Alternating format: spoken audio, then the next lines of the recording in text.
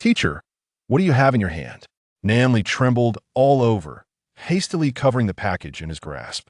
Who is speaking? Turning around, he was met by a face so extraordinarily handsome it could be deemed catastrophic. The youth smiled radiantly, gazing at Nan Li's face, which could only be described as a calamity to the nation. A fragrant aroma wafted into his nostrils. "Dear teacher, it would be best to keep such items concealed within your bag," he remarked. With that, the striking young man dashed away, leaving Nan Li in a state of bewilderment. His heart raced, tightly clutching the item that was best left unmentioned. "Ning Ning, how dare you make me carry this? What a disgrace!" After Su Linchuan fled, he reached the vicinity of the restroom, finally exhaling a sigh of relief upon realizing he was not being pursued. This task is utterly bizarre. My apologies to that teacher. May I never cross paths with him again. Suddenly, a series of chimes echoed in his mind. Congratulations, host, for completing the activation task. The system is now initializing. Task-based wealthy system activated successfully. Su Linchuan's heart leaped with joy. This was no dream. After completing the somewhat bizarre task, the system had indeed activated. It was worth the peculiar ordeal. Su Linchuan's consciousness delved into the system. "System, are you there? Rest assured, host, the system is always present." What functions does this system possess? This system is known as the task-based wealthy system. The host can receive corresponding rewards by completing the system's tasks. Immediately, a panel materialized before Su Linchuan. Host, Su Linchuan. Wealth points, 0. Physique, 105. Speed, 110. Strength, 95. Mentality, 102. Skills, none. Inventory, none. Detecting that the host has just activated the system, would you like to claim the beginner's gift package? As a seasoned enthusiast of wealthy narratives, Su Linchuan was well acquainted with the concept of a beginner's gift package. Without hesitation, he declared claim. "Congratulations, host, for receiving an initial fund of 100,000 to improve your life. Congratulations, host, for acquiring enhanced bodily balance. Congratulations, host, for obtaining master-level combat skills." Instantly, a warm current enveloped Su Linchuan's body, his bones cracking audibly as a plethora of combat techniques filled his mind as if innate. He felt an overwhelming transformation within himself. System, what kind of enhancement is this? All of the host's current metrics have been elevated to 120, surpassing 95 of individuals on Blue Star. Su Linchuan moved his body, reveling in the surge of strength, speed, and mental acuity. It was simply exhilarating. Immediately, the task system of the affluent deity issued its first mission to Su Linchuan. Ding, random task triggering. Random task. A group of ruffians has been detected within 300 meters of the host, driven by base instincts, intending to plot against a female teacher. The host is required to intervene and subdue them. Task reward. A card for a pretentious experience. Su Linchuan was momentarily taken aback. Ruffians plotting against a female teacher? They shall await the consequences of my intervention. Following the system's guidance, he proceeded to a rather secluded path. Due to the awkwardness caused by Su Linchuan's sudden appearance, Nan Li opted not to take the crowded main road back to her office. Today marked the beginning of a new semester, and the campus was teeming with students. She wished to avoid a repeat of the embarrassing encounter. Thus, Nan Li chose a remote path, traversing through a small grove. However, it was this very seclusion that led to unforeseen circumstances. 4 ruffians from another school, taking advantage of the new semester, infiltrated the campus and spotted Nan Li's figure within the grove. Upon seeing her, the 4 men nearly drooled, swiftly surrounding her. "Who are you? Step aside," Nan Li demanded, her voice laced with caution as she eyed the group warily. The leader of the ruffians leered at Nan Li, his gaze drawn to the package she held. "I thought you were some innocent girl, but rather than clutching that, why not ahahaha? Since no one is around, why not let us show you something interesting right here in this grove?" Nan Li's body trembled slightly, her heart filled with dread. "What do you want?" The ruffian leader smirked lewdly. "What do we want?" "Nothing much, just wish to befriend you." "Please, don't come any closer. What's there to be shy about? What's wrong with making friends with us? Come here." At that moment, a calm voice sounded from behind the ruffians. It was Su Linchuan, who had just arrived. "Release that girl." The ruffians paused momentarily, then turned in unison to regard the strikingly handsome youth behind them. Who the hell are you? Stop meddling in our affairs. Scram. Do you think being a hero is easy? How naive. At that moment, Nan Li's gaze was entirely captivated by Su Lin-chuan. It's him, the one who had just come over to tease her. Is he here to rescue her? Though the trope of a hero saving a damsel in distress may be kitsch, it undeniably holds merit. Having never experienced love in her 20-plus years, a flicker of newfound emotion stirred within Nan Li. However, Su Lin-chuan's subsequent words shattered the budding sentiment into a myriad of fragments. Ha ha ha. I'm not here to play the hero. I didn't finish my earlier statement, let go of that girl, and allow me to handle this. Nan Li, ruffians. Well, young man, you truly possess talent. I must admit, I misjudged you. Thinking you were a decent person, the leader of the four ruffians laughed boisterously, as if he had found a kindred spirit. Come here, it will be your turn soon. From now on, you shall follow me, he beckoned. With a faint smile, Su Lin-chuan stepped forward at that moment. While the ruffians were completely oblivious, and Nan Li's heart sank, Su Lin-chuan suddenly struck. He'll mix it up with you.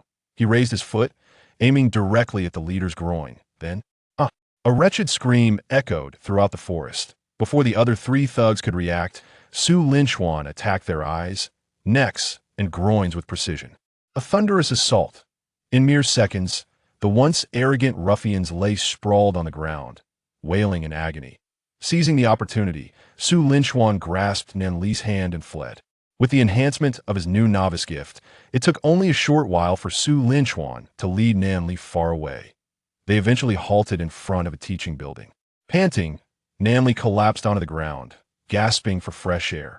After a moment, she recovered from the frantic sprint. Thank you for what you did. Without you, I might have fallen prey to those men. Nan Li was still shaken had Su Lin-chuan not arrived in time. The outcome was too dreadful to contemplate. Then how can you be certain that you are safe with me?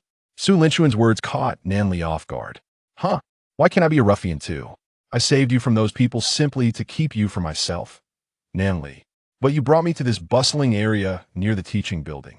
Who would plot something sinister in such a crowded place? Isn't it more exciting with so many people around? Hee Nan Li. However, I'm not like ordinary ruffians. How about this? Close your eyes and let me steal a kiss before I depart. Nan Li glanced at Su Lin-chuan's handsome face and the towering figure that had just saved her, slowly nodding. Well, all right.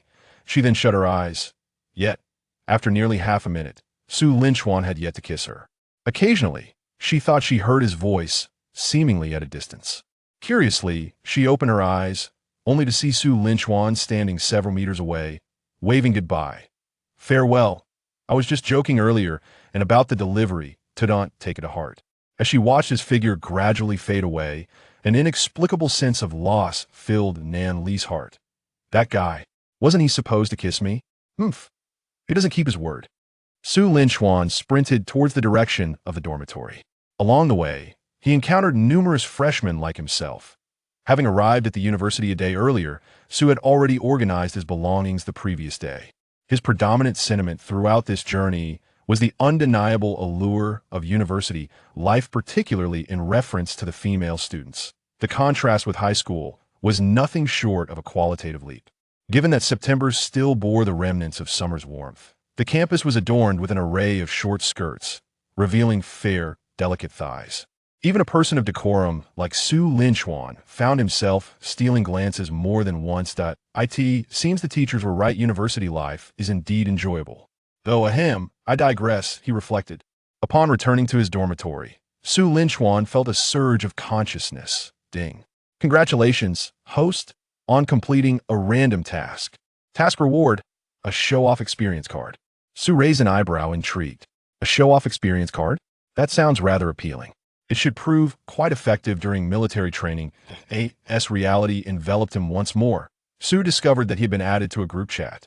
The group name had been modified by Teacher Nan Li to Class of 2022 Computer Science. Teacher Nan Li. Hello everyone. I will be your advisor from now on. My name is Nan Li. Today marks your first day at school. After settling into your dorms, we will convene at 2 p.m. in room 302 of Ifu building, providing an opportunity to get acquainted with one another. All members. While Su Lin-chuan was perusing his phone, A roommate named Lin Xiao burst into the dormitory. Big news, big news. Have you all met our advisor? Su Linchuan and his two other roommates were instantly captivated by Lin Zhao's enthusiasm. Advisor? I haven't seen her yet, but we will this afternoon, right? The group chat mentioned a class meeting. Su Mo interjected. From her name, it seems she might be a female teacher. I wonder if she's young or older, the last roommate, Zhou Yuan added. Lin Xiao wore a mysterious smile. Let me tell you, I just spotted the advisor at the registration area. No exaggeration. She's the most beautiful woman I have ever seen.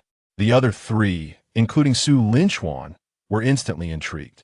Among a group of unfamiliar new roommates, discussions often began with the topic of attractive women. Do elaborate. Did you take a picture? Is she truly that stunning? Are you perhaps a bit infatuated with your teachers?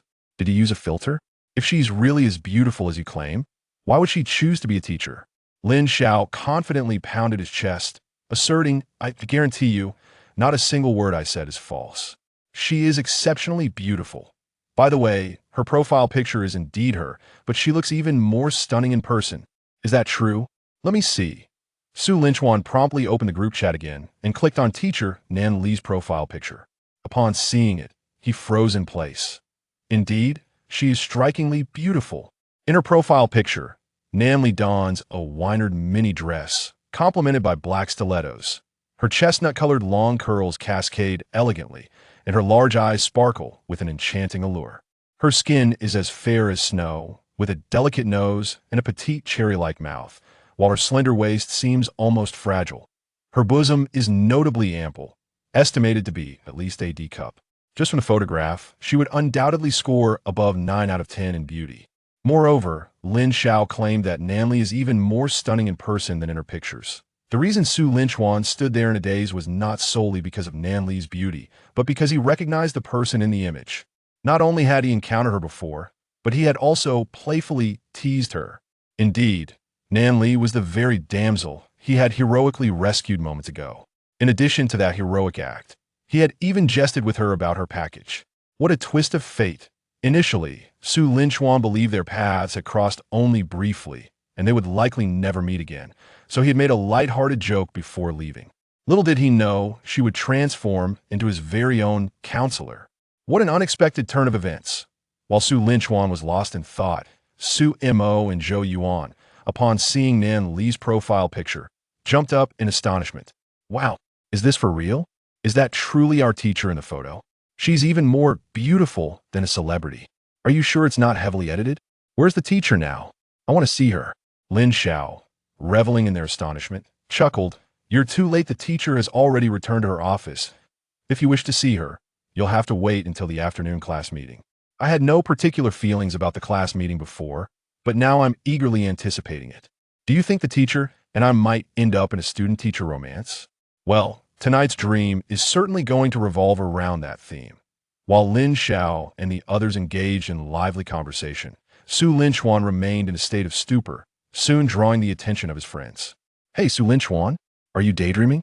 Lin Xiao waved a hand in front of Su Linchuan's face, jolting him back to reality. No, it's nothing. That I was just pondering what name I should give her child if I were to have one with the teacher. Ugh. The trio groaned in unison, casting exasperated glances at Lin Feng. After deftly diverting his roommates, Su Linchuan excused himself for a meal and left the dormitory. Upon exiting, he began contemplating how to face his new counselor. When they meet in the afternoon, both would likely feel quite awkward, wouldn't they? Su Linchuan let out a faint sigh. It seemed rather complicated.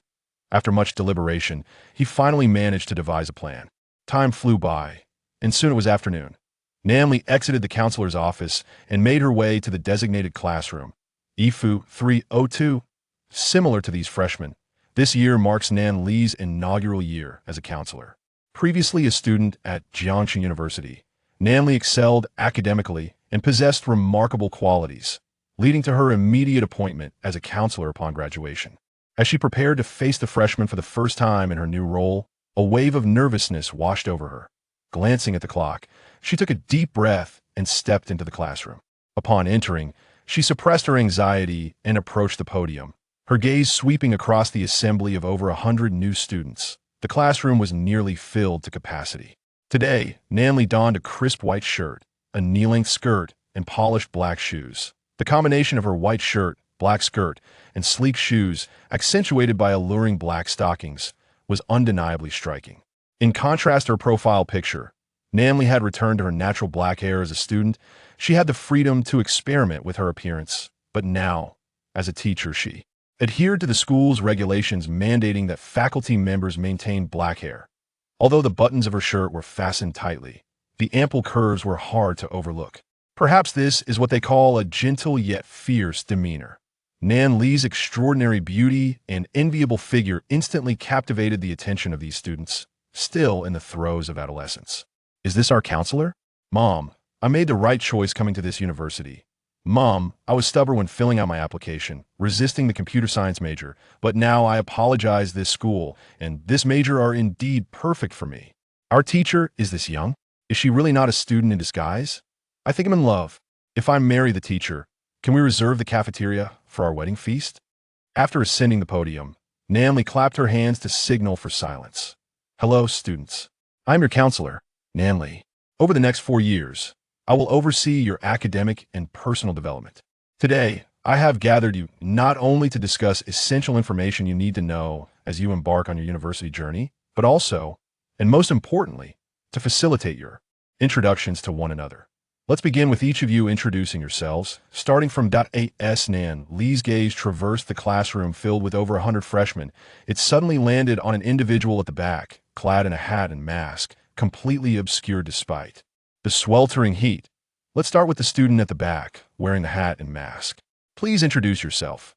Seated in the last row, Su Linchuan wore an expression that could only be described as one of utter dismay. Damn it! He had deliberately concealed himself so thoroughly and chosen the last row to avoid drawing Nan Li's attention, hoping she wouldn't recognize him. Although this was not a sustainable strategy, Su Linchuan couldn't conceive of a better plan at the moment. Yet, unexpectedly, she had set her sights on him. After being called out by Nan Li, Su Linchuan awkwardly stood up and said in a deep voice, "Hello everyone. My name is Su Linchuan. I'm a local from Jiangsheng, and I enjoy reading and listening to music." Having hastily concluded his introduction, Su Linchuan sat down, but Nan Li merely chuckled and shook her head. Classmate Su Linchuan, when introducing yourself, you should come to the front so that all the students can see you. Also, it's quite warm in here. Why not remove your hat and mask to set an example for the others? Under Nan Li's urging, Su Linchuan, feeling somewhat resigned, removed his hat and mask, revealing a handsome face that could send countless young girls into a frenzy. Nan Li's eyes widened in shock. Her lips parted slightly, frozen in place. That it was him. She never dreamed that the tall figure who had saved her and playfully teased her would reappear here in such a manner and become her student. Nan Li was utterly bewildered. She was at a loss for how to face Su Linchuan moving forward. Now, she finally understood why Su Linchuan had worn a hat and mask indoors. As he composed himself and walked to the podium, Su Linchuan gave another brief self-introduction that in stark contrast to the earlier reaction. This time, the response from the audience was fervent, especially from the few girls in the class. Wow, he's so handsome though, I really don't want to admit it. He's definitely more attractive than my brother. If it weren't for all these people around, I would be drooling that I want to have his children. Among more than 100 students, there were fewer than 30 girls. Aside from a few particularly reserved ones, the rest couldn't help but exclaim no, shout, as the saying goes, boys who are unattractive can hardly fathom how proactive girls can be. In no time, the boys in the class looked at Su Linchuan with envy and jealousy. After completing his introduction, Su Linchuan glanced at the dazed Nan Li, said nothing further, and then stepped down from the podium. Nan Li exhaled deeply, regaining her composure, and weakly prompted the other students to continue with their introductions. Her heart was in turmoil. The class meeting concluded after all the students had introduced themselves, and Nan Li delivered a brief speech. In the end, she appointed 2 classmates to serve as leaders for the boys and girls respectively. When she was designating the male leader, almost as if compelled by fate, she unexpectedly chose Su Linchuan. Even after making her choice, she felt quite astonished. As a leader, the future class monitor would likely be selected from these 2 students. If Su Linchuan truly became the monitor, then as a counselor, she would undoubtedly have frequent interactions with him. Could it be did she subconsciously wish to establish a deeper connection with him? Nanli herself was taken aback by this notion. She hastily shook her head, offering a self-deprecating smile. How could that possibly be? I am a teacher, albeit merely a counselor at present, not a classroom instructor, but still a teacher. How could I ever harbor feelings for a student, huh? Indeed, how could that be? Nanli diligently employed her own method of psychological consolation, and the more she pondered, the more reasonable it seemed. Indeed, I am merely feeling a sense of gratitude because he saved me once. Yes, that must be it. I shall find an opportunity to invite him to dinner as a gesture of thanks. With this thought, Nanli exhaled deeply and exited the classroom, returning to her office. After the class meeting concluded, Su Linchuan also breathed a sigh of relief. Observing Nanli's demeanor as she departed, it appeared she was no longer concerned about the incident from the previous day. It seemed that matter had been laid to rest. That evening, Su Linchuan complied with Nanli's request from the class meeting, compiling the sizes of the male students' military training uniforms and sending them to her. Shortly thereafter, the systems task arrived. Chapter 4: Apologies for the typographical error. Ding! The love mission is being dispatched. Love mission. Send a message to Nanli, containing the text, "Hello, teacher.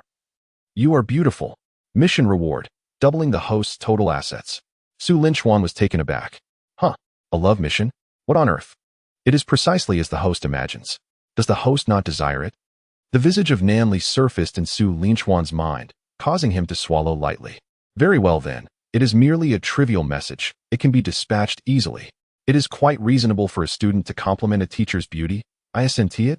With this thought, Su Linchuan picked up his phone, opened Nanli's chat window, and began to type. However, due to an input method mishap, what he intended to send as "Hello, teacher, you are beautiful," transformed into "Hello, wife, you are beautiful." Unbeknownst to him, he sent it off. Ding! Congratulations to the host for exceeding the mission requirements. Reward upgraded. Mission reward. The host's total assets will be multiplied tenfold. The host's current total assets amount to 104,550 yuan, multiplied by 10 equals 1,045,500 yuan, which has been deposited into the host's bank account. Su Linchuan gazed at the upgraded reward, feeling perplexed. Exceeding the mission requirements? What does that mean? Then, he looked back at his phone, his gaze landing on the words "wife." Oh my goodness. This input method has betrayed me. I must retract it quickly. The more anxious one becomes, the more prone one is to accidents. In his haste, Su Linchuan mistakenly deleted the message instead of recalling it. He plopped down onto the floor in despair. This was truly a disaster. In the office of the computer science department at Jiangxing University, Nanli glanced at the time. It was 9 o'clock. She stretched languidly, inadvertently revealing her graceful curves. Her slender waist could be grasped with ease, and her bosom was proudly erect. Regrettably, such beauty went unappreciated at that moment. Time to clock out and head home. Nanli chuckled to herself. Students eagerly await the end of classes, and employees look forward to the end of work. This encapsulates the genuine state of both students and workers. As she was tidying her belongings, a message suddenly popped up. It was from Su Linchuan. Regarding the size of the military training uniform, Nanli smirked. That handsome face flashed in her mind once more. She hadn't expected him to be so responsible, sending it over so promptly. Perhaps appointing him as class leader wouldn't be out of the question. She quickly added, "The reason I would consider you for class leader is not to have more interactions with you, but because you are responsible." Not long after, as Nanli was preparing to leave the office, another message from Su Linchuan arrived. "Wife, you are beautiful." Bang! Nanli's phone slipped from her grasp and fell to the floor. He actually dared to call her wife? "I am your counselor." In an instant, her mind was a whirlwind of confusion. After about a minute, she stared at the phone on the ground. Could it be that I misread it? In truth, what he sent was not a wife, was it? Nanli summoned her courage to pick up her phone and glanced once more at that message.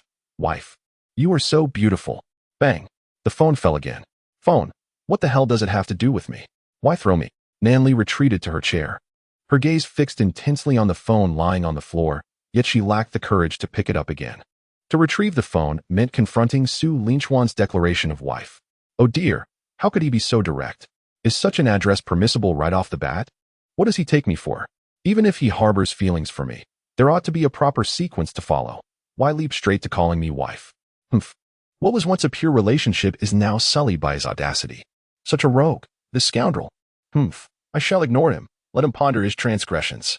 In the office, Nanli clutched a cushion, fuming as she spoke. 10 minutes have passed without a reply. He must have recognized his rashness by now, right? Indeed. Addressing a teacher as wife is utterly absurd. Then, Nanli pouted, contemplating, oh well, perhaps it was merely due to his youthfulness. Encountering someone he likes might have caused him to blurt out such a term, which is somewhat understandable. There is no need for me to be angry. Fine. I will respond in another 10 minutes. I shall forgive him this time. If he truly has feelings for me, perhaps it is worth granting him a chance. Lost in thought, a smile reminiscent of an aunt's graced Nan Li's lips. 10 minutes later, she pouted as she picked up her phone and typed a lengthy message to Su Linchuan. Su. It is entirely normal for someone your age to develop feelings for the opposite sex. However, I am your teacher. While there are no explicit rules against a counselor and a student being together, it could lead to unfavorable consequences. If you genuinely harbor feelings for your teacher, it would be wise to keep those sentiments to yourself for the time being. Addressing me directly as wife is rather inappropriate. Let us start as friends. Thank you for what you did this morning. And just to clarify, I was merely collecting that package for a friend, so do not misunderstand. After sending the message, Nanli exhaled deeply, a satisfied smile on her face. Soon, Su Linchuan replied, Teacher, I'm sorry, I made a typo. I meant to say teacher, not wife. A typo? Nanli thought, infuriated. How dare he dismiss it as a mere mistake? It drives me mad. She picked up a plush doll from her desk, unleashing her fury with a playful cat punch. You scoundrel Su Linchuan, I shall get you. Meanwhile, after lunch, Su Linchuan sneezed several times in succession. What was going on? I'm not even sick. Rubbing his nose, he gazed at his phone, troubled. Was that response perhaps a bit too stiff? Should he add another line? Alas, forget it. The more I dwell on it, the worse it becomes. I shall leave it as it is and not respond further. Sleep beckons. After setting aside her phone, Su Linchuan peacefully drifted into slumber. While some enjoy a restful sleep, others grapple with insomnia. This night, the one suffering from sleeplessness was named Nanli. Chapter 5. Dreaming aloud. He likes me. He doesn't like me. He likes me. He doesn't like me. At 1 o'clock in the morning, Nanli held a flower, plucking its petals one by one while softly murmuring to herself. Upon removing the final petal, it corresponded perfectly with the phrase, he doesn't like me. Pouting in frustration, Nanli tossed the petals away and picked another flower. He likes me. He doesn't like me. Thus, after changing 5 flowers, a hint of tranquility finally graced Nanli's face. Now that feels more like it. That insufferable Su Linchuan. How infuriating. I must give him another good thrashing. Nanli retrieved the cloth doll she had brought home from the office and resumed her assault. Though this time her strikes were considerably gentler. After a while, she gently caressed the doll's head and placed it by her bedside. Tomorrow brings work. I ought to sleep. Why dwell on him? A person who can't even type correctly? I'm not thinking of him. Yet, despite her restless tossing and turning, by 4 o'clock in the morning, she remained wide awake, her mind replaying several scenes in succession. The first scene depicted Su Linchuan valiantly beating up a group of ruffians, tall, handsome, a hero saving the damsel. The second scene unfolded with Su Linchuan pulling her along in a fervent sprint. At the time, Nan Li, exhausted, hadn't felt much. But now she reminisced about the sense of security it had provided. The third scene had never transpired, yet it was Nan Li's favorite. Su Linchuan holding her close, whispering wife in her ear.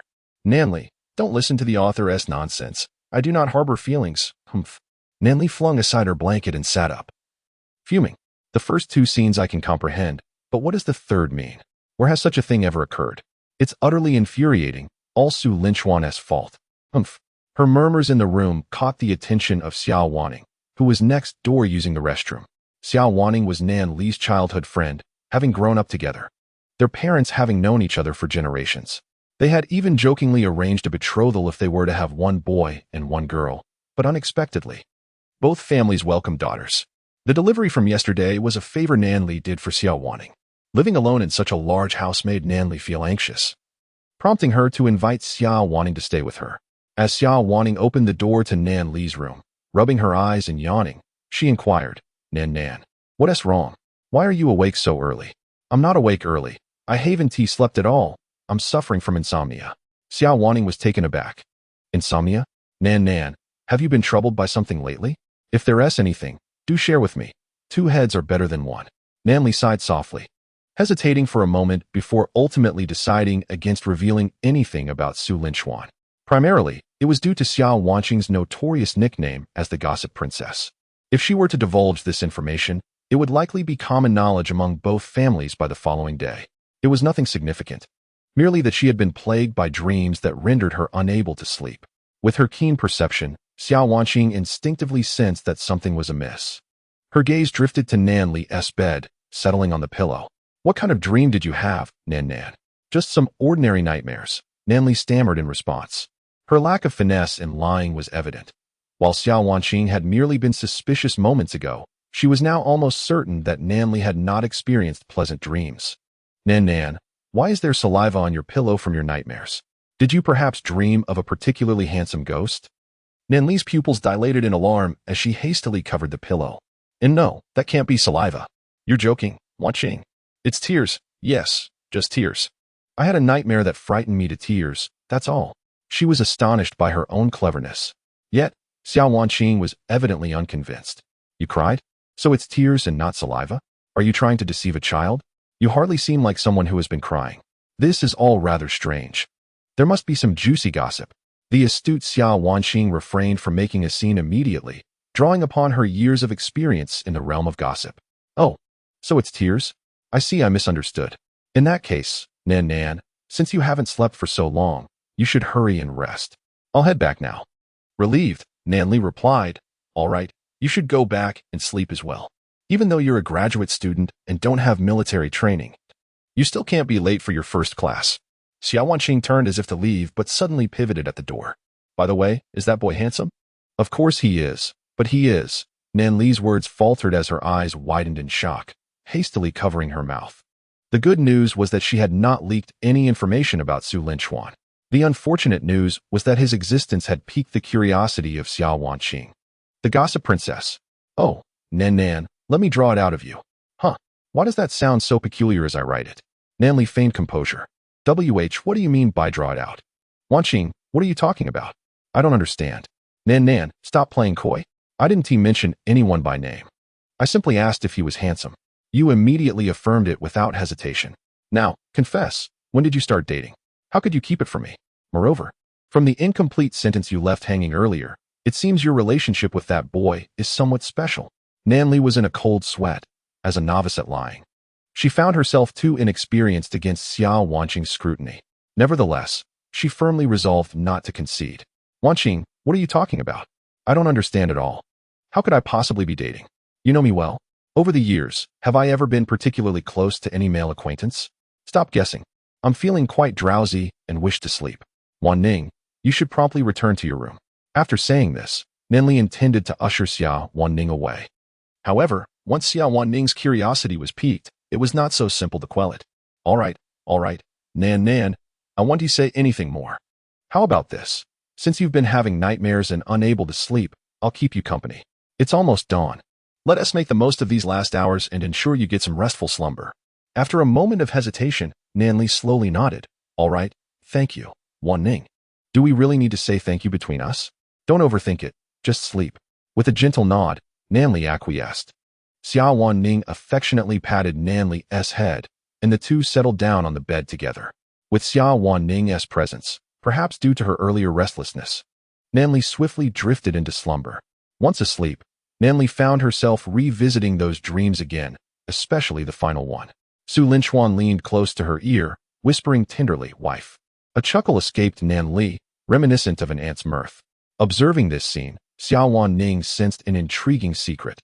There was something significant about Nan. Chapter 6. Indubitably realizing that Nan Li was not quite herself and might be on the brink of, or perhaps already ensnared in, the throes of romance, Xiao Wanning took out her phone and recorded Nan Li's blissful laughter. "Just wait until you wake up for our confrontation." Before long, it was 8 in the morning. Nan Li groggily opened her eyes and yawned, only to find Xiao Wanning intently staring at her.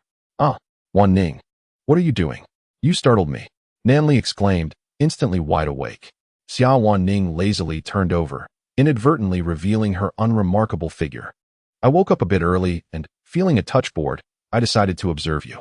I must say, Nan Nan, you are truly beautiful, she teased. Nanli immediately pulled the blanket over herself. Wan Ning, that thought is quite dangerous. You should cease it at once. This reaction ignited Xia Wan Ning's interest. She pretended to remove her glasses. Oh, you're blushing. Come, let me see. Wan Ning, what are you doing? I want to check if you're developing normally. Be a good girl, and let me take a look. Don't. After a playful exchange, both were soon fatigued and laid back on the bed. During their respite, Xia Wan Ning casually inquired, by the way, Nan Nan, did you have another nightmare while you were sleeping? Remembering that embarrassing dream, a flush crept across Nan Li's cheeks. She turned away. Why, yes, I did. After falling asleep, that nightmare repeated in my mind. Oh, so you had another nightmare after falling asleep? Was it frightening? Xia Wan Ning asked deliberately. Of course, it was terrifying.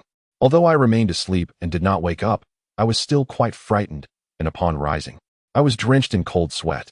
A smirk of triumph appeared at the corners of Xia Wanqing's mouth. Nan Nan, come here, don't be afraid. By the way, I have something for you to see. It's quite amusing. What is it? A funny video? In the past, Xia Wanqing often shared amusing clips with her, so she approached without suspicion. Xia Wanqing clicked the play button. The video was somewhat dim, yet the figure within was unmistakably Nanli. He calls me wife, Nanli. The atmosphere became unbearably silent. Nanli froze on the spot. Xia Wanqing rested her chin on her hands, gently teasing, Nan Nan. Is this how you look when frightened by a nightmare? Nanli lowered her head, unable to believe it was indeed her in the video. How could she be laughing so heartily? This was not how she felt in her dreams. She had been perfectly calm. Nanli, when I'm fierce, I can even deceive myself. It's fake. This video must be fake. Yes, it certainly is. It's definitely that dog Ning Ning's doing. I'm so clever. I figured it out immediately. Fake. This is fake. Yours. Dog Ning Ning. You're trying to trap me in your words. I've seen through you. Xia Wanqing. This dog Nan Nan is the first to complain. Who did you learn this from? It seems like it's from me. How outrageous. Using my own tactics against me? Nan Nan, don't try to quibble. Look at the timestamp on this video. 4 hours ago. This is the original clip. How could it be old? Yet you refuse to honestly disclose who that boy is? You've already reached the stage of calling you wife. It seems you've been hiding this from me for quite some time. Nanli shook her head furiously, insisting, I want to listen. I want to listen. I want to listen. This video is definitely fake. I have an eye for these things. If I say it's fake, then it is. She began to act stubborn. After her little tantrum, she hurriedly made her escape. Oh no, it's already 8 o'clock. I'm going to be late. I need to get to school. Goodbye. Dog Ning Ning. No, maybe it's better if we don't meet. After dressing quickly, Nanli dashed out of the villa. Xia Wanqing watched her retreating figure, stroking her chin thoughtfully. Something unusual is afoot. Either Nan Nan is in love or has someone she fancies, since she is keeping it from me. That boy must be extraordinary. I thrive on such challenging matters. Just wait, dog Nan Nan, I will expose you. Nanli swiftly escaped to the school. Upon reaching the office, she finally let out a sigh of relief. That dog Ning Ning is always gossiping. My relationship with Su Linchuan is as pure as can be. How could it possibly change? With her powerful self-soothing capabilities, Nanli quickly convinced herself. Indeed, the relationship between myself and Su Linchuan is remarkably pure. Such purity is not altered by a mere typographical error. Nanli nodded emphatically, marveling at her own brilliance. Shortly after arriving at the office, news from the logistics department arrived, instructing Nanli to take the computer science students to collect their military training uniforms, with the official training commencing in the afternoon. Nanli relayed this information to Su Linchuan and the female head of the major. After a brief exchange with Su Linchuan regarding the collection of the uniforms, her gaze was suddenly captivated by Su Linchuan's profile picture. It resembled a photo of him. Alas, she inadvertently clicked and saved it instead of merely viewing it. How careless. Rather than deleting it, which would be a hassle, she decided to let it remain.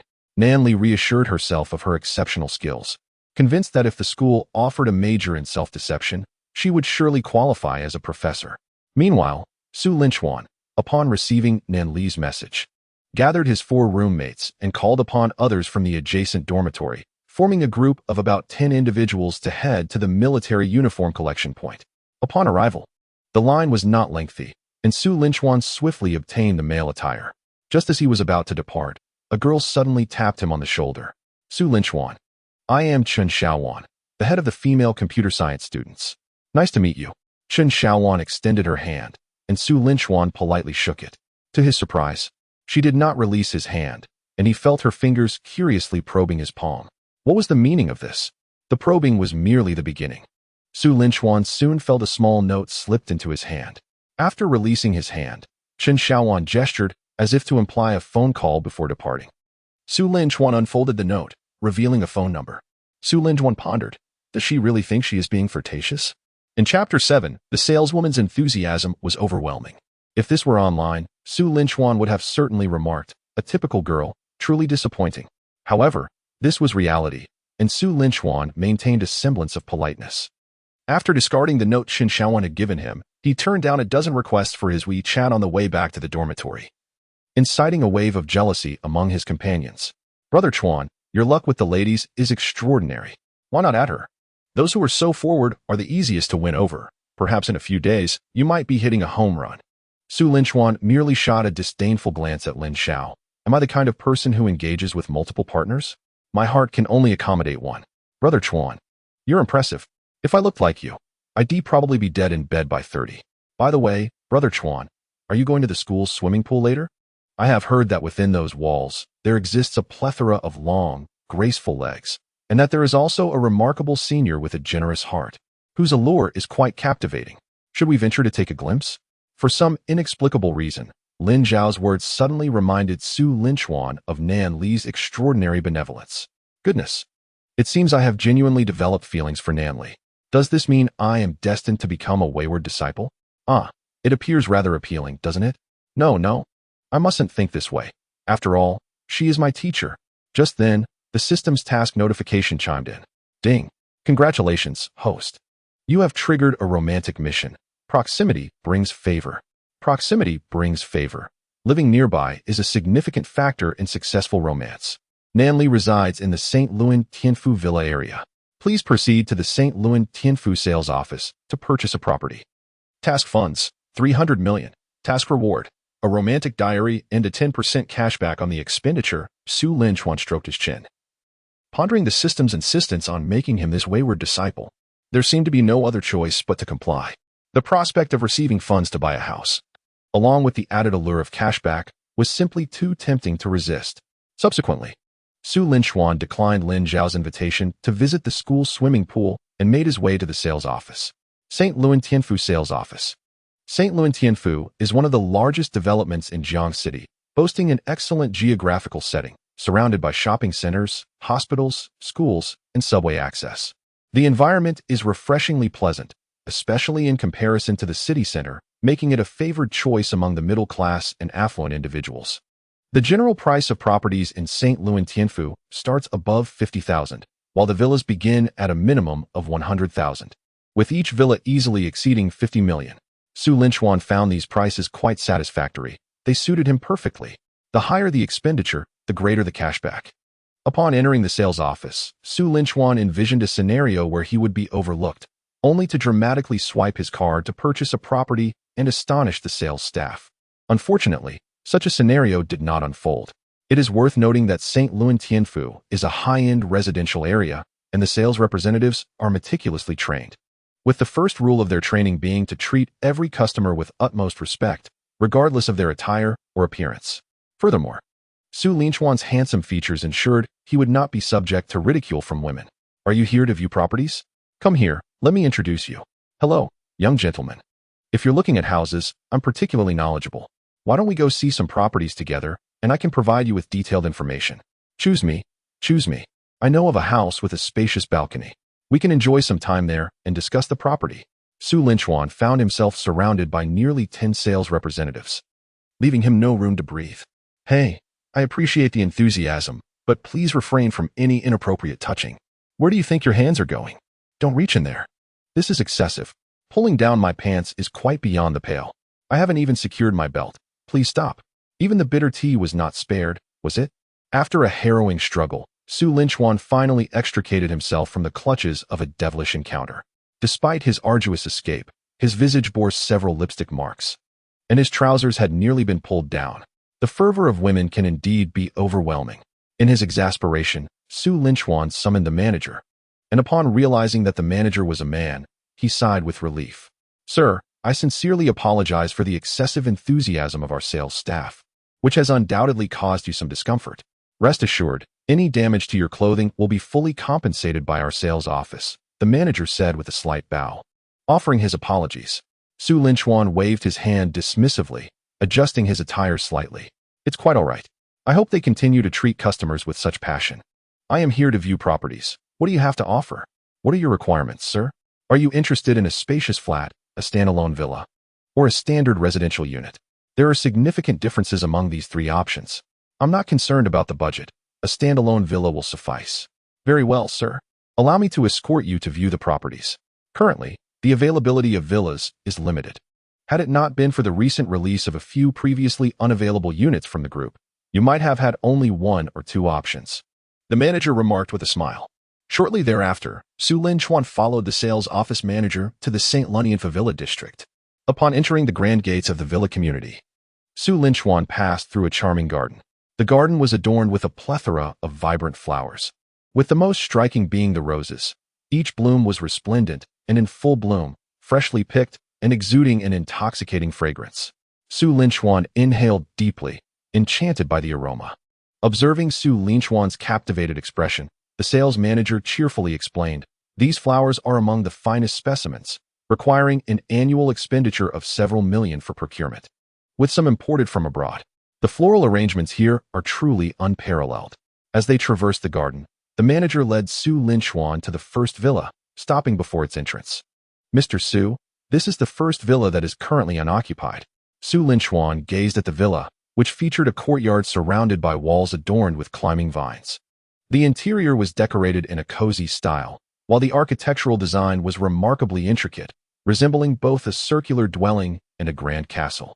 Su Linchuan had never encountered a villa quite like this. Though he was uncertain of the interior arrangement, the exterior exuded luxury and comfort. The sales manager guided Su Linchuan to the entrance and unlocked the door. "Mr. Su, please step inside. Allow me to show you around." Su Linchuan nodded and entered the villa. Upon entering the villa, Su Linchuan was immediately astounded by its opulence. The interior was exquisitely adorned, with even the walls and furniture gilded in gold. "Mr. Su, this is the main building of our villa," the manager informed him. Su Linchuan nodded appreciatively. "I understand. It's quite impressive, and I am very satisfied." Upon hearing Su Linchuan express his contentment, the manager smiled, sensing that the deal had potential. "Allow me to show you around the rooms," he offered. "Very well." The sales manager then guided Su Linchuan to the master bedroom on the second floor. Here is the living room and dining area. The master suite consists of 2 rooms, 1 bedroom and 1 bathroom, which features a separation of wet and dry areas.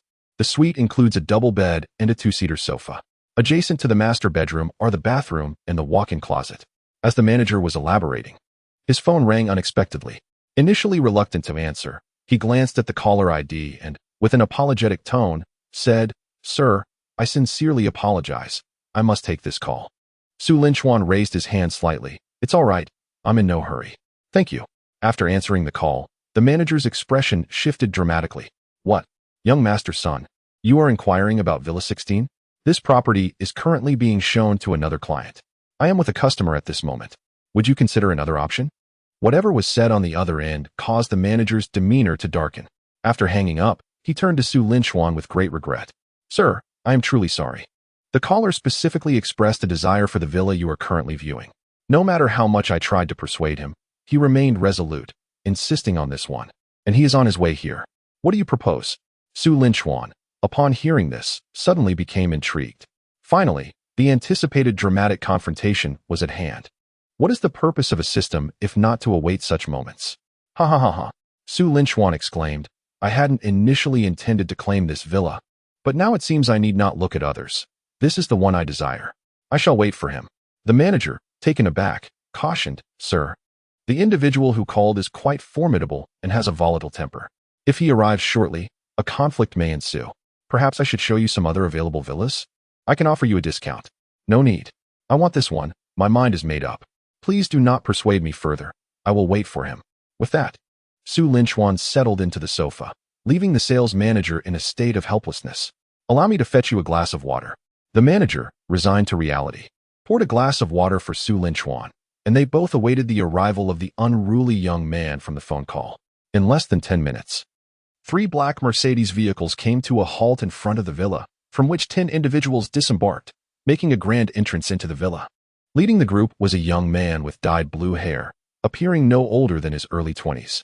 "Who dares to covet the house I have set my sights on?" sneered the boy with blue hair, a cigarette dangling from his lips. A smile crept across Su Linchuan's face. This was precisely the type of arrogant young scion he had hoped for. How brazen. There were 10 of them, just enough to engage in a brawl. As the protagonist, he was finally ready to make a bold impression.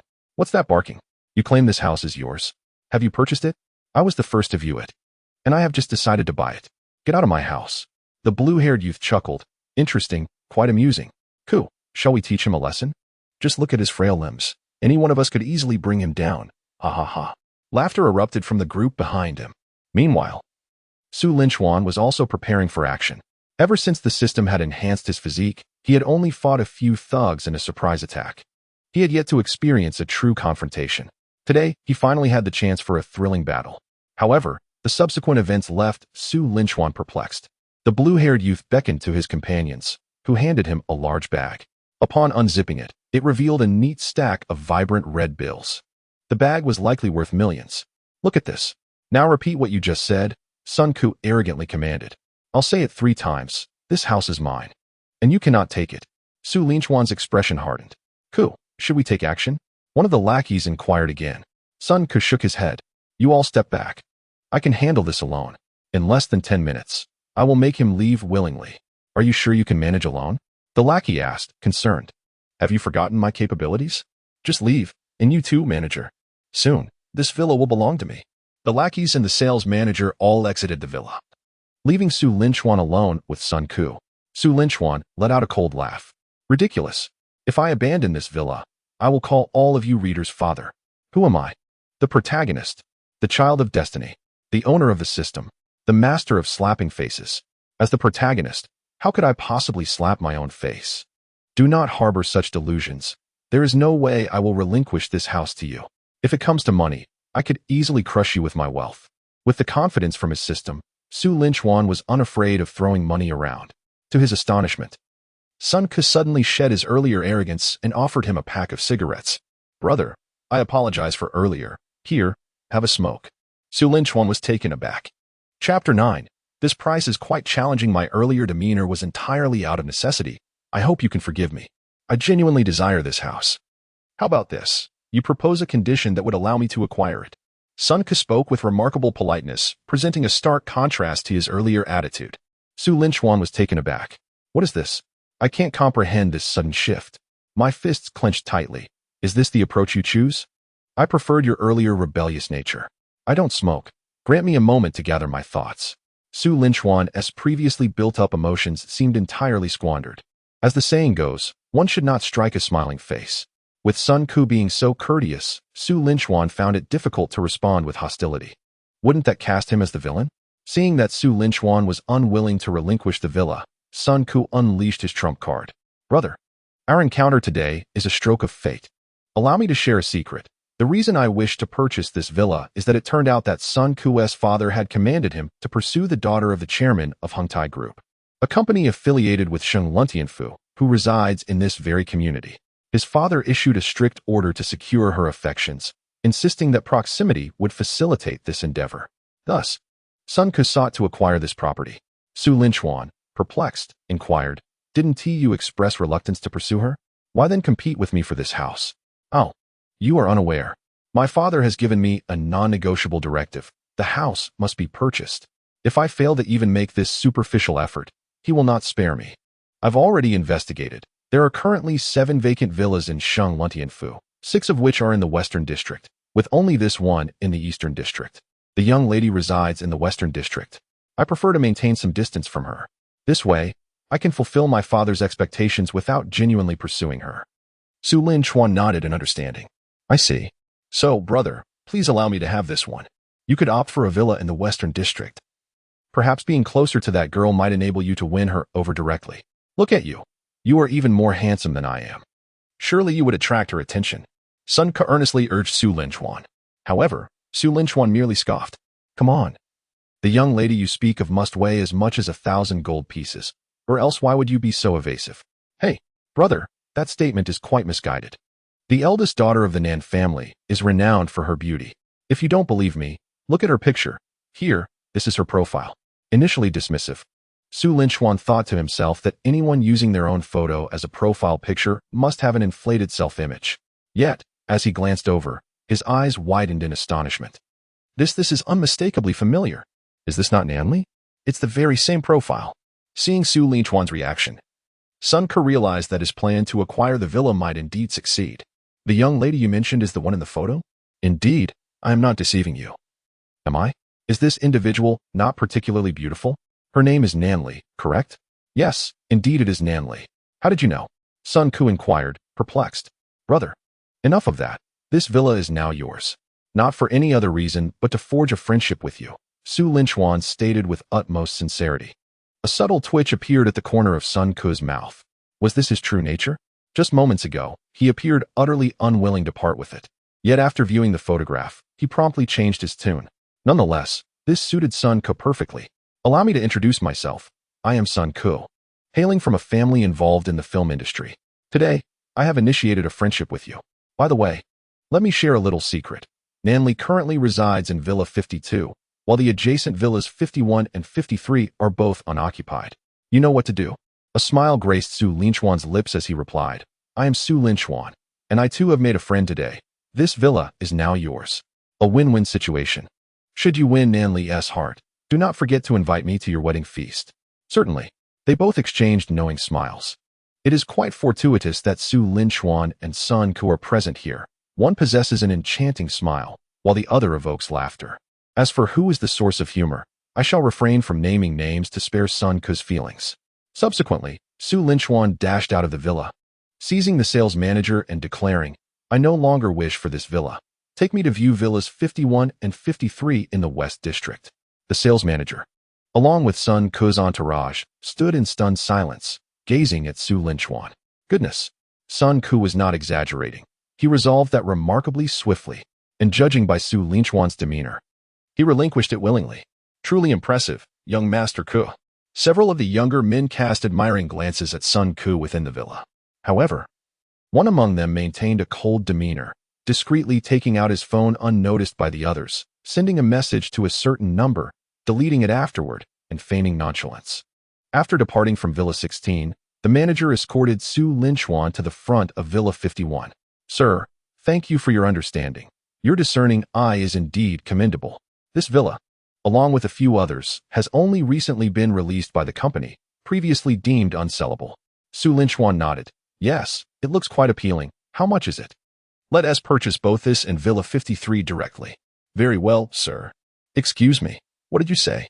The manager was caught off guard by Su Linchuan's abrupt statement. Pardon? Did you not hear me? I am inquiring about the price. Just process the payment. I am buying these 2 villas. But, should we not first take a look inside? The manager, unable to comprehend such a method of purchasing property, questioned. No need for that. These 2 will suffice. What is the price? The manager swallowed hard, wiped the sweat from his brow, and a smile of uncontainable joy crept onto his lips. If this deal materialized, he could refrain from conducting business for the next 6 months. Sir, the total price for Villa number 51 is 75 million, and Villa number 53 is priced at 72 million. Su Linchuan furrowed his brow. This price was rather difficult to negotiate. Noticing Su Linchuan's expression, the manager quickly added, Sir, the price is negotiable. If you purchase both villas together, we can offer a discount. However, Su Linchuan shook his head. No, that is not what I meant. This price is a bit too low. Are there any other vacant villas near number 52? Please tell me their numbers. Though the manager found it a bit odd, he complied.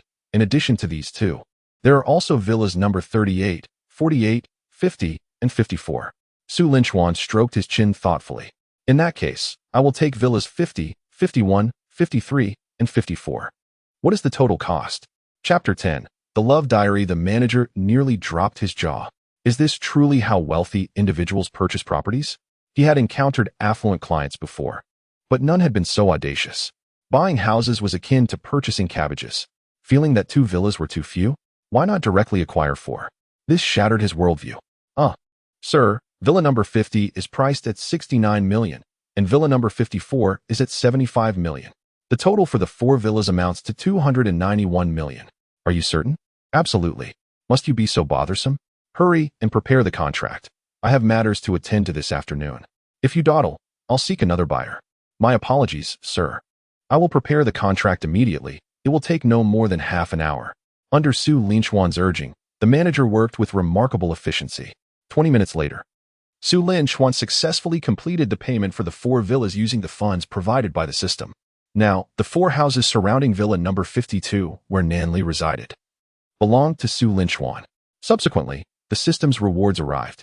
Ding! Detected that the host has successfully purchased a property. Expenditure 291 million. A tenth of the purchase amount has been refunded, totaling 29.1 million, which has been deposited into the host's bank account. Ding! Congratulations to the host for receiving the love diary. With this cashback, Su Linchuan's finances had significantly improved, approaching 30 million. He had transformed from a once impoverished youth into someone resembling a wealthy magnate. This was merely the second day after acquiring the system. The future was promising. Su Linchuan then turned his attention to the second reward. Love diary. The dates on the diary will be one day ahead of the real world. The host can write in it, and events recorded in the diary have a certain probability of occurring the following day. XL Chu In raised an eyebrow, gazing at the reward entitled Love Diary, his eyes shimmering with intrigue. Shouldn't it be called the Manifestation Diary? Why label it as a love notebook? The system's intention in bestowing this reward upon the host was to encourage romantic endeavors, hence the title Love Diary. It is currently restricted to matters concerning love. A gentle reminder, the host may write about affectionate encounters with NL, such as hugs or lifts, and perhaps those wishes may come to fruition. XL Chu In, with a serious demeanor, critiqued the system. You must think rather little of me. Is this truly how you perceive me? Of course.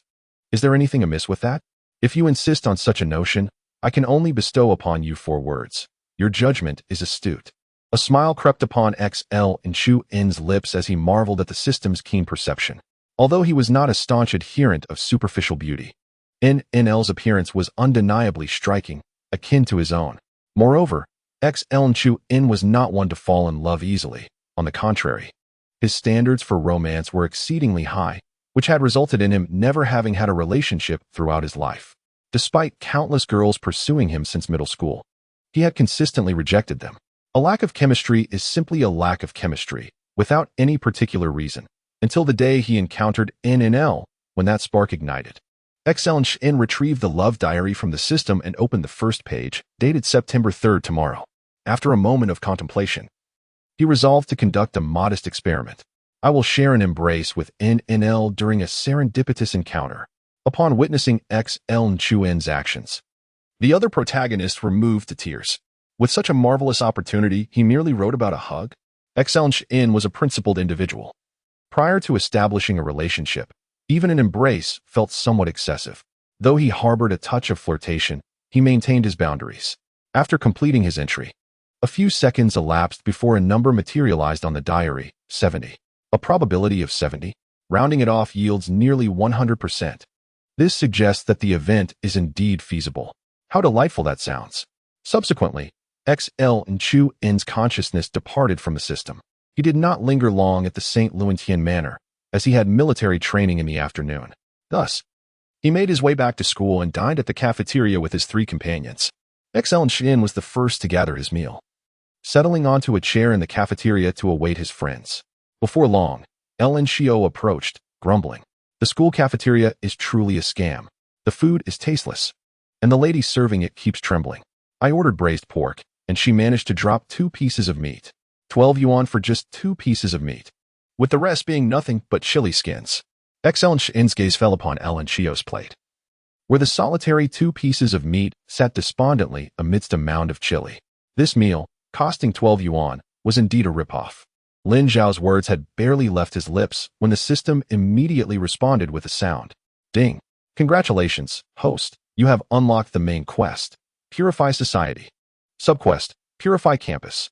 Purify Campus. The school is rife with various exploitative phenomena, such as overpriced food in the cafeteria, supermarket, printing shop, laundry, and so forth. The host's task is to eradicate these exploitative practices and ensure their disappearance from Jiangxing University. Task assistance, 100 million. Task duration, 1 month. Task rewards. If, after 1 month, the net profit excluding initial investments results in a loss, a tenth of the cashback from expenditures will be returned. If the net profit after 1 month, excluding initial investments, breaks even, the entire expenditure will be refunded. If the net profit after 1 month, excluding initial investments, yields a profit, double the expenditure will be refunded. Upon hearing the voice in his mind, Su Linchuan was momentarily taken aback. A main quest? Purifying society? It sounded quite promising. The cafeteria served expensive and unappetizing meals, and the serving staff often trembled while serving. Not only the cafeteria, but the university's sole supermarket also took advantage of its monopoly, charging slightly more than external supermarkets. Although the difference was minimal, just a couple of yuan, it was an irksome practice. Besides the supermarket, the printing shop and laundry service were equally exploitative. Su Linchuan had experienced some of these firsthand and had heard of others. Many students voiced their grievances, yet felt powerless to change the situation. Upon seeing this task, Su Linchuan felt an immediate surge of enthusiasm. Mindless spending might initially feel exhilarating, but it would soon become monotonous. Purifying the campus environment was a meaningful endeavor. Furthermore, judging by the system's indication, purifying the campus was merely the first step. Once that was accomplished, Su Linchuan's ultimate goal would be to cleanse society as a whole. With this thought, a smile graced Su Linchuan's lips. He raised his hand, as this task was perfectly aligned with his intentions. However, as he reached out, he suddenly felt as if he had touched something. Su Linchuan looked up and found himself locked in a stare with Nanli. Upon closer inspection, he realized, to his astonishment, that his hand had inadvertently made contact with her face. Chapter 11. A keen eye for observation. Su Linchuan. What are you doing? Nanli glared at him, her eyes darting to his still outstretched hand. Su Linchuan, belatedly realizing the situation, stammered, I didn't mean to. Do you believe me? Nan Li's expression darkened, and after giving him a scathing look, she huffed and walked away with her meal. As she departed, Su Linchuan finally let out a sigh of relief. Just as he was still lost in the unexpected contact, 3 of his friends rushed over to pinch his cheeks. Xiao Chuan, am I dreaming? What did I just witness? What did you do to the counselor? Wow, it really does feel like a dream. This pinch doesn't hurt at all. Indeed, I do not feel any pain. Su Linchuan hastily brushed the 3 individuals aside, exclaiming, what nonsense. You are pinching my face. Naturally, it does not hurt you. What are you all talking about? I failed to comprehend your words. Su Linchuan resolved to feign ignorance regarding the recent events. Xiao Chuan, that is rather unfair. We witnessed everything with our own eyes. Do share with us what it feels like. I've never experienced romance myself, Zhou Yuan remarked, his eyes brimming with anticipation. I have heard that the sensation resembles that of a water-filled balloon. Is that true?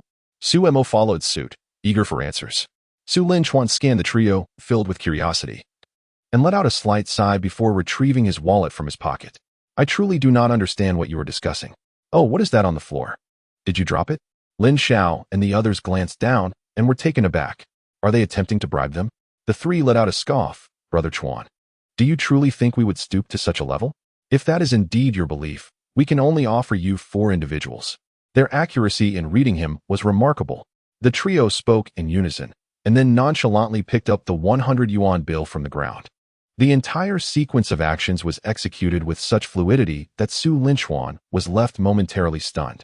Upon hearing their words, Su Linchuan couldn't help but marvel, truly.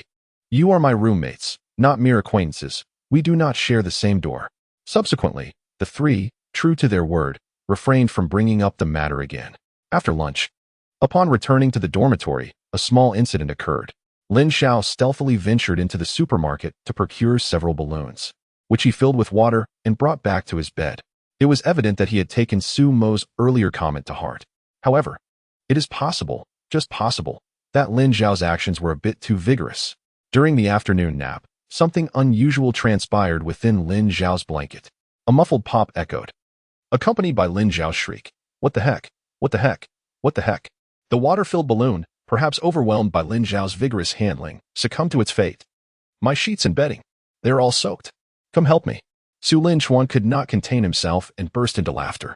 Old Lin, it is fortunate you do not have a girlfriend. With the strength of your arms, she'd likely break up with you, and afterward, report you for attempting to crush her heart. Stop joking. I merely wanted to cool off due to the heat. Who could have predicted that this balloon was a substandard product? The moment I touched it, it exploded. Lin Xiao protested. Is there not a possibility that, given the heat, you could forgo a blanket? Why, when it is so warm, do you insist on covering yourself so tightly? Su Mo mercilessly exposed Lin Xiao's folly. He flushed with embarrassment, but continued to deny it. I do not care. It is solely because this balloon was a counterfeit product. You all agree, don't you? Perhaps inspired by Su Linchuan, Lin Xiao reluctantly took on the role of a benevolent benefactor. He first pulled out a 100 yuan bill from his wallet, only to reluctantly return it and replace it with a 20. Old Lin, with this approach, it will be quite challenging for us to forget completely, Zhou Yuan remarked. Lin Xiao, with a heavy heart, exchanged the 20 for a 50. Su Linchuan and the others acted swiftly, picking up the 50 yuan note from the ground, and in unison, they refrained from mentioning Lin Xiao's story of crushing the large lump again. Unbeknownst to them, this act of sharing wealth gradually morphed into a tradition within the dormitory. However, that is a tale for another time. Time swiftly advanced to 1:30 in the afternoon. Despite their reluctance, the four of them donned their military training uniforms. This afternoon marked the official commencement of their military training. After changing into their attire, they arrived at the playground. Subjected to the relentless interrogation of the sun, why do you choose to stand in the blazing sunlight when there are ample shaded areas nearby? Hello, classmates. Allow me to introduce myself. I am Deng Chong, your military training instructor for this semester. From this moment forth, there will be no distinction of majors. Only the 3rd Company, 7th Platoon. Do you understand? Among the more than 100 individuals, only a few voices responded affirmatively. Your response is unsatisfactory. Is this the vigorous sound expected from 18-year-olds? Answers ought to be resounding and spirited. I will ask you once more. Do you understand? Understood. The thunderous response echoed, and Deng Chong nodded approvingly. Very well. Given your apparent strength, you shall assume the military stance for 1 hour. A chorus of lamentations arose. Deng Chong remained unfazed, declaring, 2 hours. The wails abruptly ceased, replaced by expressions of despair on every face. As they stood in formation, a striking figure appeared on the playground, capturing the attention of numerous onlookers as if they were under a radar scan, unable to divert their gaze from her. The newcomer was Nanli. Being the first day of military training, it was expected of her, as the instructor, to come and observe. After exchanging a few words with Deng Chong, her gaze swept over the students, finally lingering on Su Linchuan for a few seconds, recalling the incident during lunch. Just as she had finished getting her meal and was searching for a seat, a large hand had reached out. How embarrassing. That scoundrel Su Linchuan, humph. I must give that rascal another thrashing when I return. After casting a glare at Su Linchuan, Nanli departed. The sweltering heat outside was becoming unbearable for Nanli, especially since she was clad in black stockings. As she walked back to her office, a sudden thought crossed her mind. In such oppressive heat, he wouldn't suffer from heat stroke, would he? Perhaps I should bring him some cooling tea. After all, he did come to my aid. After the idea emerged, Nanli shook his head vigorously, muttering to himself that this mischievous fellow would not receive any sympathy. He deserved the heat. Although she voiced her disdain, unbeknownst to her, her steps led her towards the supermarket. Chapter 12. Thunder's assistance. After standing at attention for approximately half an hour, some individuals in the crowd began to sway, with several frail classmates barely able to maintain their stance. The sun hung high in the sky, impartial in its warmth, wishing nothing more than to tan everyone beneath its rays. At that moment, a girl suddenly spoke up. Instructor, I need to use the restroom. Without looking at her, Deng Chong replied coolly, before you speak, you must report. Report, instructor. I need to use the restroom. Deng Chong glanced at the girl and then surveyed the crowd. Is there anyone else who needs to use the restroom? Report, instructor. I want to go too. Report, instructor. Me as well. Report, instructor. Count me in. Instantly, over a dozen individuals reported their need to relieve themselves. In truth, fewer than half genuinely required a break. Many simply sought an excuse to rest. Su Linchuan was among those who reported. Deng Chong smiled slightly, instructing, all those who wish to use the restroom, step forward and form a line. Su Linchuan joined the line of those eager to go. Using the restroom is permissible, but it is not yet time for a break. Ordinarily, one must stand at attention for 2 hours before resting. Therefore, if you wish to go, each of you must perform a talent first. After your performance, you may use the restroom. Those unwilling to perform must wait for the designated break. A chorus of groans erupted at the thought of having to showcase their talents merely to relieve themselves. Just then, a sweet voice chimed in, "Classmates, you've all worked hard. I've brought cold drinks to help you cool off. Instructor, let them have a drink first. Otherwise, they might suffer from heat stroke later." The speaker was none other than Nanli, who had arranged for 2 boxes of chilled beverages to be delivered from the supermarket, primarily out of concern for all the students undergoing military training, certainly not out of any particular worry for Su Linchuan and his potential heat stroke. Nanli, yes, that's right. As a counselor, it is entirely reasonable for me to care for my students, so please do not overthink it. Seeing Nanli's gesture, Deng Chong found it difficult to refuse her request. Very well, everyone may have a drink. You have 2 minutes. After 2 minutes, return to your positions, and we shall revisit the talent performances for restroom access. Yay, I'm boiling. I need water. Finally, they could enjoy a brief respite. Teacher Nan is so kind. After finishing their drinks, the crowd expressed their gratitude to Nanli. She beamed, smiling warmly at each student, except for one, Su Linchuan. Thank you, teacher, Su Linchuan said with a smile. Nanli merely huffed, casting him a glare, and chose to remain silent. This scene resembles a couple in a fit of pique. Many onlookers are pained by the sight. The girl ponders, has my dear brother Chuan truly been captivated by the counselor? Oh dear. Meanwhile, the boy muses. How could such a beautiful counselor flirt with the class heartthrob? My enchanting counselor. After quenching their thirst, the others reformed their lines, with those needing to use the restroom standing in a row. Deng Chong observed them and declared, "Let us begin. Once you have showcased your talents, you may head to the restroom. Who will be the first?" Su Linchuan smirked and promptly raised his hand, reporting, "Instructor, I shall go." "Excellent." Step forward and face the 3 rows of classmates. Upon stepping forward, Su Linchuan's consciousness delved into the system, where he beheld the pretentious experience card nestled in his backpack. System, activate the pretentious experience card. Ding. Congratulations to the host for successful activation. The experience card will assist the host in successfully showcasing pretentiousness. Indulge in your performance. The system will elevate you. Su Linchuan grinned, having devised a plan for the card's use upon acquiring it. Instructor Nan, the talent I wish to perform is magic. Deng Chong raised an eyebrow, intrigued. Magic? Isn't it typically pre-prepared? Do you carry your props with you? Nan Li's gaze lingered on Su Linchuan, though her focus was not on the magic itself, but rather on how dashing he looked in his military training uniform. Su Linchuan fixed his gaze on the instructor, declaring, "The magic I will perform requires no props. I can do it with empty hands." Deng Chong raised an eyebrow. "Then begin. I too wish to see." Su Linchuan nodded and turned to face his classmates. "Dear classmates, I would like to pose a question. What is your greatest wish at this moment?" As soon as he finished speaking, someone shouted, "To return to the dormitory for a shower, then sleep." This remark elicited laughter from the others. Su Linchuan remained solemn, acknowledging, "That wish is splendid. I understand it is not just one person's desire, but a collective yearning, correct?" Many voices chimed in agreement. "Then what conditions must be met to fulfill this wish?" he queried. "Certainly, it requires us to cease military training and be dismissed." Su Linchuan continued. "How can we achieve an early dismissal?" He turned to Deng Chong. "If we encounter inclement weather, such as heavy rain or strong winds, or if the school issues a new notice, we may be dismissed early," Deng Chong responded. Su Linchuan nodded. "Very well. The magic I am about to perform is a rain invocation." Laughter erupted from many, yet several gazed at Su Linchuan with anticipation.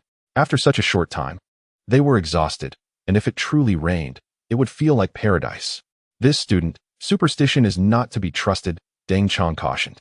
Su Linchuan smiled gently. "Instructor, this is not superstition, for while superstition is a mere fabrication, what I possess is genuine." Immediately, Su Linchuan seated himself cross-legged and deftly formed the hand gesture he had just learned online at noon. The heavens have perished, and the yellow sky shall rise. In the year of the rat, all is auspicious. Su Linchuan pointed one hand towards the sky and bellowed, "Thunder God, assist me." No sooner had he uttered these words than the previously clear skies were shrouded in ominous clouds. A bolt of lightning flickered, followed by a torrential downpour that rapidly drenched the ground. The rain had arrived. Chapter 13. Is it really raining? Large raindrops fell upon Deng Chong's hands, leaving him momentarily stunned. The plea for rain was genuine. The rain had indeed come. Instantly, the chorus of his classmates filled the air. "It's really raining. It's raining." No more standing at attention. Hooray. Su Linchuan, you are my savior. I shall offer sacrifices. Dismissed. Dismissed. Dismissed. As the rain intensified, it quickly transformed into a deluge, and Ding Chong, unperturbed by any school announcements, shouted, "Dismissed. Today's military training ends here." Cheers erupted as the crowd swiftly scattered, racing through the rain back to their dormitories. Ding Chong glanced at Su Linchuan and patted his shoulder. "You should head back too. I've truly witnessed something remarkable today. The act of summoning rain is real." Su Linchuan chuckled lightly. "I merely spoke in jest. I didn't expect the heavens to cooperate so favorably. It was merely luck." Ding Chong regarded Su Linchuan's words with skepticism, yet as the rain continued to pour, he thought it wise not to inquire further. "Hurry back. Getting soaked will make you ill." Instead of returning directly to the dormitory, Su Linchuan removed his outer coat and held it over to shield Nanli beside him. "With such heavy rain, let me escort you back." Nanli, shaking off her daze, quickly waved her hands. "No, it's fine. I can return by myself. You should hurry back. Don't get drenched." "It's all right. I'm quite healthy, and you didn't bring an umbrella. Since I drank the beverage you offered, allow me to walk you back." Without waiting for Nanli's consent, Su Linchuan draped the coat over her head, covering her body, then gentlemanly placed his hand on her shoulder, leading her towards a nearby shelter from the rain. As her heart raced, Nanli felt as though she had returned to the moment when Su Linchuan had sprinted with her the previous day. Under the dual protection of Su Linchuan, her head remained virtually untouched by the falling rain. She experienced an unprecedented sense of security. The memory of that day's dream resurfaced in her mind, evolving in her imagination. Su Linchuan, shielding her from the downpour, leaned close to her ear and softly whispered, "Wife, you are so beautiful." "Hey he." A smile involuntarily spread across Nanli's face, and she chuckled softly. "What are you laughing at?" Su Linchuan's voice suddenly broke the moment, startling her. Shouldn't he be focused on the road? How could he have noticed my smile? It seems I just let out a laugh. "Nanli, oh Nanli, you are truly disappointing." I recalled something joyful," Nanli stammered, unable to meet Su Linchuan's gaze directly. "Something joyful? What kind of joyful thing?" Su Linchuan inquired with interest. "Well, it's just a joyful thing, you see. The underground parking lot is right ahead, and my car is parked inside. There's an umbrella in the car. Let us go there." Nanli skillfully diverted the topic. And upon noticing that Su Linchuan was no longer fixated on the earlier joyful matter, she finally breathed a sigh of relief. After all, what she had said was not untrue. She indeed recalled something joyful. "I truly excel at changing the subject, hee." Upon arriving at the underground parking lot, Nanli twisted Su Linchuan's coat, which had become thoroughly soaked from the downpour and was no longer wearable. You're all wet. Let me help you dry off," she said, retrieving an unopened pack of towels from her car. She took out one towel and earnestly began to wipe the rainwater from Su Linchuan's body. "If you don't dry off after getting drenched, you might catch a cold." Her voice was gentle and her movements precise, leaving Su Linchuan momentarily entranced. Once she finished drying him off, Nanli noticed his damp hair and pulled out another towel. "Lower your head. Let me dry your hair. Afterward." She looked at Su Linchuan, who seemed lost in thought, and waved her hand in front of his face. "What's wrong? Are you okay?" Su Linchuan snapped back to reality. "I was just thinking nothing's wrong." "Why is there something?" Nanli felt a bit puzzled and wanted to say something, but hesitated. "No, nothing at all. By the way, here's the umbrella for you. You won't have to get wet again on your way back to the dorm." Just as Su Linchuan was about to take the umbrella, a notification sound suddenly echoed in his mind. Ding.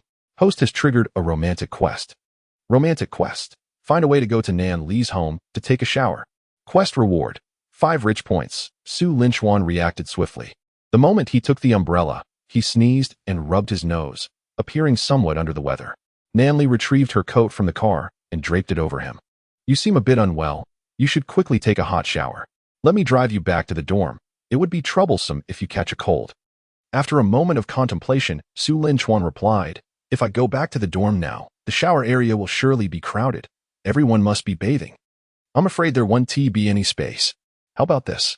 Take me to the St. Louis Tianfu community. I just bought a house there recently, and I can shower there." Nanli was taken aback. "St. Louis Tianfu? You bought a house there?" "Yes, I just purchased it yesterday. Is there a problem?" Su Linchuan asked knowingly. No problem at all. I just find it quite coincidental. I live there too, and it's just on the way." "You live there as well? What a coincidence." Su Linchuan exclaimed in surprise. Chapter 14. He must be referring to me since we reside in the same community. Allow me to escort you home. Please, get in. A gentle smile graced Nan Li's lips as she opened the door and took her place in the driver's seat. Su Linchuan's lips curved into a satisfied arc, marking the initial success of his plan. Thank you, he replied. Once inside the vehicle, Su Linchuan noticed that Nan Li was driving a Porsche Panamera, valued at approximately $2 million. It was quite unexpected. It seemed that Nan Li was indeed a wealthy woman. Then, a thought struck him. Was it necessary to realize that Nan Li was affluent now? Residing in the St. Luntianfu Villa area. Even a modest villa would cost no less than $50 million. According to Sun Ke's earlier words, the St. Luntianfu development was initiated by Nan Li's family. Without the system, I would surely be reduced to living off her generosity. A vivid image materialized in Su Linchuan's mind. Lying in Nan Li's embrace, he playfully addressed her, wealthy lady. I'm hungry. He couldn't suppress a chuckle at the absurdity of the thought. Nan Li, focused on the road, glanced curiously at him through the rearview mirror. What is so amusing? She pondered, bemused by his sudden laughter. Yet, she overlooked the fact that she often found herself in similar situations. The journey to St. Luntianfu from Jiangcheng University was not particularly long. Despite the heavy rain, they arrived within 15 minutes. Upon reaching the villa area, Nan Li did not hastily drive in but turned to inquire, Su, which number do you reside at? East District or West District? I live in the West District. Number 51. If it's out of your way, I can get out here and walk. It's not too far. Nan Li paused, momentarily taken aback. 51? You live at 51? Feigning ignorance, Su Linchuan replied, Is there a problem? What a coincidence. I reside at 52. How fortunate. Ah, so you are the owner of 52. When I was purchasing my property, I heard that the villas here would appreciate in value over the coming years, so I intended to buy several. I aimed for consecutive numbers, but was left with 50, 51, 53, and 54. I was just one number short of 52. It seems you beat me to it. Since we're on the same route, let me take you to your doorstep. We shall be neighbors from now on. By the way, do you live alone? As a student residing on campus, why would you buy a house nearby? Surely, you don't have a girlfriend? Nan Li teased, though a quiver in her voice revealed her underlying concern. She feared an affirmative response from Su Linchuan, driven by a serious and responsible mindset. She believed that his romantic entanglements could distract from his studies, which were of utmost importance. Narrator, pray tell, Nan Li. Would you still object if it were Su Linchuan who sought your affection? Who is speaking? Nan Li inquired, perplexed. Unable to hear. After Nan Li posed her question, Su Linchuan smiled and replied, Sister Nan, you jest. I have yet to experience a single romance, let alone cohabitate. My purchase of a property here is merely for convenience and potential appreciation. Oh, I see, Nan Li thought to herself, feeling a surge of delight and relief. I've never been in love either. Do you have any intentions of dating in university? Nan Li inquired further. Well, if I encounter someone suitable, I certainly wouldn't refuse. After all, university studies are not as burdensome as they were in high school, Su Linchuan replied earnestly. Once the topic arose between Nan Li and Su Linchuan, she found herself unable to cease her inquiries. What are your requirements for a girlfriend? What type of girl do you find appealing? Su Linchuan cast a glance at Nan Li, a smile gracing his lips. As for the type of girl I fancy, perhaps one who dons a white shirt paired with a skirt and black stockings, possessing enchanting peach blossom eyes, a well-defined nose, and a delicate cherry-red mouth. Most importantly, she should enjoy purchasing peculiar little toys. As Nan Li listened, a sense of discomfort began to brew within her. When Su Linchuan finished his last sentence, she slammed the brakes, feeling the safety belt constrict painfully against her chest. I already explained that to you. That item is not mine. I merely took it for a friend. Nan Li exclaimed, both embarrassed and irate, shooting a glare at Su Linchuan as she restarted the car. Su Linchuan chuckled. I was just joking. Nan Li huffed, choosing to remain silent. Though her exterior was composed, her mind was a flurry of thoughts. A joke? Which part was truly a jest? It was clearly about me, and the last remark could also pertain to me, but that was Dog Ning Ning's fault. I forgot to reprimand her yesterday and must rectify that today. When I get home, I will roll a die, if it lands on an odd number. What Su Linchuan said was no joke. If even, I shall roll again. There will inevitably be an odd number. I am quite clever. Before long, Nan Li's vehicle arrived in front of Villa 51. Sister Nan, I have arrived. Thank you. as she observed Su Linchuan preparing to exit the car. An unexpected feeling of reluctance washed over her. It was rare for the two to share a moment alone. And now it seemed to be drawing to a close so swiftly. Oh dear, why was I driving so fast earlier? Slowing down would have been just fine. How foolish of me. Be careful getting out, make sure to take a shower, and don't catch a chill. If anything arises, feel free to find me at Villa 52. All right, Sister Nan, goodbye. I'm off to shower. Su Linchuan politely bid farewell, then strode confidently into Villa 51. Watching his retreating figure, Ninli rested her chin on her hand for several minutes, reluctant to return home. Upon returning home, Ninli called out several times, but no one responded. Ning Ning was not at home. She must have gone to school. Surprisingly, Ning Ning did not skip class today. First, she rolled a die and then went to take a shower. After locating the dice rolling feature on her phone, Nanli rolled a 5. She rolled an odd number right away. It seemed like fate was in her favor. Feeling elated, Nanli began to sing as she undressed, preparing for her bath. However, at that moment, the sound of the doorbell rang out. Chapter 15. A favor to use the bathroom. Ding ding ding. Just as Nanli had removed her outer garments, she heard the doorbell. Approaching the main door, she glanced at the surveillance screen to see Su Linchuan pressing the doorbell. What could he want? Although puzzled, Nanli did not hesitate and immediately answered the video call to the villa's entrance. She had come to trust Su Linchuan almost entirely. Don't ask why. Even Nanli wouldn't provide an answer. This was the first time Su Linchuan encountered such a door security system, one that allowed for video calls. Indeed, you get what you pay for. The image on the screen slowly materialized. The moment Su Linchuan's gaze landed on the screen, his eyes widened in astonishment, and he felt a slight flush in his nose. Nanli, puzzled by Su Linchuan's reaction on the video, inquired, "What's wrong? You look peculiar." However, she soon discovered the source of the issue. After Nanli had finished undressing, she hastily answered the video call. Although only her upper body was visible on the screen, it was still not appropriate. Flustered, Nanli quickly ended the call and rushed to find her discarded clothes, only to find them slightly damp and uncomfortable to wear again. In her urgency, she grabbed a thin blanket from the sofa and wrapped it around herself before opening the door for Su Linchuan, curling up on the sofa like a little kitten. As Su Linchuan entered, he rubbed his nose. Both of them tacitly avoided discussing the awkward moment that had just transpired. "Teacher, when I got home, I discovered that there was no water in the bathroom, so I wanted to borrow yours. Is that all right?" Nanli sat upright on the sofa, wrapped in the blanket, and replied, "Yes, of course you can use it. The room on your left is a guest room, and it has a complete bathroom. No one has used it, so just go there. I am unable to move right now." "Thank you, teacher. By the way, you mentioned that you are unable to move?" Nanli was momentarily taken aback. "What do you mean? So, does that mean you can't move right now, teacher?" Nanli, "Teacher, I heard that this villa has excellent soundproofing. If you were to shout at the top of your lungs inside, would anyone outside hear it? Is that true or false?" Nanli, "I was just joking. Teacher, please don't take it to heart. I merely wish to ease the awkward atmosphere." Having said that, Su Linchuan entered the bathroom of the guest room. Nanli, feeling quite irate, rose from her position, flinging aside the blanket that enveloped her, intending to ascend the stairs. However, just at that moment, Su Linchuan, who had just entered the room, unexpectedly emerged once more. "Teacher, do you have an extra set of pajamas? My clothes are completely soaked." Before Su Linchuan could finish his statement, he froze in place. The two stood in a silent standoff for nearly 5 seconds. Su Linchuan was the first to break away, darting into the bathroom, while Nanli, covering her face, hurried upstairs and locked herself in her room. Within these fleeting minutes, they had both experienced the mortification of social embarrassment twice. Nanli pondered that if she could simply drown in the shower, she would be spared from facing this awkwardness. In the guest bathroom, Su Linchuan took a moment to collect himself, exhaling deeply. "Oh my goodness, this is exceedingly embarrassing."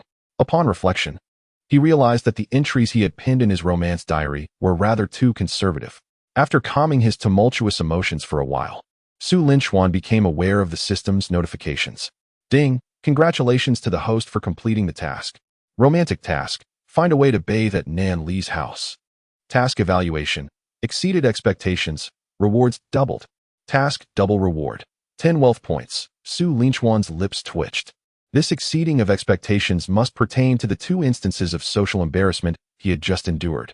Shaking off any lingering thoughts, he summoned his panel. "Host, Su Linchuan. Wealth points, 10. Constitution, 120. Speed, 120. Strength, 120. Mentality, 120. Main quest, purify social ills. Side quest, purify campus ills. In progress.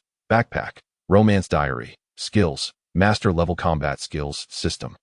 The wealth points can indeed be allocated to my various attributes, correct? Yes, once the host unlocks the system mall, they may also spend wealth points there. Then I shall allocate all 10 wealth points to strength. While a balanced enhancement is generally advisable, dispersing them too widely would be detrimental to power enhancement. Concentrating them is the prudent approach. Ding, congratulations to the host for successful enhancement. Su Linchuan moved his body, feeling the surge of strength coursing through him. He was now confident that he could obliterate a sandbag with a single punch. Subsequently, he exited the system, removed his drenched military training uniform, and began his shower.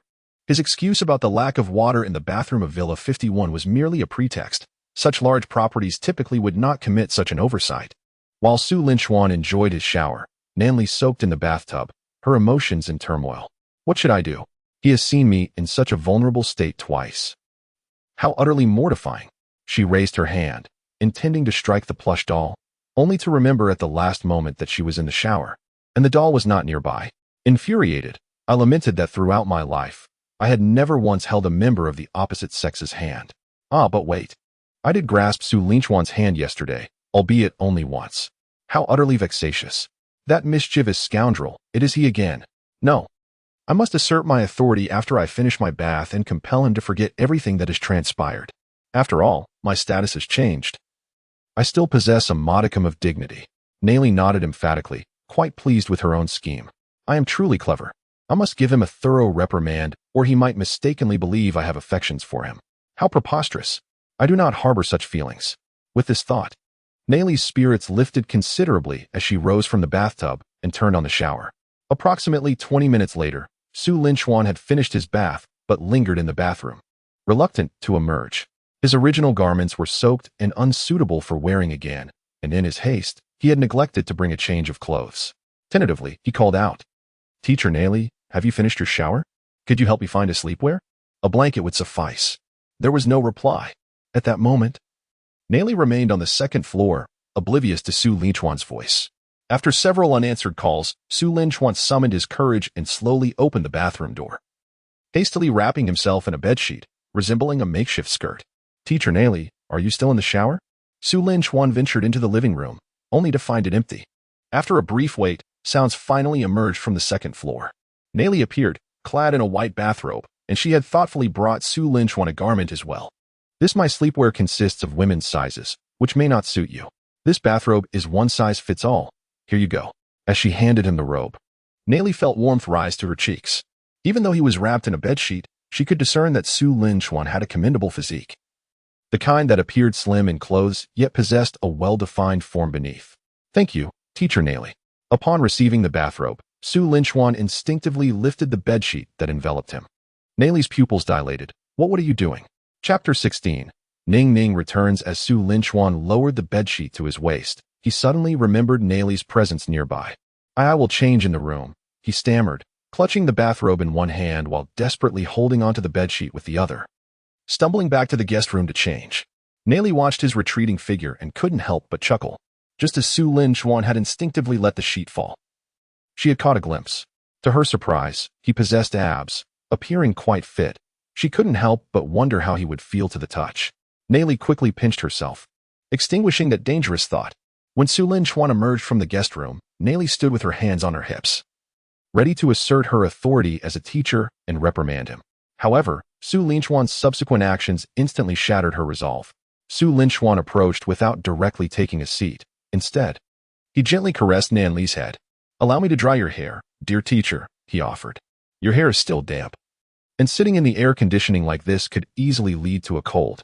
Nanli, resembling a docile little kitten under Su Linchuan's tender touch, exhibited a remarkable obedience. Even she could not articulate why she felt so compliant. Perhaps it was simply a matter of comfort.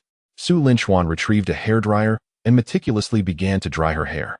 Nanli sat gracefully on the sofa, and upon closer inspection, one would notice the subtle upward curve of her lips, indicative of her enjoyment.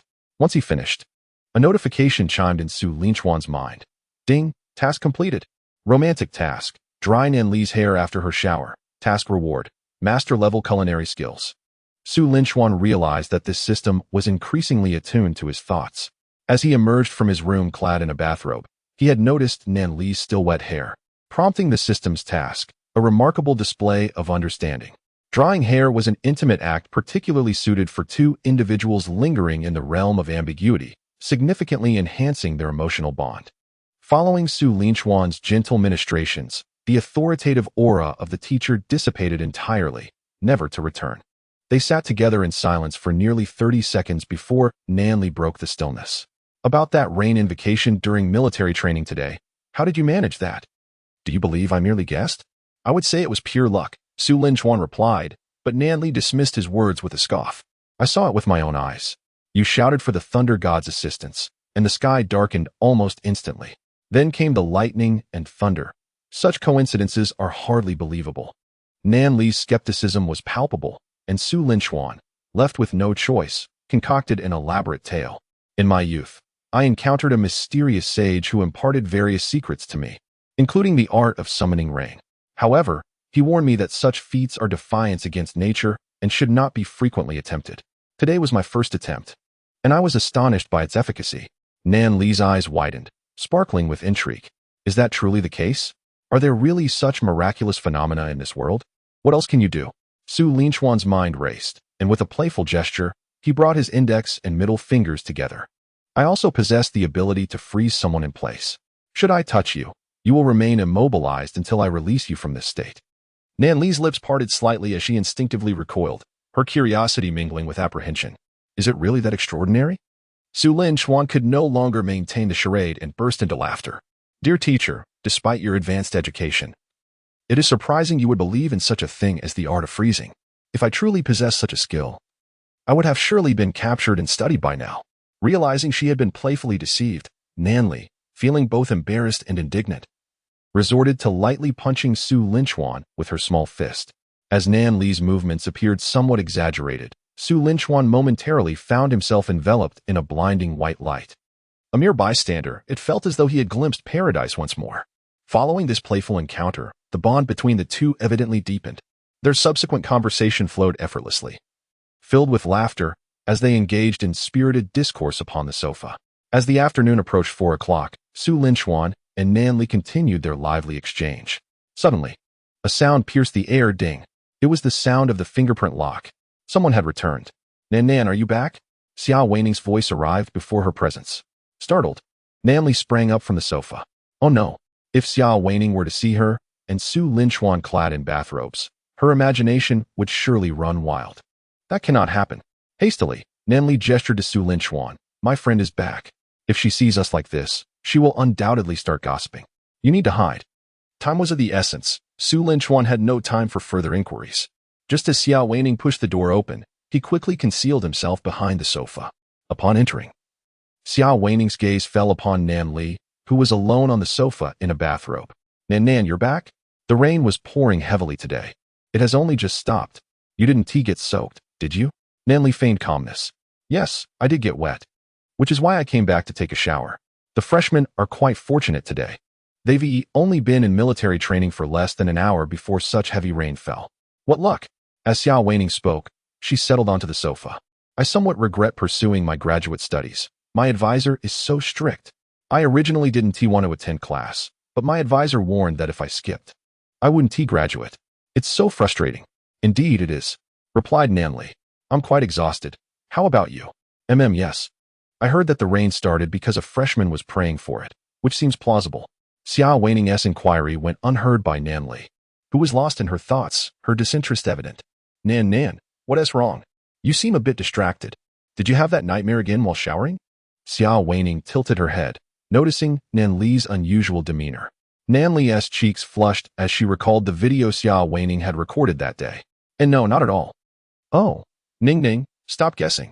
Aren't you tired? Hurry and take a shower. Skeptical, Xiao Weining scrutinized Nan Li. Nan, you're definitely hiding something from me. And no, not at all. Ning, you're overthinking it. Hurry and go shower. After much coaxing from Nan Li, although Xiao Weining remained suspicious, she could not resist Nan Li's insistence. All right, I'll go take a shower.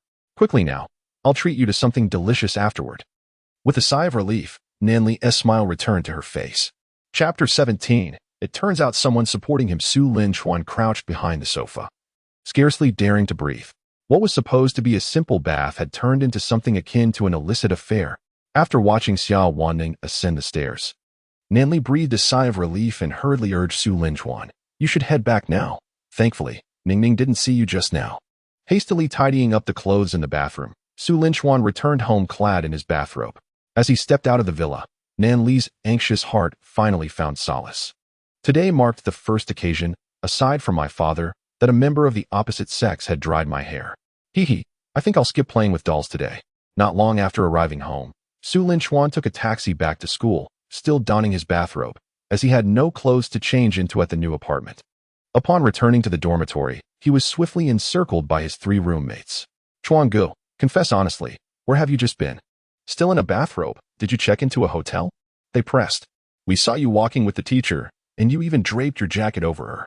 Chuan Gu is truly a role model for us. It's only the 2nd day of school, and you've already captured the counselor. Su Lin Chuan rolled his eyes at the trio. "What nonsense are you spouting? What do you take me for? Do you think I'm the type to confront teachers?" The 3 exchanged glances and nodded vigorously. "Chuan Gu, not only you are, but we all are. All right, enough with the jokes. I merely took a shower after getting caught in the rain. We get that you showered, but we're curious. Who did you shower with?" Lin Zhao's inquisitive gaze seemed intent on piercing Su Lin Chuan's secrets. "Stop gossiping. Who else would I shower with? Of course, I showered alone." Seeing that the trio remained unconvinced, Su Lin Chuan decided to shift the topic. "Let us not dwell on who I showered with. I have a grand plan. Would you like to partake?" The 3 instantly perked up. "A grand plan? What is it? To pursue teacher Nanli? Chuan Gu, you've clearly already won her over. Are you thinking of renting out the school cafeteria for a feast?" Su Lin Chuan thought, "I would love to smack them. Their thought processes are delightfully peculiar." "Stop. What are you all imagining? The plan I wish to discuss has nothing to do with Nanli. Rather, it concerns the cafeteria you just mentioned. You must have experienced the numerous exploitative practices within the school, right? The cafeteria serves not only unpalatable food but also charges exorbitant prices. The printing shop and laundry are equally deceptive. Indeed, in the supermarket, I just went to buy something, and they charged me 42 for items worth 415, claiming it was more convenient." Lin Xiao fumed at the memory. Su Mo and Zhou Yuan nodded in agreement, clearly recognizing the pervasive issues plaguing the school, which even they, as newcomers, could not escape. Thus, my plan is to cleanse and rectify the various undesirable phenomena within the school. Let us expel those unscrupulous merchants who have sullied the academic environment. Lin Xiao was the first to respond. "Brother Chuan, are you serious? I support you. I can no longer stomach the food in the canteen. What should we do? I will follow your lead." Zhou Yuan, however, expressed some caution. "Brother Chuan, what do you intend to do? Are you planning to sue them?" Su Lin Chuan shook his head. "Suing each one is far too cumbersome. My aim is to replace them. To eradicate this malignancy, the simplest solution is to let quality drive out the inferior. Once we take over, we will eliminate the negative influences through exceptional service." After Su Lin Chuan spoke, he looked at the 3 of them and asked, "Are you willing to assist me? I am establishing a new company and am in need of personnel. If you are willing to help, come join me, and together we shall purify our campus." "I am willing, Brother Chuan," Lin Xiao replied without hesitation. Su Mo and Zhou Yuan, after a brief moment of contemplation, nodded in agreement. "We are dorm mates, Brother Chuan. Rest assured, as long as you do not engage in any unlawful activities, we are ready to assist you. Just give us your orders." Su Lin Chuan smiled. "Excellent. You 3 will be the inaugural employees of my new company. Together, we shall grow and strengthen it. Yes, let us grow and strengthen it." For the remainder of the day, Su Lin Chuan registered a company named Lin Chuan and later approached the leaders of the school's logistics department that evening. "Dear student, what brings you here?" A middle-aged man wearing gold-rimmed glasses asked with a neutral tone while seated. "I am here to voice a concern. The school has become chaotic due to unscrupulous merchants, and many students are lamenting their plight," Su Lin Chuan replied. The middle-aged man frowned subtly. "Do you have any evidence to support your claims?" "Without evidence, one cannot speak recklessly. The satisfaction rate among various shops at Jiangxing University has consistently been above 95. What I say is true. Take the canteen as an example. A serving of braised pork contains only 2 tiny pieces of meat. Sir, What do you think is a reasonable price for that? I am not affiliated with the canteen, so I cannot determine pricing. Moreover, should the canteen sell items at the cost of the ingredients? Labor, utilities, and rent all require funding. If you have not managed a household, you cannot grasp the true cost of living. Thinking solely from a student's perspective will hinder your growth. The middle-aged man admonished Su Linchuan with an air of superiority. However, Su Linchuan was not swayed by his words. Having grown up in an orphanage and living independently since the age of 16, he was well aware of the true costs of life. Sir, your defense of the canteen suggests you may have a vested interest in its operations. No wonder these merchants are so brazen. It seems someone is backing them. The middle-aged man became agitated, rising abruptly and slamming his hand on the table. What did you say? Vested interest? I conduct myself with integrity. Leave at once. Do not cause a disturbance here, or you may face disciplinary action from the school. Su Linchuan's countenance turned cold. Are you threatening me? And what if I am? Since you've come to this university, you ought to comply with the rules here. If the cafeteria food is unpalatable, you can either refrain from eating it or cook for yourself. Spare us your nonsensical complaints and be off with you. Su Linchuan narrowed his eyes. Ah, so this is the school's stance. I understand. I hope you do not come to regret the words you've spoken today. With that, he turned and left. Just as he stepped outside, the system's notification chimed. Chapter 18. Watching the game in an ambulance, beep. Detected that the host is encountering difficulties with a side quest. Task assistance is being dispensed. Beep. Congratulations, host. You have acquired the great law firm. Beep. Congratulations. Host, you have gained a 3-day limited use of the pain diary. Su Linchuan squinted slightly. The system truly knows how to provide timely assistance. Having just faced humiliation from the school administration, task support arrived. He reviewed the 2 items of assistance. Great law firm, the top-ranked law firm in Jiangqing, boasting a litigation success rate exceeding 90. Pain diary, the host can use this diary to mark individuals they wish to afflict. Whatever ailment they inscribe will manifest within 30 minutes. Note, the pain diary is available for use for 3 days only. It seems I comprehend the system's intentions. Just wait. I shall make those unscrupulous merchants come to me, pleading for my assistance to facilitate their entry. The following day, Su Linchuan, due to the rain-seeking incident from the previous day, received special consideration from the school and was excused from military training. Not only Su Linchuan, but also Lin Xiao, Su Mo, and Zhou Yuan. Their dormitory was only required to deliver water and refreshments to those undergoing training. The reason for granting Su Linchuan this privilege was not arbitrary. It stemmed from his subtle insinuation that if made to participate in military training, he would invoke rain daily. Thus, the school willingly conferred this privilege upon him and his companions. Once exempt from military training, Su Linchuan proceeded to visit the cafeteria, printing shop, laundry, supermarket, and the head of the school's logistics department, yesterday's middle-aged man. Today, he engaged these individuals in discussions regarding the transfer of their businesses, proposing to take over their establishments and management rights at a reasonable market price. However, it was predictable that Su Linchuan faced rejection. Within the school, the absence of competition meant substantial profits. Only a fool would relinquish their business at a fair price. Su Linchuan was not at all surprised by the outcome. He had anticipated this before approaching them.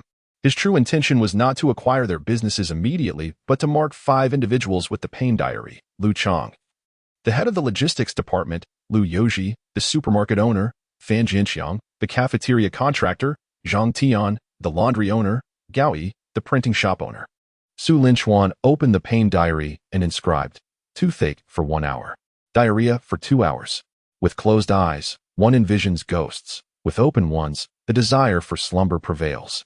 Standing brings forth calluses on the soles, while sitting leads to ailments of the rear. Su Linchuan chuckled, for merely inscribing these thoughts was a spectacle in itself. The 5 of them were destined to revel in great fortune.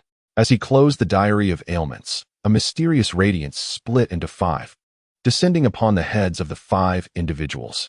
The grand performance was about to commence. Approximately 20 minutes later, Su Linchuan sent a text message to each of the 5. Relish the experience. This is my gift to you, and do not thank me. Having concluded this, he set his phone aside, anticipating the moment when the 5 would seek his assistance. Yet, before long, a notification echoed in his mind. Ding! Danger detected for Nanli, triggering a romantic quest. Please proceed to Xingji building immediately. Su Linchuan furrowed his brow. Nanli was in peril? Without a moment's hesitation, he sprinted towards Singji building at full speed.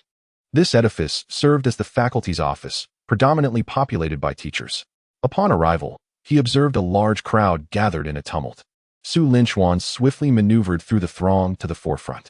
To his shock, a small child, seemingly around 5 or 6 years old, clutched the security net between the 3rd and 4th floors, visibly struggling to maintain his grip. Nanli, below, urgently called out to the child, urging him to hold on and not let go. In a moment of desperation, she extended her arms, attempting to catch the boy. A fall from such a height would undoubtedly result in severe impact. Should Nanli attempt to catch him, she would surely be injured. Teacher, what transpired? How did that child come to be outside the window? Su Linchuan inquired, gently tapping Nanli's shoulder. What are you doing here? She replied, her voice trembling. I don't know. I just exited the office and saw that child. He is the son of Teacher Wang from my office. Perhaps due to a lack of supervision. He mischievously climbed out the window. Someone has already called the police, but it will take time for them to arrive. It's nearly impossible to rescue him from above. So I intended to catch him here. Nanli quickly recounted the sequence of events. Just then, the child let out a wail. His cries growing louder as his grip faltered, and he plummeted from the height of several meters. Su Linchuan looked up, noticing the child descending directly towards Nanli, and instinctively pushed her aside. Be careful, he exclaimed, arms outstretched, employing a technique to soften the impact as he successfully caught the child. The immense force of the rapid descent rendered him momentarily numb in his arms. After barely managing to place the child on the ground, a sharp pain shot through his arms, and he collapsed to the ground. Nanli rushed over, embracing Su Linchuan. Su Linchuan, are you all right? Please don't frighten me. Nanli's voice trembled slightly. Had it not been for Su Linchuan's timely intervention in pushing her aside, the child would have plummeted directly onto her, likely endangering her life. It was nothing serious, just a bit of pain in her hands. As long as the child was unharmed, that was what mattered. Su Linchuan lay nestled in Nanli's embrace, feeling a strong sense of support from behind. Given the comfort of this support, he decided to overlook the incident where she had collided with him while dribbling the ball. This was the first time Su Linchuan found himself in such close proximity to Nanli, and a delicate fragrance wafted into his nostrils. Su Linchuan thought to himself, this isn't my fault. Who could withstand such a situation? Fortunately, Su Linchuan was lucky that Nanli's back faced him. Had he been turned away, he would undoubtedly have faced consequences. I'll call for an ambulance now. At this height, a dislocation is no trifling matter. Nanli gazed at Su Linchuan, her heart aching with concern as she anxiously dialed for help. Soon, personnel from the campus hospital arrived in a vehicle, and Nanli accompanied Su Linchuan on the stretcher. Inside the vehicle were Su Linchuan, Nanli, a nurse, and a doctor. Nanli sat beside Su Linchuan, dressed in a loose-fitting white shirt. Due to the looseness and her constant bending to wipe his sweat, Su Linchuan found himself helplessly lying there, watching the game unfold. Chapter 19. Siblings or friends? Su Linchuan wrestled internally with his thoughts. To watch or not to watch? It felt somewhat unethical. Yet, to miss out would be a pity. Thus, the earnest Su Linchuan devised a clever solution. He would watch for a while and then close his eyes. What a brilliant idea! I truly am clever. While Su Linchuan indulged in the game, the system chimed in. Ding! Congratulations to the host for completing the task. Task reward: 10 wealthy points. Due to the host's injury during this task, an additional healing session is granted. Note: healing will occur gradually and imperceptibly. By tomorrow morning at the latest, the host will return to their pre-injury condition. At the campus hospital. Dr. Zhou, is Su Linchuan all right? His hand isn't dislocated, is it? Upon arriving at the hospital, Nanli inquired anxiously of the doctor. After a brief examination, the doctor reassured her, rest assured, there is no dislocation. Merely a spray. Apply ice first, followed by heat. With a few days of rest, he should be able to resume normal activities. Thank you, doctor. Upon hearing that there was no dislocation, Nanli felt a wave of relief wash over her. I owe you my gratitude. Had it not been for you, I might be the one lying here. She gently applied the ice pack to Su Linchuan's hand. It's nothing. It was the right thing to do. My strength is greater, making it easier for me to catch that child, Su Linchuan said lightly. Considering this is your second time saving me, I ought to treat you to a meal. Once you recover, let me take you out to eat, all right? Nanli lowered her head, fidgeting with the hem of her clothing, and her cheeks faintly flushed. Su Linchuan raised an eyebrow. How could he refuse an invitation from the teacher herself? As a token of gratitude, the teacher would treat him to a meal, and in return, he would prepare a meal for her. Su Linchuan recalled the prestigious culinary skills he had acquired just yesterday. You can cook? Nayli inquired, her surprise evident. Nowadays, young people who can cook are becoming increasingly rare, especially considering that Su Linchuan had only just entered university. I grew up in an orphanage, and once I moved out, I had to fend for myself. I had no choice but to cook, he explained. I'm sorry. I didn't know, Nayli responded, resembling a child who felt she had erred. Su Linchuan smiled gently. It's all right. I've long since become accustomed to a life without family. Then you can consider me your sister. We can be a family, Nayli's voice dwindled, becoming barely audible when she mentioned the word family. Fortunately, Su Linchuan's enhanced hearing allowed him to catch her almost whispered words. He feigned ignorance. What did you just say? I couldn't hear that. Nayli clenched her fists, feeling compelled to punch him in the chest if he weren't injured. I said you can treat me as your sister and consider me your family. Oh, I still didn't quite catch that, Su Linchuan teased again. Nayli finally realized he was jesting and, in a huff, pounded the edge of the bed. You scoundrel, I'm ignoring you. Su Linchuan reluctantly raised his right hand and patted Nayli's head. I was just joking. Don't be angry. From now on, you're my family. And I'll call you Sister Nayli. Is that all right? Nayli, with a hint of pride, replied, Then I'll call you Xiaochuan from now on. Sister Nayli. Xiaochuan. They exchanged smiles, though their gestures and the titles they uttered seemed somewhat mismatched. Su Linchuan affectionately called her sister, while Nayli, like a well-behaved little rabbit, referred to him as Xiaochuan. Su Linchuan noticed this discrepancy and chuckled. Sister Nayli. Our positions seem more like those of brother and sister rather than sister and younger brother. Upon hearing this, Nayli became flustered, placing her hands on her hips and puffing out her cheeks. How can we be brother and sister? I'm clearly your elder. Su Linchuan's gaze wandered to the snowy peaks, swallowing hard. She was indeed much older. You're right, you're older, he conceded. Teacher and student, brother and sister. Sister and younger brother. In just a short while, we've exchanged roles 3 times. Who can endure this? After chatting for a while longer, Su Linchuan's phone suddenly rang. Upon glancing at it, a smile crept across his lips. As expected, they called. Who is it? Nayli asked, curiosity piqued. Nayli stretched her neck, her curiosity piqued. Teacher. You must know him. He is the head of the logistics department at our school, she said as she switched the phone to speaker mode. Su Linchuan placed the phone on the bed and activated the speaker. As soon as the call connected, an agitated voice erupted from the other end. Yes. It was you who caused this. What have you done to us? Nayli was startled. It was indeed the frantic voice of Lu Chang, the head of the logistics department. What's wrong with him? She probed softly, poking Su Linchuan's chest. He smiled, assuring her, I will explain everything in due course. Then, Su Linchuan responded loudly, Director Lu, what are you talking about? I don't understand. You still pretend to be confused. What does that message you sent us mean? I had ordered a large cake as a gift for you, which is why I sent the message. What did you think it was? The surprise I planned for you is simply a large cake. What else could it be? Is it your toothaches or warts? Lu Chang's voice, filled with exasperation, echoed through the phone. He was seated on a toilet, his feet propped up on a stool, one hand clutching the phone and the other covering the right side of his face, creating a rather comical spectacle. Director Lu, perhaps you should reconsider the transfer of management rights. I have other matters to attend to, so I must hang up. Su Linchuan concluded, abruptly terminating the call. Lu Chang, taken aback by Su Linchuan's action, leaned back in frustration, only to unexpectedly slip into the toilet, encountering an unwelcome reunion with something recently expelled from his body. I was wrong.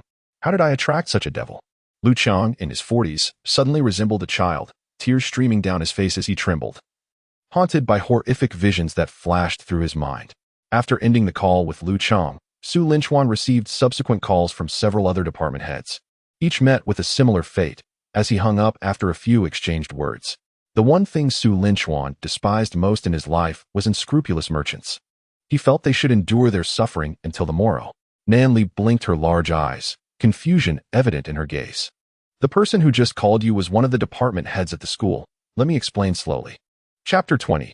Let us have a dragon and phoenix twin. Su Linchuan laid out his plan for purifying the campus to Nayli in its entirety. Upon hearing it, Nayli was astonished by Su Linchuan's audacity. Having attended Jiangcheng University herself, she was deeply repulsed by the various exploitative practices within the institution. Yet these phenomena had formed a chain of interests, leaving her feeling powerless. However, the fact that Su Lin Chuan dared to take action left her both surprised and impressed. And those calls from earlier, who were they from? She inquired. Su Lin Chuan shrugged innocently. It seems they are facing retribution. They believe it was me. But I have been with you the entire time. How could it possibly be me? Nanli cast a glance at Su Lin Chuan. The incident during military training when they sought rain, along with the inexplicable health issues that had recently befallen Lu Chang and others, piqued her curiosity. Although Su Lin Chuan denied any involvement, it was difficult not to feel a sense of intrigue. Her younger brother seemed to grow increasingly enigmatic. Since Su Lin Chuan was reluctant to divulge anything, Nanli chose not to press further. What do you intend to do next? Allow them to relinquish their management rights voluntarily? Their distress during the phone call moments ago suggested they would soon yield, did it not? Su Lin Chuan shook his head slightly. Initially, I intended to overlook their past transgressions, but I offered them an opportunity which they declined. Now, I have changed my mind. I will ensure they face the consequences for every misdeed they have committed. Bribery, corruption, fluctuations in sale prices that deviate from market norms. These deceptive practices combined should suffice to bring them to account. After a moment of contemplation, Nanli expressed her concerns. Gathering evidence for such matters is difficult, and if they do not admit to their actions, even involving the police may prove futile. Su Lin Chuan chuckled. Sister Nan, have you forgotten their current predicament? Is there a need to gather evidence? By tomorrow at the latest, they will be imploring me to intervene on their behalf. Realization dawned on Nanli. The initiative lay with Su Lin Chuan, and they merely needed to wait for those individuals to approach him for assistance. However, she harbored another concern. Xiao Chuan, have you communicated this matter to the school? Dismissing so many individuals at once is no trivial affair.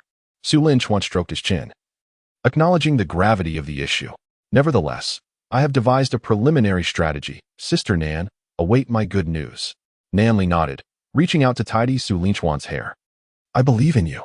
As they conversed, a woman in her 30s hurriedly entered the campus hospital, cradling a child in her arms. Sister Qin, is the child all right? Nanli rose to her feet, introducing Su Lin Chuan. This is our office's teacher Wang Qin, who happens to be the mother of the child in question. She then turned to Wang Qin. This is Su Lin Chuan, one of my students. We owe today's fortune to him, or else Xiaohai might have. Wang Qin wiped her tears and, after setting the child down, knelt before Su Lin Chuan. Thank you. If it weren't for you today, I don't know how I would have coped if something had happened to Xiaohai. Although Su Lin Chuan's hand had nearly recovered, he feigned discomfort in front of Nanli, remaining still while urging her to help Wang Qin to her feet. Teacher Wang, please rise. In such urgent circumstances, I believe many would step forward.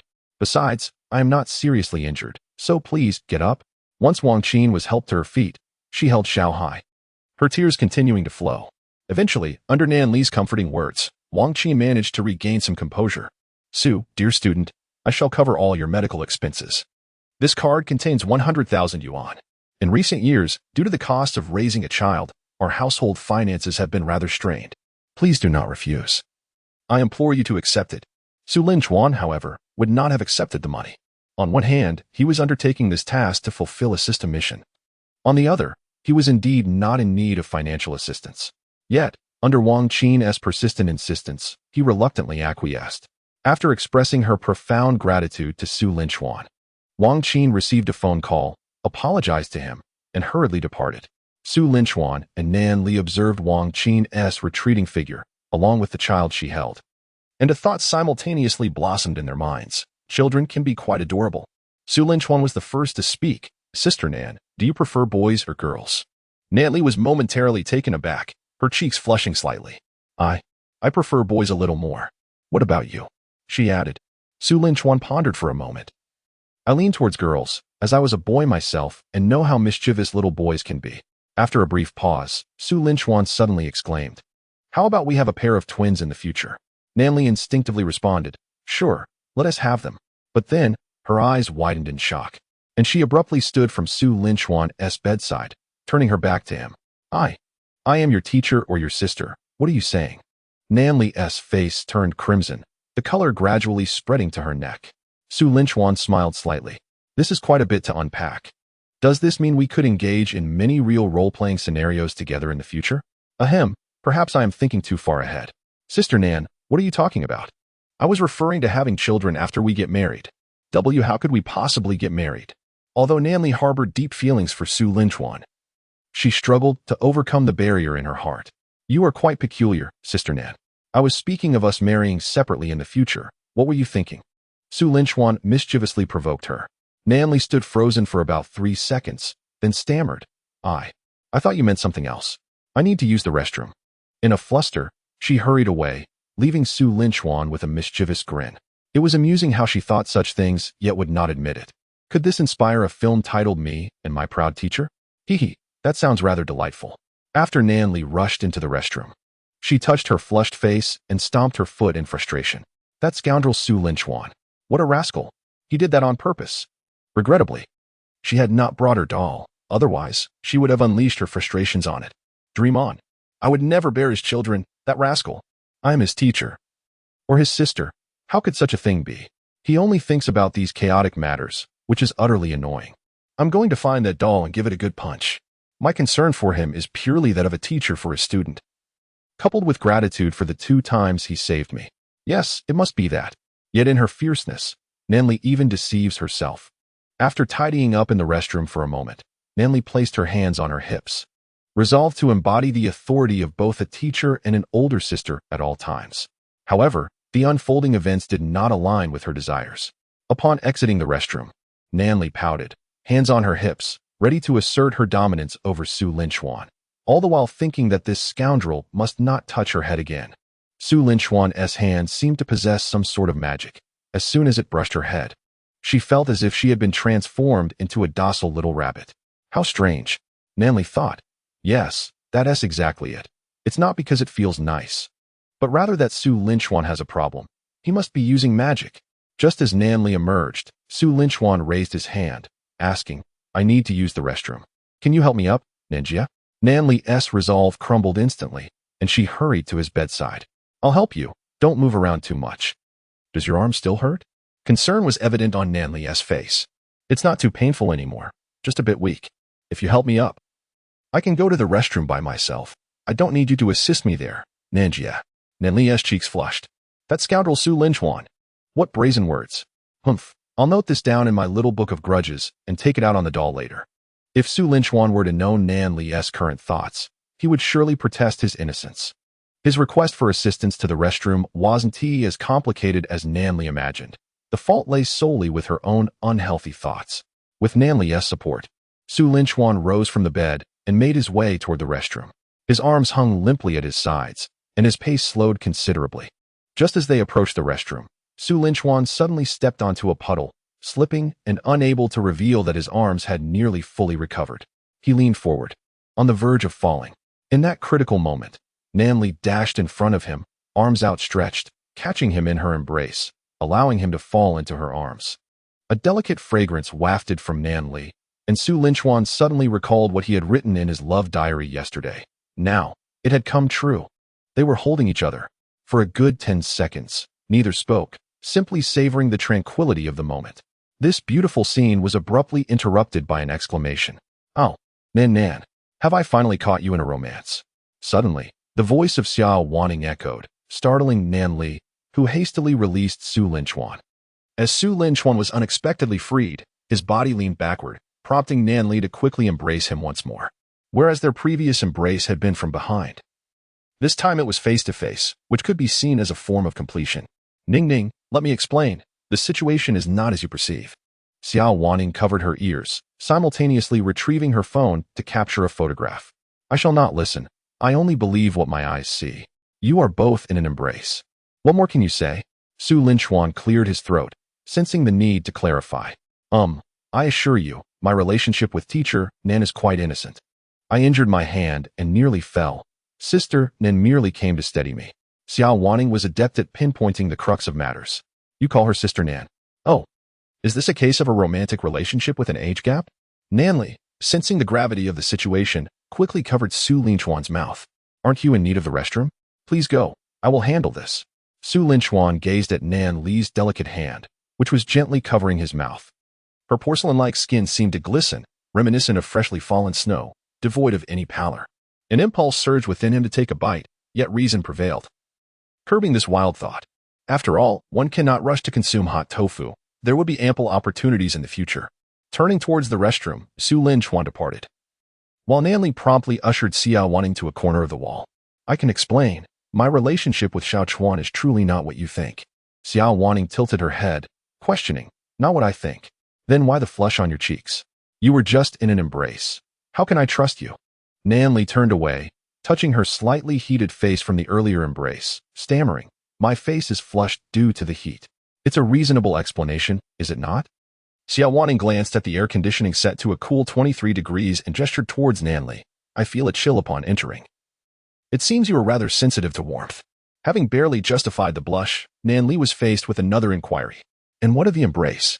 With arms crossed and a playful smile, Xiao Wanning inquired further. Notably, this pose, while simple for Xiao Wanning, would have posed a greater challenge for Nanli, highlighting the vast differences between individuals. By the way, I might just report you. In response to Xiao Wanning's interrogation, Nanli pursed her lips, casting her gaze downward. Did Xiao Chuan not just explain? He was injured and about to fall. I merely assisted him. You misunderstood. Xiao Wanning raised her chin defiantly. Is that so? But the act of assisting should involve supporting someone, not pressing your entire body against theirs. How do you explain that? Nanli, that is impossible. Ning Ning. You must have seen it wrong. Do you have any evidence? She firmly refused to believe she would act in such a manner. Xiao Wanning retrieved her phone to find the photograph she had just taken. Here, Nan, take a look for yourself. In the picture, Nanli was embracing Su Lin Chuan with both hands, her head resting against his chest, a smile that seemed inexhaustible gracing her lips. It appeared undeniably like a couple in the throes of romance. Nanli remarked, Now, what do you have to say? Xiao Wanning delivered a gentle jab.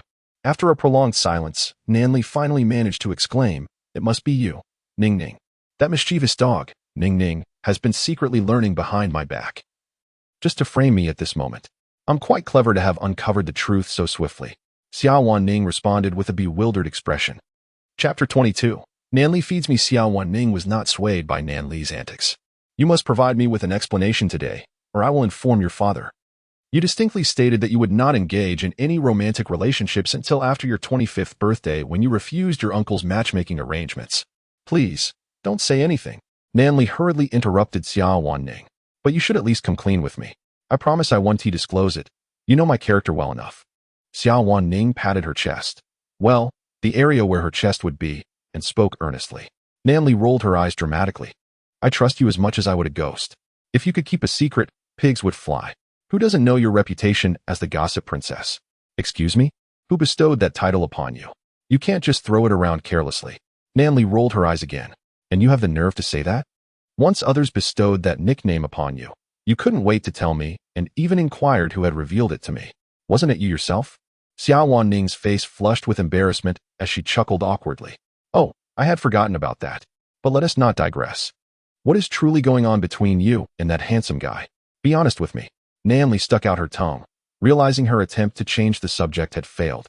And she could not escape the fate of having to be truthful. All right, I'll tell you, but it's not at all how you think. He and I are completely innocent.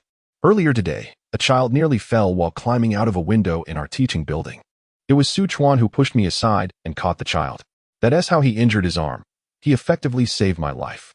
Moreover, just the other day, at the beginning of the semester, when I was carrying something for you and passed through the small grove, I encountered some ruffians, and he saved me then as well. He has rescued me on 2 occasions, so it is quite reasonable for me to care for him here, don't you think? The embrace you saw earlier was exactly as I described. I was merely supporting him to prevent a fall. Xiao Wanning gazed into Nanli's earnest eyes. And based on her understanding of Nanli, she believed her words to be truthful. Nan, let me ask you again. Is he one of your students? Nanli's gaze shifted. Didn't I just explain everything? Why do you ask this again? Xiao Wanning nodded, and her silence spoke volumes. It seemed evident that Nanli had indeed developed an affection for someone considerably younger. That is absurd. Su Chuan and I are entirely innocent. With a clear conscience and a heart unburdened, I regard him as my brother. Our relationship is impeccably pure. Southly exclaimed, her voice filled with indignation. Ah, indeed. Dog Ning Ning. I truly consider him as a brother, albeit with a hint of gratitude. Ah, indeed. Southly inquired, where's my gun? After great exertion, Southly finally managed to send the gossipy Xiao Wanning away. Once Xiao Wanning departed, Su Lin Chuan emerged from the restroom. Returning to the bed to rest while engaging in conversation with Southly, time swiftly passed to noon. Southly glanced at the clock and gently asked, "Are you hungry? I shall fetch something for you to eat. What would you like?" "Sister Nan, whatever you eat, I shall eat too. Just bring back something casual." Southly nodded, then covered Su Lin Chuan with a blanket, ensuring he was warm despite the air conditioning being a tad too cool. "I shall return shortly." Su Lin Chuan obediently nodded, responding affirmatively. Observing his demeanor, a smile involuntarily graced Southly's lips. It was only after exiting the school infirmary that she allowed herself to laugh freely. "Hee. We finally resemble a brother and sister." Hee. After Southly left, Su Lin Chuan, feeling somewhat bored, took out his phone, only to discover an astonishing number of over 100 missed calls, along with a plethora of messages. Without a moment's thought, he surmised they must be from Lu Chang and his group. Su Lin Chuan promptly turned off his phone, preferring to remain oblivious to their troubles. He had resolved to let them endure at least a day's worth of anguish, postponing any discussions with them until the evening at the earliest. Once his phone was off, Su Lin Chuan lay on the bed, feeling a tad restless.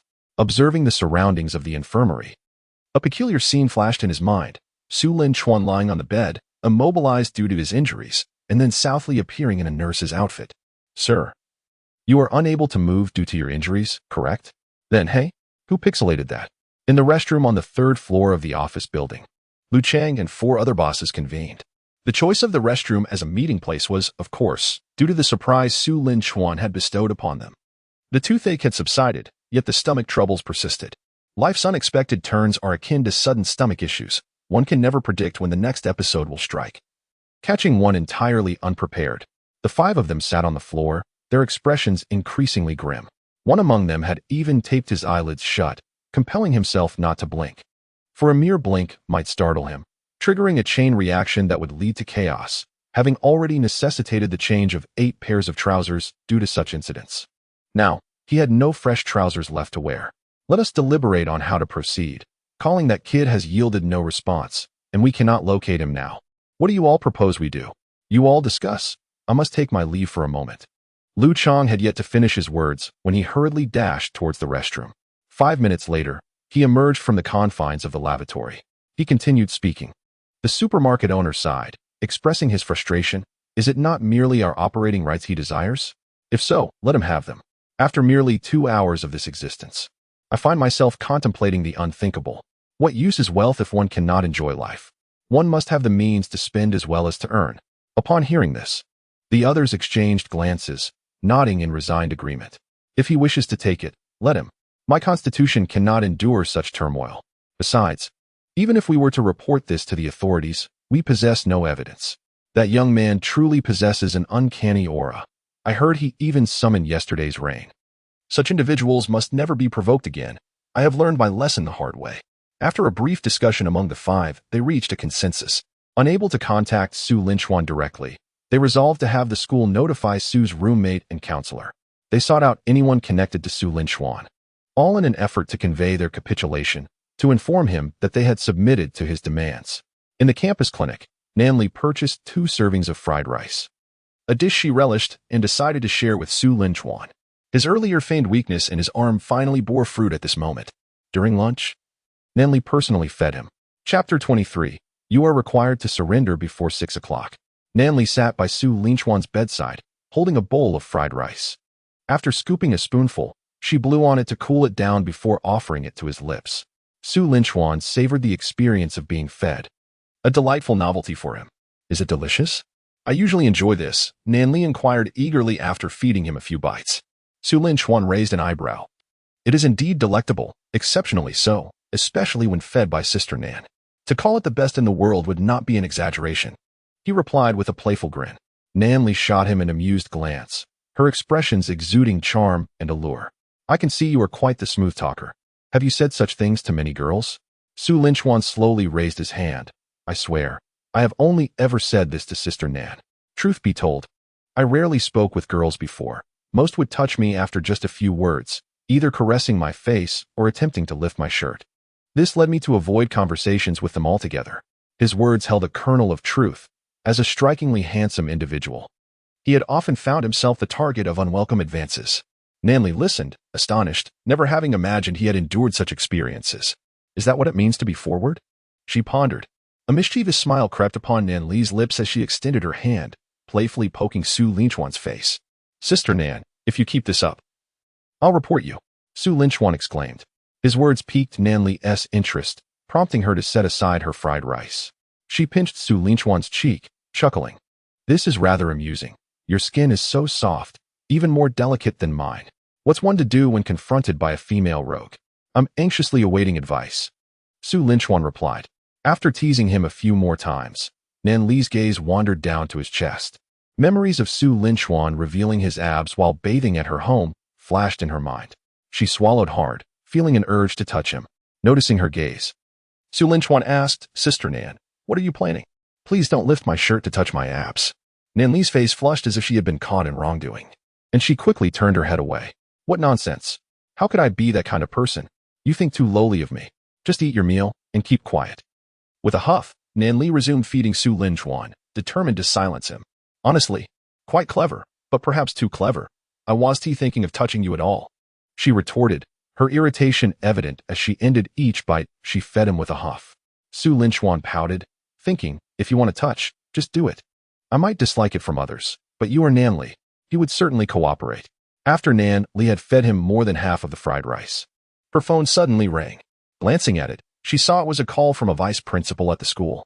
She freed one hand to answer the call, placing it on speakerphone on the bed, and continued feeding Su Linchuan. Teacher Nan, is this a convenient time? I wish to inquire about something. A middle-aged man's voice resonated from the other end, sounding around 50, with a tone of utmost politeness. Principal Wong, what would you like to ask? Is there a student named Su Linchuan in the major you teach? Nan Li's hand froze midair as she exchanged a glance with Su Linchuan, then replied, yes, indeed. There is a student by that name. Can you reach him now? The school needs to discuss some matters with him regarding the management rights of the cafeteria and supermarket on campus. Nan Li set down the fried rice, gesturing to Su Linchuan to decide their course of action. After a moment of contemplation, Su Linchuan spoke up, Principal Wong, that would be me, the Su Linchuan you seek. There was a brief pause on the other end. You. I came to discuss matters with Teacher Nan, and your call fortuitously reached here. You must have heard what I just said. Lu Chang and the others wish to have a proper discussion with you. They mentioned they have agreed to transfer all the management rights to you. Su Linchuan let out a cold laugh, saying, now you wish to come forward? It is too late. Principal Wong, please convey this message to them. I have granted them an opportunity, yet they failed to seize it.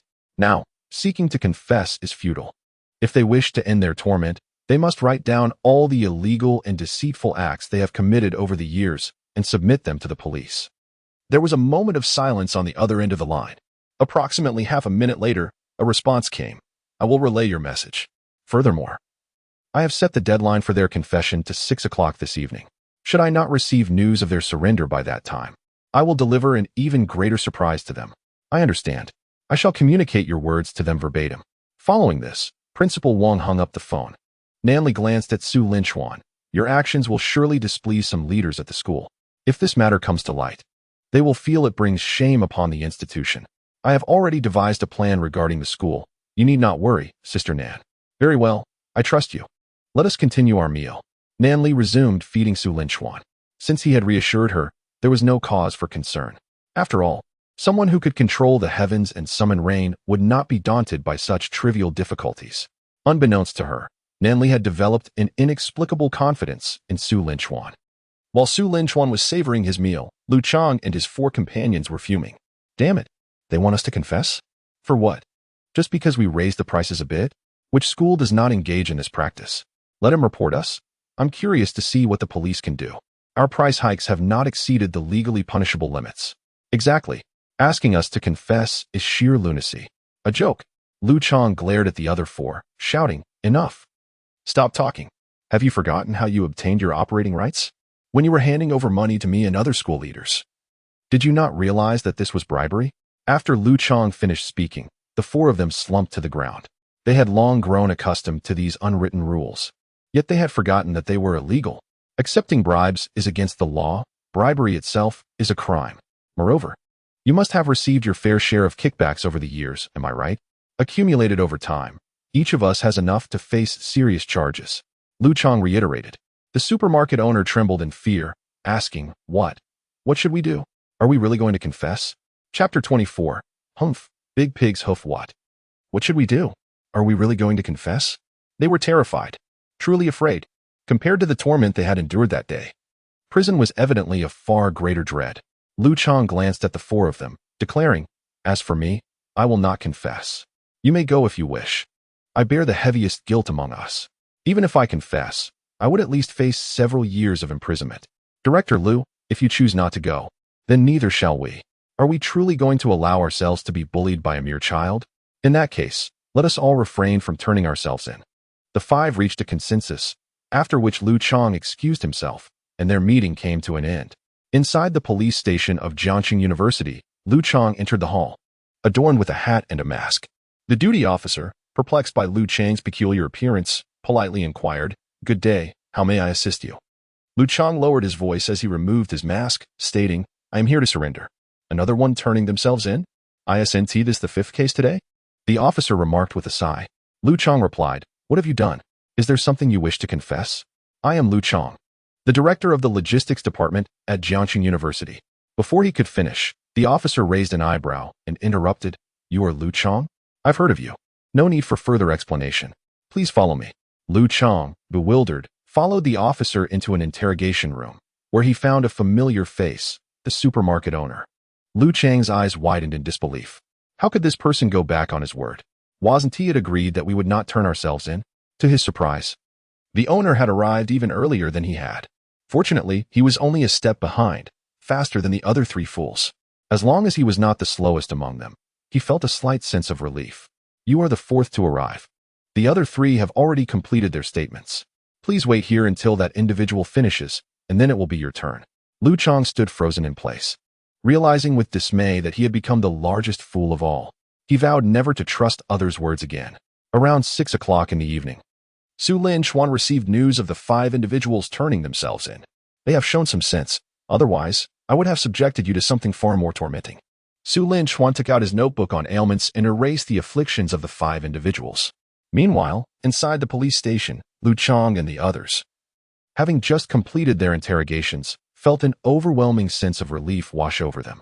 The corns on their feet, the hemorrhoids, and the terrifying visions that plagued them whenever they closed their eyes had all vanished.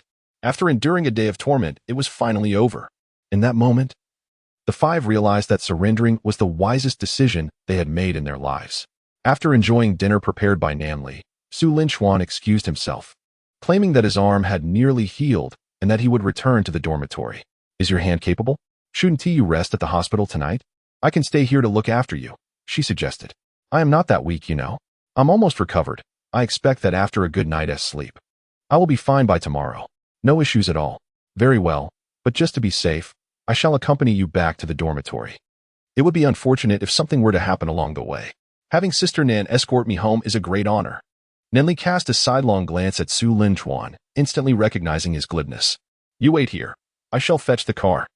It's quite a distance from the school hospital to your dormitory." Approximately 10 minutes later, Nan Li's Panamera came to a halt in front of the boys' dormitory, building number 1.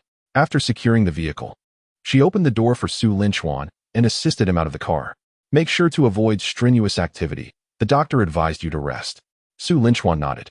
"If Nanjia insists, I will certainly heed your words. Rest assured, I will take good care of my health. Should anything arise, feel free to call me. Don't worry." "Nanjia, but once my hand is healed, will I no longer enjoy the rare privilege of having you personally feed me? That seems rather unfortunate," Su Lin Chuan lamented.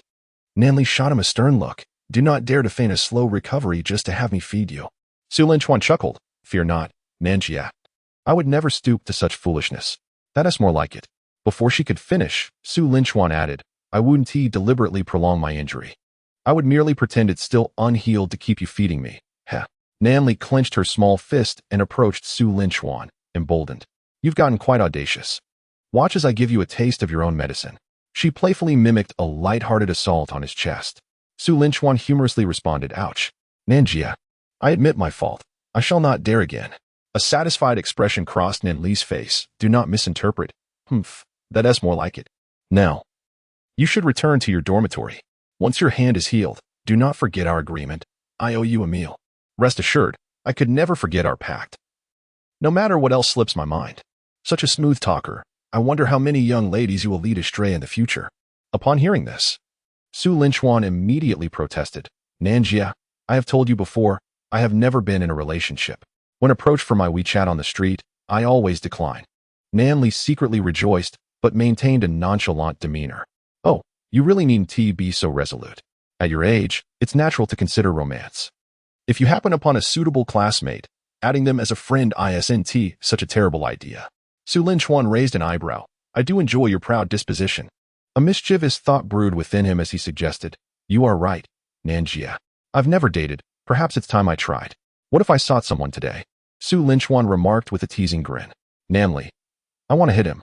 He is infuriating. Dreadful Su Linchuan. Such a scoundrel. Yet, I can't find a rebuttal.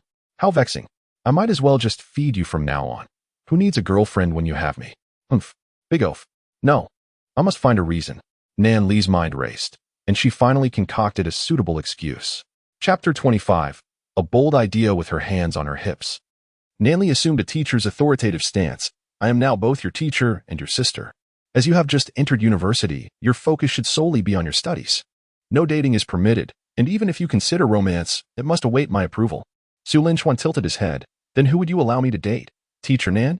Nanli momentarily found herself at a loss for words, and in a fit of exasperation, she playfully punched Su Linchuan several times before turning away.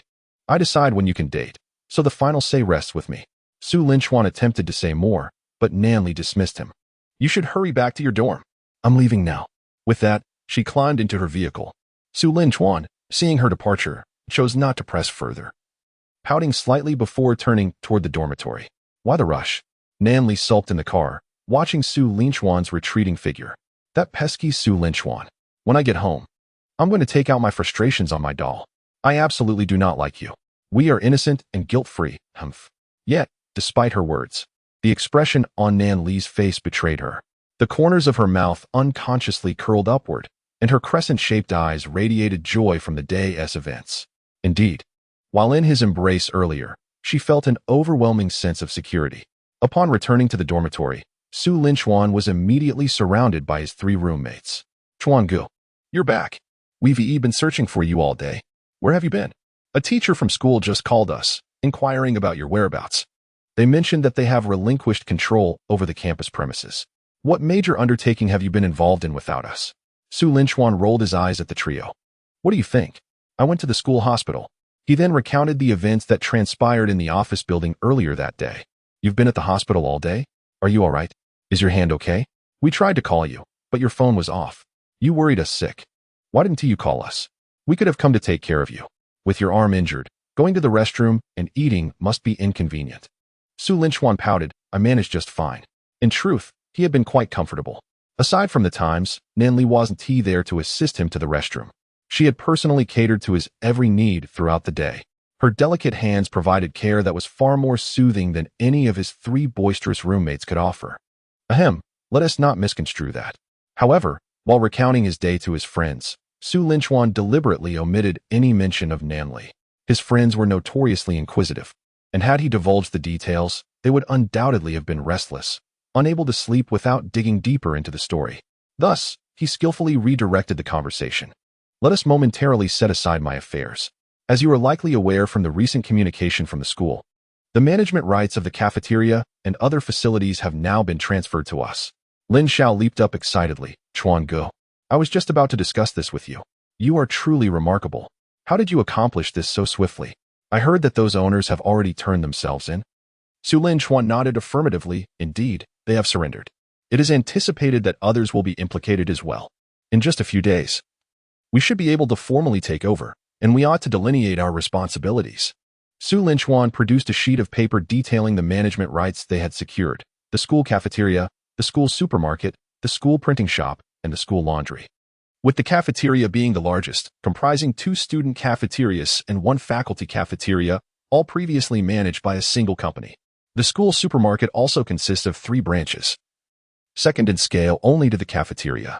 As for the printing shop and laundry, they are relatively smaller and can be consolidated under one person's oversight.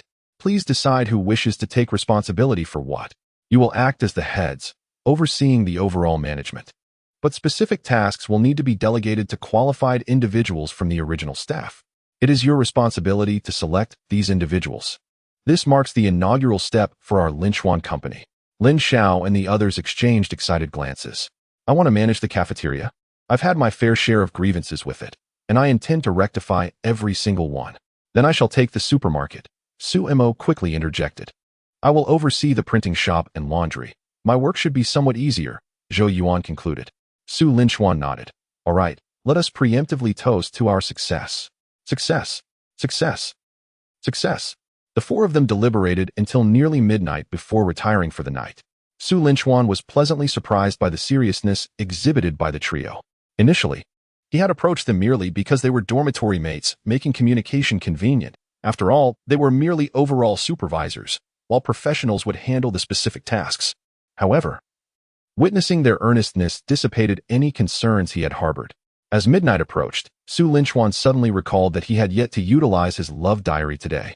He promptly immersed himself in the system. After a moment of contemplation, he inscribed, Nanli took the initiative to kiss me. The love diary flickered momentarily before presenting a figure, 85. Su Linchuan raised an eyebrow. If memory served him correctly, the probability of the hug he recorded yesterday was merely 70. Yet this more audacious kiss had a success rate of 85. What does this signify? It indicates a significant deepening of the relationship between Nan Li and himself. Su Linchuan's lips curled in anticipation of what scenario might lead to Nan Li taking the initiative to kiss him the following day. He couldn't help but chuckle to himself. Soon, the image of Nan Li resurfaced in his mind, her ample bosom, her delicate waist, and her breathtaking beauty. A rather audacious thought took root in Su Linchuan's mind. It is widely acknowledged that night is the most conducive time for fanciful musings. Statistics reveal that humans tend to focus over 80% of their attention on color videos between 10 o'clock in the evening and 1 o'clock in the morning. Thus, Su Linchuan meticulously counted down the seconds, eagerly awaiting the transition to the next day. 23:58, 02, 23:58, 03, 23:58, 04, 23:59, 58, 23:59, 59:00, 00:00. The love diary refreshed. Su Linchuan took a deep breath and reopened his love journal to document the anticipated events of the morrow. By a twist of fate. Nan Li and I, Chapter 26, A Beautiful Dream Tonight. As Su Linchuan inscribed this line, a sudden rumble echoed from the diary. Almost immediately, a number appeared, 0. To his astonishment, the love diary began to speak. Delusional. The host's thoughts are perilous. The love diary will be inaccessible for 3 days. Please attempt to use it again after 3 days. This attempt has failed. Su Linchuan. What on earth is happening? Failure is one thing, but being locked out for 3 days is absurd. He hastily demanded an explanation from the system. System, come out and clarify the situation. When I received the love diary, there was no mention of such occurrences. Host, please remain calm. Your thoughts are somewhat dangerous. How can one who merely embraced the day before entertain such notions the very next day? Su Linchuan felt a twinge of guilt, aware of his own questionable reasoning. Yet he remained defiant. I have seen plenty of instances where individuals who had only just embraced the day prior engaged in far bolder actions the very next day. Not to mention, I have witnessed complete strangers begin such encounters mere minutes after meeting in full view of others. System.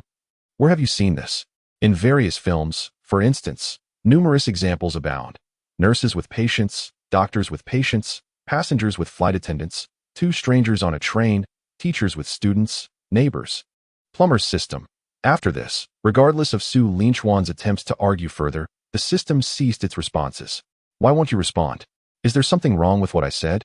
Growing somewhat resigned after receiving no further communication from the system, Su Linchuan decided to access his personal panel. Host, Su Linchuan. Wealth points, 10. Physique, 120. Speed, 120. Strength, 130. Mentality, 120.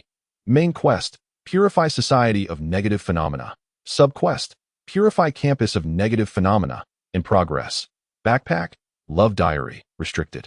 Illness diary, limited to 3 days. Skills, master-level combat skills, master-level culinary arts. After a moment of contemplation, Su Linchuan decided to allocate the 10 wealth points to his mentality. Although he was uncertain about the precise utility of this attribute, it appeared to hold significant importance. Upon investing the points into his mentality, Su Linchuan immediately sensed a transformation within his mind, as if his entire being had become invigorated. Though he could not articulate the specific changes, he felt a refreshing clarity. Shortly thereafter, Su Linchuan exited the system space and stretched languidly. It was already past midnight, and he reclined on his bed, drifting into slumber. Perhaps due to the enhancement of his mentality, Su Linchuan experienced a remarkably vivid dream that night. The scenes and narrative echoed those of a classic film he had once watched, yet in his dream, the protagonist of the action movie had transformed into himself. In this dream, the scenario unfolded as follows. Xiao Chuan was a struggling student, perpetually ranked among the lowest in his class. Concerned for their son, his parents hired a female university student as a tutor. Initially, Xiao Chuan resisted the presence of teacher Nan, vehemently unwilling to engage in studying. A turning point arrived on a rainy day when teacher Nan braved the downpour to provide tutoring, becoming thoroughly drenched. As the session progressed, Xiao Chuan found himself distracted, occasionally stealing glances at teacher Nan. She, perceptive to his thoughts, devised a clever strategy. At the conclusion of that day's tutoring, she leaned close to Xiao Chuan's ear and whispered something. His eyes began to gleam with newfound hope, and he stammered, "Oh, really? Is it possible?" Teacher Nan smiled and replied, "As long as you score above 70, it's all yours." Instantly motivated, Xiao Chuan dedicated himself to his studies, burning the midnight oil each night. Whenever he felt the urge to slack off, teacher Nan's words echoed in his mind, reigniting his determination. Finally, after 2 weeks, he achieved his goal in the upcoming test, 76 points. He had successfully surpassed the 70-point threshold and, in turn, received the coveted reward he had long desired. This rewarding system continued to flourish henceforth. As long as Xiao Chuan scores above 80, it is acceptable. If he scores above 90, that would be splendid. "Teacher, here are my scores. I trust you will take it from here." Late at night, Su Linchuan wore a sly smile. At Villa 52, in St. Louis Tianfu. After Nanli returned home, Xiao Wanning had been waiting at the door for quite some time. Upon parking the car in the garage and seeing Xiao Wanning leaning against the entrance, Nanli was momentarily taken aback. "Ning, who are you waiting for?" "Who else could it be?" "I'm waiting for my Nan. You rushed me away from the school hospital before I could finish my questions. But now that we're home, you can't evade me." With a resigned sigh, Nanli replied, "I already told you everything at the hospital. What more could you possibly want to know?" "Hee, I still have so many questions," Xiao Wanning exclaimed, pulling Nanli inside and eagerly plopping down on the sofa. "What is your boyfriend's name?" "Come on, Nan, confess honestly. Is it a case of an old cow eating young grass?" "No, wait. It should be an old grass eating a young cow. Tell me about that experience," Xiao Wanning asked impatiently. Ning, I've already explained. Our relationship is not what you think it is. We are innocent and have nothing to hide, Nanli asserted confidently. Seeing that Nanli was steadfastly refusing to divulge more, Xiao Wanning's eyes darted as she shifted her questioning approach. "All right then, let me ask again. Do you have feelings for him?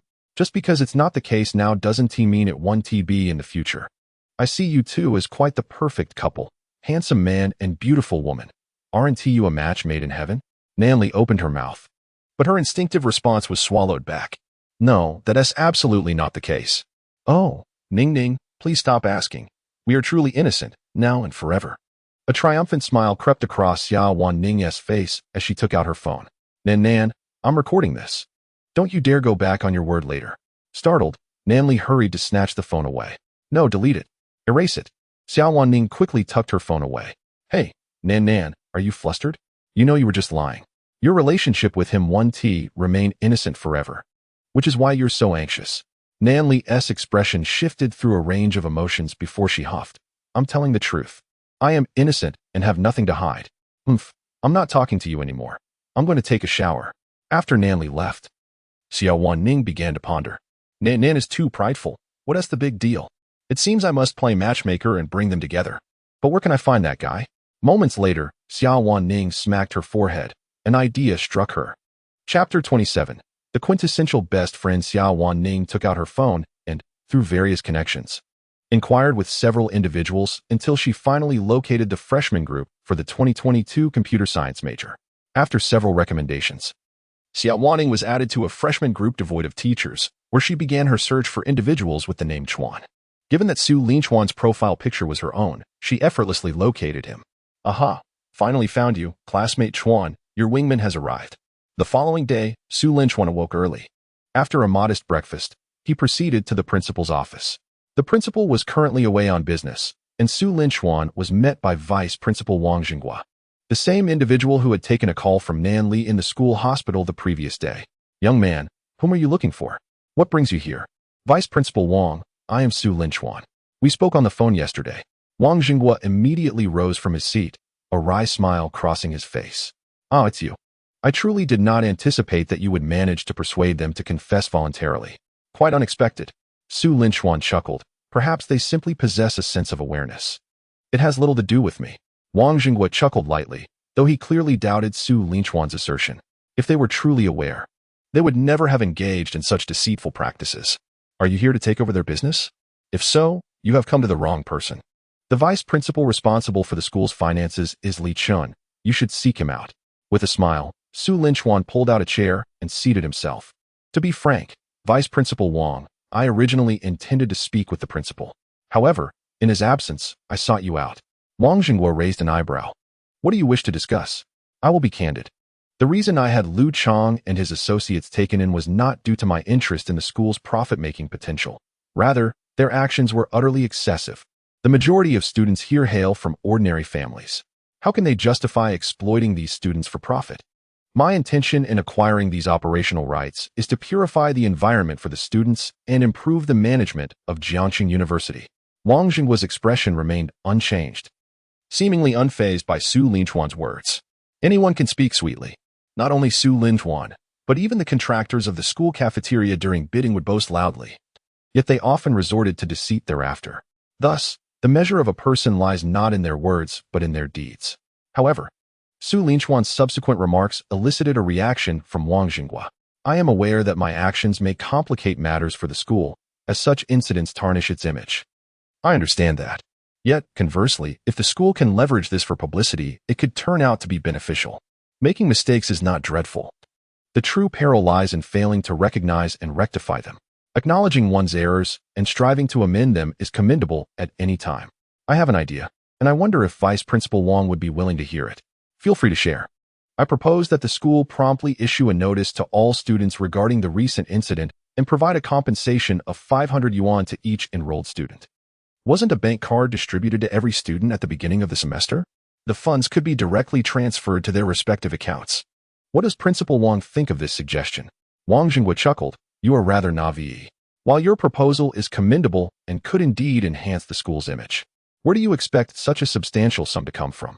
The combined number of undergraduates and postgraduates approaches 40,000. At 500 yuan each, that totals 20 million. Do you have any idea what 20 million could accomplish? The school would never allocate such a significant amount for an endeavor of little consequence. However, Su Linchuan merely smiled faintly. Principal Wang, I am here precisely for this matter. I will cover the expenses as a form of compensation for the damage to the school's reputation. What do you think? Wang Jinghua's expression shifted. You intend to cover this? This is no trivial sum. It's of no concern. My goal is to purify the unhealthy atmosphere within the school. Money is a minor issue. I will provide the 20 million. Given the gravity of the situation, Wang Jinghua confirmed several times whether Su Linchuan was jesting. Annoyed, Su Linchuan waved his hand decisively, requesting the school's account details, and promptly transferred the 20 million into the account. At that moment, Wang Jinghua began to genuinely believe Su Linchuan's earlier assertions. His actions in removing Lu Chang and his associates were not for profit, but rather to cleanse the campus's operational environment. If profit were the motive, why would he contribute this 20 million to the school? It would likely take at least a decade for the cafeteria and supermarket to earn such an amount. With Su Linchuan's 20 million secured, Wang Jinghua readily acquiesced to his request and even offered Su Linchuan an unprecedented level of accommodation. Since all four individuals in Su Linchuan's dormitory had embarked on entrepreneurial paths, Wang Jinghua had just contacted the principal and granted Su Linchuan the honorary title of alumnus, along with guaranteed graduation for all four students in the dormitory. This meant that Su Linchuan and his companions were no longer considered students. Strictly speaking, they had already graduated. For special reasons, please disregard any logical inconsistencies.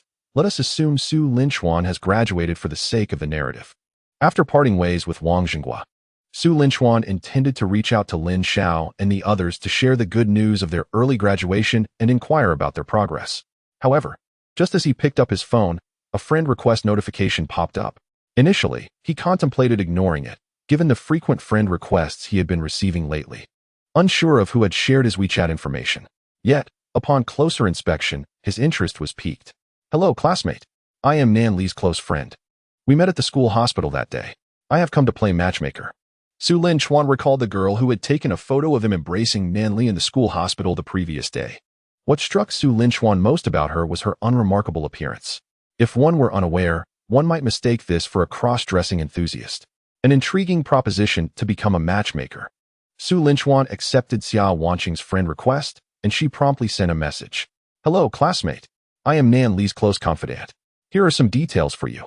No need to ask for my name. If you must inquire, please call me Red Scarf." Accompanying this was a document. Upon opening it, Su Linchuan was taken aback. Was this a best friend or a spy? The document contained information about Nan Li, including her interests, significant experiences, and casual photographs. To put it succinctly, everything that Xia Wanqing could possibly know had been meticulously compiled within this document. Before Su Linchuan could finish reading, Xia Wanqing sent another message.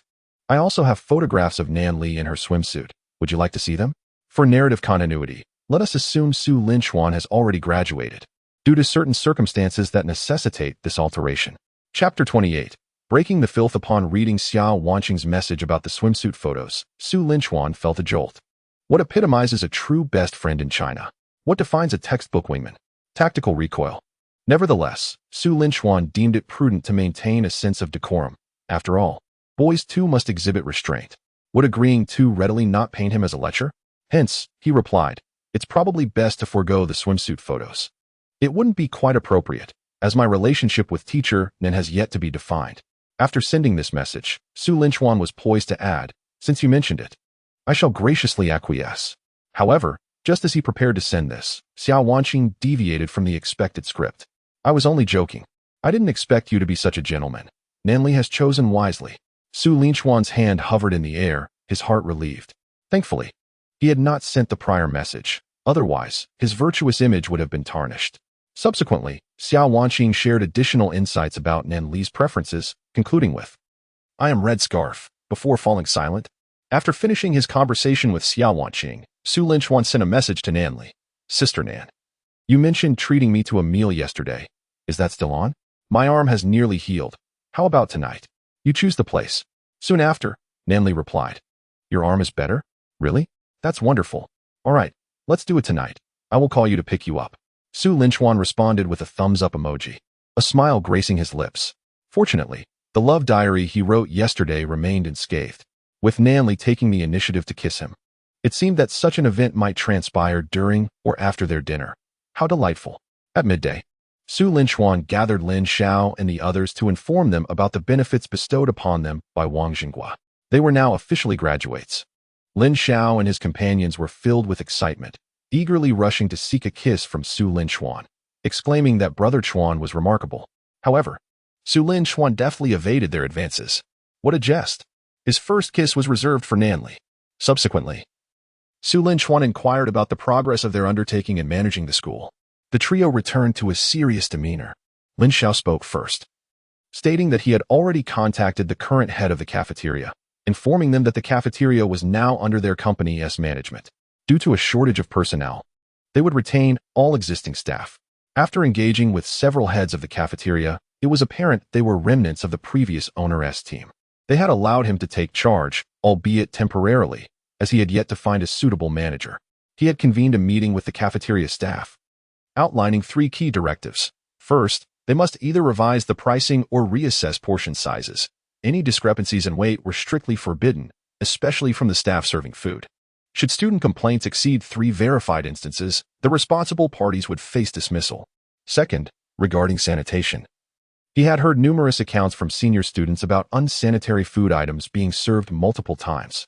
He issued an ultimatum: hygiene was non-negotiable, and a thorough investigation of all items and environments that could lead to unsanitary conditions was imperative. Third, he had consulted with the chef responsible for cooking and planned to survey students over the next 3 days regarding the food quality. If the dishes failed to meet student satisfaction, those responsible would be dismissed. Conversely, if the food was well received within 3 days, not only could the chefs remain, but they would also receive a salary increase. Lin Xiao articulated the progress and future direction with clarity and organization. Su Linchuan was somewhat taken aback. Lin Xiao undoubtedly possessed a talent for management. If properly utilized in the future, his potential was boundless. It seemed that his casual choice of personnel had revealed a gem. Su Linchuan nodded, expressing his approval, stating that Lin Xiao had exceeded his expectations. After a moment, Lin Xiao continued, "Brother Chuan, or rather, President Su, there is a matter to address regarding funding. In order to stabilize the staff, I plan to conduct a probationary period before deciding who to retain or dismiss. Once we finalize the retained staff, I propose to advance their salaries for this month to foster loyalty. After all, financial incentives drive motivation." Before Lin Xiao could finish, Su Linchuan raised his hand to interrupt, affirming that funding was indeed essential. "Here's what we'll do. Shortly, you will obtain a company card, and I will transfer a sum of 20 million to it for your use. If that proves insufficient, do not hesitate to ask for more," he added, "and please, continue to call me Brother Chuan." President Su feels somewhat awkward. Lin Xiao, astonished, rubbed his ears in disbelief. No, Brother Chuan, did you just say 20 million? Su Linchuan nodded, inquiring if there was a problem. No, of course not. It's not that it's insufficient. Rather, it is far too much. Do not say it is 20 million. Even if we were to distribute the annual salaries of all employees and procure the necessary ingredients for the cafeteria for the next 6 months, it wouldn't amount to 10 million, let alone 20. Yet, Su Linchuan slowly shook his head. Spending less money is not an option. The system's rules dictate that the more one spends, the greater the eventual cashback will be. If we can expend the maximum amount and still achieve a modest profit, the returns will be even more substantial. Admittedly, Su Linchuan is not adept at business, but as long as we spend more, even if it results in a loss, the cashback will still be considerable. After all, it is the system's money we are utilizing. Moreover, it will serve to purify society. Why not embrace that? Su Linchuan continued. Lin Xiao, while 20 million sounds substantial, in practice, it is quite swift to expend. I have mentioned before, our aim is not to engage in the deceitful business practices of the past. We must not exploit our students, nor our employees. Remember, every employee associated with our company, regardless of their role, even if they are a janitor, must earn at least above the national average. Furthermore, the company shall cover all 5 social insurances and 1 housing fund for every employee, without exception. All entitled holidays must be honored, and for any overtime, triple the hourly wage must be paid, without fail. Beyond the employees, any outdated equipment in the cafeteria should be replaced.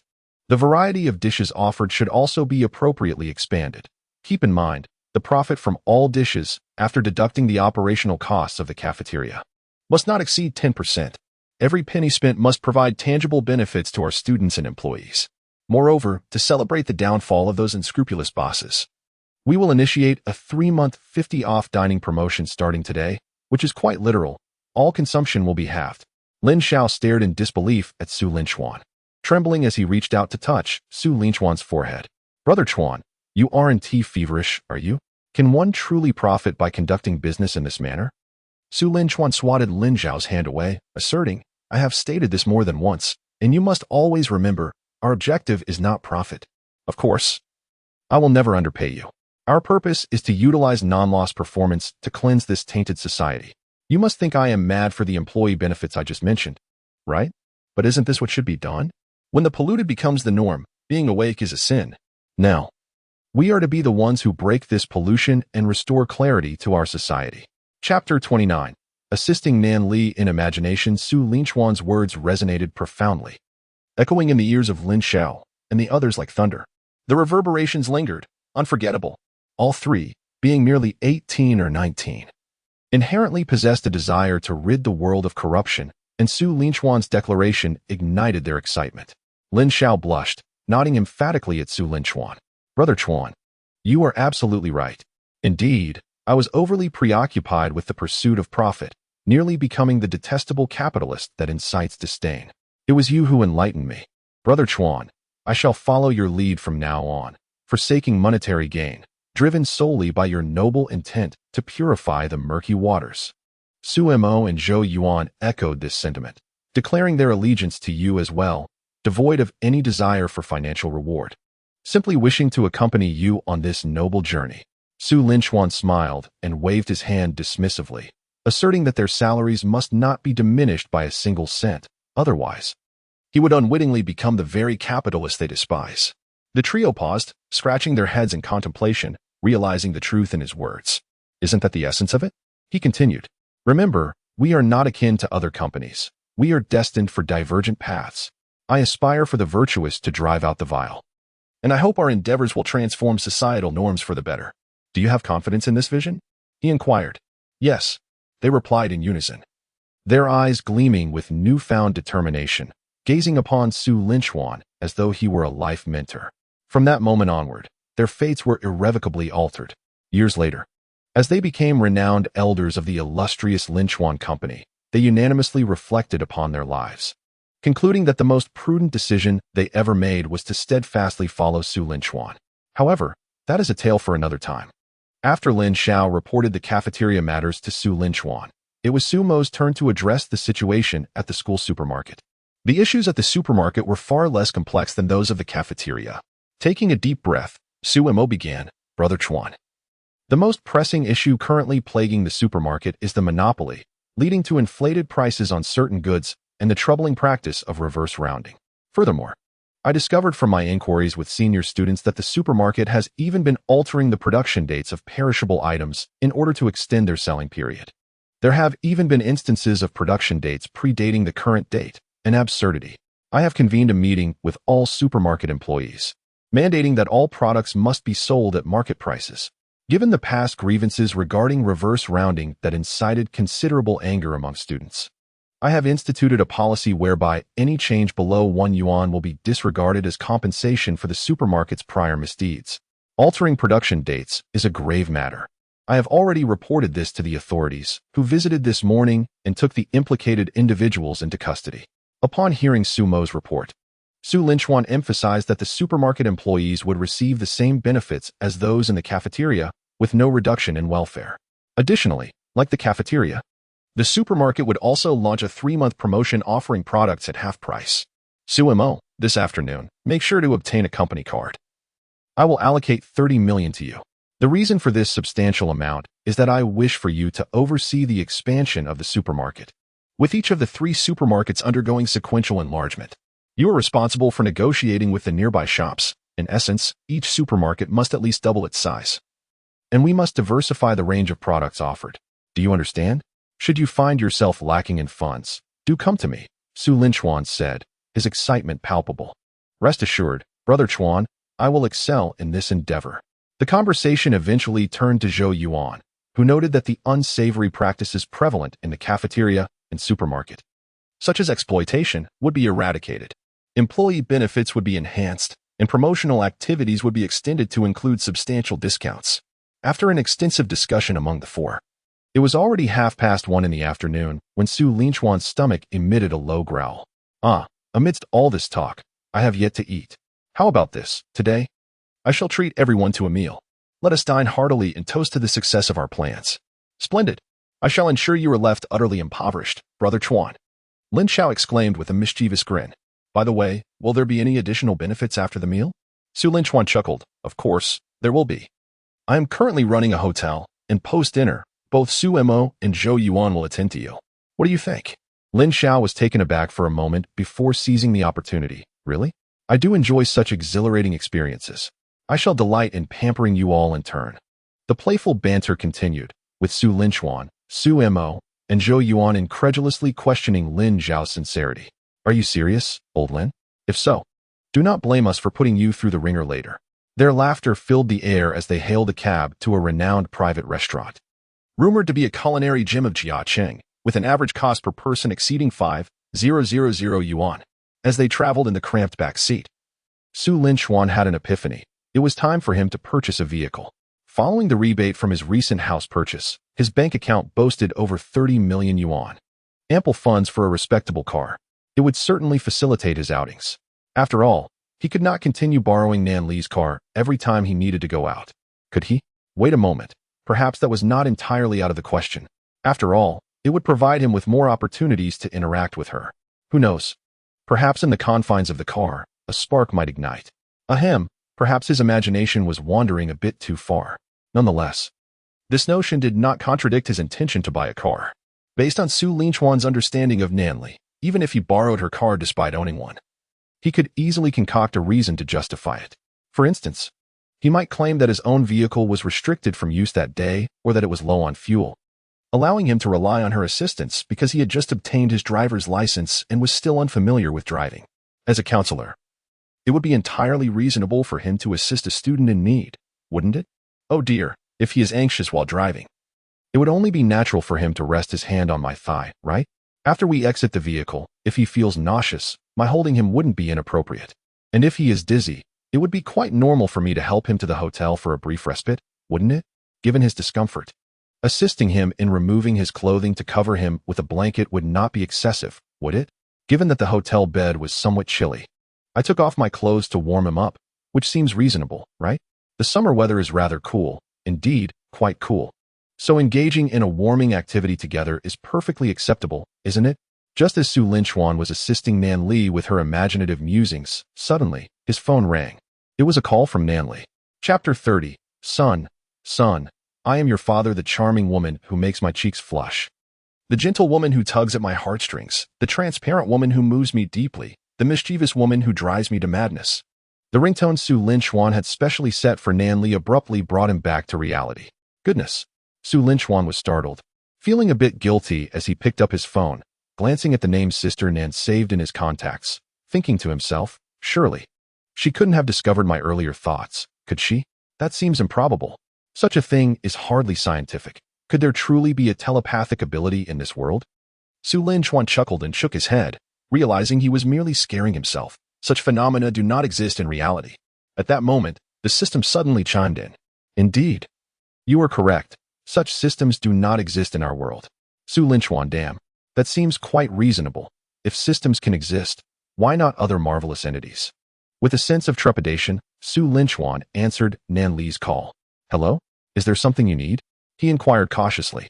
From the other end, Nanli's sweet voice replied, yes. I found a restaurant. It's a Michelin 2-star establishment, a bit of a distance from the school, about a 40-minute drive. Are you free this afternoon? I can come pick you up.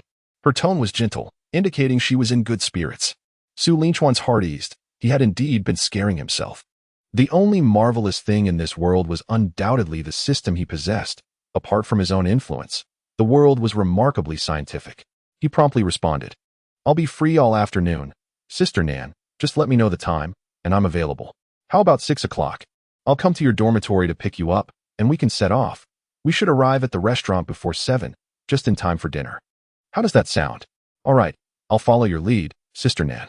After hanging up, Su Linchuan suddenly noticed 3 pairs of eyes fixated on him like ravenous wolves.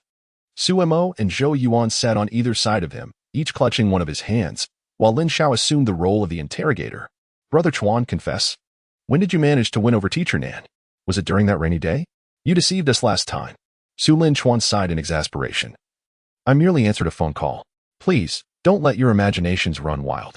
Nonsense. From what you just said, are you not planning a date? Teacher Nan mentioned she'd pick you up at 6. I heard it all. Su Linchuan and Lin Xiao, is this a dog's ear?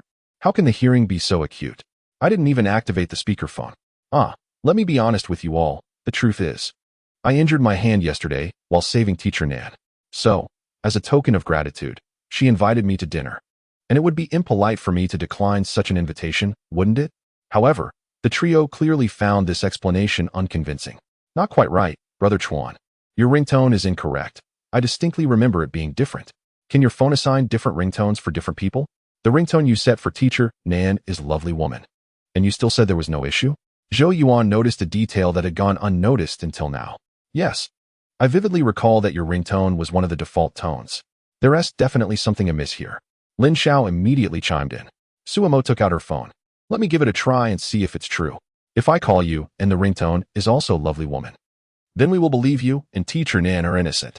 However, if it's not, Su Mo dialed Su Linchuan's number, and soon, a clear and resonant ringtone filled the car. Son, I am your father. Come here, sit down, let us have a talk.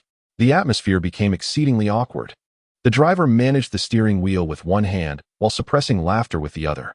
To quote a classic line, "We have undergone rigorous training. No matter how amusing it is, we shall not laugh, unless we simply cannot contain ourselves."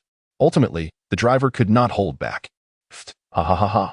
Su Linchuan, influenced by the driver's laughter, who had been holding it together, burst into laughter as well.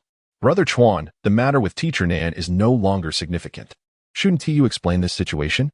Su Mo picked up Su Linchuan's phone, and the note caught her eye. Su Mo, second son. Su Linchuan struggled to suppress his smile and began to defend himself, or rather, to explain. "Well, it seems that this foreign-made phone is unreliable. It has contracted a virus. It appears the next phone should be a domestic one." Su Mo remarked, "I'm telling the truth. It must be a virus that altered not only your note but also your ringtone. Viruses are truly despicable." Su Linchuan, feeling guilty, glanced nervously at the three and realized his excuses were ineffective. Moreover, Lin Xiao and Zhou Yuan subsequently tested their own notes and ringtones as assigned by Su Linchuan. The results were indeed disappointing. Lin Xiao, eldest son, son, I am your father. Come here, sit down, let us have a talk. Zhou Yuan, youngest son, son, I am your father. Come here, sit down, let us have a talk. Su Linchuan, undeterred, continued to dig his own grave. "So, what do you think? This ringtone I selected is rather delightful. I assent it? Ha ha ha." Zhou Yuan, with an air of authority, was the first to challenge Su Linchuan. "Brother Chuan, I believe I require an explanation. Indeed, I too seek clarification." Su Mo promptly echoed. Su Linchuan murmured, "What explanation? You speak, and I shall do my utmost to elucidate. Why am I relegated to the third position in your notes? Can I not be the leader?" Zhou Yuan proclaimed with startling audacity. "Lin Xiao, huh? Su Mo, huh? Su Linchuan, huh? The driver, huh?" Su Linchuan, Lin Xiao, Su Mo, and Zhou Yuan collectively. It seems something peculiar has infiltrated our conversation. The driver, my apologies. I became a bit too engrossed. Please, continue, I shall drive. Lin Xiao lightly tapped Zhou Yuan on the head. What are you pondering? Why question this? Why can't I be the leader? I cannot concur. I believe I am equally capable of holding this esteemed position. Zhou Yuan retorted, his spirit unyielding. Su Mo too harbored ambitions, albeit modest ones. Even if I cannot be the leader, I would gladly settle for second place. Zhou Yuan insisted, his discontent palpable. Su Linchuan, feeling somewhat numb, gazed out the window. What on earth are they discussing? After a lively exchange, the four finally arrived at their destination, Jiangpan Private Kitchen. Along the way, Lin Xiao and the others employed a rather scientific method, rock, paper, scissors, to determine their ranks. Lin Xiao retained the title of leader. Zhou Yuan ascended to second place, while Su Mo fell to third. Satisfaction soared to 2/3. Once the matter of the phone ringtone and notes was settled, the four entered the Jiangpan Private Kitchen together. Upon entering, Su Linchuan raised an eyebrow, recognizing a familiar face. Chapter 31. Encountering an acquaintance inside Jiangpan Private Kitchen. As Su Linchuan stepped in, he spotted a familiar figure, Sun Ku, whom he had met while house hunting. The blue-haired individual stood out remarkably in the crowd. At that moment, Sun Ku was dining with a group of underlings. As Su Linchuan approached, Sun Ku glanced over, and, coincidentally, their eyes met. Perhaps it was Su Linchuan's imagination, but it seemed Sun Ku gestured subtly in his direction, his lips pursed toward the right. Without delay, Sun Ku stood up and moved toward the direction he had indicated, casting a backward glance at Su Linchuan as he departed. Su Linchuan found it rather puzzling. Was he beckoning me? Please, go ahead and find a table, order whatever you fancy. I'll greet a familiar face, he instructed Lin Xiao and the others before following the path Sun Ku had taken. After turning down a corridor, Sun Ku caught hold of Su Linchuan. Brother Su, it's me. Do you remember? We met at St. Louis Tianfu. Of course. Your gesture earlier was an invitation for me to come over, was it not? Sun Ku smiled and nodded. Yes, indeed. It has been 2 days since we last met. So, how are things progressing with Nanli? It's going well enough. Did you need something? Su Linchuan inquired, a hint of curiosity in his tone. He and Sun Ku had met only once, so they were not well acquainted. What could he possibly want from him? After glancing around to ensure no one was eavesdropping, Sun Ku lowered his voice. Brother Su, I won't conceal anything from you. I currently require your assistance. Su Linchuan looked at him quizzically. What kind of help do you need from me? Sun Ku rubbed his hands together and flicked his striking blue hair. In a moment, I might deliberately create a scene during your meal, prompting you to relinquish your seat for me. Would you be able to cooperate with me? He continued. For reasons I cannot disclose, I need to feign a rather arrogant demeanor. Rest assured, brother, you can make demands in return for your cooperation, and I shall fulfill any request within my capacity. Su Linchuan regarded Sun Ku with a perplexed expression. He recalled their previous encounter at the St. Louis Tianfu, where Sun Ku had initially exuded an air of arrogance. Yet once he sent his underlings away, his demeanor shifted completely. Now, he was once again putting on a show in front of his subordinates. I can assist you, but I wish to understand your motives. Who are you trying to impress with these antics? Those dining with you outside, if I'm not mistaken, are likely the same underlings from our last meeting, correct? Is it truly necessary to act this way in front of them? I simply cannot comprehend. Sun Ku's face revealed a moment of inner conflict before he seemed to come to a realization, exhaling deeply. Very well, since we have established a rapport, I shall be candid with you. I am indeed pretending to be a spoiled rich kid, and I do this to keep my brother in the dark. Your brother? Elaborate. Sun Ku slowly began to recount his story. He had a half-brother named Sun Yi, the son of his father's first wife. During his early entrepreneurial struggles, Sun Yuanhang, his father, had no choice but to marry his current wife, Lu Ting, leveraging her family's resources to navigate through that difficult period.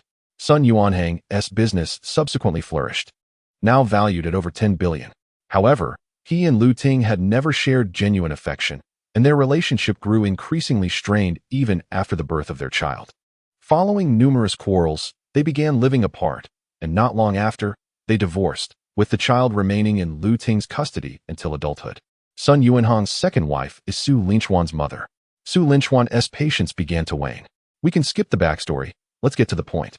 Sun Ku paused, then continued. My apologies, I'll be more succinct. To summarize, my brother lived with his mother until he turned 18, at which point he returned to my father. Before he even graduated college, he began assuming responsibilities within my father's company. At that time, he adeptly disguised himself, leading my father to mistakenly trust him, gradually delegating authority within the company to him. Eventually, his influence in the company grew to a point where it could rival my father's. It was only then that his true nature was revealed. He brazenly appointed individuals from the L family behind his mother's back and meddled in the company's affairs, fervently supporting the L family. My father regretted his actions, but it was too late. He had now turned his attention towards me, for I was the only one capable of posing a threat to him. Thus, I could only feign the demeanor of a wayward son to placate him. Aware that among my entourage, there were indeed individuals he had planted, my father had initially encouraged me to engage with the Nan family, hoping to leverage their connections to eliminate that scoundrel, Sun Yi. However, I was reluctant to proceed in such a manner, for my father's experience served as a cautionary tale. Relying on the L family's power would only lead to endless repercussions. I yearned to accumulate my own strength gradually to confront Sun Yi and reclaim my father's lifelong efforts. After listening to Sun Ku's words, Su Linchuan felt an indescribable sensation. In some melodramatic television series, Sun Ku's actions would undoubtedly succeed, but this was reality. If one intends to masquerade as a rogue, one should either commit fully to the role or not pretend at all. Once the facade is established publicly, apologizing privately serves no purpose. What difference would it make? Others' lips are not sealed, and this would surely spread. Not to mention, he had directly confided his plans to himself. If this were to lead to successful vengeance, then the protagonist role would undoubtedly belong to him. Just as Su Linchuan was internally critiquing Sun Ku, a series of notifications echoed in his mind.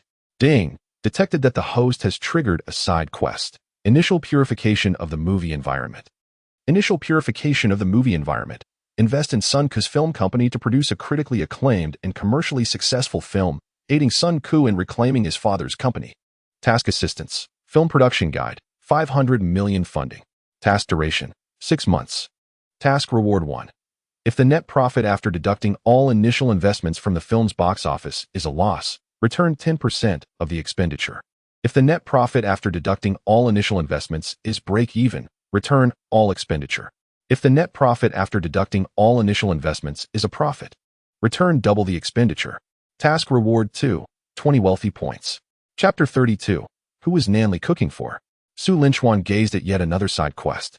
Well, the first campus task remained uncompleted, and now another had emerged. Nevertheless, Su Linchuan relished this sensation of purification. Since a task had presented itself, he would embrace it. After exiting the system, Su Linchuan smiled at the eagerly anticipating Sun Ku. Sun Ku, may I pose a question? Do you wish to exact revenge and reclaim your father's company? Of course. I dream of it. Let me tell you, feigning weakness is futile. Your brother will not spare you simply because of your perceived frailty. What you must do is decisively vanquish him and reclaim the company. Upon hearing Su Linchuan's words, Sun Ku appeared deflated, much like a punctured balloon. I wish I could, but I currently lack both funds and manpower. Even if my father intends to assist me, his capabilities are quite limited. A smile crept across Su Linchuan's face. What if I told you that I could assist you? Sun Ku looked at him with astonishment. You would help me? Su Linchuan nodded affirmatively. Indeed. Your earlier remarks resonated with me. I happen to possess an excellent film script. And since your family owns a film company, I propose we collaborate to create a cinematic masterpiece. Are you joking? Sun Ku questioned incredulously. Certainly not. You own a company, correct? I will invest capital to acquire a percentage of your shares, and together we will produce a film that will be immortalized in cinematic history. Are you interested? Sun Ku felt a buzzing in his mind. Although Su Linchuan's words seemed fantastical, an impulse surged within him to believe in Su Linchuan. It felt as though an unseen force was guiding him. I am willing, Sun Ku said, almost against his own will. Su Linchuan nodded.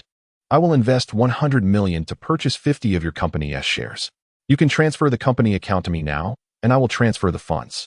100 million? 50%? Are you certain you are not jesting, Su? My company has a registered capital of only 5 million. And we have no experience in film production with barely any employees. Precisely why you need the funds to hire staff. This matter is settled for now. We can discuss the specifics later. In any case, you need not pretend to be a wastrel any longer. Very well, I shall cease my pretense. I will send those few subordinates away now, and from this point forward, I will follow you, Su. Before departing, Su Linchuan patted Sun Ku on the shoulder. Remember, our endeavor is not merely to produce films. We aim to purify the entire unhealthy film market. In that moment, Sun Ku felt an unusual sense of responsibility wash over him. He straightened his posture and nodded emphatically. After bidding farewell to Sun Ku, Su Linchuan sought out Lin Xiao and the others, who were still waiting for him to order. Did I not tell you to order whatever you wished? Why are you still waiting for me? Su Linchuan took a seat beside Lin Xiao. We have ordered, but you have yet to place your order. How could we start eating without you? Here is the menu. The prices are quite steep. With a grand wave of his hand, Su Linchuan dismissed the concern. Let it be expensive. Today, I am treating you all, so indulge yourselves. How generous, Brother Chuan. In Villa 52 of St. Louis Tianfu, Nan Li and Xiao Wan Ning had bought some ingredients for lunch, intending to prepare their own meal. Nan, what prompted you to suddenly buy groceries and cook? You used to detest being in the kitchen. Xiao Weining tilted her head to gaze at Nan Li, who was fastening her apron. The apron clung tightly to Nan Li's bosom, evoking images reminiscent of the culinary maidens found in action films. Once she secured the apron, Nan Li picked up a potato. And as if struck by inspiration, a faint smile graced her lips. Eating out constantly was hardly a sustainable solution. Inevitably, she would need to learn to cook for herself.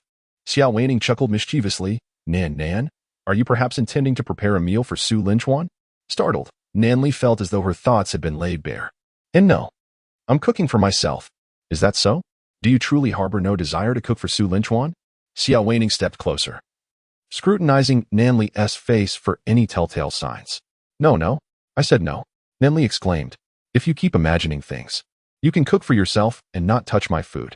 Ultimately, driven by hunger, Nan Li chose to relent. All right, I won't say anything more. Clearly, you think Nan is cooking for me, not for someone with the surname Su. As she picked up a knife to chop the potato, she deliberately exerted force, thinking that if a certain someone continued with her nonsense, the next dish would be called stir-fried dog Ning Ning. Yet, Xiao Weining merely smirked. Nan, is that stir-fry of yours truly legitimate? Nan Li was taken aback, perplexed by her friend's odd demeanor. After several threats from Nan Li, Xiao Weining finally fell silent and exited the kitchen. Once Xiao Weining departed, Nan Li surveyed the ingredients she had purchased, a smile unconsciously tugging at her lips. I shall cook as well, I won't fall behind, and in the future, we shall see whose culinary skills reign supreme. She resolved to dine out today. But in due course, she would take to the kitchen herself. I shall secretly cook and astonish everyone. Since Su Linchuan had approached her earlier in the day to arrange a dinner outing, her spirits had soared. Even before their first meal together, she had begun contemplating the subsequent ones. Approximately an hour later, Nanli presented a dish of potato stir-fry with tofu at the dining table. Xiao Weining leaned over the table, inhaling the aroma for an extended period, then scrutinized the two plates with the seriousness of a bomb disposal expert. Dog Ning Ning. What are you doing? Xiao Weining inquired earnestly as she settled down. Nan, you are certain your culinary skills have improved significantly since 3 years ago, yes? I merely wish to confirm. Nanli rolled her eyes. Must you always view me through the lens of the past? People can progress, you know. 3 years ago was my first attempt at cooking. Naturally, it was a bit less than palatable. Xiao Weining scoffed lightly. A bit less than palatable? You nearly turned a plate of potato slices into mashed potatoes. And you added half a bag of salt. Indeed, half a bag. At that moment, Xiao Wanning found it rather strange that there were so many candies beneath. Driven by curiosity, she decided to sample Nan Li's culinary creation, only to find herself needing a bucket of water to recover from the experience. One must admit, Nan Li is quite particular, even in the act of taking a life. She made a point to prepare a dish. As Nan Li reminisced about past memories, her cheeks flushed with warmth. Let us not dwell on the past. Do try the dishes I've prepared for you now. How do they taste? Nervously, Xiao Wanning picked up a piece of chicken and placed it in her mouth. Chewing delicately, Nan Li held her breath, anxiously observing Xiao Wanning's reaction. She had spent the entire morning researching various chicken stir-fry recipes and their nuances to ensure the meal was perfect. She had been exceptionally cautious during the cooking process. If the dish turned out unpalatable, her future culinary endeavors would be indefinitely shelved. After finishing the piece of chicken, Xiao Wanning's eyes lit up. Hey, Nan. Your cooking is surprisingly delicious. Nan Li finally exhaled, the weight of anxiety lifting from her heart. If it's tasty, eat more. I made this especially for you. Xiao Wanning cradled her small bowl, exclaiming, Oh, of course, Nan made this just for me. Who else could it be for? You don't mean for Sue, the student of teacher Nan, do you? Nan Li clenched her small fist, ready to punch the annoying Ning, but then suddenly realized a grave concern. Ning, how do you know that Xiao Chuan's full name is Su Linchuan? I don't recall mentioning it to you, only that his name is Xiao Chuan. Xiao Wanning's hand trembled slightly as she steadied herself. When did I ever call him Su Linchuan? I only know his surname is Su and that his name contains Chuan. You provided me with that information. Nan Li furrowed her brows, carefully reflecting on the conversation she had with Xiao Wanning in the kitchen. Could it be that she had inadvertently disclosed that information? Noticing Nan Li's hesitation, Xiao Wanning quickly interjected. Oh, it must be that you remembered it incorrectly, Nan. Let us not dwell on it. Let us eat. You must be hungry after all that effort. Nan Li chose not to ponder it further and joined Xiao Wanning in devouring the meal. Time passed gradually. From around 3 in the afternoon, Nan Li sat in her office, glancing at her phone every few minutes. Why is time dragging on so slowly? This is the first time I feel work is so torturous, although it seems I've only been employed for a few days. Nan Li stuck out her tongue in boredom and picked up her phone to browse through novels. But after a short while, she felt disappointed. Alas, these stories are uninteresting. The protagonists are all insufferable rogues, collecting multiple wives. Setting her phone aside with a huff, she declared, I want to read any more. It's not sweet at all. Suddenly, a thought sparked in Nan Li's mind. What if she wrote a book herself? Once the idea emerged, Nan Li decisively proclaimed that they would proceed. And everyone began to write. What should the names of the protagonists be? Coming up with names is quite troublesome.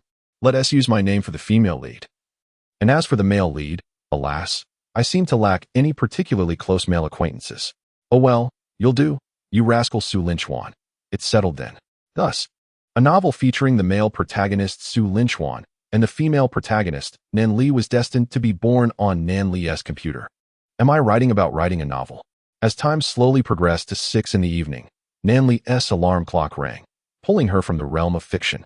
After silencing the alarm, she stretched languidly, muttering about that naughty Su Linchuan. Oh, I was referring to the Su Linchuan in my story, that mischievous rascal. After saving the newly completed draft, Nan Li hurriedly grabbed her car keys and stepped outside, dialing Su Linchuan's number. Xiao Chuan, I'm on my way to pick you up. Are you in your dorm? Sister Nan, I am. I'll head out to wait for you now. Oh, the rest no need. I'll call you when I reach your dorm entrance. It's quite hot outside. While on the phone, scenes from her earlier writing suddenly danced in her mind. causing her lips to curve into an uncontrollable smile. On the other end, Su Linchuan seemed to sense her excitement through her tone. Sister Nan, what's wrong? Have you encountered something delightful? Flustered, Nanli quickly covered her mouth to suppress her grin. I recently discovered a rather amusing novel. It's hilarious. All right, I must go. I'm driving now. I'll call you when I reach your dorm. With that, she hastily ended the call. It's all that mischievous Su Linchuan's fault for doing such things. Making me laugh in irritation just now.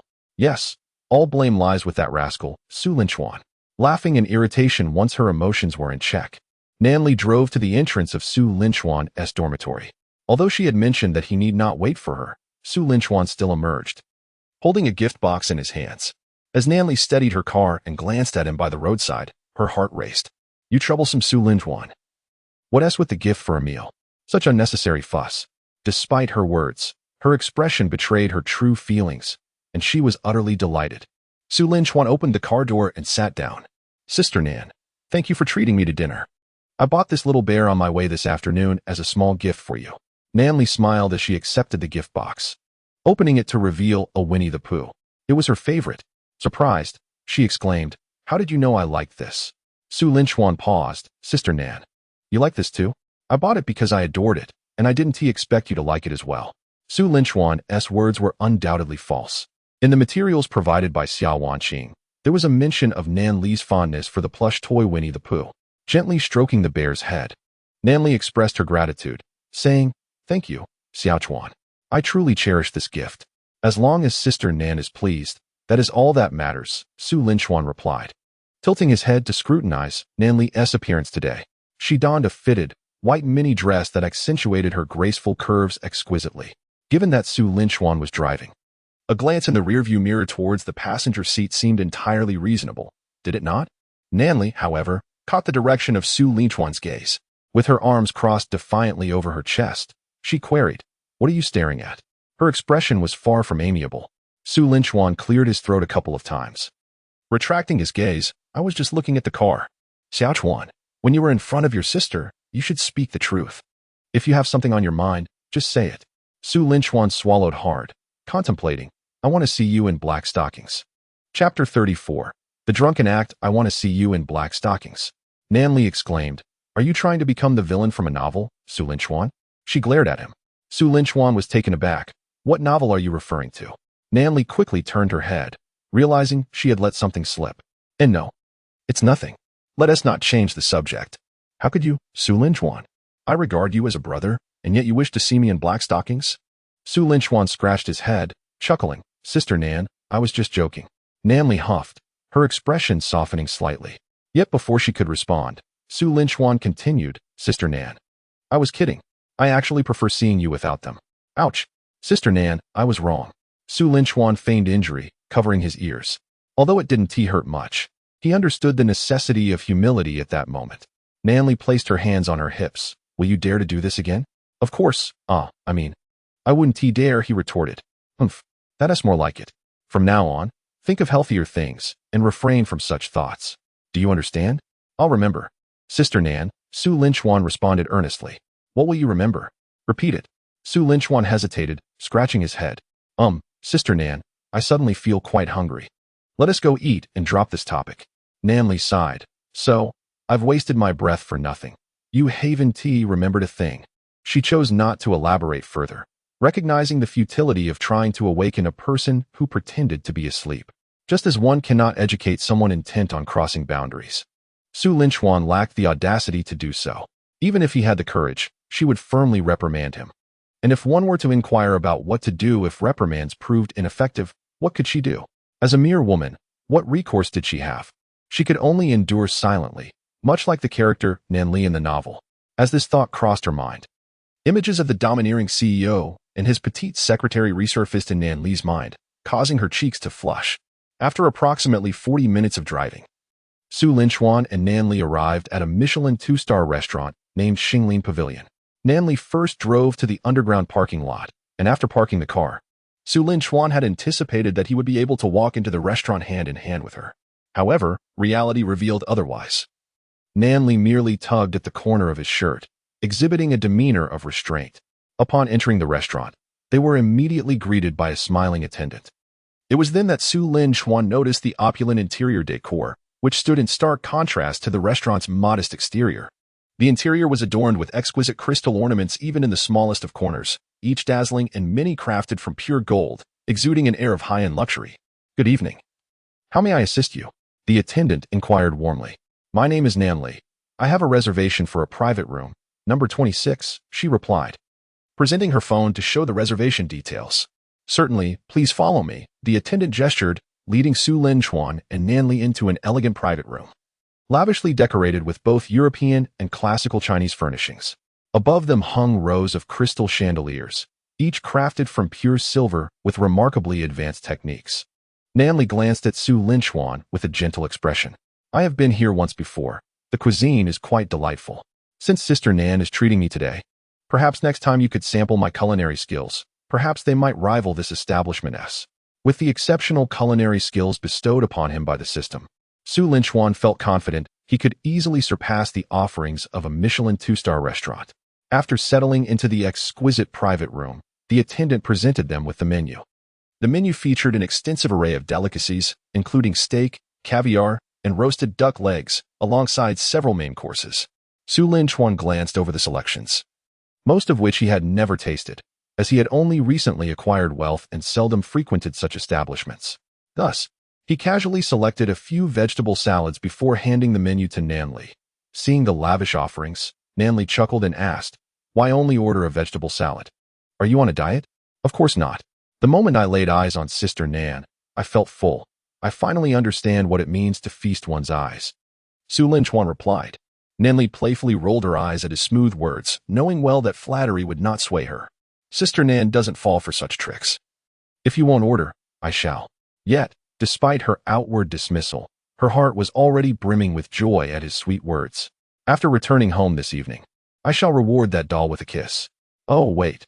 Henceforth I shall refrain from teasing that innocent doll and instead focus on that Winnie the Pooh. From now on, that bear shall be named Chuan Chuan." On the surface, Nan Li concealed her inner joy, picked up the menu, and began to order 2 servings of steak. "Mine to be cooked medium, and how do you prefer yours, Xiao Chuan? I suppose yours is the same as mine, right?" Nan Li nodded. "So we shall have 2 medium fillets, accompanied by 2 servings of caviar, foie gras well done, a portion of enhanced soup, kombu rolls, kumquats, water chestnuts, and a medley of candied chestnuts for dessert. As for wine, I shall abstain. I need to drive later, which precludes any indulgence. Xiao Chuan, would you care for a drink? You've just begun university. Your tolerance for alcohol must be rather limited, no?" Su Lin Chuan raised an eyebrow. How could he admit to such a thing in the presence of a lady? At that moment, a voice from the system chimed in. "Ding. Host has triggered a romantic task. Pretend to be intoxicated. Host must finish 2 bottles of red wine and feign inebriation, prompting Nan Li to escort you home. Task assistance. 3-hour experience card for the skill 8,000 cups without intoxication. Task reward. Crisis awareness." Su Lin Chuan chuckled upon seeing this task. The system truly understood him. He promptly activated the 3-hour experience card and confidently declared, "Sister Nan, please do not underestimate me. My tolerance for alcohol is quite commendable. Order freely. I shall handle the drinking. Let us start with 2 bottles." Nan Li regarded Su Lin Chuan with a scrutinizing gaze, and then smiled. "Very well, waiter. I shall have 2 bottles of the 88 Lafite. I am eager to see your capacity for drink, Xiao Chuan." After Nan Li completed her order, the waiter recorded it meticulously and bowed slightly. "Madam, your selected dishes will be served within 15 minutes. Should there be any delay, Xinglin Pavilion will offer a discount on your bill." Once the waiter departed, Nan Li noticed Su Lin Chuan casting a glance at the waiter, which stirred a hint of jealousy within her. She gently kicked Su Lin Chuan beneath the table. Su Lin Chuan questioned her with a raised brow. Nan Li, observing his expression, lifted her chin defiantly. "Humph. Who looks better, me or the waiter? You big oaf. You should be looking at me instead." Upon returning, she would certainly give that bear a few playful taps. A kiss is a kiss, and a tap is a tap. There is no delay in either. The pair did not wait long. In approximately 10 minutes, the waiter began to bring out the dishes. "Sir, shall I open the wine now?" the waiter inquired, presenting a bottle of 88 Lafite with utmost respect. Su Lin Chuan nodded. "Yes, please open it. Just pour for me. She must drive and cannot drink." The waiter acknowledged and adeptly opened the red wine, pouring it for Su Linchuan. Sir, madam, enjoy your meal. Should you require anything, do not hesitate to call. There is a button on the table. Press it, and someone will attend to you within a minute. After the server retreated from the private room, only Su Linchuan and Nan Li remained. The table was adorned with an array of exquisite dishes. Although the Michelin rating system is often shrouded in confusion, with many one-star restaurants being subpar and merely filling the ranks, those establishments boasting 2 or 3 stars are generally deserving of their accolades, offering truly delightful flavors. This was Su Linchuan and Nan Li's first dining outing together, and they had yet to fully relax, savoring their meals with measured bites. Both somewhat burdened by the weight of their public personas. As they dined, they engaged in light-hearted conversation, with Su Linchuan adeptly eliciting laughter from Nan Li, whose sweet giggles punctuated the air. While enjoying his meal, Su Linchuan did not neglect to indulge in wine, continuously pouring himself glass after glass without pause. Thanks to his 1,000 cups without intoxication experience card, he consumed alcohol as if it were mere water, particularly given the low alcohol content of the red wine. As their meal approached its conclusion, the second bottle of Lafite was nearly finished. Su Linchuan filled his glass to the brim, his gaze already somewhat unfocused. Nanjia, there is still some wine left. I toast to you. Upon noticing Su Linchuan's state, Nan Li quickly rose to intercept his hand. Xiaochuan, you're drunk. Just a moment ago, you were perfectly fine. How did you suddenly become inebriated? Be sensible, stop drinking. She took a tissue to dab the sweat from his brow, gently removing the glass from his hand and placing it on the table. Su Linchuan reached out to stroke Nan Li's hair. It's fine, Nanjia. I can still drink. I'm not drunk. Nan Li did not shy away from his gesture and offered him another tissue to wipe the corner of his mouth. Drunk people always claim they're sober. A silly grin crept onto Su Linchuan's face. Nanjia, I truly am not drunk. If you don't believe me, you can test me. I can prove I'm completely clear-headed. Nan Li steadied Su Linchuan by his shoulders, preventing him from swaying. All right, I'll ask you a question. If you can recite the next line after I say a verse, I will believe you're not drunk. Ask how much sorrow one can bear when weary and weary. Drink Red Bull. Nan Li, how peculiar. Let me ask another. The flowers at dawn on the river are redder than fire. My wife only loves me. Nan Li. She pinched Su Linchuan's slightly flushed cheek. Was he speaking the truth under the influence of alcohol, or was he merely rambling? Taking a deep breath, she waved her hand in front of his eyes. Xiaochuan, what did you just say? Could you repeat that? I am from Yunnan, the Nujiang region. Specifically from Lushui City, Liuku in Lushui City, where the Lisu ethnic group resides. In Lisu, a crow is called Anai, a frog is Oba, and coriander is Yeshua. Nan Li, it seems you are indeed intoxicated. Subsequently, Nan Li endeavored several more times to engage Su Linchuan in conversation, all of which failed. Among the numerous attempts, only 2 methods elicited a response from him. One was through singing, and specifically, certain songs. I love you. Walking alone through the dark alley. I cherish your unadorned presence. I embrace your tattered garments. Yet I dare to wager on the capriciousness of fate. The second verse is a poetic chain, yet after several attempts, Nan Li relinquished the thought of continuing. The Ba Mountains and Chu waters are steeped in desolation. Damn it. Nan Li mused. Who knows what he might utter next? I can only assist you back home. Fortunately, your residence is close to mine. Leaning against Su Linchuan's chest, she draped his arm over her neck and guided him out of the private room. Though Su Linchuan appeared intoxicated and oblivious, he was, in truth, quite lucid. Not to mention he had consumed 1,000 cups without intoxication experience card.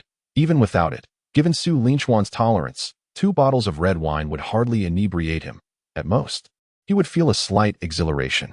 Due to their intimate proximity, the delicate fragrance emanating from Nan Li's skin and hair wafted into Su Linchuan's nostrils. It was a refreshing scent, neither floral nor perfumed, but uniquely hers. The journey from the private room to the underground parking lot, typically a 2-minute walk, stretched to nearly 7 minutes for the two of them. After considerable effort, they finally managed to get Su Linchuan into the car.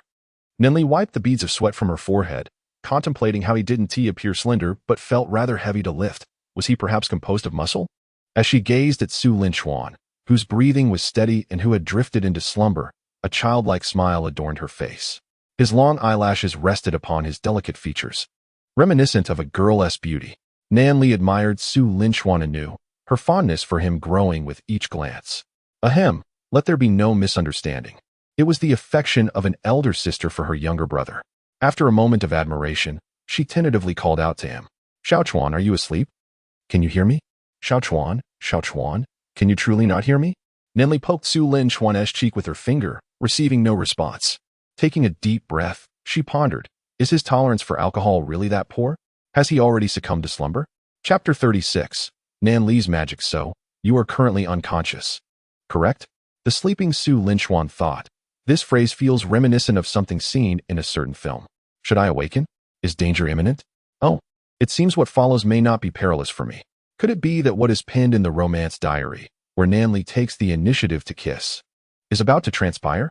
Su Linchuan endeavored to relax his body, concealing his tension from Nanli, and awaited the unfolding of events.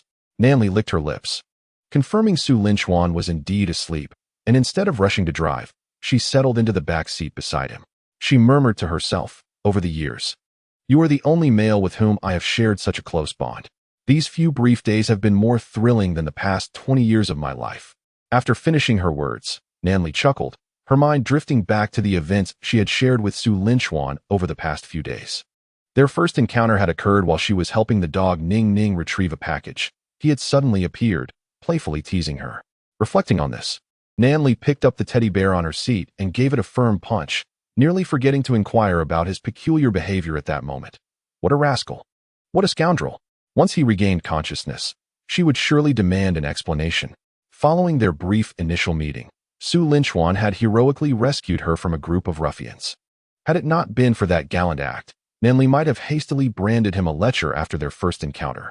Their third meeting took place during a class meeting, where he had concealed himself rather thoroughly. Yet, on such a sweltering day, his attire only aroused further suspicion. Moreover, when he mistakenly typed wife instead of word, it sent her thoughts spiraling in confusion. HMPF. She struck the teddy bear once more. Later, he had pushed her aside at the foot of the office building to catch a child. Nanli's gaze shifted back to the peacefully sleeping Su Linchuan. When she learned that he had grown up in an orphanage, she had declared, from now on, I shall be your sister. I am 4 years your senior. Although he appeared to be a freshman now, and she had just graduated, the difference seemed negligible. When she had just entered university, he was still in the 8th grade. When she was in the 8th grade, he was merely in the 5th. At 10 years old, he had just turned 6. Having laid the groundwork, Nanli finally broached the subject at hand. Xiaochuan, there is a secret I have never shared with you. Your sister possesses magical abilities that can transform a person back to their childhood appearance. However, I have yet to master this magic, so it can only last for half a minute. Since you're asleep, I shall perform a little demonstration. As Su Linchuan slept, an unsettling feeling began to creep over him. What nonsense? Magic? Transforming someone into their childhood self? Could it be true? He then heard Nanli murmuring, Bala Bala, energy. Huni La, grant me the power of the crystal. Su Linchuan felt puzzled. Please transform us into our 12-year-old selves. Yet, he sensed no change in his body. Soon after, he heard Nanli's voice exclaim, the magic is successful. Xiaochuan, you are now 6 years old, and I am 10. Su Linchuan desperately wanted to open his eyes to see what mischief Nanli was up to, but her next words finally revealed her intentions. Now that I am 10 and you are 6, a kiss from a 10-year-old sister to her 6-year-old brother should be quite normal, don't you think? Indeed, it is utterly normal. A kiss between a 10-year-old and her 6-year-old brother is perfectly acceptable, wouldn't you agree? Magic is truly wondrous. Nanli continued to justify her actions, one statement after another.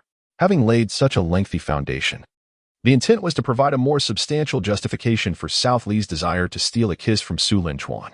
Su Linchuan exclaimed in delight, lauding the spectacle. If it weren't for his previous slumber, he would have never had the chance to witness such a grand performance. Even he felt compelled to express his admiration for South Li. After convincing herself internally, South Li licked her lips and swallowed hard. Once she confirmed that Su Linchuan remained in deep slumber, she leaned down. Her delicate lips inched closer to Su Linchuan's cheek, and the warmth of his breath sent waves of anxiety through South Li. She feared that he might suddenly awaken and question her actions. However, her worries were entirely unfounded. Su Linchuan could not possibly wake suddenly, for he was already awake and eagerly anticipating the kiss. The distance between them diminished further, 5 centimeters, 3 centimeters, 1 centimeter, 0. With a gentle touch akin to a dragonfly skimming the water, South Li's lips made fleeting contact with Su Linchuan's cheek for less than a second before she turned away, pressing her face against the car door, too timid to meet his gaze. This was her first kiss with a male, and she had initiated it. A momentous occasion in her 22 years. Su Linchuan, eyes closed, had intended to savor the moment, but South Li was far too swift. It was akin to Zhu Beiji devouring a ginseng fruit. He had no time to relish the flavor before it was swallowed whole. Yet, this brief encounter had depleted nearly all of South Li's courage.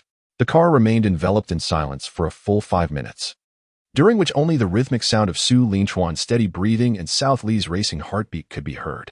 After a considerable pause, as her heartbeat gradually slowed, South Li touched her still warm cheeks and glanced at Su Linchuan.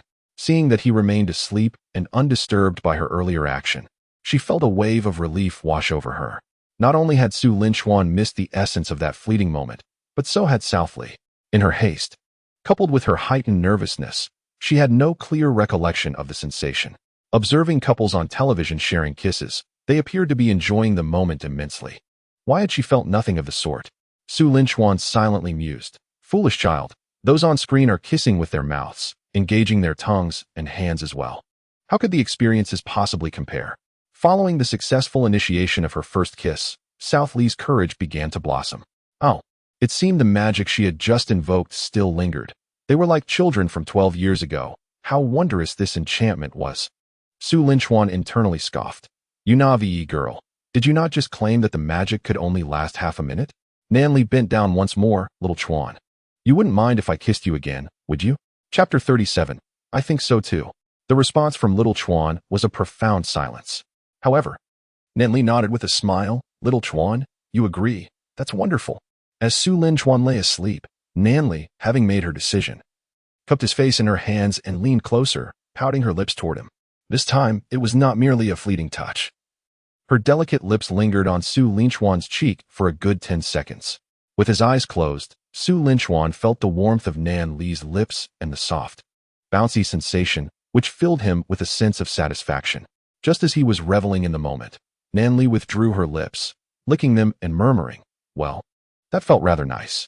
Su Linchuan replied, indeed, it would be even better if I could have another kiss. Having just kissed the right side of his face twice. For the sake of fairness, he thought it only reasonable to have 2 kisses on the left side as well. The more Nan Li pondered, the more justified she felt. And so she acted on her impulse. She cupped Su Linchuan's face once more and planted 2 kisses on the left side. If Su Linchuan were truly asleep and not merely pretending, he would likely have been awakened by her affectionate gesture. After the kisses, Nan Li's lips could not help but curl into a joyous smile. So, this is what a kiss feels like. Just a simple peck on the cheek is so delightful. Imagine how wonderful it would be to kiss on the lips. She had heard that it also involved sticking out one's tongue. Tentatively, she stuck out her tongue, only to feel her cheeks flush with embarrassment. After the kisses, Nan Li remembered to tidy up. Bala bala energy, sheety sheety. Transform me and little Chuan back to how we were 12 years ago. The beginning and end resonated perfectly.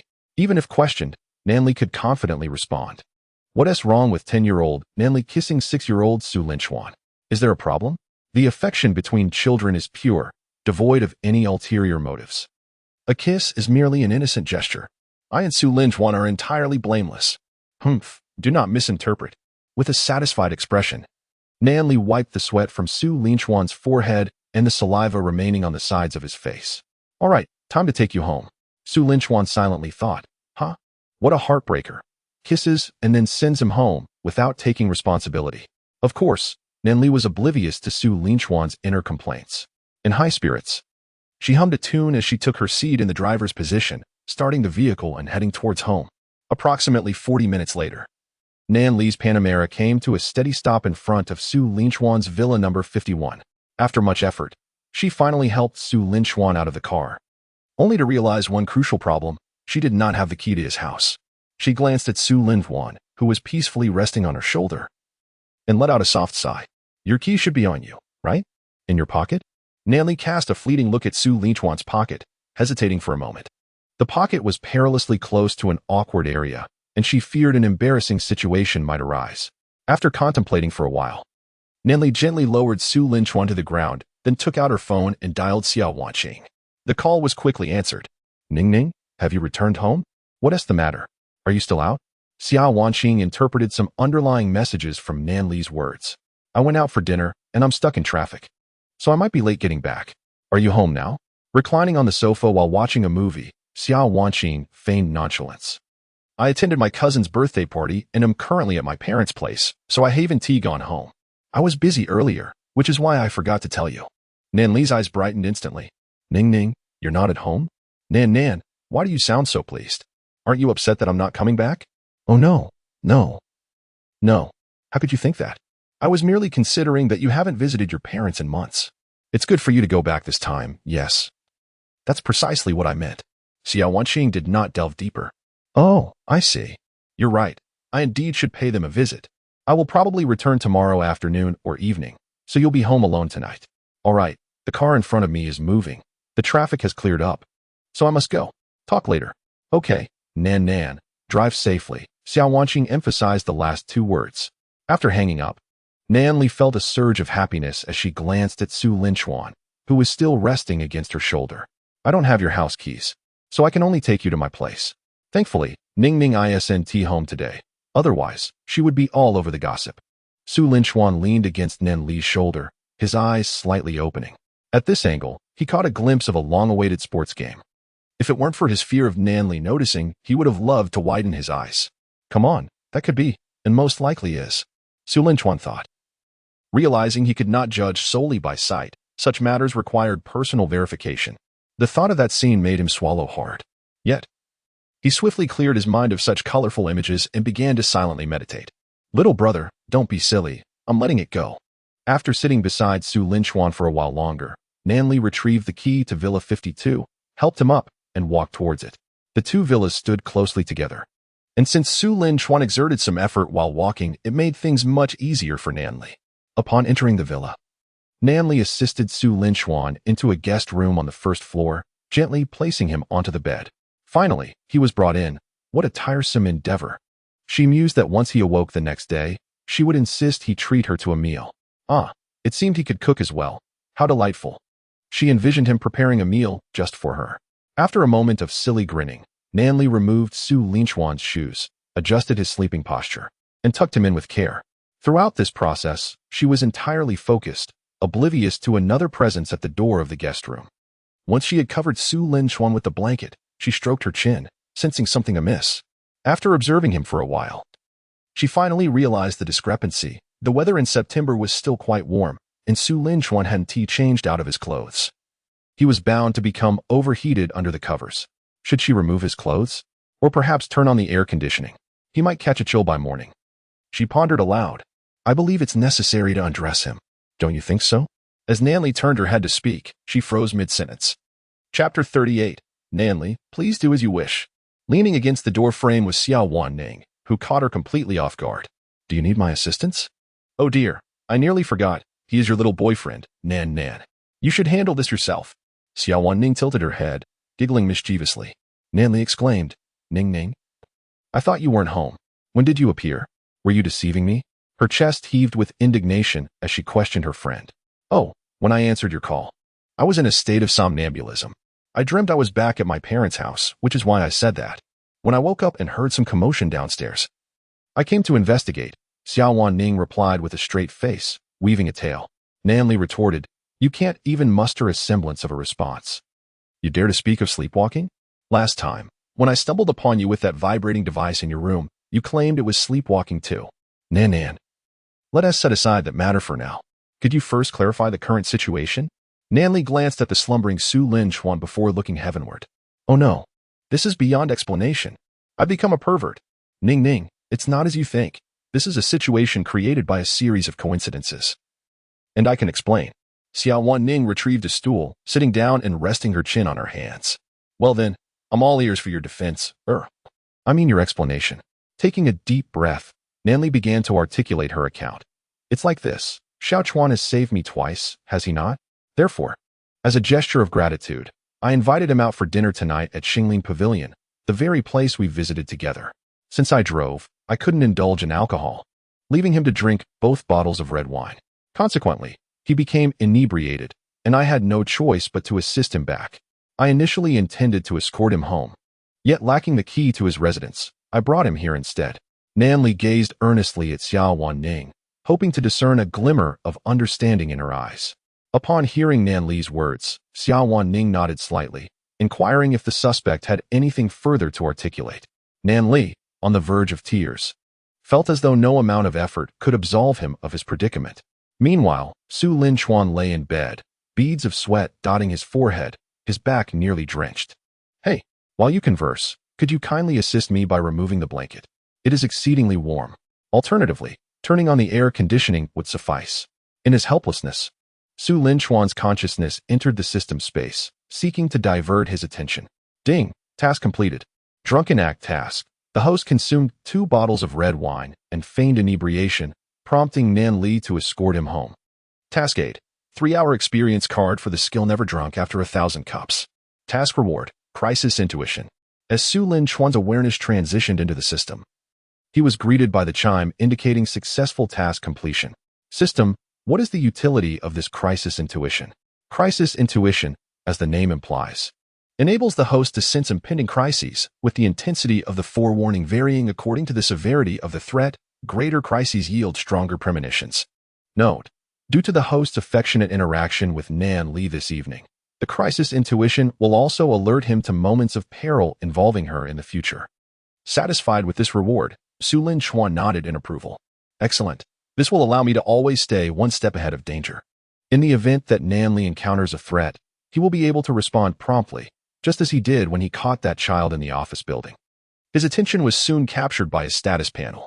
Host, Su Lin Chuan. Wealth points, 0. Constitution, 120. Speed, 120. Strength, 130.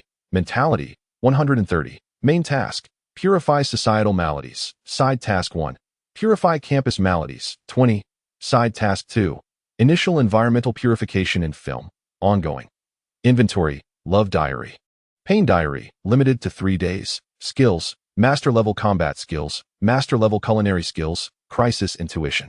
The progress of the first side task had reached 20. Likely due to the initial improvements in the cafeteria and supermarket areas of the school following the takeover by his company. The activities and improvement measures discussed with Lin Xiao and others, along with the subsidies issued by the school, would not commence until at least tomorrow. He believed that by then, the progress would advance significantly. At this rate, the task would likely be completed ahead of schedule within a month. Just as Su Lin Chuan was calculating his potential earnings from this task, a breakthrough occurred in the conversation between Xiao Wanning and Nan Li. Xiao Wanqing lowered her voice and said, Nan, although such matters are not typically encouraged, we are the best of sisters, and I personally support you. Continue as you wish. I shall not disturb you any longer. I will take my leave now. Allow me to close the door for you. I shall await your good news tomorrow. With an understanding expression, Xiao Wanqing glanced at Nan Li before exiting the room and deftly shutting the door behind her. Thoughtful as ever, Xiao Wanqing even locked the door, ensuring that Nan Li could proceed with her endeavors undisturbed. When Nan Li approached the door to unlock it, it was already too late. Hey, Ning, open the door. What I said earlier was all true. I had no ulterior motives. Furthermore, even if I did, I wouldn't take advantage of him while he was intoxicated. Ning, hurry and open the door. If he wakes up and I cannot explain myself, my reputation will be tarnished because of you. Xiao Wanqing twirled the room key around her finger and said, Nan, I have created the conditions for you. Now, feel free to act as you please. Nan Li exclaimed. Act as I please. In astonishment, Su Lin Chuan echoed, act as I please? In excitement, after knocking on the door for several more minutes, Nan Li sighed. How had she, a person of impeccable character, allowed this troublesome Ning to ruin her? For no reason at all. She had become the perverse older sister who had intoxicated her younger brother. I had no intentions whatsoever, Su Lin Chuan remarked. So, I was kissed for nothing? Realizing that persuading Xiao Wanqing to open the door was futile, Nan Li sighed again, only to notice Su Lin Chuan, drenched in sweat. Oh dear. I forgot how hot it is. In a flurry, Nan Li threw off the quilt covering Su Lin Chuan and used a tissue to wipe the sweat from his brow.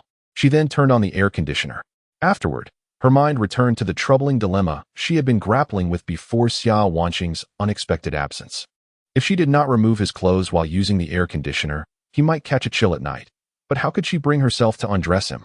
Her small hands clenched tightly, and she gazed at the slumbering Su Lin Chuan with a conflicted expression. Chapter 39. So, you are quite brave, then?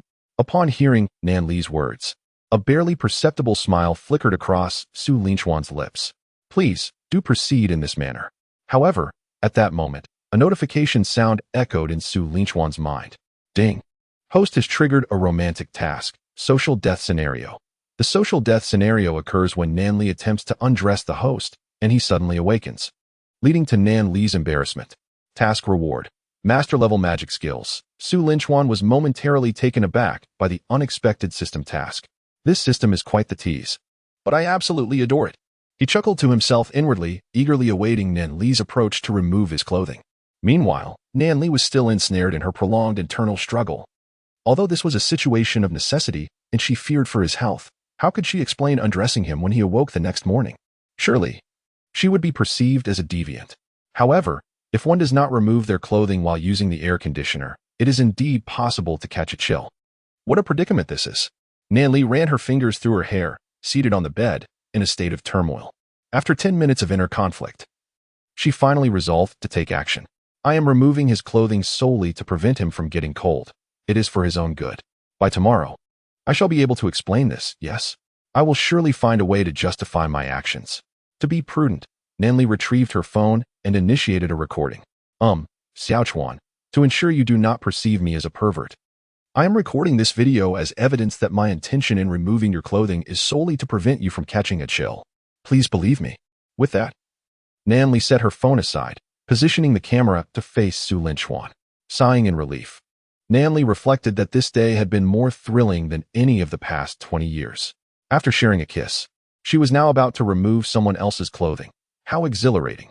With delicate, fair hands, Nan Li lifted Su Linchuan's shirt, revealing his chiseled 8-pack abs. Each muscle was distinctly defined and impressively robust. Due to the warmth from the blanket earlier, a light sheen of sweat glistened on his skin, enhancing the allure of his physique. Nan Li's wide eyes were fixated on Su Linchuan's abs, and she instinctively swallowed hard. The last time Su Linchuan had come over to shower, she had caught a fleeting glimpse of his abs, which lingered in her thoughts for days. Now, she was finally close enough to appreciate the full view. After a brief moment of admiration, she intended to pull the shirt over his head when, unexpectedly, she locked eyes with a look of sheer terror from Su Linchuan. Nan, what are you doing? He stammered. Nan Li was so startled that she jumped up from the bed, raising her hands in the air. I was her voice faltered, and she struggled to articulate her thoughts. Did you just lift my shirt because you wanted to take it off? Su Linchuan pressed further. I did not.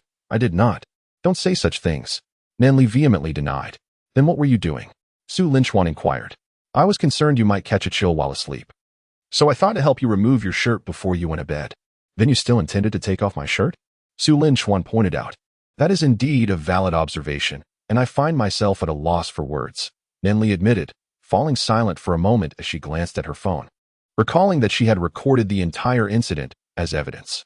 In her earlier anxiety, she had completely forgotten about it. I recorded a video. I truly did it out of fear that you would catch a chill. Su Linchuan glanced at the phone beside him. Nan, I never expected you to be so playful as to record such a thing. Nan Li sighed.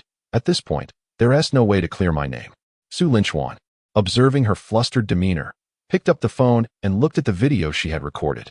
In order to avoid being perceived as a deviant, I recorded this video as evidence, claiming that I undressed you solely to prevent you from catching a chill.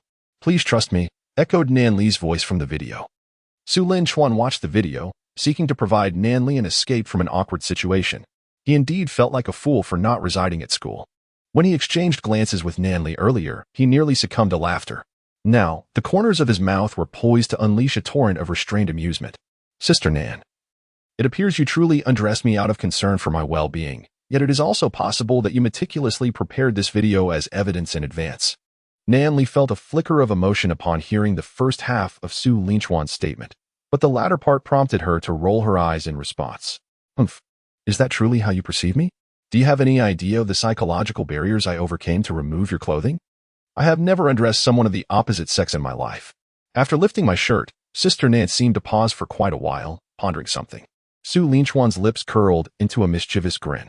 Nan Li retorted, Su Linchuan, when exactly did you wake up? She wished she could dig a hole and hide within it. It would be one thing if he had just awakened.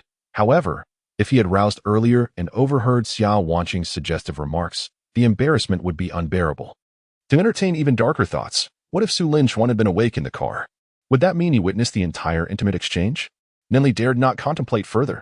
Death itself is not the most terrifying prospect. Social humiliation is the final straw that can shatter a person. Thankfully, Su Linchuan would not admit to having feigned sleep. Just a moment ago, I sensed someone lifting my shirt, and I groggily awoke, followed by the scene we just witnessed. Nanli felt a wave of relief wash over her. Thank goodness he hadn't awakened earlier. By the way, Sister Nan, where are we? Weren't we just dining? How did we suddenly end up here? Su Linchuan deftly shifted the topic, alleviating the tension. You still claim to have a robust tolerance for alcohol, yet here you are, inebriated. I had to assist you into the car and bring you back from Xingling Pavilion. Am I intoxicated? Su Linchuan feigned ignorance. Have you forgotten? You became inebriated after just 2 bottles. Truly pathetic. Su Linchuan raised an eyebrow, feeling a sense of familiarity with the exchange. He sensed a stirring within himself and sat upright, gazing at Nanli. So, does that mean you were quite brave? Chapter 40. Xiao Wanqing's frustration. Are you joking? I am exceptionally brave, you know. I can drink like a champion. Nanli responded with ease, accustomed to playful banter with Xiao Wanqing. Exceptionally brave, I must say. Your physique appears quite impressive. Let me have a look. Oh dear, Su Linchuan, what are you doing? Nanli playfully shielded her chest with her hands. Su Linchuan made a gesture to remove his glasses, muttering about checking whether everything was developing normally, and teasingly suggesting he could teach her to climb the mountain. Oh no. Xiaochuan, please. Just as the two immersed themselves in their playful banter, the door swung open suddenly. How's the situation, Nan? Did you manage to take it off? Xiao Wanqing appeared at the doorway, leaving Su Linchuan and Nanli momentarily stunned. Upon entering, she was greeted by an unexpected scene. Su Linchuan, wearing a mischievous grin, stood in front of Nanli, who had her arms crossed, and was exclaiming, Xiaochuan, no. Xiao Wanqing blinked, perplexed. This plot twist is all wrong. Shouldn't it be Nanli taking advantage of a drunken Su Linchuan instead? She wondered if she had accidentally entered the wrong room. Her mind raced. Yet she could not decipher the unfolding drama before her. Nanli gasped, and then quietly instructed Su Linchuan, you should go back first. I need to explain this to Ningning. Now there's a misunderstanding. Su Linchuan glanced at Xiao Wanqing and simply remarked that they were merely joking before tidying his clothes and departing. Indeed, it was rather mortifying. What had begun as a light-hearted jest had been witnessed by an uninvited third party. After leaving Villa 52, Su Linchuan returned home. Upon crossing the threshold, he shed the earlier days and entered with renewed vigor. As he settled in, a notification chimed, signaling the completion of a task. Ding. Task completed. The awkward moment arose when Nanli was helping the host remove their clothes, causing her to suffer social embarrassment. Task reward, master-level magic skills. A beam of white light flooded Su Linchuan's mind, inundating him with a wealth of knowledge about magic. He now possessed mastery over thousands of tricks, and with time to prepare some props, he could astonish the world with breathtaking performances. Anticipating his next meeting with Nanli, he began to gather the necessary materials to craft a delightful surprise. Meanwhile, after Su Linchuan's departure, Nanli angrily dragged Xiao Wanqing upstairs. Nan, what on earth just happened? Did he wake up suddenly, and then you were caught off guard? Xiao Wanqing, still curious despite being firmly held by the collar, inquired. Nanli shot her a glare. It's all your fault. You nearly ruined my reputation. Pray tell, what transpired? I was eavesdropping by the door, but the soundproofing of the house prevented me from hearing anything. I only came in to check the time, thinking you should have finished. Nanli unleashed her deadly meow punches, landing several blows on Xiao Wanqing. You have no idea how awkward it was.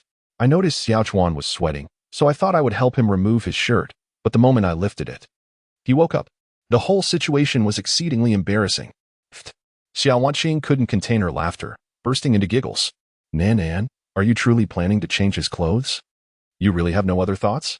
Xiao Wanqing remarked with a mischievous smile at the corner of her mouth. And you say, I have a pure and innocent relationship with him, so don't view me through a tainted lens.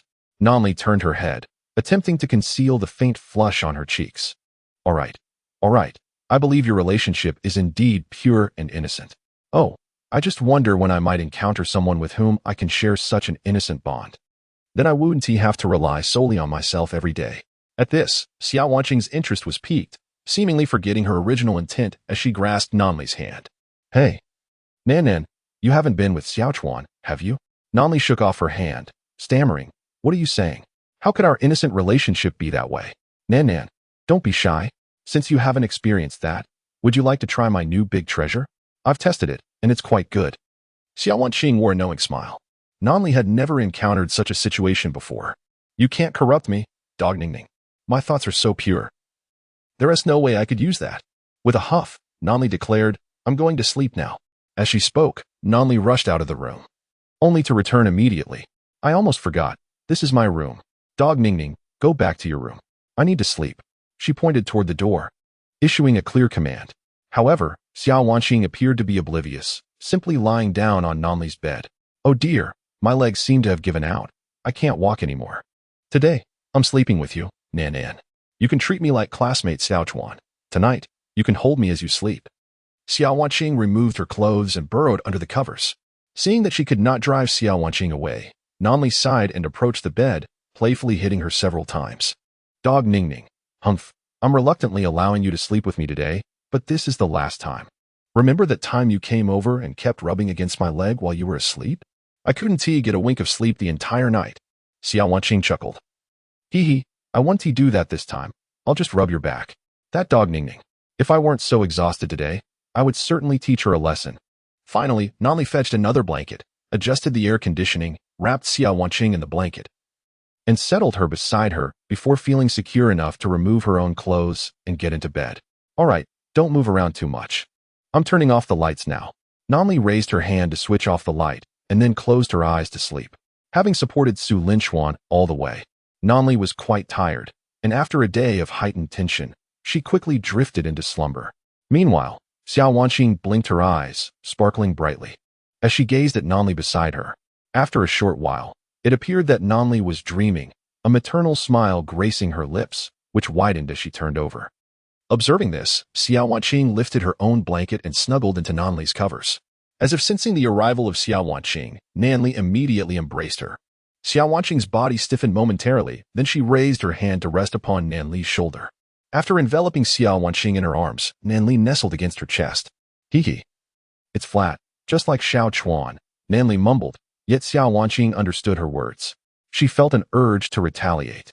Chapter 41. A major incident at school. Having known Nanli since childhood, Xiao Wanqing initially believed there was no distinction between them until middle school, when Nanli began to develop. At that time, Xiao Wanqing had even mocked her. "Ah, Nan, you're exhausting yourself like this. Look at me, how effortless it is." Ha. The laughter from that moment later resonated as a slap upon Xiao Wanqing's face. She harbored serious doubts, suspecting that Nanli had appropriated her rightful share and bestowed it upon herself. Suppressing her ire, Xiao Wanqing continued to observe Nanli's subsequent behavior. However, Nanli made no further moves. Instead, she held Xiao Wanqing tightly and drifted into a deep slumber. The next day, after a night filled with beautiful dreams, Nanli stirred awake. Upon awakening, she was met with Xiao Wanqing's large eyes. "Ah!" Nanli gasped in surprise, instantly releasing her hold on Xiao Wanqing and exclaiming, "Dog Ningning, you startled me." Yet, Xiao Wanqing shot her a glare. "How can you still have the audacity to speak? I can no longer feel my right hand. Do you know that you held me all night? I woke up half an hour ago, but my right hand is completely numb." Realizing this, Nanli came to the sudden awareness that she had indeed been embracing Xiao Wanqing and resting on her right hand. "I'm so sorry, Ningning. Let me give you a little massage," Nanli said as she helped Xiao Wanqing sit up and gently massaged her tender hand. "Now that's more like it. Nan, given that my hand is devoid of sensation, could you reveal a bit about last night? Were you dreaming?" Nanli seemed to be caught off guard, her gaze evasive. "Why you? How did you know?" "Oh, how did I know? When you turned over and hugged me last night, you certainly weren't calling my name," Xiao Wanqing replied, deliberately adopting a sour tone. "I whose name was I calling then? Should I set up a prize-guessing game for you? Options: Xiao Chuan. Option: Su Linchuan. Option: Su classmate. Choose one," Nanli stammered. "Did I really call out a name? Did I say anything else?" Nanli's mind flooded with the memories of her dream from the previous night, a wave of embarrassment washing over her. Xiao Wanqing raised an eyebrow. "Is there a new development here?" "Hee, clever as ever. Now, Nan, it all hinges on your honesty. Will I reveal it, or will you confess?" The smile on Xiao Wanqing's face revealed her mischievous intent. With a sense of embarrassment, Nan Li's toes curled tightly together. Taking a deep breath, she summoned her courage and recounted the dream she had experienced the previous night. This dream was a reflection of the narrative she had impulsively begun to write in her novel. However, when telling the story, Nan Li chose to omit this particular detail. Nan Li declared, "I can endure social humiliation, but I cannot endure it twice in succession." In her novel, Su Lin Chuan is the CEO of a publicly listed company. Typically aloof and reticent, while Nan Li serves as his new secretary. On her first day at work, Nan Li discovers that Su, the CEO, was a childhood playmate of hers, with whom she had secretly arranged a childhood betrothal, promising to be together in the future. However, they lost contact when Su transferred schools in middle school, and they had not seen each other for over a decade until this fateful reunion. To her astonishment, Su also recognizes Nan Li as his childhood wife, and despite his usual cold demeanor, he unexpectedly smiles at her. Some minor details were omitted, but the story reaches its climax when Su takes Nan Li out for social engagements. After consuming a considerable amount of alcohol, Su protects her from others who try to ply her with drinks. In a tipsy state, he removes his tie and corners Nan Li against the wall, confessing his long-standing affection for her since childhood, admitting that he has never been able to forget her. Before Nan Li can react, Su kisses her forcefully. What begins with Nan Li's initial shyness transforms into mutual passion as the two share fervent kisses in the hotel, completely lost in their emotions. This is where Nan Li concludes her novel, and her dream comes to an abrupt halt. As for why she did not continue writing, it is simply because she could only pin what her imagination could conjure, influenced by various television dramas. The subsequent conflict was beyond her experience and comprehension. The abrupt end to her dream may have been a subconscious measure against overindulgence. Xiao Wanning listened to Nan Li's dream with amusement, laughing heartily. "Nana, who would have thought your dream was so extravagant? A domineering CEO and his secretary, this trope is quite popular." She added, "To be honest, you only hugged me last night and called out Xiao Chuan, but you didn't say anything else." Nan Li retorted, "Oh mouth. You scoundrel, Ning Ning. I shall have you for this." Realizing the precariousness of her situation, Xiao Wanning quickly jumped out of bed and fled. "Oh dear, Nana. If you hope to clear your conscience, it won't work. Just imagine if tomorrow's dream continues from today, shouldn't that imply?" She called out while running, the meaning clear. "Scoundrel, just wait until I catch you. You will not escape a thorough thrashing." Nan Li gasped for air, clutching her heaving chest. Ultimately, she failed to catch up with Xiao Wanning, who had slipped away. "Humph, a lesson learned. I shall be more cunning from now on. Extracting my secrets will not be so easy anymore." Fuming, Nan Li stormed through her morning routine, brushing her teeth, finishing breakfast, and ultimately heading to work, all the while seething with frustration. The mere thought of having to go to work intensified her ire. However, her mood swiftly shifted upon the realization that she would encounter someone special at school. "Humph! How dare he treat me that way in my dreams? Such audacity! I shall impose a penalty. He must personally prepare a meal for me. Today, I will certainly demand a date from him." With this thought, Nan Li's spirits soared, and she hummed a cheerful tune as she drove to work. Upon arriving at the school, Nan Li entered her office, feeling somewhat bored and contemplating continuing her novel. Yet, the office was bustling with colleagues, and the contents of her writing were rather embarrassing. Should anyone catch a glimpse, it would surely lead to a mortifying spectacle.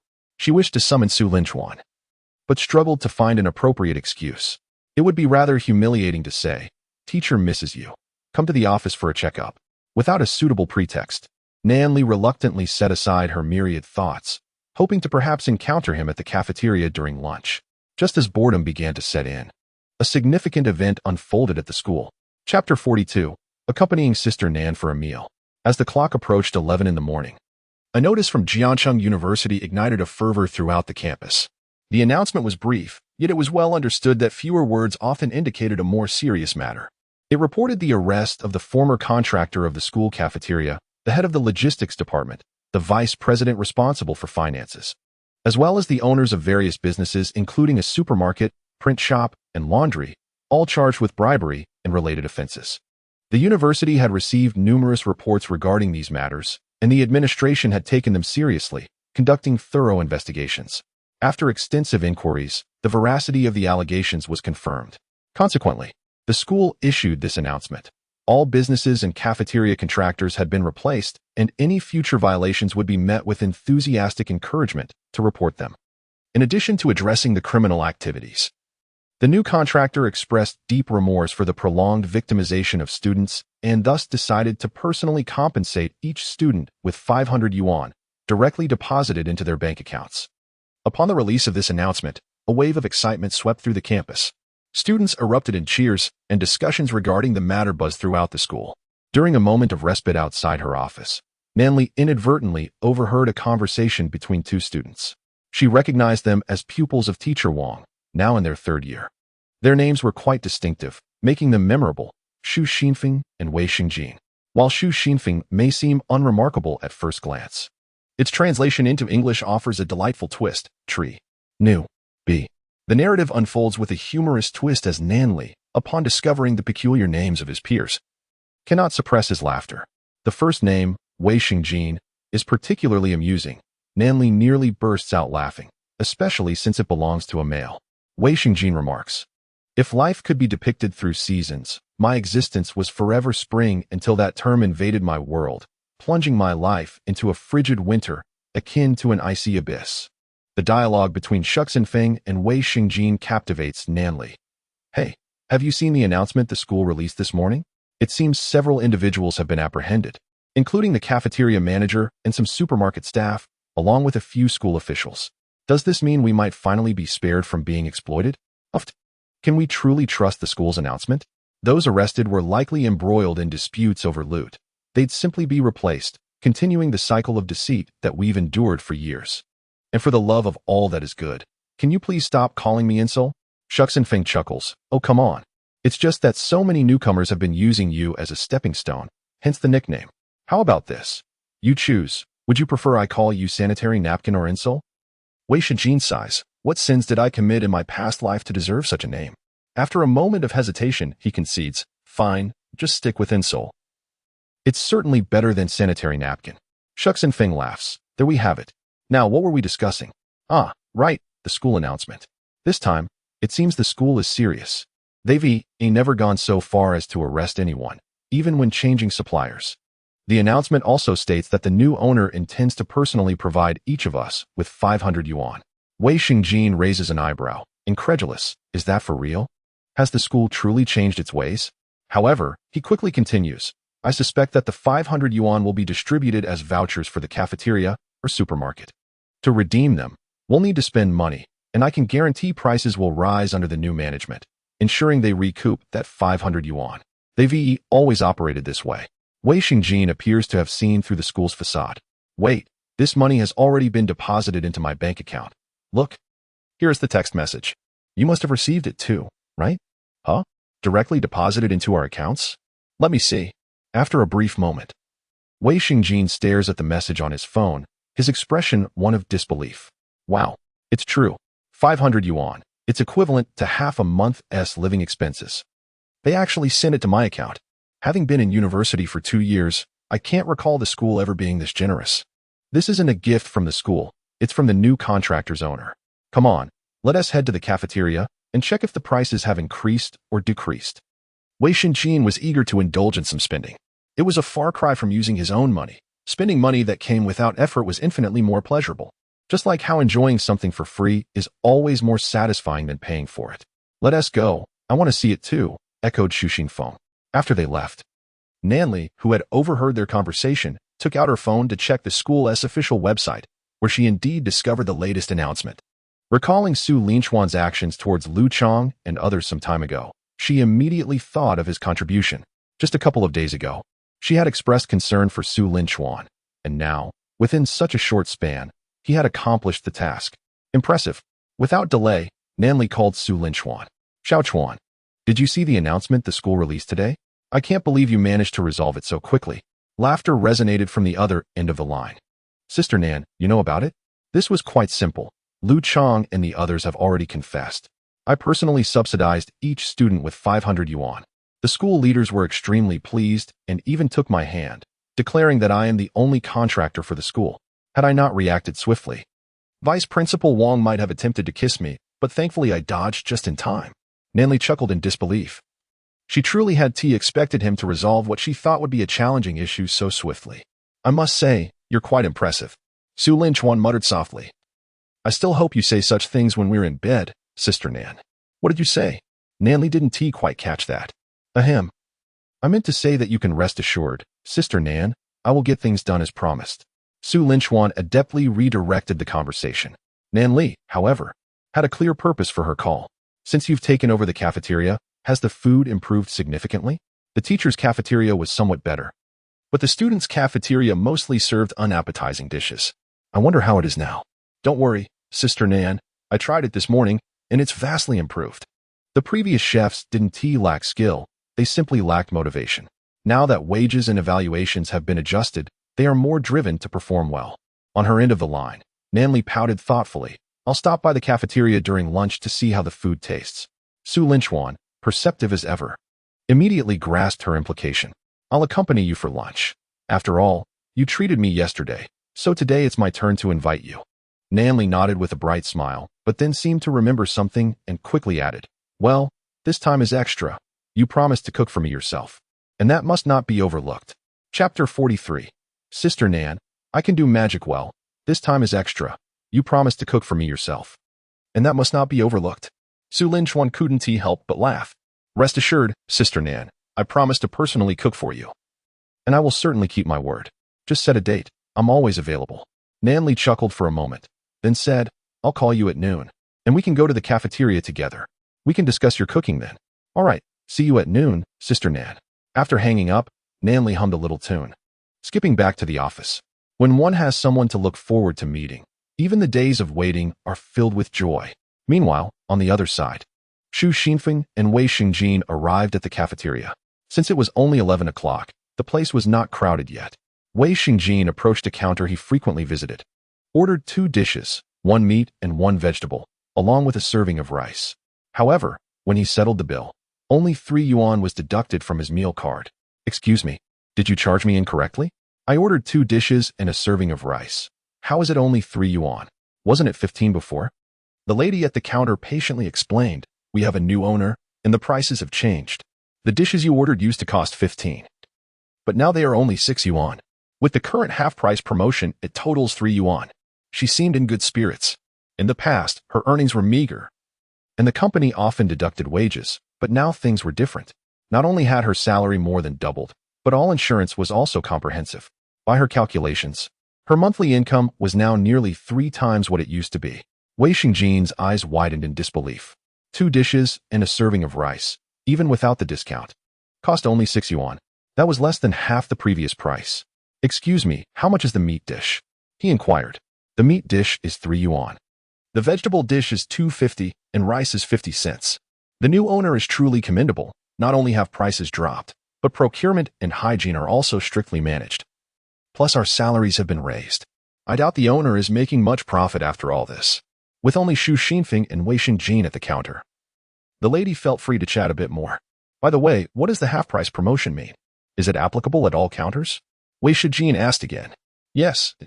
The entire cafeteria, all counters, are offering half price for 3 months. This promotion extends to the supermarket and the laundry service, as long as they are under the new owner's management. Wei Xingjin glanced at the extra 500 yuan in his bank card, then at the affordable meals and the half-price promotion. The school had truly transformed. He felt he was witnessing history. Such phenomena were occurring throughout Jiangxing University.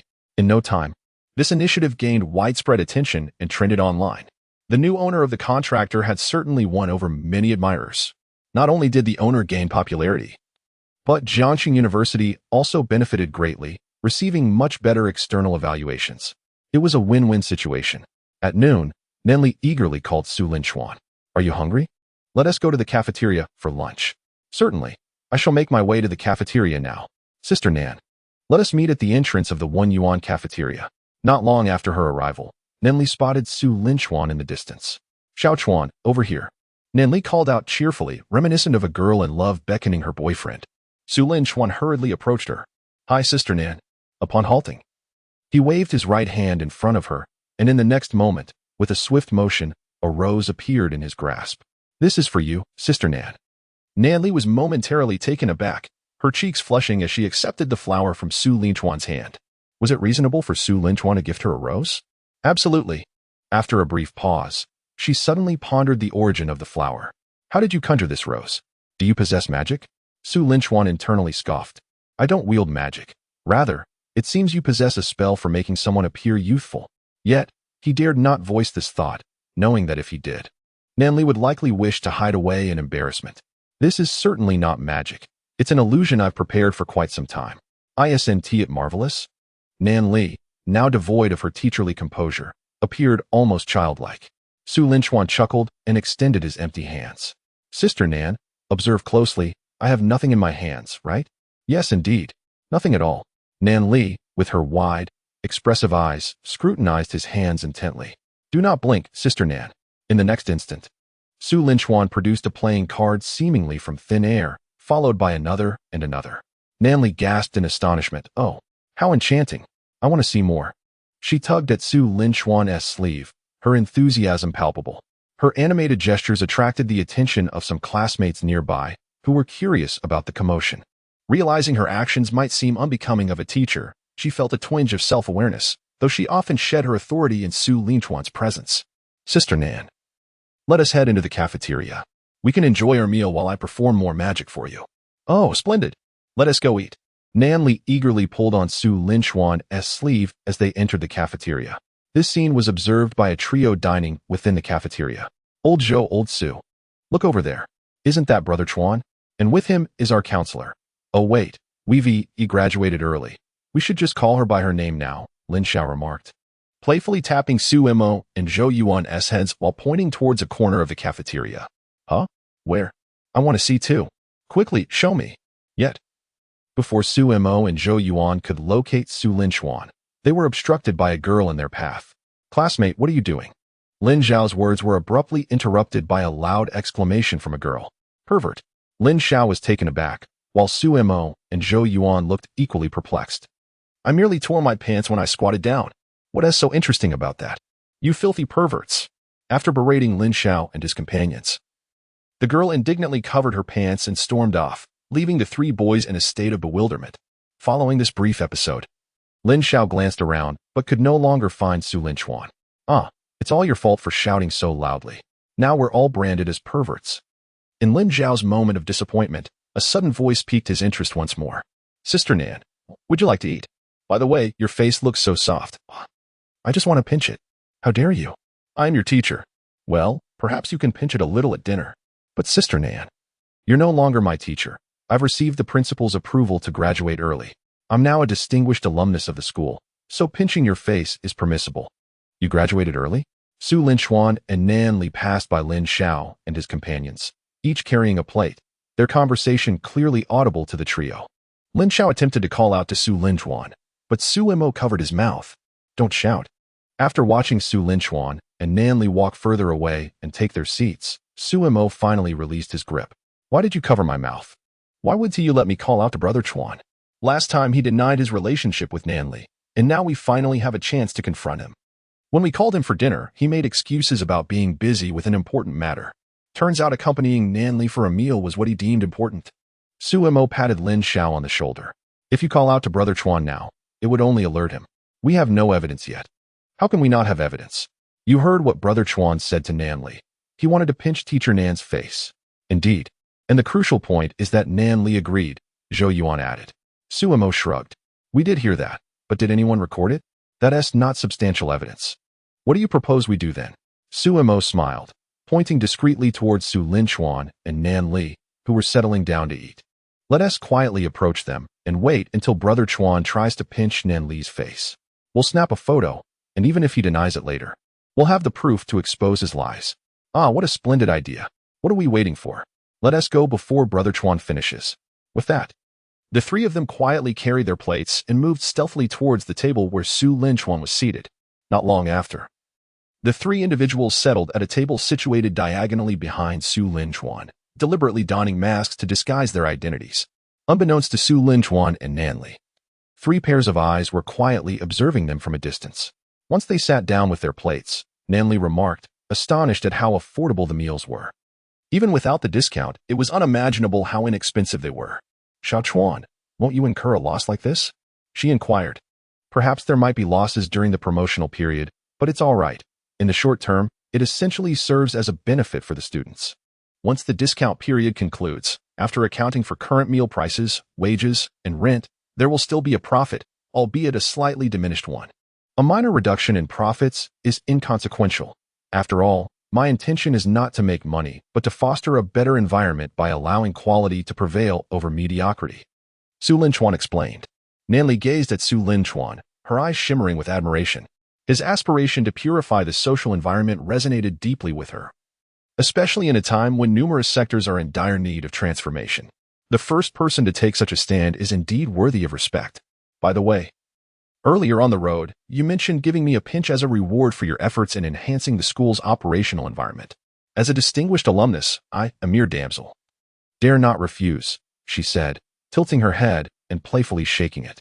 Su Linchuan found himself utterly charmed by the scene before him. At that moment, he felt compelled to continue this meaningful endeavor of social purification, regardless of any system rewards. After all, who could possibly resist a charming Nanli swaying her head and inviting a pinch? Clearing his throat, Su Linchuan returned to the matter at hand. Observing the seldom seen adorable side of Nanli, he lifted his hand and gently pinched her right cheek. The initial sensation was soft and smooth, reminiscent of the delicate touch of her lips when she had playfully kissed him that day. In essence, it was simply delightful. Just as Su Linchuan was reluctant to withdraw his hand, Nanli swatted it away. All right, just a quick pinch will suffice. You mustn't entertain any other thoughts, understand? She pouted, feigning indignation. Hey, Sister Nan, what's the harm in just a little pinch? Considering I just performed magic for you, let me have another go. Your little face is truly delightful to pinch, he pleaded. Humph. That's called preventing addiction. If you pinch for too long, the next time we meet, you'll be tempted to pinch me again. What about my dignity as the older sister? Nanli retorted, placing her hands on her hips, finally exuding a semblance of authority. Of course, it was merely a semblance. Just as Su Linchuan contemplated extending his hand to insist on another pinch, the system's crisis alert activated. Ding. The crisis alert has grown excessively mundane, having been dormant for an entire day without activation. Therefore, a playful alert has been initiated. At the 8 o'clock direction of the host, 3 of his roommates were preparing to clandestinely capture the intimate moments between the host and Nanli. Their initial attempt had failed, and they were now gearing up for a second try. Su Linchuan raised an eyebrow, realizing it was his 3 sons. Did they still wish to surreptitiously photograph him? How naive. Sister Nan, try not to glance too obviously in my 8 o'clock direction. Do you see 3 individuals? One of them has a particularly dubious appearance. Yes, I'm referring to you, Lin Xiao. Nanli paused. Though uncertain of Su Linchuan's intent, she complied. She discreetly shifted her position, feigning nonchalance as she cast a glance over Su Linchuan's shoulder, only to confirm the presence of 3 peculiar figures, cloaked in masks. They appeared furtive, especially the one in the middle whose gaze was distinctly lewd. Lin Xiao, I might just have to call the police. Indeed, there were 3 individuals, masked and lurking. Who were they? Could they be assassins? Should we report this? Or are we to engage in a confrontation with them? Do you have a firearm? Hand one to me. I wish to join in. Su Linchuan sighed, bemused by Nan Li's vivid imagination. He had merely suggested she look at someone, and she had conjured an entire drama. He mused, I do have a gun, but in a public space, it would be rather inappropriate to hand it over. Sister Nan, your thoughts are somewhat far-fetched. Those 3 are merely my roommates. Roommates? Assassins masquerading as your roommates, observing you in secret, correct? What methods are they employing? Disguises or bribery? Su Linchuan covered his face in exasperation. Sister Nan, please, do not delve further into these fantasies. They are not assassins, merely my roommates, who are, in fact, trying to stealthily witness us. They suspect we have an improper relationship. Upon hearing this, Nanli could hardly contain herself. How outrageous. To doubt the purity of her relationship with Su Linchuan, this was akin to accusing a blind person of stealing state secrets. She and Su Linchuan were completely innocent. It was utterly absurd. How could they harbor such thoughts? Did their pure relationship warrant suspicion? She was ready to confront them. How dare they question her integrity? Just as she prepared to rise, Su Linchuan restrained her. Sister Nan, if you go over there like this, it would essentially be an admission. Nanli stamped her foot in frustration. What should we do then? The mere thought of others doubting our pure relationship infuriates me. Su Linchuan chuckled, Sister Nan, do not fret. I have a plan. Listen to me. Chapter 45. Guess what? Sister Nan, if they wish to capture evidence of our intimacy, why not let them? We can engage in a bit of entrapment, deliberately displaying affectionate gestures for them to photograph. As the moment approached for them to take the photograph, they swiftly reverted to their usual demeanor, capturing several shots in succession, which would likely deter them. A look of confusion flickered across Nan Li's face. Are you suggesting that just before they press the shutter button, we should shift from a more intimate pose back to a normal one? But how can you possibly know when they will take the shot? Moreover, the speed of mobile photography is quite rapid. Can we react that swiftly? Su Linchuan flashed a mysterious smile, assuring her, I have my ways. Do you trust me? Nan Li, still somewhat bewildered, nodded affirmatively. Of course, I believe in you. Then heed my instructions. Extend your hand, holding the chopsticks as if you are about to serve food. Nan Li obediently complied. Once in position, Su Linchuan remarked, Sister Nan, forgive my intrusion. He then placed his hand over hers, enveloping her small hand with his warm grip, which unexpectedly instilled a sense of security within her. Not far away, Su Mo tapped Lin Zhao's head, urging, hurry, hurry. Brother Chuan and teacher Nan are holding hands. Quick, take the picture. Just a moment ago, when Brother Chuan pinched teacher Nan's cheek, we missed the shot due to your sluggishness. Under Su Mo and Zhou Yuan's hushed urgings, Lin Xiao hastily opened his phone's camera, discreetly aiming the lens at Su Linchuan and Nan Li. Yet, just as he was about to press the shutter, Su Linchuan swiftly retracted his hand from Nan Li's grasp, nonchalantly resuming his meal. After capturing the photo, Lin Xiao scrutinized the image, furrowing his brow. Huh? Weren't they just holding hands? Why does it seem absent in the picture? Did we misinterpret the scene? They attempted several more times, taking snapshots during moments when Su Linchuan pinched Nan Li's cheek, tousled her hair, or wiped her mouth. Yet all efforts ended in failure. Despite witnessing their apparent closeness just moments prior, Su Linchuan seemed to possess an uncanny awareness, retracting his hand just before the shutter clicked. As if he were evading a ghost. They were correct in their assumptions. Su Linchuan was indeed aware and would hear a warning countdown when they attempted to capture the moment. Once the countdown reached 1, he would withdraw his hand. Su Linchuan mused, danger is always one step ahead of me. Lin Xiao was on the verge of madness when Su Mo suddenly tapped his head. It seems we overlooked a crucial point. While Brother Chuan can evade the camera, we could record a video instead. How could he escape from that? Slap. Zhou Yuan excitedly struck Lin Xiao's head again. Yes. How did we not think of this earlier? Lin Xiao retorted, I understand the logic. But why are you both hitting me? They say striking the head makes one foolish. Do you really have any room for improvement? Don't worry. Su Mo patted Lin Xiao's head, offering him some consolation. Lin Xiao declared, I will deal with you when I return to the dormitory. For now, capturing Brother Chuan is our priority. Since photographs are futile, let us record a video instead. As Lin Xiao had just switched his camera mode to video, he was met with an unexpected darkness on his phone. He playfully tapped the individual standing in front of him, saying, Hey, you're blocking my phone. The moment the words left his lips, he suddenly sensed that something was amiss. Wait, where are Su Mo and Zhou Yuan? They were just sitting beside me, weren't they? How did they vanish so suddenly? Perplexed, Lin Xiao looked up, nearly losing his grip on the phone. Chuan Ge, hello. What a coincidence. What are you filming? He exclaimed. Haha, Chuan Ge. You know me. I'm a bit of a pervert. I'm here to secretly film the boys in the cafeteria. Su Linchuan was left speechless. Lin Xiao certainly had a flair for deflection, even going so far as to use his own peculiarities as a cover. Su Linchuan found no words to counter this and allowed Lin Xiao to depart. After all, who could argue with a self-proclaimed pervert? Speaking of which, secretly filming boys was no ordinary eccentricity. Upon returning to his seat, Su Linchuan gestured to Nan Li with a thumbs up. All set. They've already left. Nan Li remained in a state of bewilderment, having been so easily manipulated by Su Linchuan just moments ago. She realized that she had acted like a naive little rabbit, allowing him to touch her hand, pinch her cheeks, ruffle her hair, and wipe her mouth without any resistance. Surely, Su Linchuan must possess some sort of magic. That scoundrel must have cast a spell on me. Suddenly, an idea struck Nan Li, and she regarded Su Linchuan with a peculiar gaze. He noticed her stare and asked, Nanjia, why are you looking at me like that? You aren't in cahoots with my roommates, are you? She queried. Su Linchuan was taken aback. What? You think you can conspire with them to touch my hand, pinch my face, and ruffle my hair? That would explain how you knew just before they took the photo. It's not that they were actually taking a picture. It was all a ruse for you to take advantage of me. Nan Li felt incredibly astute for having uncovered Su Linchuan's supposed scheme. I'm quite clever, aren't I? She boasted, striking a pose. Su Linchuan pondered her logic and stumbled upon a disconcerting truth. Goodness, it actually made a twisted sort of sense. Each piece fit together seamlessly, with not a single flaw. After all, who would believe he could predict the timing of their photo? Yet, Su Linchuan remained unperturbed. Nanjia, you are sorely mistaken. I am a genuinely good person. You don't really know me. If I wanted to take advantage, I'd typically be more direct rather than resorting to such petty tricks. Nanli replied, well, it seems I have underestimated you. Truly remarkable. You are quite the master manipulator.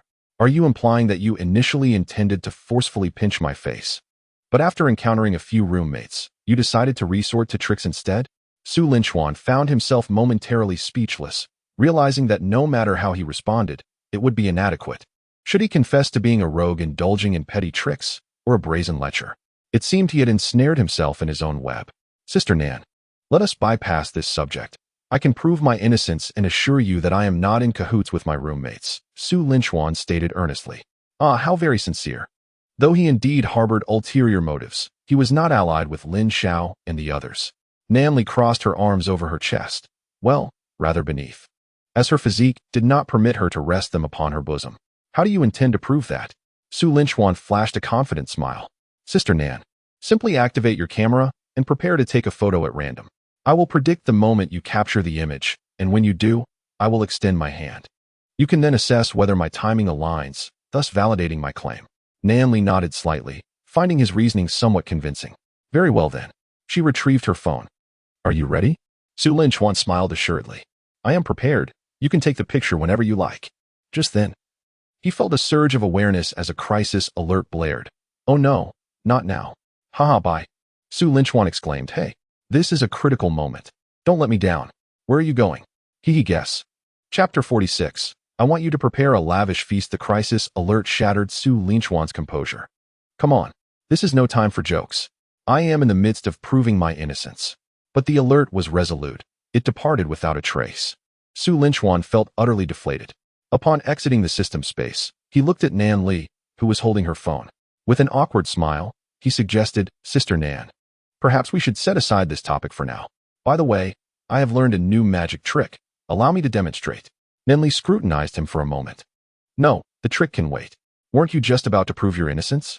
The outcome was predictable. Nan Li snapped 3 photos. And Su Linchuan failed to predict any of them.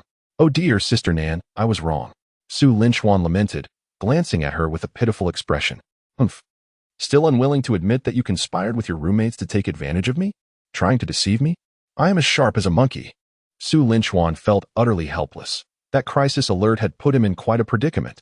An innocent young man had been mischaracterized as a lecherous rogue. While he may have been one at heart, it was crucial that no one found out. Sister Nan, I was wrong. Tell me, what must I do to appease you? NL pouted, tilting her head in a playful manner as she gazed at XL Chuan. From now on, every time you see me, I want something magical, just like today. XL Chuan smiled gently. That's quite simple. Let me present you with something right now. With that, he rummaged through his pocket and produced a napkin. Sister NN, do you have a lighter? NL shook her head. No, I don't smoke. Then how did you ignite my heart? NL responded with a puzzled look. How odd this person is. XL Chuan chuckled. I was merely jesting. I need a lighter for a magic trick. If you don't have one, we shall make do. Now, Sister NN, blow on this napkin. Obediently.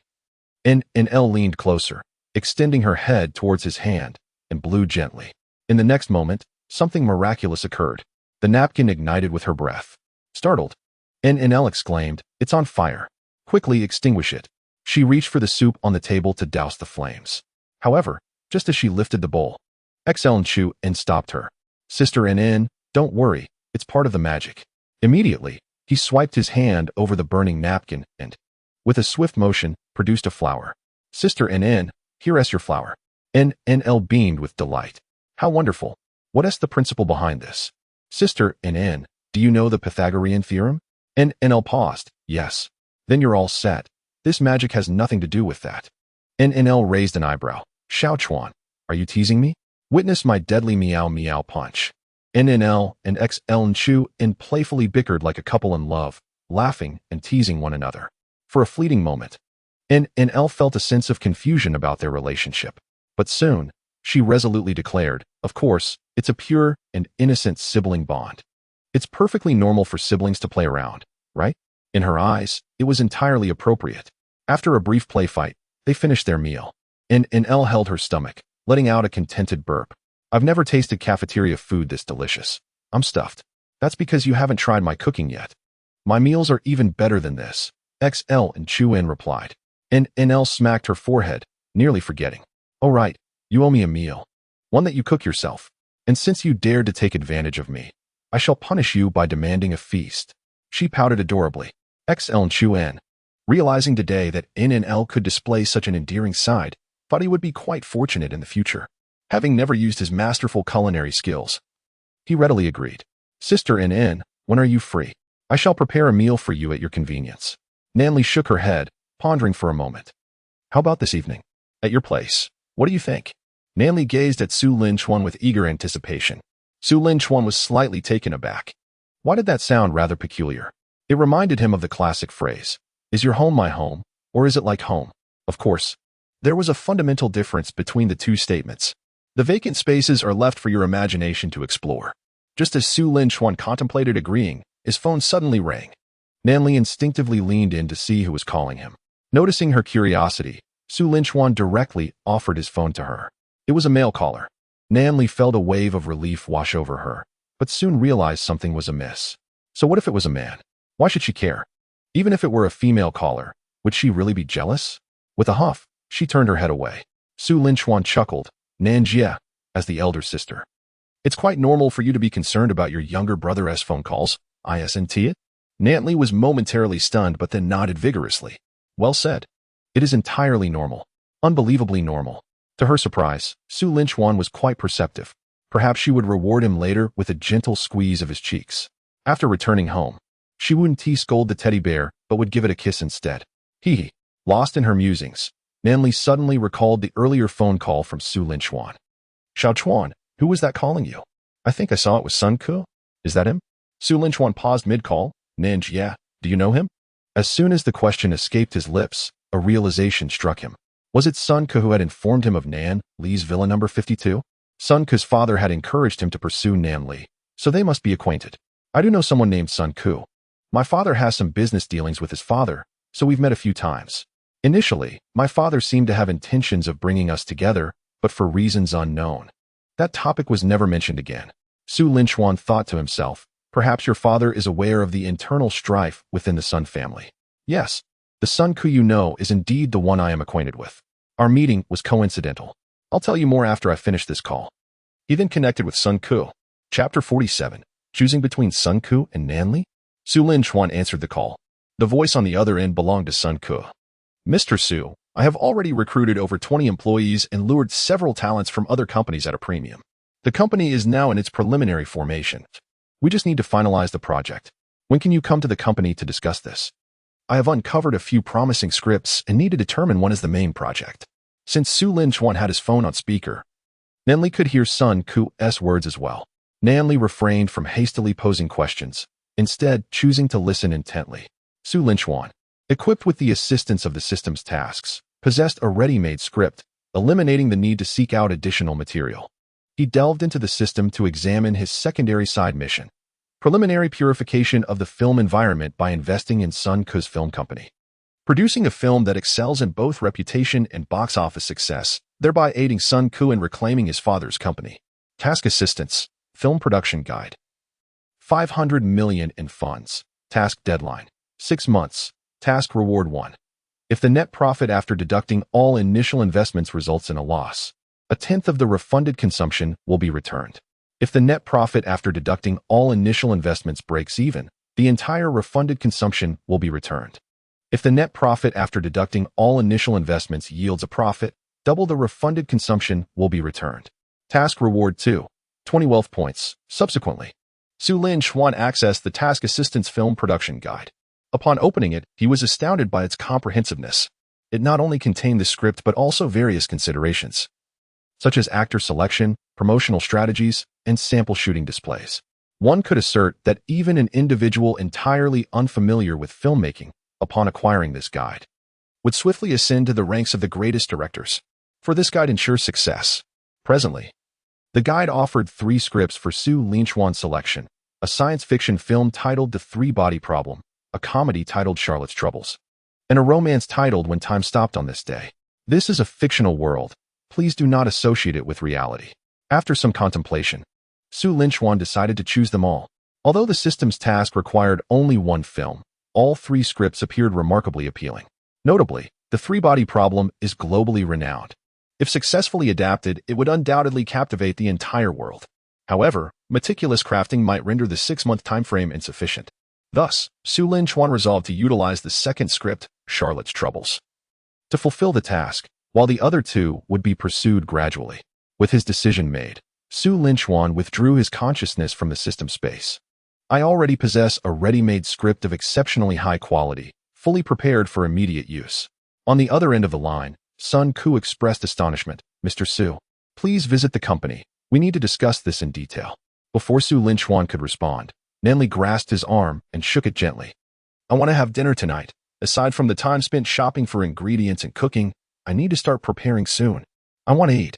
Su Linchuan indeed wished to engage in a discussion with Sun Ku regarding the film. Yet, who could refuse a coaxing mentor? Who could withstand such charm? Certainly not Su Linchuan. Su Linchuan gazed at Nanli, whose eyes sparkled with anticipation. He gently caressed her head, then playfully pinched her smooth cheeks, and finally teased her well-defined nose. Of course, preparing a meal for Sister Nan was of utmost importance. Rest assured, Nanli chuckled in delight, unbothered by the playful gestures.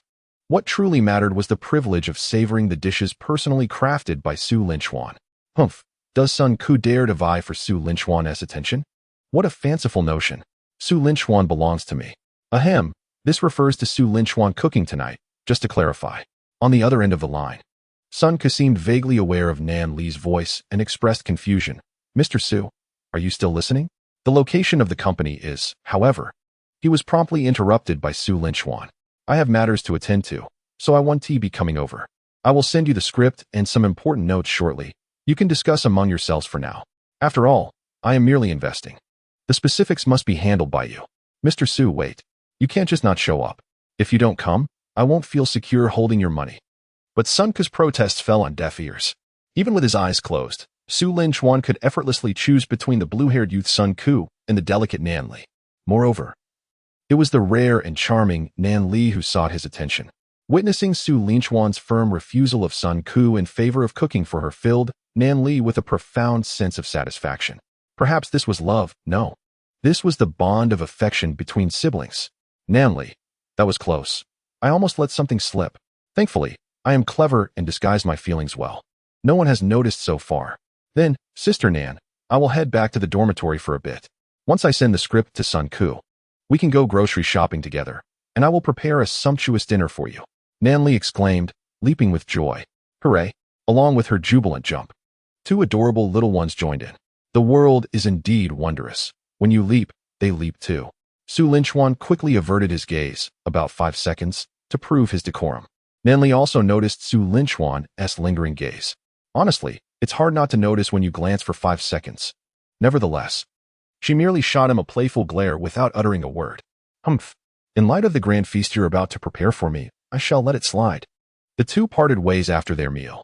Su Linchuan needed to return to the dormitory, and Nan Li had to request leave from the office. No work this afternoon. Off to buy groceries and let Xiao Chuan cook. As Nan Li was about to leave, she suddenly recalled Su Linchuan's conversation with Sun Ku and turned to him, saying, could you also send me a copy of the script you're sharing with Sun Ku? I'm quite interested in films and novels. Su Linchuan gestured to her. No problem. I'll send it to you once I'm back at the dorm. After their separation, Su Linchuan returned to his dormitory, ready to settle matters with his 3 sons. While at the cafeteria, they managed to slip away, but one can escape the monk, yet not the temple. Just as Su Linchuan entered the dormitory, Lin Xiao, Su Imo, and Zhou Yuan seemed to have been waiting at the door for quite some time. Suddenly, they appeared before him.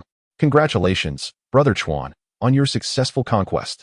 Chapter 48. The Irresistible Law, Timeless and Everlasting.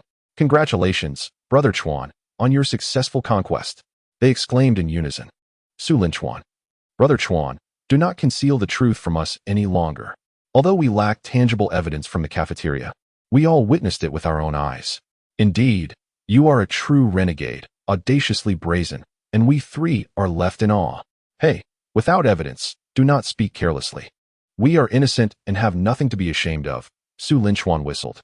Having spent so much time with Nanli recently that her way of thinking had unknowingly influenced him. Humph. Lin Xiao and the others rolled their eyes dramatically at Su Linchuan. His words are as deceptive as a trickster. Better to believe in the existence of ghosts than to trust the lies spilling from Su Linchuan's lips. Having held her hand and pinched her cheeks, he still claims to be innocent and blameless. Will he concoct excuses for himself if he kisses her in the future? Nanli, hey, stop beating around the bush. Regardless of how Su Linchuan protested or insisted that their relationship was merely that of a close sibling bond. In the minds of Lin Xiao and the others, he had firmly established himself with the title of renegade disciple. Su Linchuan shrugged his shoulders, feeling quite helpless. Good people are often misunderstood. Currently, his relationship with Nanli remained unbroken, still veiled behind that final barrier. Although they occasionally shared small moments of intimacy, such as playful face pinching or head pats, both were experts at rationalizing their actions, especially Nanli, who was a master at crafting justifications. The incident where she concocted a magical excuse just to steal a kiss from Su Linchuan serves as a testament to her prowess. Thus, these minor displays of affection were harmless for them at present. For their relationship to advance to a deeper level, a catalyst was required. However, Su Linchuan understood that this catalyst had yet to present itself. He would have to wait until his love diary was unsealed before pursuing the matter further. Disregarding the relentless inquiries of his three roommates, Su Linchuan sat before his computer, intending to send several scripts and notes to Sun Ku. Yet, Lin Xiao and the others remained undeterred. Brother Chuan, please share with us, what is it like to hold a girl? I want to ask for a friend. Is it similar to holding a water-filled balloon? Brother Chuan, you didn't return to the dormitory last night. Did you perhaps book a room? How was the experience? Do share with us. Su Linchuan sighed softly, recognizing that these three were determined to pry for answers. Reluctantly, he picked up his phone, opened his notes, and copied a cherished URL from a pinned note, sending it to the dormitory group chat. All right, everyone, take a look at what I shared in the group. I believe it will pique your interest. Brother Chuan, let us not divert the topic. What captivates us most right now is indeed your story. What significance does this mere link hold? Lin Xiao has truly demonstrated to us the essence of the true fragrance principle. Brother Chuan, with such valuable resources at your disposal, why did you not reveal them sooner? And censored? So high definition? Where did these resources originate? Upon opening the link, Su Mo and Zhou Yuan also became visibly unsettled. This. Oh my, Brother Chuan, you are a wonderful person. Suddenly, I feel the urge to use the restroom. Pardon my brief absence, Zhou Yuan remarked, grabbing a pack of tissues and heading towards the restroom. However, Su Linchuan stopped him, gesturing towards the dormitory door. You should go to the restroom at the end of the corridor. There's a toilet there, which is more convenient. Brother Chuan, how can you think of me this way? I simply wish to use the restroom. I am taken aback by your lack of trust in me. I'm upset. I need to step outside for a moment. With that, Zhou Yuan took the tissues and exited, observing the direction in which he turned. It was undoubtedly towards the end of the corridor. Zhou Yuan is quite amicable. He treats his younger brother well, and even thoughtfully took tissues with him. Su Linchuan then turned to Lin Xiao and Su Mo, offering a friendly reminder, just so you know, there are only 2 toilets in the corridor. So if you plan to go, make haste. With Su Linchuan's words, Lin Xiao darted out of the dormitory like a rabbit. Su Mo, slightly slower to react, found that Lin Xiao was already racing ahead by the time he stepped outside. Lin Thief, do not revel too soon. You haven't brought any tissues with you. So do not come pleading to me later. Lin Xiao scoffed ahead. Oh, mere mortals, how can you fathom the world of the divine? I carry a pack of tissues with me every day? Tremble, mortals, for the restroom is mine. After successfully tricking all 3 roommates out, Su Linchuan finally exhaled a sigh of relief. No one can resist indulging in a piece from the works of Japanese educators during moments of boredom. Although he views them intermittently, it does not diminish his admiration for them. Suddenly, a thought struck Su Linchuan. Could he, in the future, invest in making films of such nature? Perhaps even take on the role of the investor himself? He quickly shook his head, dismissing such a perilous notion. His heart belonged solely to Nanli. Yet, with his remarkable ability for divergent thinking, Su Linchuan swiftly expanded on this idea. Since he could not collaborate with those esteemed Japanese educators, Why not partner with Nanli instead? He recalled that during lunch at the cafeteria, Nanli had expressed her keen interest in films and novels. Perhaps they could brainstorm plot ideas together, transform them into a script, and create cinematic masterpieces intended solely for their eyes. The more he pondered, the more Su Linchuan felt like a genius. However, this matter should not be divulged to Nanli just yet, lest she be met with a severe reprimand. Discarding the impractical thoughts swirling in her mind, Su Linchuan sent the script from the guide to both Sun Ku and Nanli. Sun Ku promptly replied, assuring Su Linchuan that he would approach the filming with utmost seriousness. After returning to the office, Nanli took a leave of absence, but would not be able to depart until 3 o'clock in the afternoon. The mere thought of having to wait over an hour to cook with Su Linchuan filled her with frustration. In her boredom, Nanli noticed that there were very few people left in the office. Aside from herself, there was only one teacher, sitting at a distance. Quietly, she opened the document containing the novel she had been working on. The narrative was currently at the point where President Su and Nanli were engaged in a passionate embrace, charged with tension. Tilting her head, she gazed at the words on the screen, muttering to herself, what should happen next? Is it time for that? This brought her to the edge of her knowledge. As while she was aware of the next steps, she found herself at a loss for words. In past experiences with television or film, such scenes were always glossed over, never described in detail.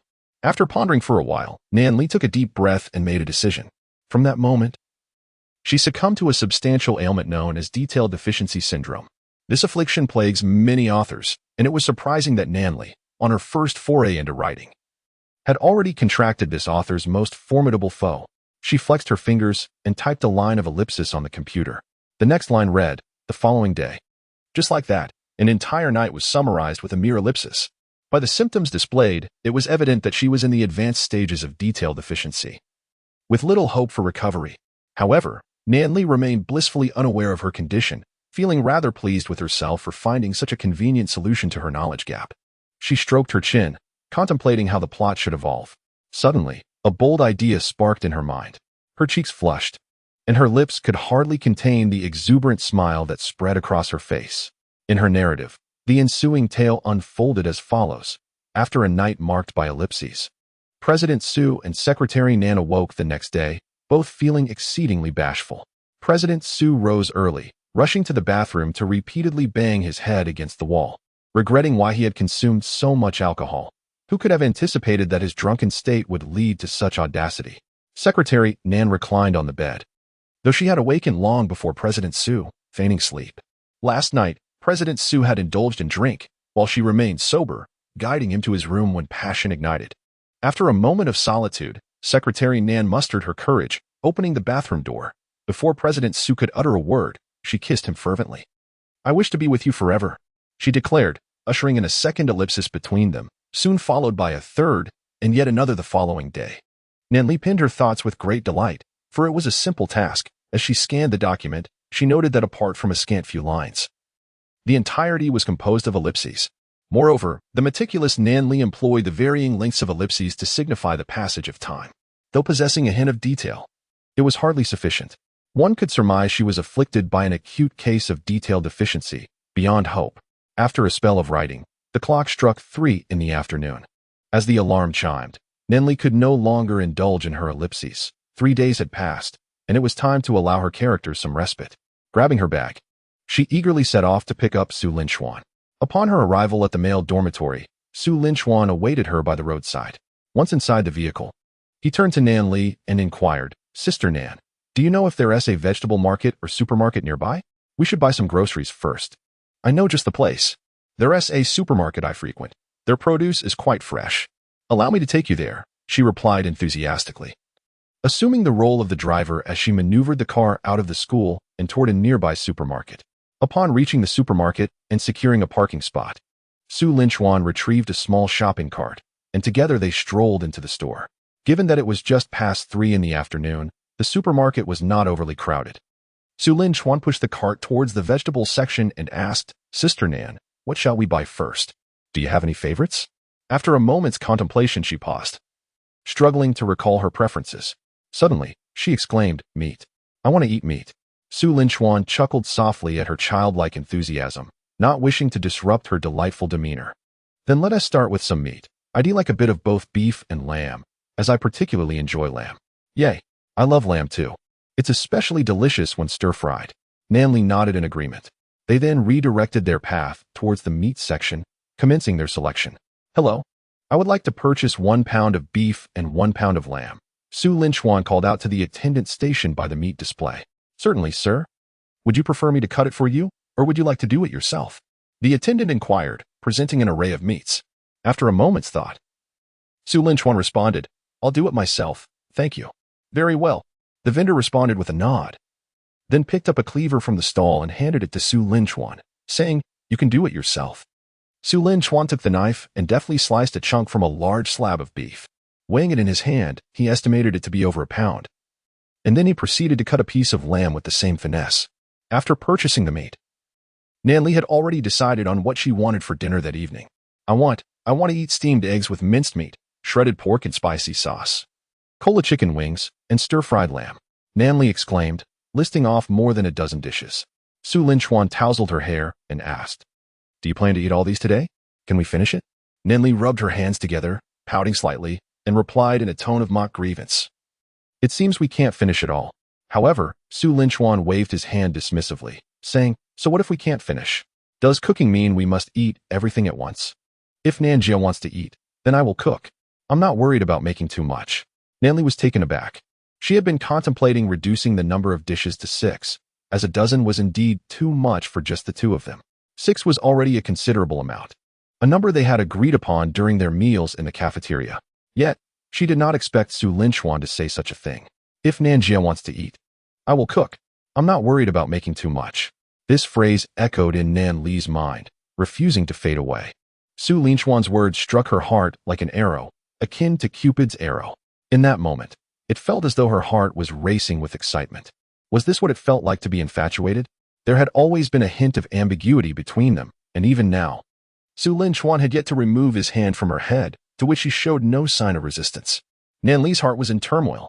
Seeing that Nan Li was lost in thought, Su Linchuan called her name a few times without a response, then lifted her chin and gently tapped her head.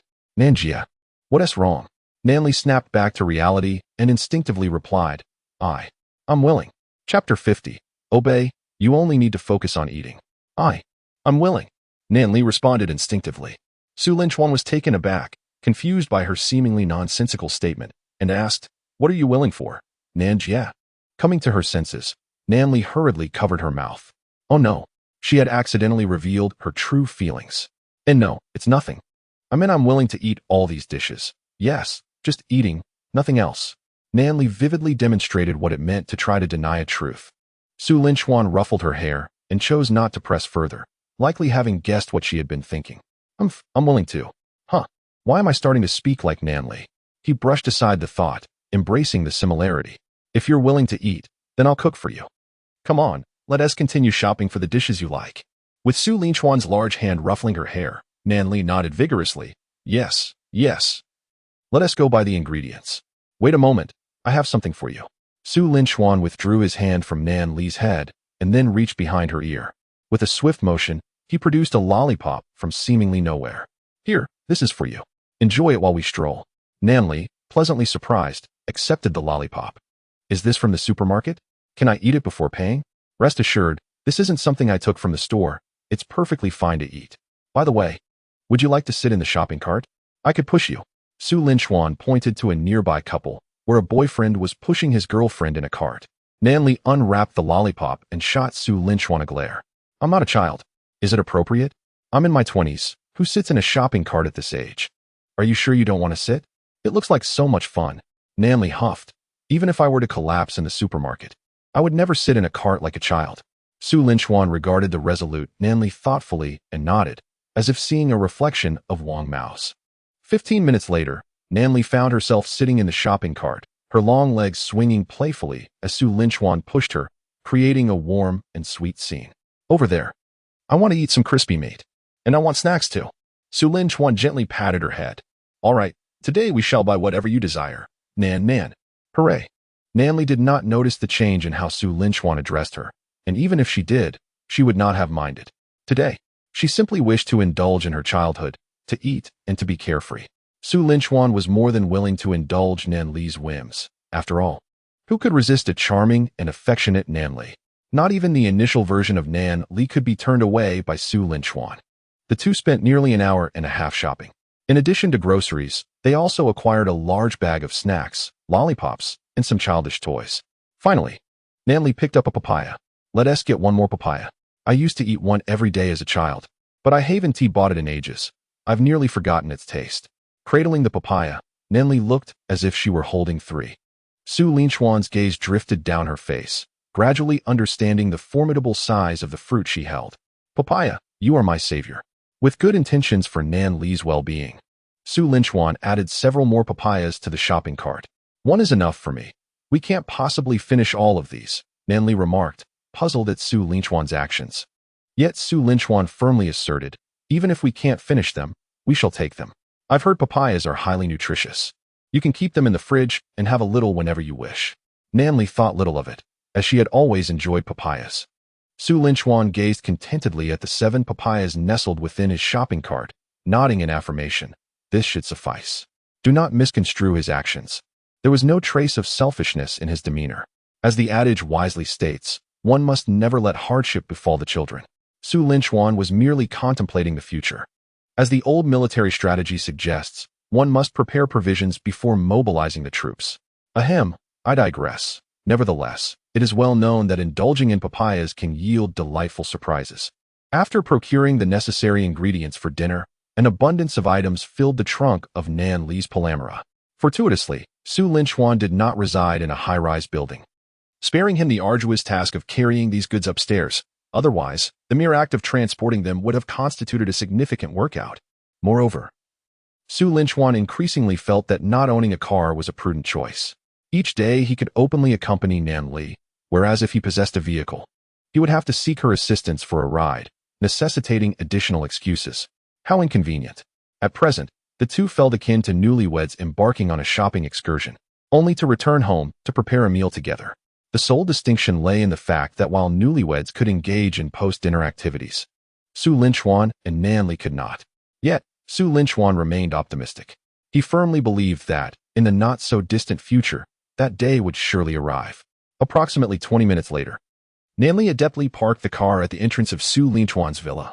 Xiao Chuan, could you please open your garage? I shall stow the car inside, she suggested, keeping the engine running while gesturing towards the garage. Nanjia, why not simply park here? Are you afraid of theft? The neighborhood is quite secure, he replied. Of course. My concern isn't theft. No thief would dare venture here. I worry that Ning Ning will return and see my car. I intend to tell her I have school matters to attend to and will be home late. Oh, so you plan to indulge yourself? I wholeheartedly support your decision. I shall go open the garage door. Su Linchuan chuckled, giving Nan Li a thumbs up.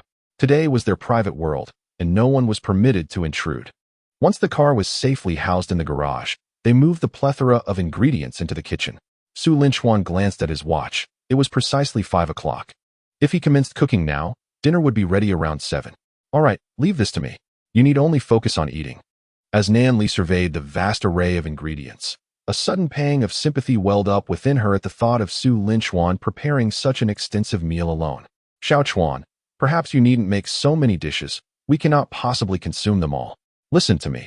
If I intend to prepare a feast for Nan Nan, I shall prepare a feast, no exceptions. He insisted. Then allow me to assist you in the kitchen. I can lend a hand, Nan Li offered. Your sole duty is to wait for your meal. Shortly, you need only open your mouth. Be obedient. I've got this covered. Chapter 51. The mysterious black box. Your task is merely to wait for your meal. Just open your mouth when the time comes and obey. Leave everything to me. Su Linchuan affectionately pinched Nan Li's small face before firmly directing her out of the kitchen. Once outside, a wave of security enveloped Nan Li. She glanced back at Su Linchuan in the kitchen and surveyed the entire villa, feeling a warmth in her heart. Could this be a different kind of home? A sense of belonging that comes from living independently, away from her parents? Unconsciously, a smile crept onto Nan Li's lips as she began to savor this new lifestyle. After sending Nan Li out of the kitchen, Su Linchuan took a deep breath, his culinary skills igniting in his mind. Since acquiring this talent, he had yet to put it to use, but today was finally the day. He cracked 3 eggs into a bowl, added half a spoonful of salt, poured in an appropriate amount of warm water, and mixed it thoroughly before covering it with plastic wrap to steam for 10 minutes. Once the eggs were steaming, he took some meat, minced it, and sauteed it in hot oil until it changed color. He then added a spoonful of oyster sauce, half a spoonful of soy sauce, and half a spoonful of sugar. Mixing cornstarch with water, he drizzled it over the minced meat and cooked it in the pot until thickened. When the eggs were ready, he poured the sauteed meat over the steamed egg custard, completing the dish. While the egg custard steamed, Su Linchuan prepared lamb, slicing it before tossing it into the pan.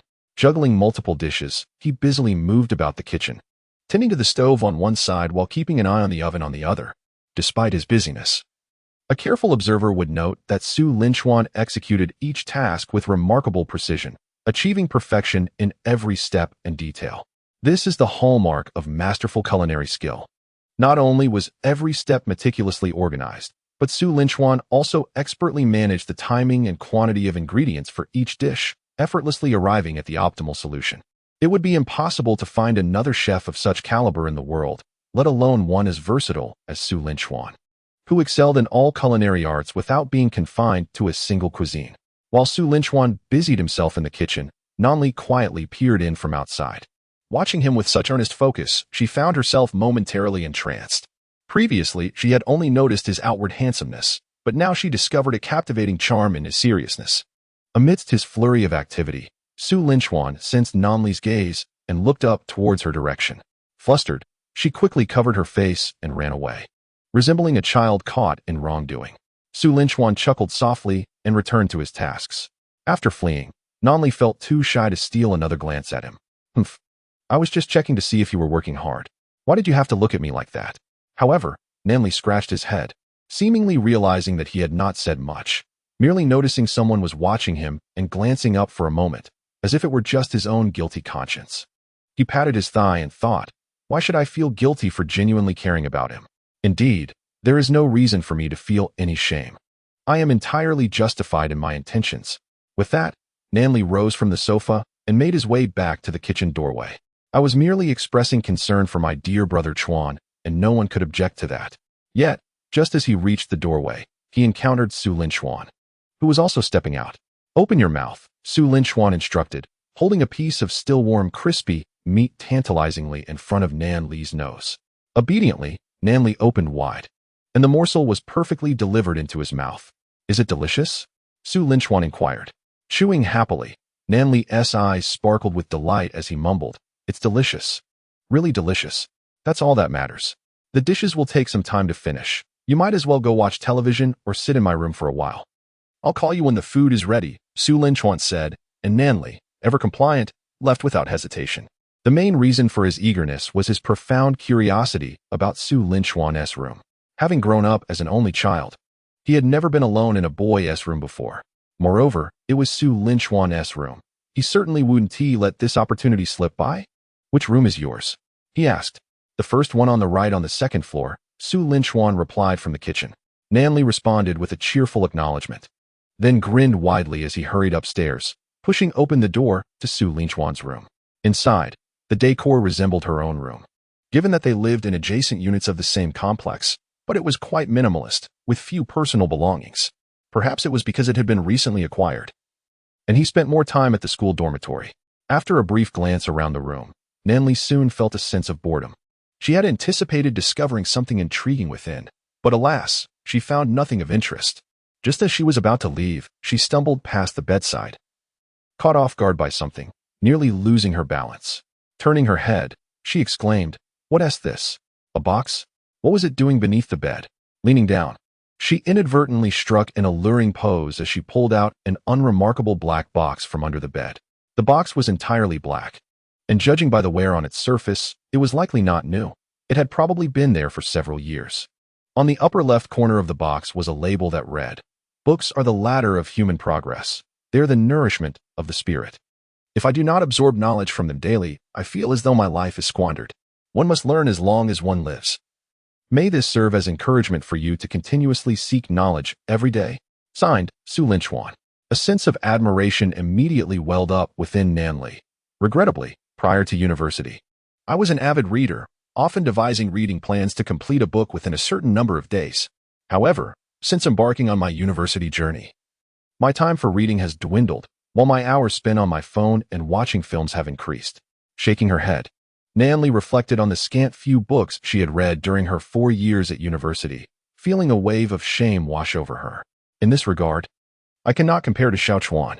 From today onward, I shall learn from Xiao Chuan, dedicating time each day to reading and enriching my mind with knowledge. With her right hand clenched, Nanli declared resolutely. Having set her goal, her gaze fell upon Su Linchuan's small box. I wonder what kind of books Xiao Chuan usually reads. Is it inappropriate to open his box without permission? It seems rather impolite. After a moment of hesitation, curiosity ultimately triumphed over reason. If Su Linchuan cares, he can always pinch my face. The box was unlatched, and Nanli gently lifted the lid, revealing several stacks of books before her. As she examined the topmost volume, she furrowed her brow slightly, sensing something amiss. What is this book titled The Boy A? I don't think I've ever heard of it. As she picked up the book named The Boy A, she noticed the cover was rather shabby, featuring merely 4 characters, devoid of the author's name. There were no other words surrounding the book either. Intrigued, she turned to the first page. Aubin's high school grades were far from ideal, yet they allowed him to enroll in a private school near Taipei. Before the semester commenced, he considered that commuting daily would be too arduous, so he rented a student room near the school, only returning home on weekends to visit his mother. The landlord couple, surnamed Hu, lived on the 6th floor below, both employed and relatively young, in their early 30s. Married for several years with 2 children aged 4 and 5. As she continued reading, Nanli increasingly sensed something was amiss. What on earth is this book? This is not right. Even if some classic literature contains similar scenarios, it shouldn't be like this. Nanli's face flushed with embarrassment. And upon reaching the 3rd page, she abruptly shut the book. Darn Su Linchuan. I was just feeling ashamed, thinking how strictly you hold yourself. Only to discover you read such material. The very thought of the descriptions in the book made her face burn with shame. How could anyone write such words? It is utterly mortifying. Taking a few deep breaths of fresh air to compose herself, she set the book down and rummaged through Su Linchuan's small black box once more. In addition to these 2 volumes, she finally unearthed a proper book. The Legend of the Condor Heroes. You are not too excessive. Though this is merely a martial arts novel, it is certainly preferable to perusing something else. Speaking of which, the last time I read The Return of the Condor Heroes was during my high school days, and I have nearly forgotten it all. As she spoke, Nanli flipped through the cover of this edition by Su Linchuan, which was inconsistent with her memory of the original The Return of the Condor Heroes. However, as she continued to browse, Nanli felt an unsettling discrepancy.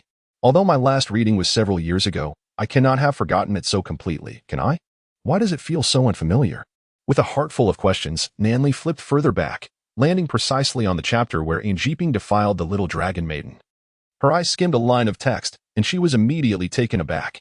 Little dragon maiden? You wouldn't want Yanghua to know about this, would you? Anjiping raised the little dragon maiden's face. The flesh on it twisted, and the desire in his eyes was unmistakable. Nanli, did I read the authentic version before? No. It doesn't matter whether I read the genuine or pirated copy. This book is certainly not the original, the esteemed Mr. Jean would not have penned such a wild narrative. Flipping through the pages again, she was met with 4 words that aptly described her feelings: deeply unsatisfactory, or rather, utterly distressing. It was as intolerable as the previous 2 volumes.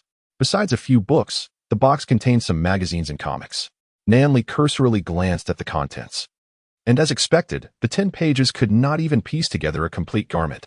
While harboring disdain for Su Linchuan and examining each book, gathering evidence, Su Linchuan hummed a tune in the kitchen, having already prepared 2 dishes. Suddenly, an important realization struck him, a matter concerning his own integrity. Oh no, did I leave my treasure box under the bed? Su Linchuan was startled, and the bowl in his hand slipped from his grasp. Fortunately, his reflexes were swift. He caught it just as it was about to fall, avoiding any alarm. After placing the bowl on the counter, Su Linchuan felt a wave of anxiety wash over him. Nanli had been in her room for nearly 20 minutes now, hadn't she? His own room contained nothing of significance. Logically, if she were merely browsing, she should have emerged by now, yet she remained inside. What could she be doing? Surely she hadn't discovered that treasure box? Inside were cherished items Su Linchuan had accumulated from middle school to the present, akin to the precious materials he had shared with his dorm mates on that website. He had gleaned much knowledge from those treasures, even inscribing a motivational phrase on the box itself. Throughout the years, regardless of where Su Linchuan moved, while other possessions may have been lost. That box had always remained by his side. If Nanli were to see it, all his carefully cultivated image would be shattered. No, I must not allow such a terrifying scenario to unfold. Su Linchuan glanced at the pots, temporarily turned off the heat, and stepped out of the kitchen. He tentatively called out, "Sister Nan, the dishes are ready. Would you like to try some? They're quite delightful."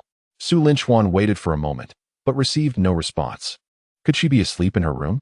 If she was indeed asleep, it would be preferable, as long as she did not discover the box.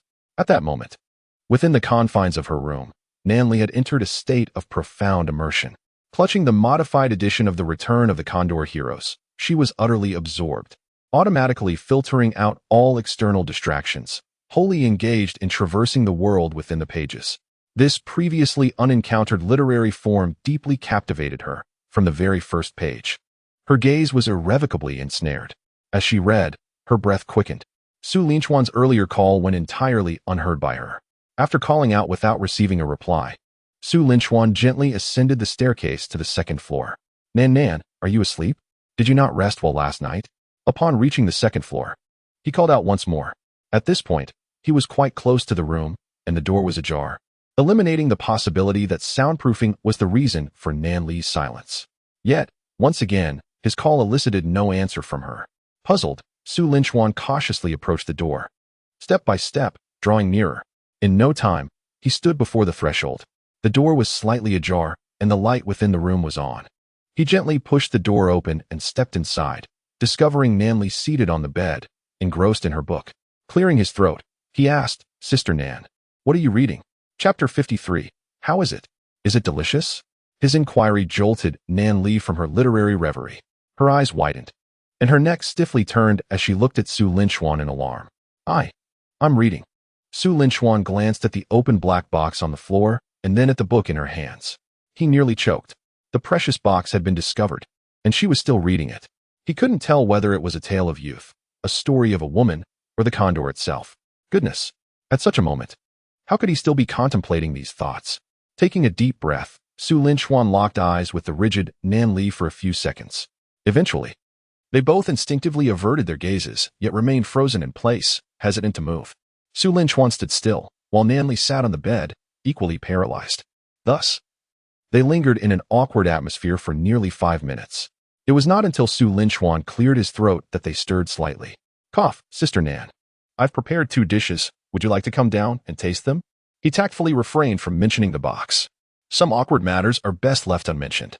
Nanli cautiously placed the book beside the bed and attempted to rise, yet her body remained rigid from the earlier shock, causing her to falter.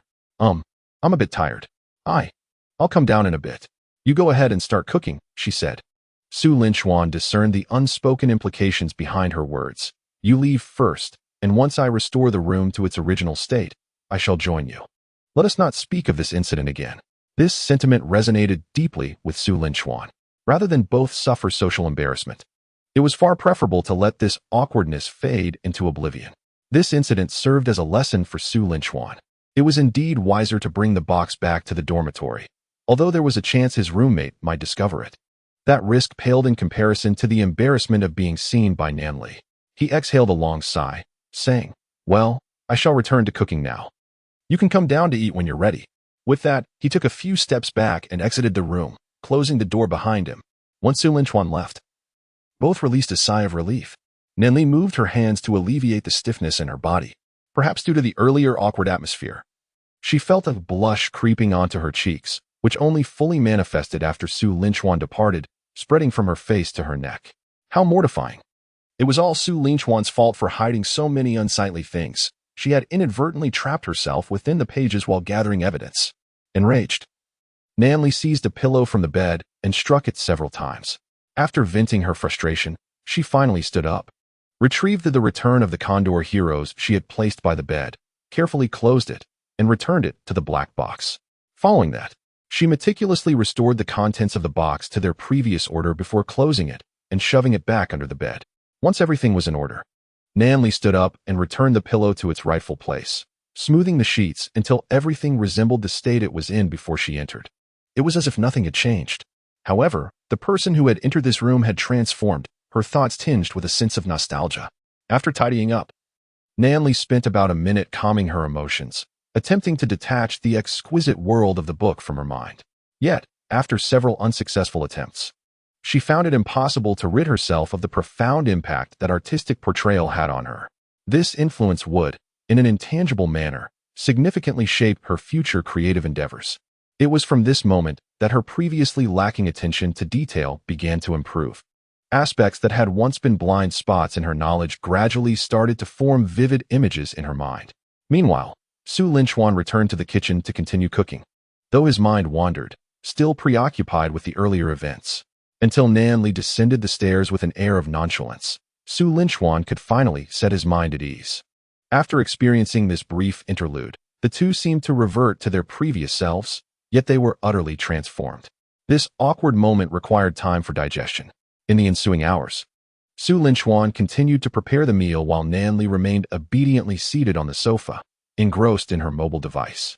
The meat and egg custard, crispy pork, stir-fried lamb, steak, braised beef, sweet and sour carp, and spicy chicken are ready, Sister Nan.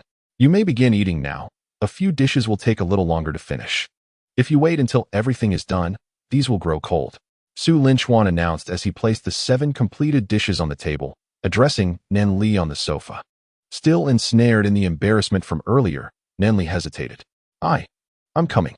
Even before she reached the table, the tantalizing aroma of the food wafted into her senses, awakening her inner cravings. Enticed by the fragrance, her stomach audibly protested. Unable to suppress a swallow of saliva, her gaze remained fixated on the delectable spread before her. Just the scent was enough to convey its undeniable deliciousness. Ahem, Nanli cleared her throat twice, reminding herself to maintain composure, yet her lips betrayed her, glistening with drool. She hastily wiped the corners of her mouth, but her eyes remained glued to the dishes. Coming from a well-off family, she had savored many exquisite delicacies in the past, yet she had never experienced such a fierce appetite for an entire table of food. She found herself curious about the magic behind these dishes, what made them so irresistible. Observing her reaction, Su Linchuan smiled subtly. With his masterful culinary skills, he had created dishes that were impossible to refuse. Ahem. Su Linchuan cleared his throat, scooped a portion of the meat and egg custard with a spoon, ensuring he held it securely to prevent any mishaps. After blowing softly to cool it, he grinned at Nanli. Sister Nan, open your mouth and try this. Tell me how it tastes. Nanli swallowed again, took 2 steps forward, and opened her mouth wide. In one swift motion, she devoured the spoonful of meat and egg custard from Su Linchuan's hand. The tension from the earlier awkwardness dissipated, restoring their initial closeness. Su Linchuan extended his left hand to wipe the corner of Nanli's mouth. So how is it? Delicious? Chapter 54. The first photograph. How is it? Delicious? The flavor of the meat and egg custard exploded in Nanli's mouth, and her eyes sparkled with delight. Oh, it's so incredibly delicious. I have never tasted anything this exquisite. At that moment, she cast aside all notions of decorum. Snatching the spoon from Su Linchuan's hand and rushing to the table to scoop another generous bite into her mouth, Su Linchuan observed the impatient Nanli and chuckled. Do not rush your meal. Take care not to choke. There's no one vying for your food. Savor a bit of everything. Otherwise, if you fill up on just one dish, you'll be left lamenting over the others. With chopsticks in one hand and a spoon in the other, Nanli devoted herself wholeheartedly to the noble endeavor of devouring the feast laid before her. This is delectable. This one is delightful too, albeit a tad hot. No matter, the heat cannot deter my yearning for exquisite cuisine. Oh, in this, I feel as though all my previous meals were mere fast food.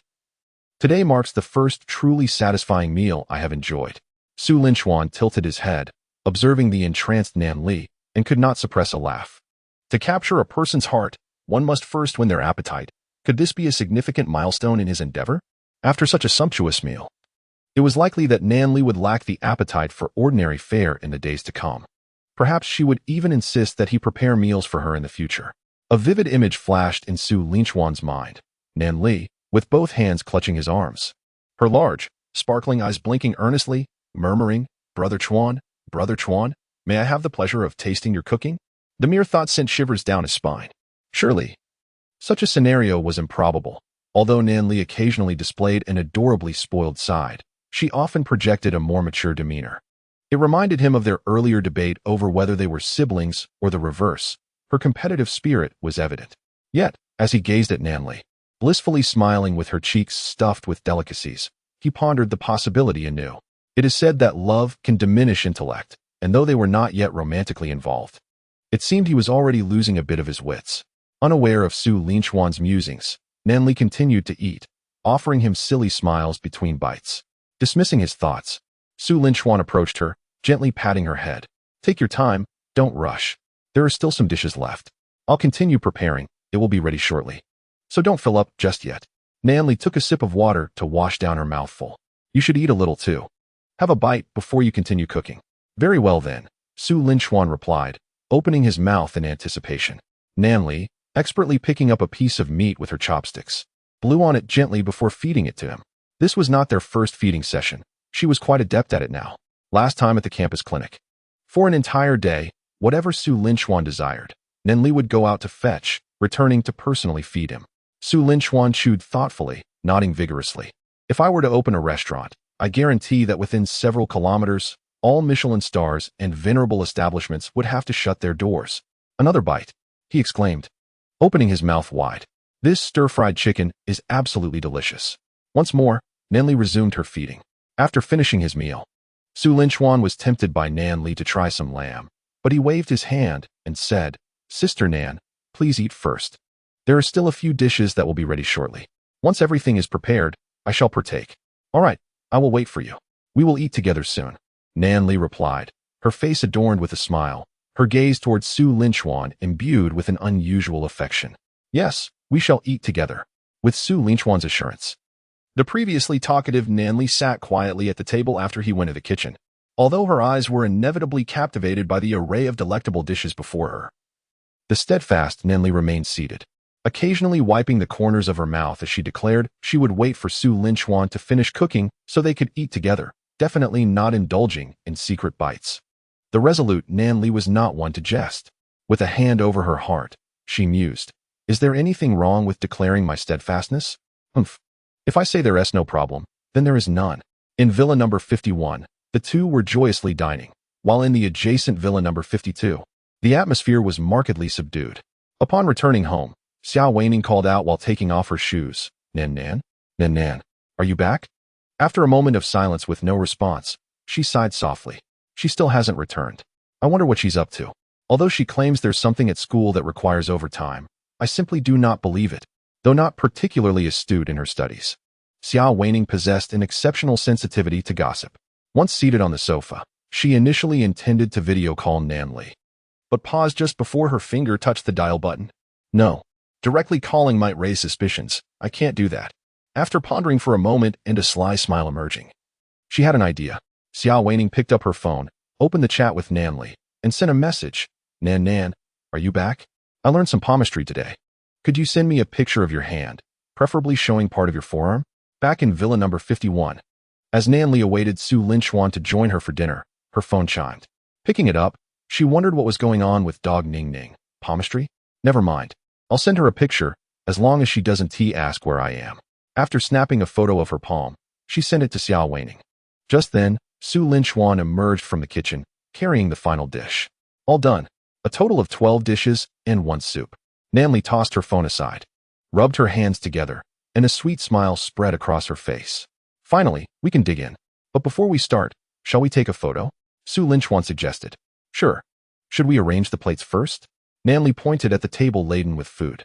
Su Linchuan opened his phone camera and gently grasped Nanli's small hand. Pulling her close to him, he placed his right hand on her shoulder while raising his phone with the other. "Sister Nan, smile for the camera. Cheese." Caught off guard by Su Linchuan's sudden gesture, Nanli swallowed nervously before turning her gaze towards the lens. Cheese. Click. Their first photograph together was captured. After taking the picture, they both turned their heads simultaneously, their eyes meeting, and shared a smile. Meanwhile, the single dog Xiao Wanning lounged on the sofa, and upon receiving the photo Nanli had sent, she scrutinized it closely before abruptly rising to her feet. There seemed to be something amiss in the photograph.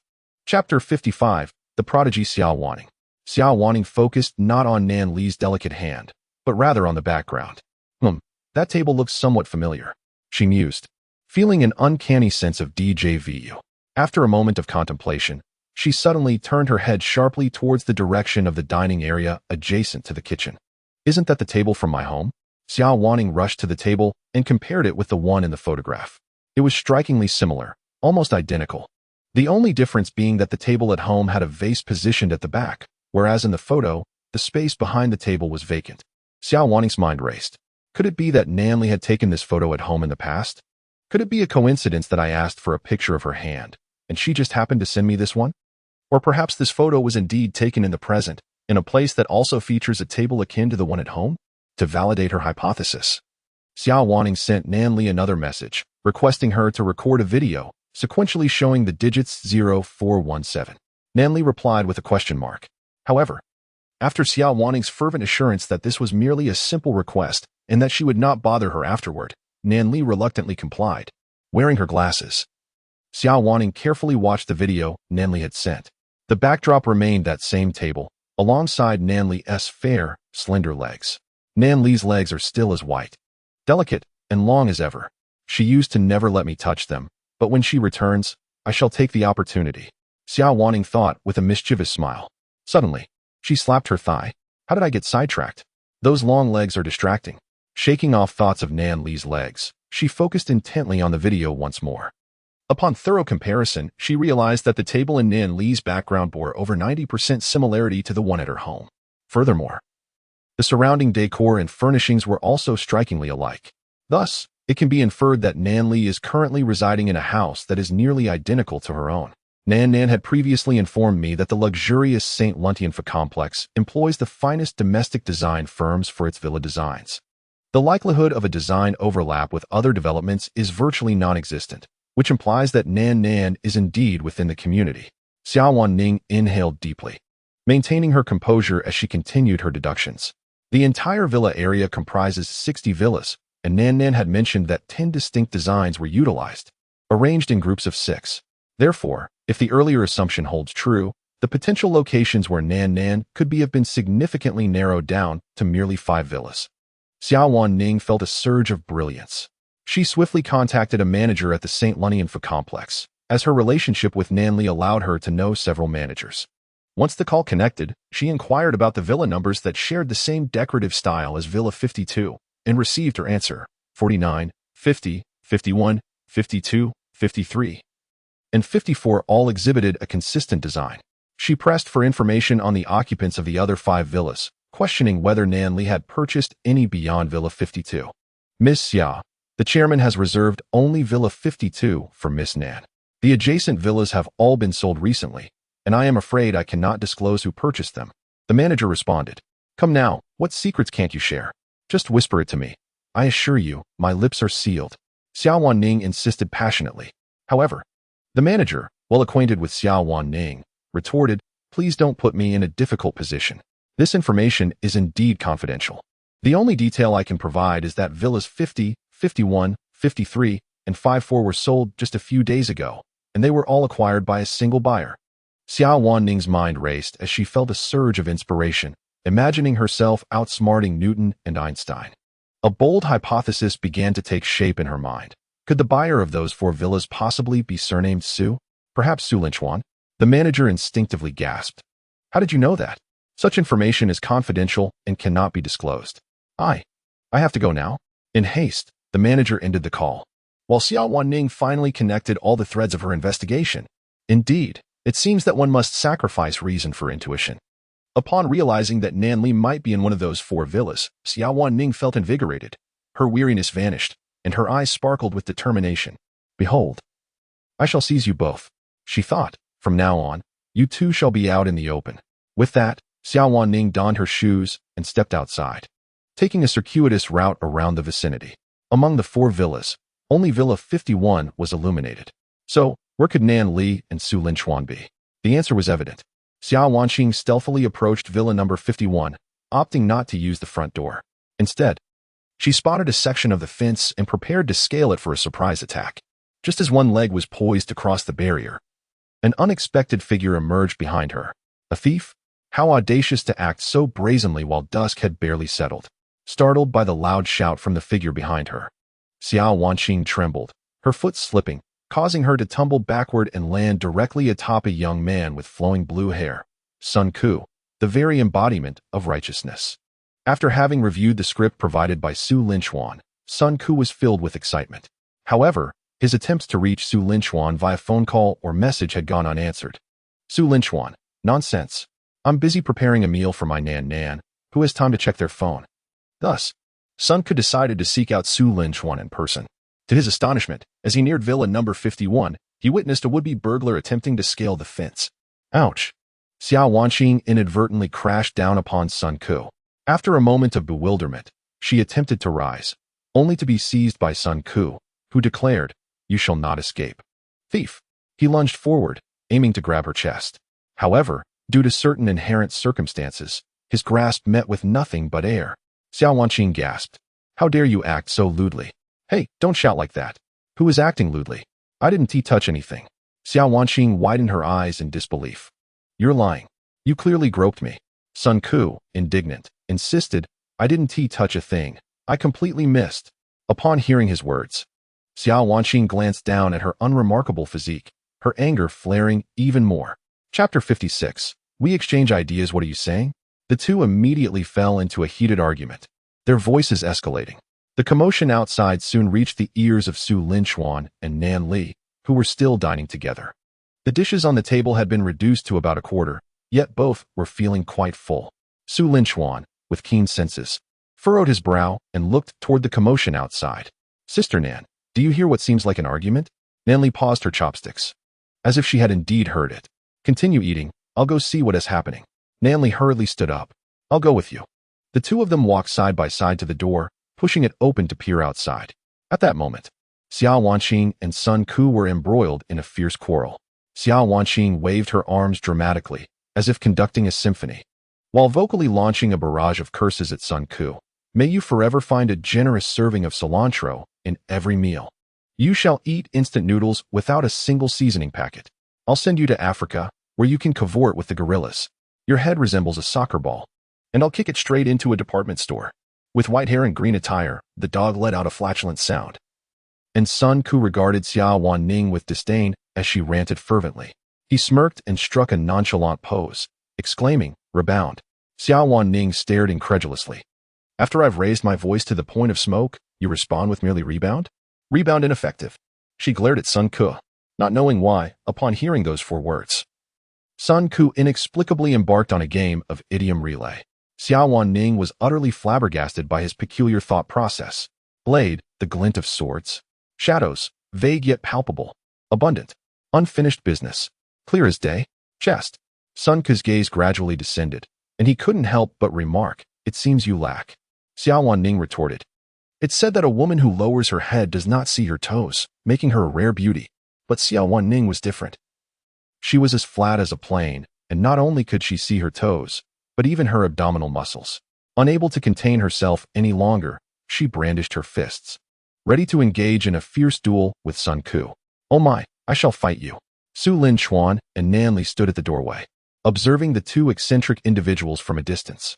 That person seems somewhat familiar, Su Linchuan mused, stroking his chin. I feel the same way, Nan Li replied. The 2 exchanged glances, then simultaneously widened their eyes. Ning Ning and Sun Ku? They exclaimed in unison. The other person is Sun Ku and Xiao Wanning? They reiterated. As the 2 appeared on the verge of clashing, Su Linchuan and Nan Li hurriedly rushed over to intervene. Stop. Don't fight. Su Linchuan pulled Sun Ku aside while Nan Li guided Xiao Wanning away. What is going on with you two? Su Linchuan and Nan Li inquired about the unfolding situation.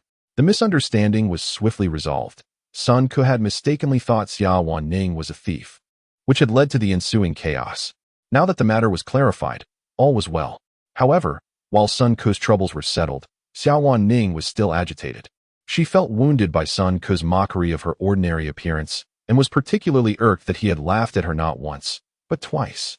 Nan, I cannot let this go. Xiao Wanning fumed, directing her ire at Sun Ku. Her chest heaved with indignation, or rather, it was Nan Li whose chest rose and fell, while Xiao Wanning remained composed. Nan Li patted Xiao Wanning's back, reassuring her, Ning Ning, it's all right. What he said was merely a fact. Xiao Wanning took a deep breath, her anger intensifying. Suddenly, a realization struck her. She remembered her original purpose for being there. Nan, let us set aside my matters for now. Didn't you mention you would be working overtime at school today? What are you doing here? Xiao Wanning glanced at Nan Li, then shot a sidelong look at Su Lin Chuan. Nan Li gasped, "Oh no, I completely forgot about that. Just now, I was so engrossed in discussing Xiao Wanning's affairs that I completely overlooked the fact that I perhaps should not be present here. Ah, Ning. Let us turn our attention back to your matters. Otherwise, you may pretend that Xiao Chuan and I never appeared, and you can continue your game." As she spoke, Nan Li grasped Su Lin Chuan's arm, attempting to retreat. However, Xiao Wanning had exerted a considerable amount of mental effort to deduce Nan Li's presence here, and she could not so easily let her slip away. "Where are you going, Nan? I will accompany you. It conveniently spares me from having to climb the fence again, lest I be mistaken for a thief." Xiao Wanning shot Sun Ku an exasperated glance, seized Nan Li's arm, and followed the two back into the villa. Sun Ku, witnessing the trio's departure, hurriedly trailed behind. "Hey, wait for me. What are you all up to? I want to join in." Thus, what initially was a sweet and intimate world for two transformed into a gathering of four. Upon entering the villa, Su Lin Chuan and Nan Li settled onto the sofa, while Xiao Wanning stood before them, resembling an interrogator. Sun Ku, who entered afterward, accepted Xiao Wanning's invitation to act as her assistant, compensating for his earlier mockery. Nan, do elucidate. Why are you here instead of at school?" Nan Li felt a flicker of uncertainty, her words lacking conviction. Just as she stammered without being able to articulate, Su Lin Chuan interjected. "In truth, I invited Sister Nan over because I recently enrolled and learned that Sister Nan is well-versed in literature and possesses knowledge across various fields. Hence, I sought her presence for a discussion. A philosopher, Waski showed, once posited, you possess an apple and I possess an apple. If we exchange, we still each retain an apple. However, if you have an idea and I have an idea, after sharing, each person gains two ideas." Su Lin Chuan spoke with unwavering composure, his tone entirely earnest. Xiao Wanning and Sun Ku exchanged incredulous glances at Su Lin Chuan. "Do you even believe what you just said? I understand that both of you are skeptical. How about this, Sister Nan? Let us reenact our previous dialogue, shall we?" Nan Li, somewhat bewildered, nodded in agreement. "All right." Su Lin Chuan led Nan Li to the dining table, where they sat upright, adopting a serious demeanor. Su Lin Chuan initiated the conversation. "Sister Nan, what is your perspective on the situation in Syria?" Xiao Wanning? Sun Ku? Nan Li? Chapter 57. No more ellipses. Nan Li was momentarily taken aback by Su Lin Chuan's inquiry regarding the situation in Syria. What on earth? However, as she noticed Su Lin Chuan subtly signaling her, she grasped the context. They had indeed been discussing such a serious topic moments ago. Hence, when asked what they were conversing about, the answer was unequivocally the situation in Syria. Nan Li coughed lightly, then spoke slowly. "Xiao Chuan, I have 3 insights regarding the situation in Syria." Su Lin Chuan nodded slightly in response to Nan Li, expressing gratitude for her input. "I have learned so much from your response, Sister Nan. Your wealth of knowledge is truly impressive." Xiao Chuan, there is no need for such modesty. This is how communication should be, articulating questions while I provide answers. If you find any part of my response unsatisfactory, please feel free to voice your thoughts. That is the essence of discourse. Then, Sister Nan, I have several questions I would like to explore with you. Please, Xiao Chuan, I welcome your inquiries. Answering your questions will allow me to revisit and reinforce what I know. Sister Nan, with the escalating global temperatures, rising sea levels, and intensifying greenhouse effects, I have a few points to share on this matter. After a lively discussion, the two stood up and shook hands amicably. Engaging with you has truly been enlightening. Sister Nan, you need not be so humble. You possess considerable knowledge as well. Su Lin Chuan and Nan Li turned to face Xiao Wanning and Sun Ku. Indeed, this is a reenactment of our earlier discussion, Su Lin Chuan remarked. Yes, Nan Li concurred. Xiao Wanning and Sun Ku looked at the serious pair with bemusement. Xiao Wanning nudged Sun Ku's elbow. Hey, they claimed they were just having that kind of discussion earlier. Do you believe them? Unless I am a fool. Xiao Wanning wanted to say more, but suddenly caught a whiff of something delightful. Hey, what is that delicious aroma? I hadn't noticed it before. It's the meal I prepared. Have you eaten yet? Since Sister Nan and I have leftovers, would you care to join us for a taste? The eyes of the two brightened, and they shyly smiled, patting their stomachs. How could we refuse? We'll take you up on that. Thus, the 4 of them United by the allure of culinary delights, set aside other discussions and wholeheartedly indulged in devouring the abundant spread before them. Approximately half an hour later, Su Linchuan and Nanli clutched their stomachs, utterly stuffed. Xiao Weining and Sun Ke mirrored their state, reclining in their chairs and gazing up at the ceiling. "This has been the best meal I have ever had," Sun Ke exclaimed, surveying the unfinished dishes on the table. Were it not for his inability to consume another bite, he would not allow such exquisite flavors to go to waste. Having satisfied their appetites for the first time, Xiao Weining and Sun Ke momentarily succumbed to the temptation of the lingering aromas, indulging in just a little more, which nearly caused them to feel ill. It was only with Su Linchuan's intervention that they reluctantly ceased, gazing longingly at the remaining dishes. After a brief period of digestion, Nanli, noticing that Xiao Weining and Sun Ke were present, felt it was inappropriate to continue conversing with Su Linchuan and thus took Xiao Weining aside.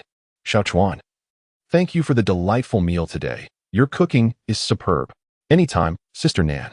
Should you desire another meal, do not hesitate to reach out. I shall be at your service." Su Linchuan had initially planned to savor a delightful meal before sharing a tender kiss. However, the unexpected arrival of two visitors disrupted his intentions. Despite this unforeseen interruption, Su Linchuan remained undeterred, confident that opportunities would abound in the future. Upon returning home, Xiao Weining surprisingly refrained from engaging in conversation with Nanli, opting instead to gently pat her shoulder. Nan, pursue your passions and leave no room for regret." Upon hearing Xiao Weining's words, Nanli found herself lost in thought, the image of Su Linchuan vividly appearing in her mind. Today had been the happiest day she had experienced in years, second only to the time she had stolen a kiss from him. Should one's identity truly impose limitations on love? This notion took root in Nan Li's heart, its future development perhaps known only to fate.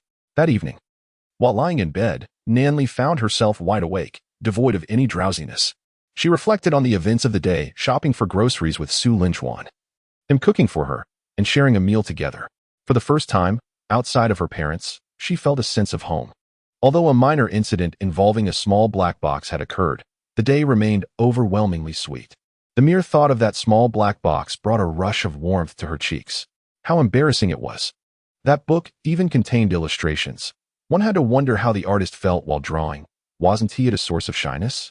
Turning over, the image of that pristine illustration lingered in her mind. Suddenly, Nanli recalled the novel she had penned, and an audacious idea sparked within her. What if her novel were to be illustrated? Oh dear, that wouldn't he do? It was all just ellipses. What could possibly be drawn from a collection of ellipses? Perhaps I could elaborate on the ellipses? With this thought, Nanli bolted upright, taking a deep breath. Elaborating was certainly worth a try. Determined, she rose and retrieved her computer, opening the document to the first ellipsis. The passionate kiss shared between President Su and Secretary Nan could not simply be reduced to a mere ellipsis for that night. Drawing upon the knowledge gleaned from the books within the small black box, she began to type. President Su rudely tore open Secretary Nan's stockings. The process of elaboration was painstakingly slow. Nanli edited and revised, diligently researching along the way, exhibiting remarkable professionalism. After approximately 2 hours, the first ellipsis had finally been successfully expanded. Nanli swallowed hard, steadying her slightly rapid breathing as she gazed at her novel with admiration. 3,000 words, crafted by my own hands. At that moment, Nanli, once plagued by a deficiency of detail, was completely healed. With words now in place, illustrations should surely follow, and she began to anticipate how these texts would be visually represented. Uncertain about whom to seek for illustration assistance, I resolved not to approach anyone familiar with me. Otherwise, it would be better to meet my demise than to endure social embarrassment. I decided to postpone my thoughts until tomorrow and succumb to slumber. After completing my expansion, I felt a surge of happiness and joyfully leapt into bed, enveloping myself in the comfort of my blanket, blissfully drifting into dreams. The dreams of the night would surely reflect the content I had just elaborated upon. Meanwhile, in the neighboring villa, Su Linchuan observed Sun Ke, who lingered without intention of leaving, and let out a sigh. Your new residence is merely a few minutes' walk from here. Why do you still linger? Sun Ke tossed his flowing blue hair and replied, Brother Chuan, I was preoccupied with other matters and neglected to discuss the important topic with you. I am here to talk about the script. Discuss the script? Must you do so while bathing in my abode? Hey, at least put on some clothes. Sun Ke chuckled shyly. I nearly vomited on myself during dinner. So I took a shower. It's not as if I lacked clean clothes. We are all grown men. What's the issue with being unclothed? Going to a bathhouse means being bare, does it not? Su Linchuan gazed at Sun Ke with exasperation before resorting to his ultimate tactic. It seems there is indeed nothing wrong with being unclothed. Perhaps I shall join you. After Su Linchuan disrobed, Sun Ke's jaw nearly dropped to the floor. He silently donned his clothes once more. Brother Chuan, I once saw someone online with the nickname One Step to the Stomach. Could that be you? Sun Ke was unable to shake off the image he had just witnessed. Su Linchuan shot him a disdainful glance. My nickname is my Diao-chan is at my waist. So, Brother Chuan, can we discuss the script now? Did I not inform you? You are fully responsible for the film project. Simply follow the detailed script and the notes I sent you. There is no need for further discussion. But without discussing it, Brother Chuan, I feel uneasy holding on to your money. Then, as the major shareholder of the company, I command you to handle it entirely. My only requirement is that Charlotte's Troubles must be filmed and released within 6 months, while the other 2 can be developed at a leisurely pace. Very well. Subsequently, Sun Ke was promptly dismissed by Su Linchuan. As for bathing, that was acceptable, but to remain and reside here? That was a fanciful notion. Aside from Nanli, Su Linchuan would never allow anyone else to stay in his home. The following day, just as Su Linchuan rose from slumber, he received a task from the system. Attention! Host has triggered a romantic mission to become Nanli's illustrator. Nanli has written a novel and, following an unexpected encounter with a small black box yesterday, intends to illustrate her story. Nanli has already posted a recruitment notice for illustrators online. The host is to apply and secure the position of illustrator. Task assistance, master-level painting skills task reward. 20 wealth points. Just moments ago, Su Linchuan had been yawning, but now he was wide awake. Painting? Nanli also dabbles in novel writing? How intriguing.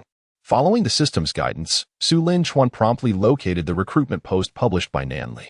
Since it had just been released and garnered little attention, it had yet to receive any comments. Su Linchuan registered a pseudonymous account, adopting a feminine name, Bing Tang Xiao Xiao Su, and initiated a private chat. Hello, esteemed employer. I noticed you were seeking an artist. I possess exceptional painting skills. After a brief wait, Nanli responded. Nanli's online moniker was Southern Dawn. Southern Dawn, I have written a novel and wish to have some scenes illustrated, preferably in comic form. I wonder if you are capable of that. Bing Tang Xiao Xiao Su. I can certainly assist you, esteemed employer. I am quite adept at creating comics. Please send me a few excerpts from your novel, and I shall illustrate them for you. If you are satisfied, we can discuss payment. Bing Tang Xiao Xiao Su. Is your novel available online? Southern Dawn. It is not available online. I wrote it for fun during my leisure time. After reading some illustrated books, I felt inspired to seek an artist. Su Linchuan, holding his phone, pondered the mention of illustrated books. It sounded oddly familiar. Could it be that he recalled The Esteemed Teacher by Jia from the Little Black Box? That particular book was indeed illustrated, albeit with somewhat crude illustrations. Yet it possessed a certain charm. It was Su Linchuan's favorite among all the books in the box, even surpassing those with clearer and more exquisite illustrations. Was Nanli aiming to illustrate something akin to that? However, he quickly shook his head, chuckling to himself in self-mockery. How could he possibly think of Nan Jia in such a manner? Did he truly believe that everyone was like Lin Xiao? Surely, Nan Jia merely wished to transform her novel into a comic. Lin Xiao, I truly must report this. Su Linchuan continued to converse with Nanli under the guise of Bing Tang Xiao Xiao Su. Bing Tang Xiao Xiao Su. Please send me some drafts, esteemed employer. I assure you, my artistry will not disappoint. Southern Dawn, may I ask you a question? What types of works have you previously created? Bing Tang Xiao Xiao Su, my portfolio is quite diverse. I can illustrate various genres, primarily depending on your requirements. Southern Dawn, I have a potentially awkward question. I hope you do not mind. Sugar. If you have any questions, feel free to ask. It's crucial to clarify all requirements before we begin drawing. Southern Dawn, what is your perspective on colored comics? Are you open to creating such work? Su Linchuan was taken aback. My goodness, has Nanli been hacked? Just moments ago, I thought I might have misinterpreted, but it turns out to be true. If the comic is to be in color, what about the novel penned by Nanli? Su Linchuan felt a surge of excitement. It seems his little secret box has significantly transformed Nanli. If she were to discover that the artist drawing for her is me, what expression would she wear? Su Linchuan found himself increasingly eager. Thus, this opportunity to illustrate for Nanli must be seized. In response to Nan Li's inquiry about colored comics, Su Linchuan replied directly, "Ice sugar. Boss, is this what you desire? You should have mentioned it sooner. This is my specialty." "Oh, I didn't expect to meet a kindred spirit.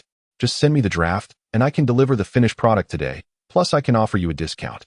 On the other end, Nan Li blushed at Ice Sugar's message. What does she mean by kindred spirit? This is my first time writing such things.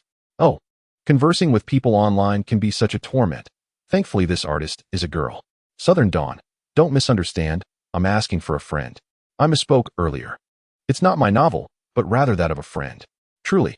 Chapter 59. The prototype of the story. Su Linchuan couldn't help but chuckle. A classic moment. I have a friend, and I'm asking for a friend. He chose not to expose her. After all, his goal is to illustrate for Nan Li. Ice sugar. Oh. So it's for your friend. Quickly, ask your friend for a draft, and I'll create a sample for you to see. Southern Dawn. All right. I'll send it to you right away. Even if my friend is not satisfied, she will still compensate you. I can't let you work for free. Ice sugar. Rest assured, my artistic skills are top-notch. After so many years in the industry, I have never had a piece rejected. You can be confident. Before long, Nan Li sent over a document. Upon opening it, Su Linchuan stood up, expressing his admiration. Sister Nan is truly a genius. Merely having peeked at it for a while in her room, she was able to craft such exquisite work. He was genuinely impressed. If Sister Nan had been born a few years earlier, perhaps she would have left behind some widely celebrated masterpieces online. As he scrutinized a few lines further, Su Linchuan raised an eyebrow. Are the protagonists in this narrative me and Sister Nan? Suddenly, he felt a chill run down his spine. He was somewhat afraid of what might happen when Nan Li discovers the truth. Well, no need to dwell on that. I should prepare my drawing tools. My current computer seems inadequate. I need to purchase a professional stylus. After appreciating Nan Li's masterpiece, Su Linchuan simply tidied up before stepping out to gather the necessary supplies for painting. Armed with the master-level painting skills bestowed by the system, Su Linchuan found that such straightforward imagery came effortlessly to him. However, just as he was about to begin, an important thought struck him. Whose likeness should serve as the prototype for this comic? Using someone else's template felt rather off. If he were to employ his and Nan Jia's appearances, he was clearly still unaware of what Su Linchuan and Nan Li truly looked like. After a moment of contemplation, Su Linchuan sent a message to Nan Li. Ice sugar little crisp. Boss, do your two protagonists have prototypes? Should I draw based on my own imagination? Or would you send me a photo to reference? Upon receiving the message, Nan Li felt a flutter of surprise. A prototype? Her mind conjured an image of the situation, causing her cheeks to flush. Yet amidst her shyness, there lingered a significant anticipation. Why not use the two of us as prototypes? After all, the names are derived from us. After a brief yet intense inner struggle, which was merely a few seconds of hesitation, Nan Li finally made a resolute decision. She recalled the group photo taken with Su Linchuan at the dining table yesterday and opened his chat window. Xiao Chuan, could you send me the group photo from yesterday? It's our first picture together as siblings, and I would like to take a look. Without hesitation, Su Linchuan promptly sent the photo to Nan Li. Upon receiving it, Nan Li quickly forwarded the image to Ice Sugar Little Crisp. Ninfang S. Dawn, the prototypes in the novel are these two individuals. The girl is my friend herself. Please draw them both. This group photo, after traversing through various hands, returned once more to Su Linchuan. Ice Sugar Little Crisp, wow. Boss, your friend is stunning. Her boyfriend is quite handsome as well. To put it mildly, this guy is the most attractive person I have ever seen. A smile graced Nan Li's face. Indeed, he was quite handsome, not only good-looking but also an excellent cook and skilled in magic tricks. How could he be so perfect? Nan Fong S. Dawn. He is indeed quite charming. He and my friend make a lovely pair. Ice Sugar Little Crisp. All right, boss. I shall begin drawing now and will ensure completion today. After replying, Su Linchuan swiftly entered a state of focused work. In no time, two comic characters resembling Su Linchuan and Nan Li came to life. The first scene depicted President Su passionately kissing Secretary Nan. Who would have thought that Nan Jie could be so bold? It seemed that an old idea had a chance of realization. Su Linchuan and Nan Jie could personally star in a film, with Nan Jie writing the script. It would surely be exhilarating. At the mere thought of that scene, tears of excitement streamed down his face uncontrollably. Never mind, never mind.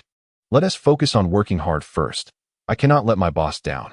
After the events of yesterday, Xiao Ning decided to refrain from intervening in the matters between Nan Li and Su Linchuan. Allowing things to unfold naturally was surely the best course. If she were to intervene indiscriminately, it might yield contrary effects. Currently, Nanli no longer frequently utters her mantra of being clear and guilt-free. This indicates that she has tentatively accepted her relationship with Su Linchuan. Now, Nanli is gradually able to set aside her psychological burdens, which brings great comfort to Xiao Wanqing. After all, she is quite pleased to witness the union of such a talented couple as Su Linchuan and Nanli. However, the aforementioned factors are merely secondary. Xiao Wanqing's diminishing enthusiasm for the pair is primarily due to her newfound passion for other matters. Last night, before returning home, she exchanged contact information with Sun Ku, and they engaged in a lively conversation throughout the night. To accurately depict it, they were playfully sparring online. Today, they have arranged to settle their differences face-to-face. Xiao Wanqing, what's the point of just bickering on WeChat? Since we didn't settle it yesterday, are you brave enough for an offline duel today? Sun Ku afraid of you? I am a former silver medalist in the amateur group of the Golden Gourd Cup Taekwondo competition in Mando Village, Inner Mongolia. And I can take on 10 of you. Xiao Wanqing, I'll talk. Come on, let's find a place, and I'll make you submit. Sun Ku, at the entrance of the Golden Leader building. I'll be waiting. Whoever doesn't show up is a coward. Xiao Wanqing, just you wait. Half an hour later, Xiao Wanqing arrived at the entrance of the Golden Leader building and spotted a blue-haired figure from a distance. A mischievous grin spread across her face as she thought, watch me execute a sliding tackle. 2 minutes later, Sun Ku had Xiao Wanqing by the back of her neck, lifting her like a kitten. How's that? Do you yield? I was wrong. Boo-hoo. Xiao Wanqing had underestimated her opponent. Chapter 60. The blue-haired girl in the afternoon. As it was Friday and the school had no activities, Nanli returned home early. She was still fuming. Earlier that day, she had intended to have lunch with Su Linchuan, but he had the audacity to claim he wasn't at school and had already ordered takeout at home. Humph. What could possibly compare to dining together? How dare he skip school?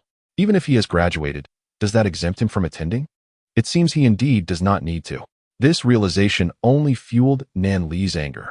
As his elder sister, she felt it was her duty to provide him with some guidance. Plus, she could conveniently enjoy a meal with him. How delightful. Nanli had concocted a clever plan. However, just as she was about to leave, she bumped into Xiao Wanqing, who had just returned from outside. Nanli was taken aback. Xiao Wanqing entered with her striking blue hair, appearing as if she were trying to avoid drawing attention. Ning Ning, what's going on with you? The startled Xiao Wanqing jumped at Nanli's words. Nan, you're home? You returned early? Oh dear, I am utterly exhausted today. I shall retreat to my room for a while. Hold on right there, Nanli exclaimed, grasping the fleeing Xiao Wanning. You haven't explained yourself yet. What on earth is going on? Did you dye your hair? In blue, no less? What were you thinking? Xiao Wanning's gaze wavered. I initially thought it would be a light blue, but it turned out to be this deep shade. That hairdresser really misled me. Observing the guilty expression on Xiao Wanning's face, Nanli felt an inkling that she was not being entirely truthful. Oh, Nan. Please spare me the questions for now. I'm utterly drained. I need to head back to my room. With that, Xiao Wanning wriggled free from Nanli's grasp and darted upstairs to her room. Nanli intended to pursue her, but was interrupted by a notification on her phone. It was from Bing Tang Xiao Su. Bing Tang Xiao Su, boss. I've completed the drawing. Take a look and let me know what you think. A document was attached below. Upon seeing this, Nanli abandoned her pursuit of Xiao Wanning, realizing that delving into her gossip was far less interesting than this. However, she couldn't help but wonder if the character resembled her. Otherwise, it would detract from the immersion. Pouting, Nanli hesitated to open the document, instead returning to her own room and locking the door. Once she had prepared everything, she finally opened the document sent by Bing Tang Xiao Su. At first glance, her eyes widened in astonishment. This was astonishingly lifelike. Was it truly a drawing? The comic bore an uncanny resemblance to the photos she had sent. Moreover, details that were not visible in the photographs were rendered with exquisite perfection in the comic. As she scrutinized the details closely, she was utterly astonished. The quality was extraordinarily impressive. Earlier that day, in a moment of boredom, she had attempted to search for some comics online.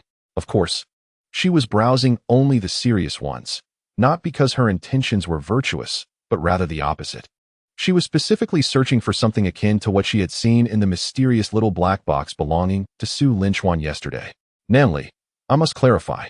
My interest in such comics stemmed from a desire to gauge the quality of the artwork, to gain insight into the comic industry for quality assurance purposes. Indeed, that was my sole intention.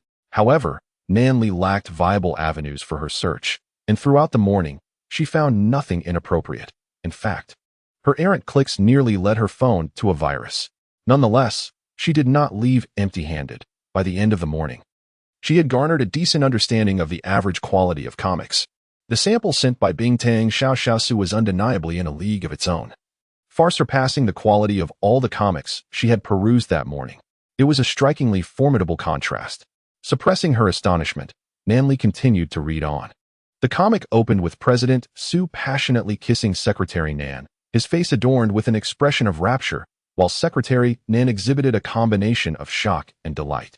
Bingtang Xiaoxiaosu masterfully captured the nuances of the scene. After all, such skill was indicative of a true master, absolutely reliable. As Nan Li continued to observe, she noted that President Su initially took the initiative while Secretary Nan remained passive. However, it wasn't long before Secretary Nan began to reciprocate actively, accompanying her movements. Nan Li felt as though the static comic before her transformed into a dynamic spectacle, the imagery vividly coming to life. After a kiss, Secretary Nan assisted President Su into the hotel room. The two lay on the bed, and a conflict was imminent. What followed was a series of scenes unsuitable for children, which constituted the very purpose of Nan Li's endeavor. Captivated by the unfolding narrative, she lost track of time.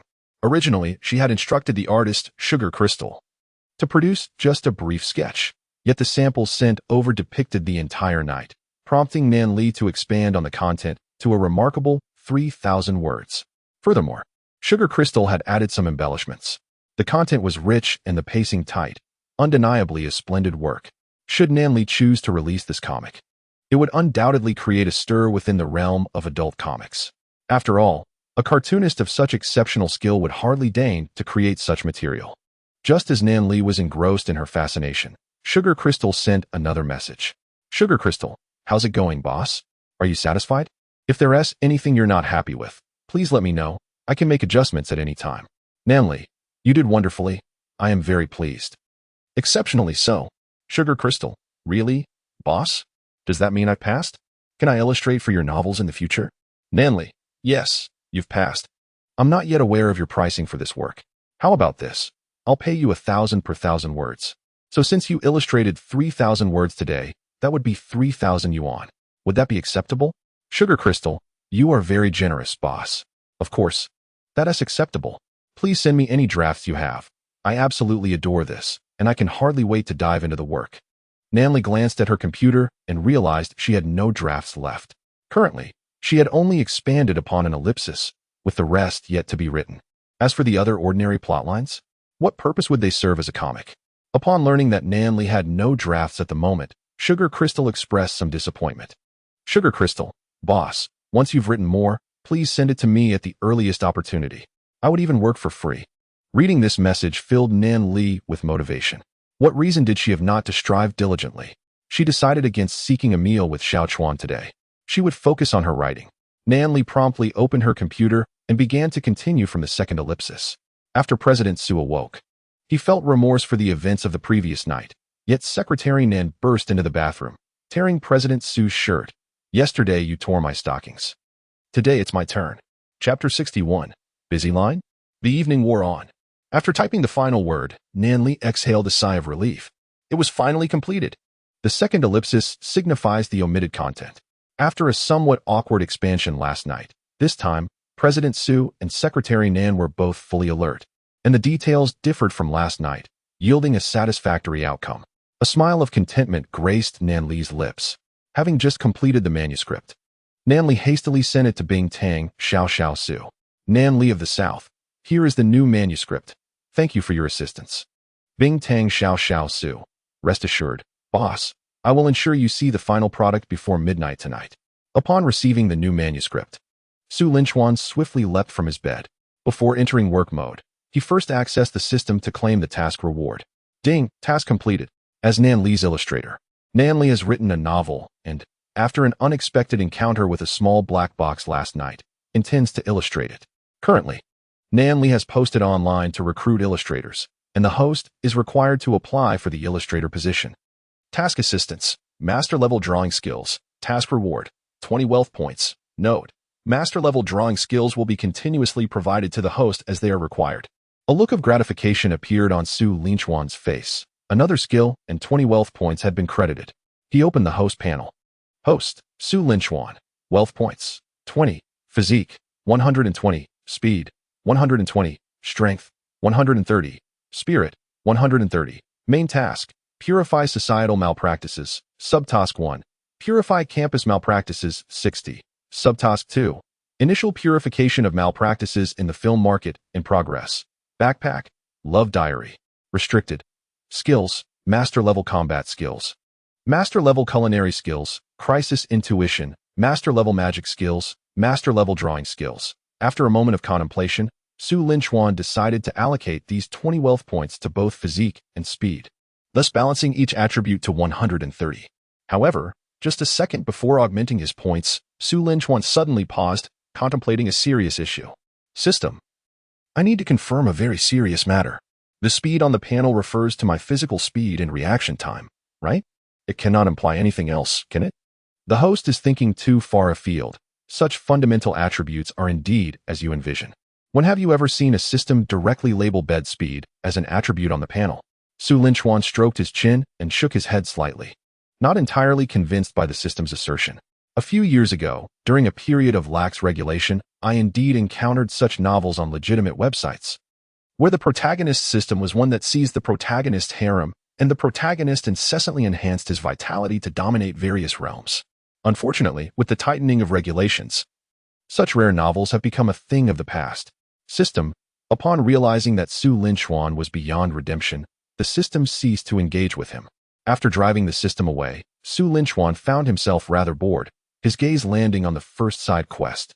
His progress had reached 60, inching closer to completion. It seemed prudent to inquire with Lin Xiao and a few others about their current development. He was eager to expedite the progress to 100. Upon stepping out of the system space, Su Linchuan immersed himself entirely in his work. Sister Nin truly manages to bring forth something novel every day. Today's draft, After sending the manuscript to the little sugar pastry, Nanli stretched languidly, her graceful curves on full display. It was past 8, and it seemed she had yet to have dinner. Rubbing her belly, as if to soothe it, she thought, all right, stop your grumbling. I don't feel like going out at this hour. I'll just order takeout. Nanli exited her room and approached the door of Xia Wan Ning's room. Ning Ning, have you eaten? I'm about to order takeout. Do you want any? As she spoke, Nanli reached for the doorknob, but paused suddenly. Locked. She pondered. Ning Ning, why did you lock the door? Are you up to something in there? However, upon reflection, Nanli recalled that Xia Wan Ning had always been rather carefree. On several occasions, she had stumbled upon her using a certain vibrating toy without a hint of embarrassment. In fact, it was Nanli who had ended up blushing and fleeing the scene. A girl who wouldn't even lock her door for such mischief was now, for some inexplicable reason, keeping it shut. The image of Ning Ning's striking blue hair flashed in Nanli's mind, leading her to suspect something unusual. Anyone who locks themselves in their room surely harbors a secret. Nanli firmly believed this, recalling that she herself had locked her door earlier for less than innocent reasons. Ning Ning, are you in there? Receiving no response, Nanli knocked more insistently on the door. Nan, I'm sleeping. I just woke up. I think I accidentally locked the door. Do you need something? Have you eaten? I'm ordering takeout. Do you want any? I think I'll pass. You can eat alone. Oh, I'm so sleepy. Nan, I'm going back to sleep. The more Nanli listened, the more suspicious she became. And a dreadful thought emerged in her mind. Could it be that Ning Ning was kidnapped? Was the kidnapper inside? Had the kidnapper taken control of Ning Ning? This peculiar behavior surely suggested something was amiss. The more she pondered, the more plausible it seemed, yet she had no evidence to substantiate her fears, just her own wild conjecture. After a moment's reflection, Nanli devised a plan. She would video call Xia Wan Ning. If Ning Ning answered, the likelihood of her being kidnapped would be minimal. And should she indeed be in peril, a video call would allow her to signal for help discreetly. If she did not answer, then there was indeed cause for concern. Without hesitation, Nanli took out her phone and initiated a video call to Xia Wan Ning. Beep. The line is busy, Nanli. Busy line. Is it true that Xiao Wanning is currently engaged in a video call with someone? Inside the room, Xiao Wanning is smiling broadly while conversing with an individual with blue hair. Suddenly, a message from Nanli pops up. Busy on the line. Oh my. Nan is calling me. In an instant, Xiao Wanning sits up from her bed and hurriedly bids farewell to the blue-haired person on the other end of the phone. I have something to attend to, dear. I shall call you back shortly. With that, she promptly disconnects the call, tidies herself up briefly, and steps out of her room. Nan, hello? Nanli looks at Xiao Wanning with a puzzled expression. Who were you video calling just now? Xiao Wanning chuckles lightly. Just a friend who needed to ask me something. Oh, don't pry, Nan. I'm a bit tired. I'm off to take a shower, and once I'm done, I'll return to sleep. With that, Xiao Wanning swiftly escapes, leaving Nanli bewildered. Nanli abandons her plan for takeout. As the revelation of Xiao Wanning's mysterious video call has piqued her curiosity, upon returning to her room, she opens the chat window for Su Linchuan. I've never video called you before. I wonder what you're up to. Time for a surprise inspection to see if you're peeking at the little black box. With a pout, Nanli initiates a video call. Chapter 62. Should we go? Su Linchuan is wholeheartedly engrossed in his artwork, currently illustrating the characters of President Su and Secretary Nan with great dedication. Just then, a ringing sound startles him, prompting him to instinctively shut down his computer. At this moment, Su Linchuan finds himself in a predicament similar to Nan Li's, engaging in activities that must remain solely his secret. Otherwise, he would face severe social embarrassment. Given the current state of his social standing, it's best not to mention the fact that he is the very subject of his drawings. It is noteworthy that the depiction of President Su in the comic is somewhat exaggerated. Nevertheless, Su Linchuan can honestly assert that his illustrations are entirely realistic, devoid of any fictional elements. Everything concerning him is remarkably authentic, as it is essentially his own likeness.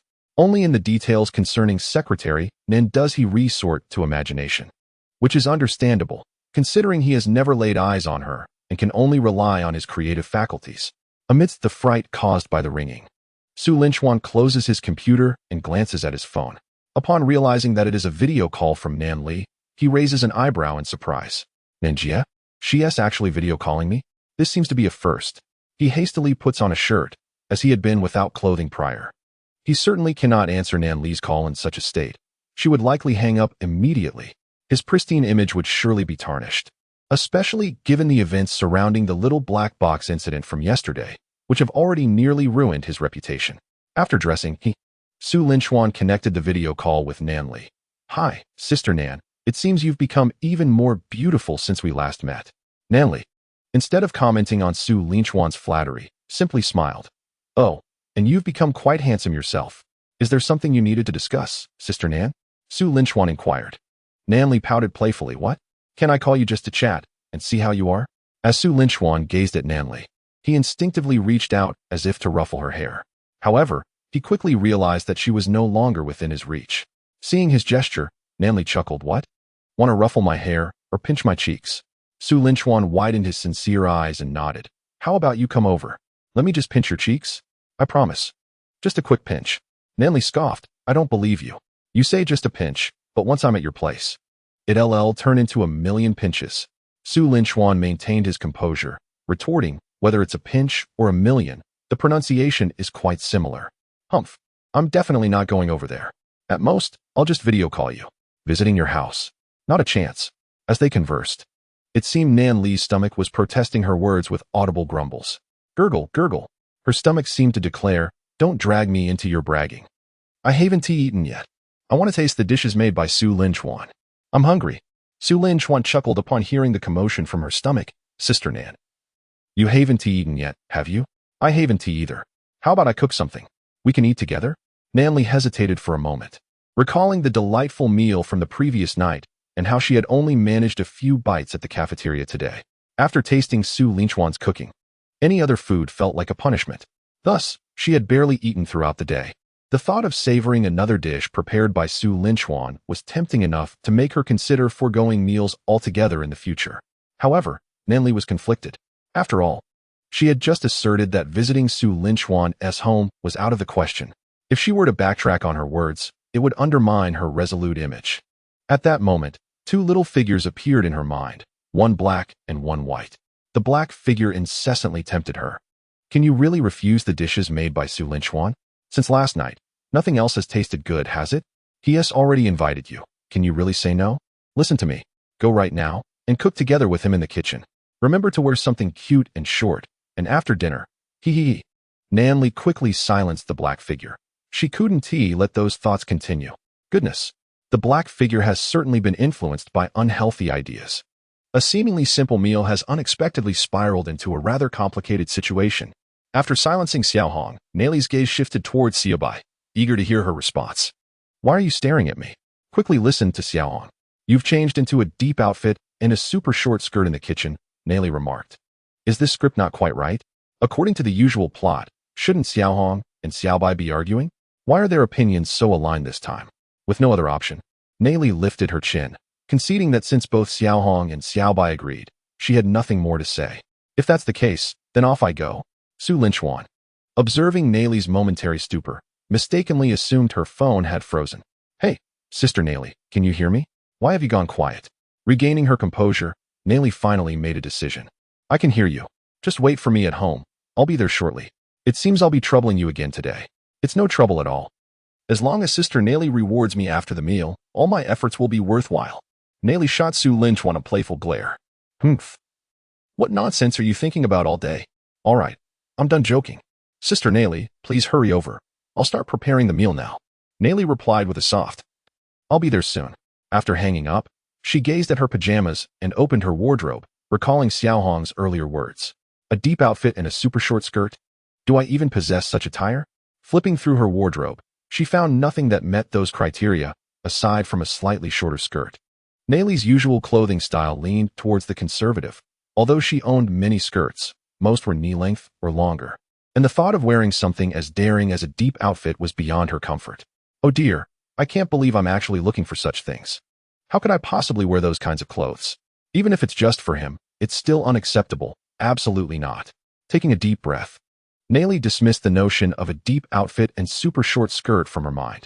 Wearing those is out of the question. At most, I could don my short skirt with some stockings. As for the deep outfit, that's a definite no. A shirt will suffice. After tidying up, Nali peeked into Xia Wanqing's room, finding Ning Ning still in the shower, with the bathroom lights still aglow. Ning Ning, I'm heading out to Su Chuan's for a meal. I'll be back shortly. Okay, came Xia Wanqing's brief reply, instantly raising Nali's suspicions. Given that I explicitly stated I was going to Su Linchuan's, why did Xia Wanqing respond so simply? This is not characteristic of her gossipy nature. Something must be amiss. Nali considered a potential explanation, though her intuition suggested it was unlikely. Could I be overthinking this? After a moment of contemplation, Nali took out her phone, determined to seek the truth through action. Finding Xiao Wanqing's chat box, Nanli sent another video call. Beep. The other party is busy. Nanli widened her eyes. Could it be that Xiao Wanqing is indeed taking a shower? Busy line. Nanli could hardly believe that such an outrageous assumption turned out to be true. A video call while showering. Without daring to say much, she hastily ran away. In the bathroom, Xiao Wanqing saw the busy line notification pop up again. Covering her face in frustration, glaring at Sun Ku on the other end of the phone. It's all your fault. My innocence is gone.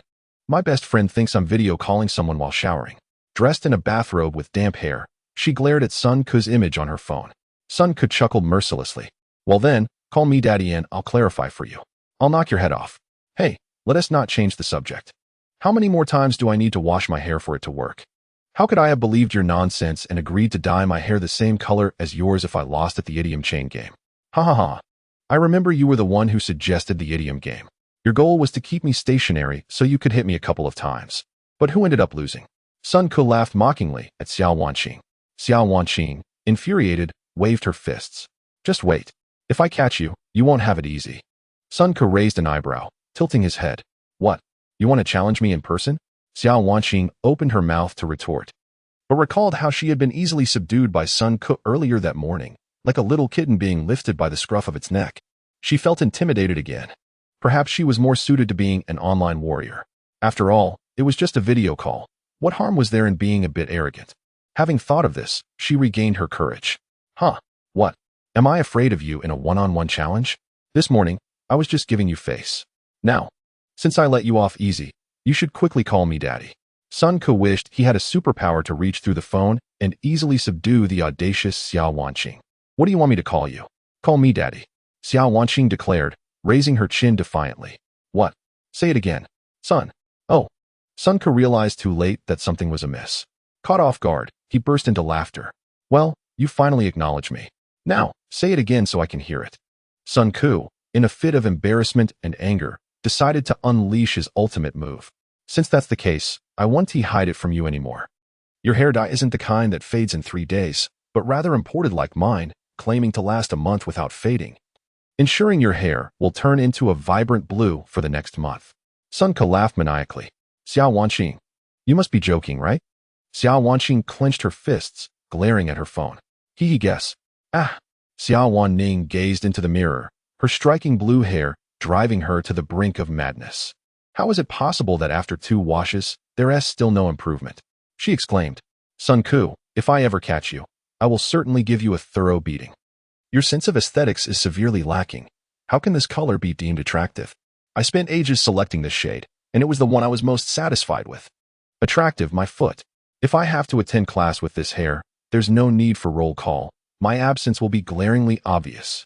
After 2 arduous days of deciphering her mentor's schedule, she had finally found a way to skip classes, only to fall victim to such an eye-catching hair color. She wished she could take her frustration out on Sun Ke. Hey, are you out of your mind? You can always dye your hair back to black. With your reaction, one might think the blue was welded onto your scalp. Sun Ke stared at Xiao Wanning as though she were a fool. Xiao Wanning, with a deathly smile, felt a surge of irritation. She knew she had acted foolishly. All right, have you eaten yet? You probably haven't tea, so why not come out for a meal? If you want to change your hair back, you can do it then. Xiao Wanning raised her chin. Are you inviting me to dinner? Of course not.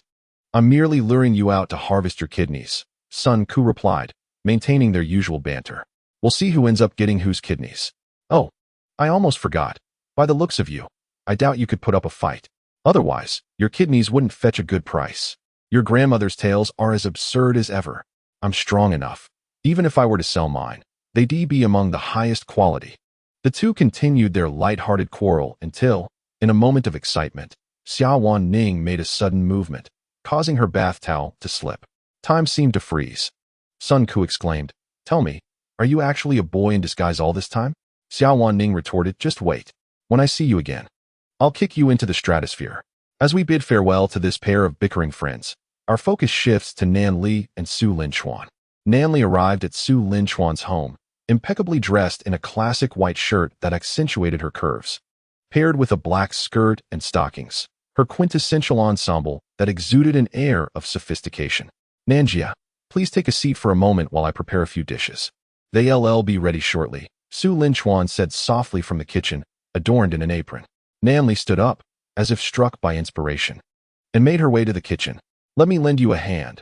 Sitting idly and waiting for dinner feels like being a little lazy pig. Su Linchuan gently ruffled her hair. All right then, just pass me whatever I need. Nan Li nodded obediently, her mind suddenly drifting to a scene from her novel involving President Su and Secretary Nan. In the unfolding events of the following day, particularly in Chapter 64, a curious moment arises in the kitchen. Will the ticket prices be raised? Nan Li was startled by her own thoughts. She quickly shook her head, dismissing that dreadful notion. Steady yourself. Fiction is fiction, and reality is reality. Nan Li silently repeated this mantra several times before regaining her composure. While she was lost in thought, Su Linchuan, mixing ingredients, said, Please bring me the pig's trotter from the table. Caught off guard, Nan Li reached out in a fluster. However, Su Linchuan's hand inadvertently brushed against hers. Sister Nan, are you admitting that you're a little lazy pig? Why are you extending your hand when I asked for the trotter? Nan Li's cheeks flushed crimson, and she immediately withdrew her hand. I was just distracted, she stammered, hurriedly handing the trotter to Su Linchuan. Here is the trotter you wanted. As Su Linchuan took the plate, he again touched her hand, chuckling. Your little pig's trotter feels nice to touch. I wonder how it tastes. Nan Li huffed, You wish. Just focus on cooking. Assisting him in the kitchen while enduring such teasing was truly a trial for her. Please pass me the soy sauce. Here you go. You audacious one, touching my hand. Could you rinse this for me? All right, but if you touch my hand again, I swear I'll give you a beating. This dish is ready. Take it over. Nan Li furrowed her brow as she accepted the dish. Why didn't you touch my hand this time? Su Linchuan tilted his head, pondering who was truly taking advantage of whom. Humph. If you don't touch, then you don't. I had thought it out. If you touch my hand again, I'll call the police. I endure all this humiliation just to eat the meals you prepare, and you, this lewd wolf, are taking advantage of me. Is it easy for me? Just as Nanli turned to leave, Su Linchuan called out, "Wait. Come back." A slight smile crept onto her lips, yet she suppressed her laughter as she turned back. "What is it? Do you need something?" she replied, holding her head high. Emboldened despite the lack of justification. "Come here. I have something for you." Obediently, Nanli walked back. "What is it?" Su Linchuan brought his index and middle fingers together, placed them on his lips, then, with a playful gesture, blew her a kiss, his fingers brushing against her cheek. Nan Li's eyes widened in shock, momentarily taken aback. "From now on, if you wish to enjoy my cooking, this is your ticket. Now that the ticket is paid, let us go serve the dishes." Nan Li licked her lips, taking a few deep breaths, her chest rising and falling rapidly. You shameless little Chuan," she exclaimed, turning to run off with the plate. Those familiar with Nan Li knew her demeanor was often at odds with her expressions, though she scolded Su Linchuan for being shameless. There was a mischievous smile playing at the corners of her mouth as she departed. He. Moments later, Nan Li returned, accompanied by a question. "I have an inquiry." Su Linchuan looked at her with confusion. "An inquiry? What sort of inquiry? The ticket you mentioned earlier, is it a ticket for a dish? Or is it a ticket for a meal?" Su Linchuan was taken aback, bewildered by the question. The notion of a ticket had merely been a casual remark he made, primarily intended to bestow a playful kiss upon Nan Li. Since their acquaintance, Nan Li had kissed him several times while feigning intoxication, yet he had never reciprocated. Thus, Su Linchuan sought to reclaim some interest, beginning with a light kiss to whet his appetite. Once his diary of romance was unsealed, the first entry would undoubtedly be about Nan Li and their kiss, a true kiss. "Speak up. Is it a ticket for a dish or a ticket for a meal? I need clarification." "Once," Su Linchuan tentatively replied. Nan Li stood before him, her hands fiddling with the hem of her shirt. "I wish to discuss something with you. Just say what you wish to say. There's no need for discussion." Nan Li chuckled foolishly. "If one meal requires a ticket, I would like a monthly pass from you." Su Linchuan staggered, nearly losing his balance. "A monthly pass? How clever of you, Nan Li." He reached out, pinching her cheek. "Please repeat that. What did you just say?" Like a timid kitten, Nan Li hesitantly uttered the words again. "Monthly pass. If it's a monthly pass, then the ticket cannot merely be a light kiss. The price must increase. Have you considered this?" Su Linchuan gazed intently into Nan Li's large eyes.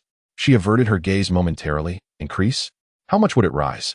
What would the new price be?"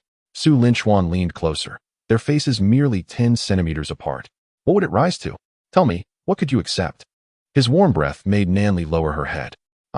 I have no idea. The ticket price isn't something I can decide," she murmured. Su Linchuan moved even closer, their faces now only a few centimeters apart. With a slight shift, they would be touching. "If I allowed you to decide the ticket price, what would you set it at?" he inquired. Nan Li dared not meet his gaze. Her head bowed as she recalled the day Su Linchuan had been intoxicated in the car. She had counted. She had kissed him 6 times, intermittently, on his face and on his lips. If the earlier ticket was a light kiss, what would the price be for a monthly pass? Nan Li's cheeks flushed with a hint of crimson. Is it not the case that one can indulge in the culinary delights prepared by Su Linchuan and share tender moments as well? This is hardly a ticket, it is. In fact, a reward, is it not? However, due to her shyness, she lacked the courage to voice this thought. As Su Linchuan drew closer, she stammered, I don't know what you wish to use as a ticket. I'm fine with anything." Su Linchuan smiled, then gently cupped Nan Li's face, saying, "Did you not just mention that I could use anything as a ticket? Gratitude is owed to the divine recognition of the majestic scenery that has captured my gaze. Congratulations to my esteemed brother for reaching the pinnacle of the rankings. I am profoundly grateful for the abundance of gifts from many esteemed contributors. I bow before you all." Chapter 65, Treasures Await in My Room. Su Linchuan, still holding Nan Li's face, reiterated, "So you truly believe I can use anything as a ticket?" Although Nan Li had experienced a kiss once before, that instance was a mere theft of a kiss. Confronted with Su Linchuan's gaze, she trembled with nervousness. Nan Li let out a soft whimper. Su Linchuan feigned a sudden advance, then pinched her cheek, suggesting, "Let us discuss what to use as a ticket after we finish our meal. First, we dine." Nanli was taken aback. She had prepared to close her eyes, only to find Su Linchuan playfully retreating at the last moment. Observing her astonishment, Su Linchuan secretly chuckled. I shall let you off for now. Once we finish our meal, I will reclaim both the principal and the interest. He added, let us eat. You must be hungry. Nanli accepted the plate from Su Linchuan, huffing, you rascal. Once we finish eating, I will leave. There will be no tickets to collect. Su Linchuan smiled subtly. He found amusement in Nan Li's words, knowing that after their meal, the atmosphere would be such that a kiss would be expected. Perhaps there could even be, cough, cough. Su Linchuan swiftly quelled that thought. Progress must be gradual. And as of now, even a kiss had yet to be achieved, so he would refrain from further musings. Nan Li, feigning anger, placed all 4 dishes on the table, then sat down in silence and began to eat. How does it taste? Is the meal to your liking? Humph. Not at all. The ticket price was wasted. Refund it to me later. Nanli remained preoccupied with Su Linchuan's earlier antics. Su Linchuan set down his chopsticks, stood, and approached her from behind. Does Sister Nan truly find it unpalatable? Nanli paused, her eating hand stiffening as she turned to face him. What? Are you planning to silence me if I claim it is not tasty? Since Sister Nan believes it is not good, I shall certainly refund you the ticket price. And not just that, I shall double it. With that, Su Linchuan cupped her face and pressed a kiss to her forehead. Clatter. Nan Li's chopsticks fell to the table, and she found herself momentarily frozen in shock. In the kitchen moments ago, although Nan Li felt a surge of anxiety, she had mentally prepared herself for Su Linchuan's impending kiss. However, now she was utterly unprepared. Su Linchuan advanced boldly, and with a single kiss, he turned her world upside down. His lips lingered on her forehead for approximately 5 seconds before he leaned in closer to her delicate ear. Sister Nan, how do you find this refund? Are you satisfied? Nan Li's face transformed, as though it could change color. Her previously pale complexion was suddenly suffused with a deep blush. As satisfied. Then shall we discuss the monthly ticket after we finish our meal? What do you think? Su Linchuan's warm breath stirred Nan Li's heart, causing her breaths to quicken. Why yes. It took her a moment to muster that response. With a smile gracing his lips, Su Linchuan pressed another kiss to her forehead, this time an additional gesture. A small compensation perhaps. The blush on Nan Li's face spread to her neck.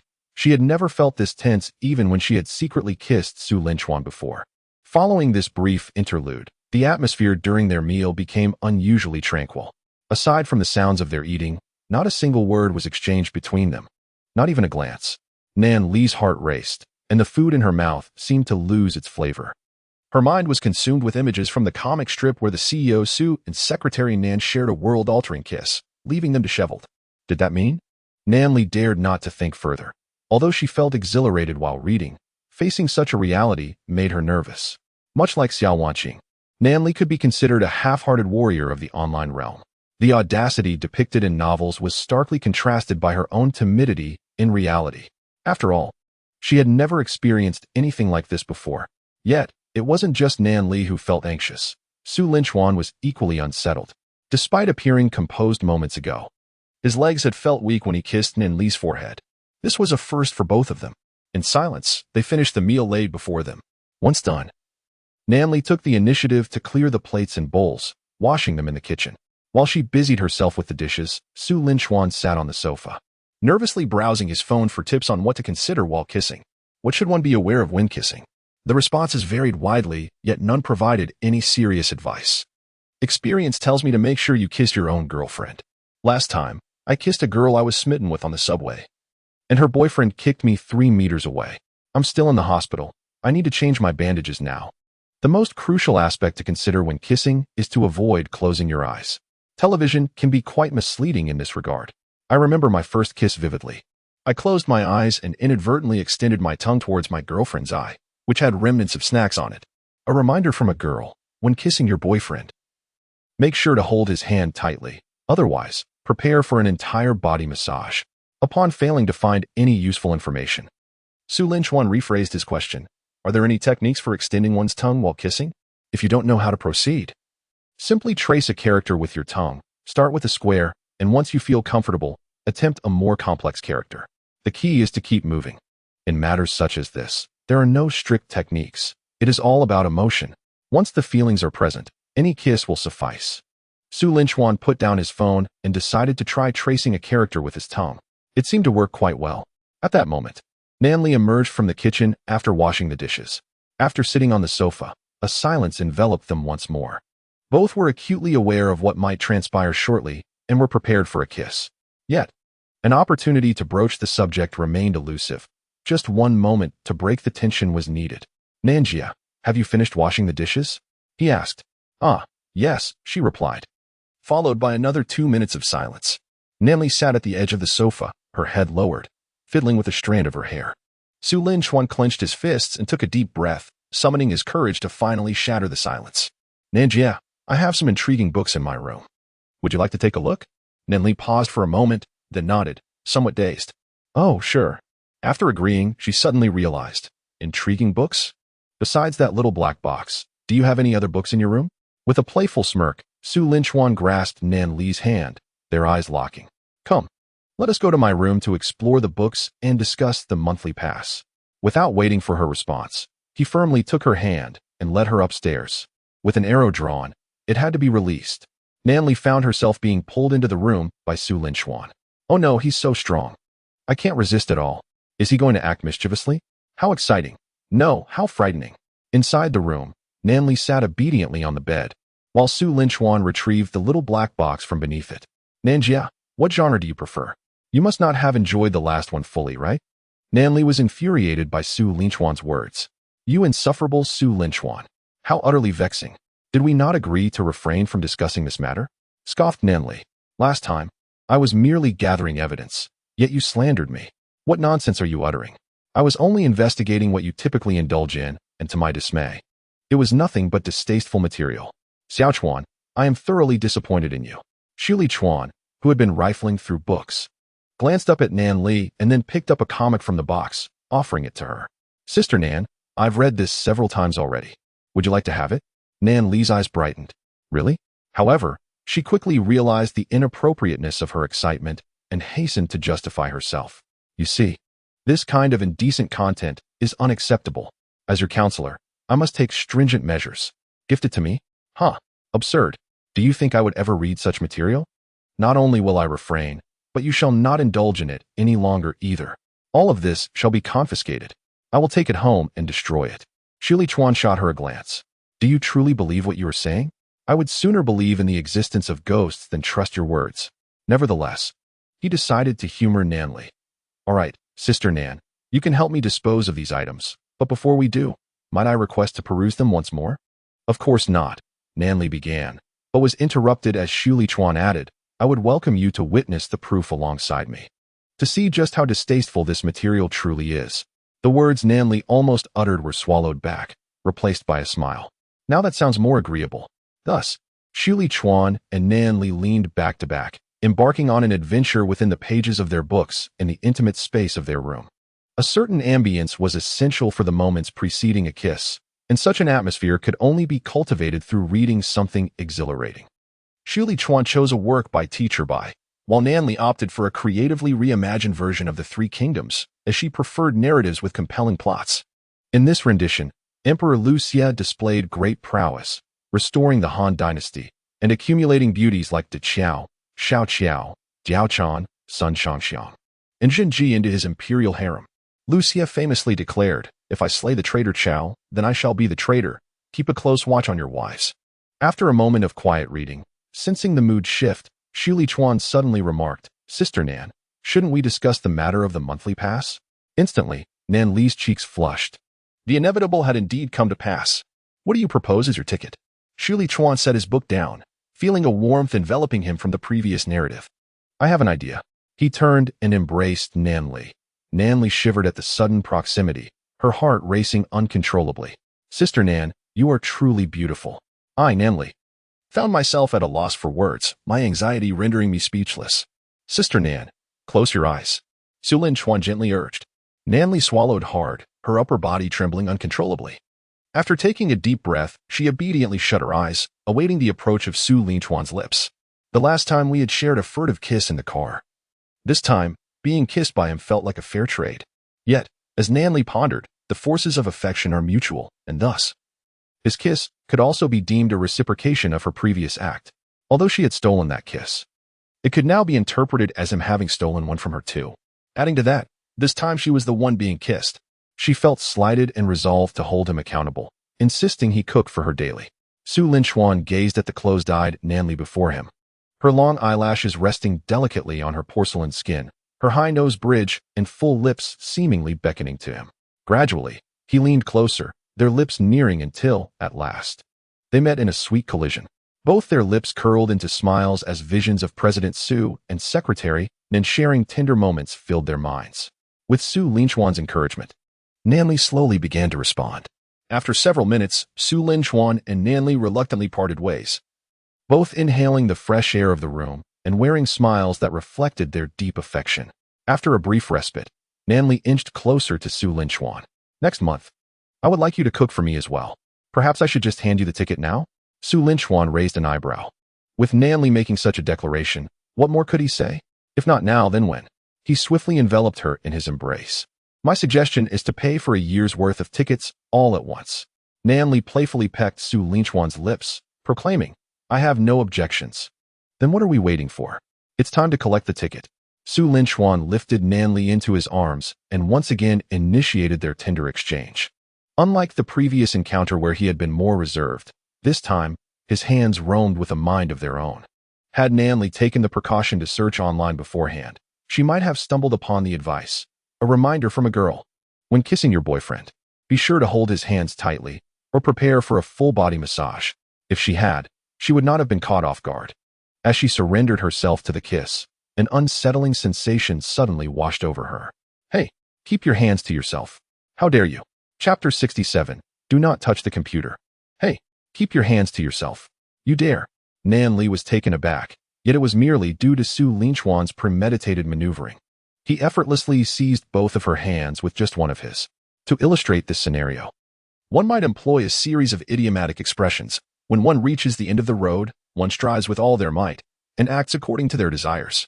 Enraged, Nanli managed to free herself from Su Lin-chuan's grasp and commenced engaging him in Tai Chi. Whenever Su Lin-chuan made a move, she would counter.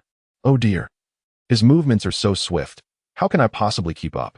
Thus, time trickled away once more. Half an hour passed in the blink of an eye. Su Lin-chuan rubbed his ears and lamented, I was wrong. Nanli, with a displeased expression, adjusted her clothing and playfully struck Su Lin-chuan several times in frustration. Will you dare to do that again? A kiss is just a kiss, but why the wandering hands? You can't even utter it yourself. With that thought, she unleashed her deadly meow fist upon Su Lin-chuan. Previously, she had only practiced on a teddy bear, but now she was striking a real person. After a brief while of playfully pummeling Su Lin-chuan, Nanli huffed and, with a touch of concern, gently patted his chest. Does it hurt? Seeing her reaction, Su Lin-chuan promptly dove into her embrace. Oh no, it hurts so much. Only Sister Nan's hug can make it better. In that moment, Nanli experienced the joy of being an older sister, proudly pinching Su Lin-chuan's cheek.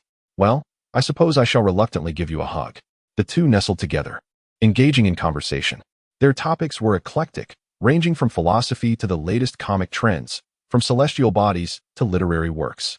As their conversation flowed, Nanli recalled the script that Su Lin-chuan had sent her that day.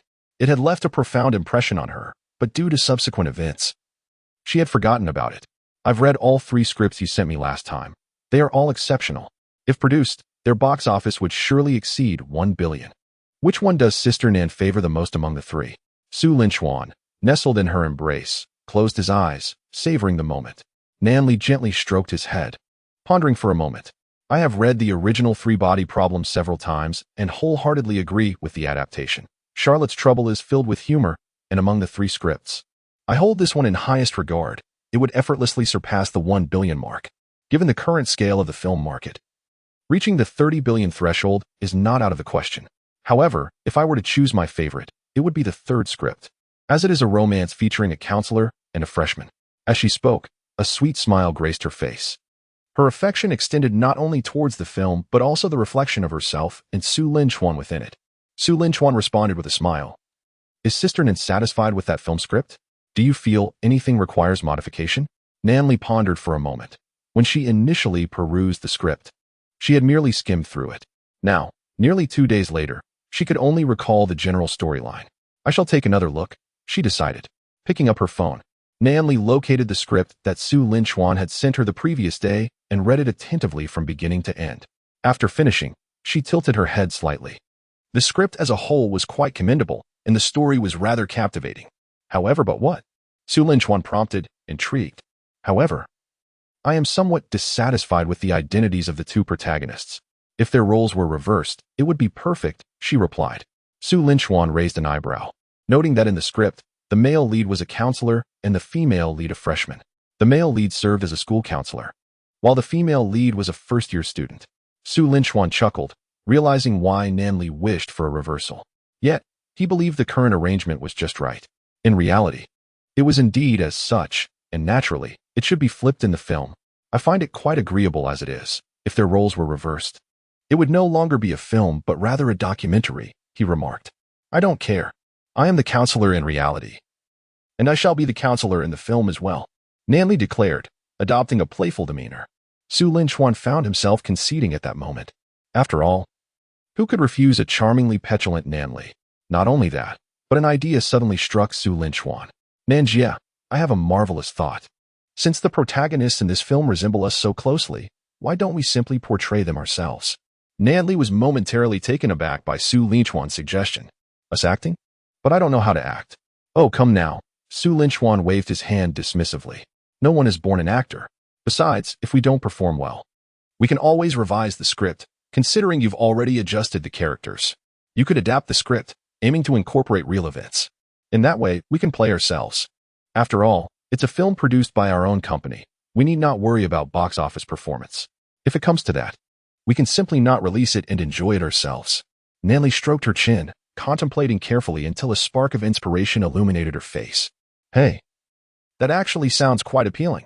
In reality, you are my counselor, and in the film, I still am. Heh. You shall never escape my grasp. Her audacious demeanor was utterly charming.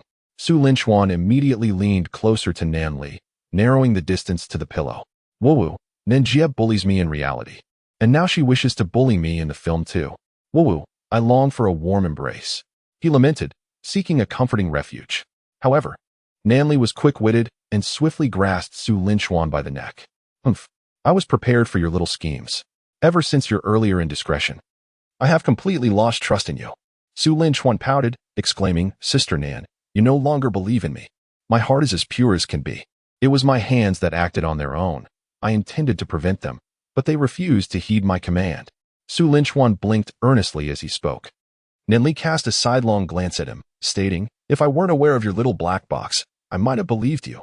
By the way, speaking of that little black box, I intend to confiscate it when I leave and destroy it at home. You are not permitted to view such unhealthy materials. Su Linchuan silently scoffed. What a farce. You just wish to take it home and view it yourself, don't you? Besides, I've already illustrated President Su and Secretary Nan. Isn't that sufficient? Of course, Su Linchuan would never voice such thoughts aloud. The secret of his identity as the sugary delicacy was something he would keep from Nan Li for now. In due time, however, it would be her moment of social embarrassment. As the two engaged in conversation about the film, Nan Li suddenly shifted Su Linchuan's head aside and stood up from the bed. Let us get to it. I need to borrow your computer for a moment to revise that script. With that, she headed towards Su Linchuan's computer. Initially, he paid her no mind. But suddenly it dawned on him that if she opened the computer, it would reveal the comic scene of President Su and Secretary Nan in a romantic bath. Chapter 68. Wouldn't that mean she could stay? Su Linchuan dashed forward, positioning himself in front of her before she could reach the computer. Sister Nan, revising the script isn't urgent, is it? Look how late it is. Perhaps we could discuss it tomorrow. There is no rush, and with inspiration striking, we could revise it together tonight. Nan Li's reasoning was sound, leaving Su Linchuan momentarily speechless. I left my computer at home. I didn't bring it. Please, let me use yours. Su Linchuan remained steadfast in front of the computer, guarding it closely to prevent Nan Li from getting any closer. Let us postpone it until tomorrow. Shall we? I still wish to share a few more moments with you. Su Linchuan shifted his strategy, attempting to divert her attention by embracing her. Yet, Nan Li proved to be quite perceptive, quickly sensing Su Linchuan's unusual behavior. Xiaochuan, something feels off. Why won't you let me access your computer? Is there some secret you're hiding?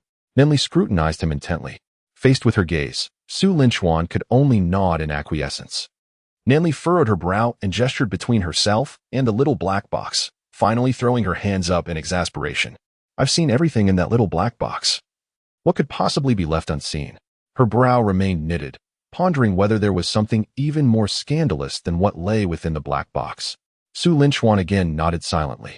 For now, as long as he kept Nan Li from his computer and concealed his identity as the sugary delicacy, he would shoulder any blame that might arise.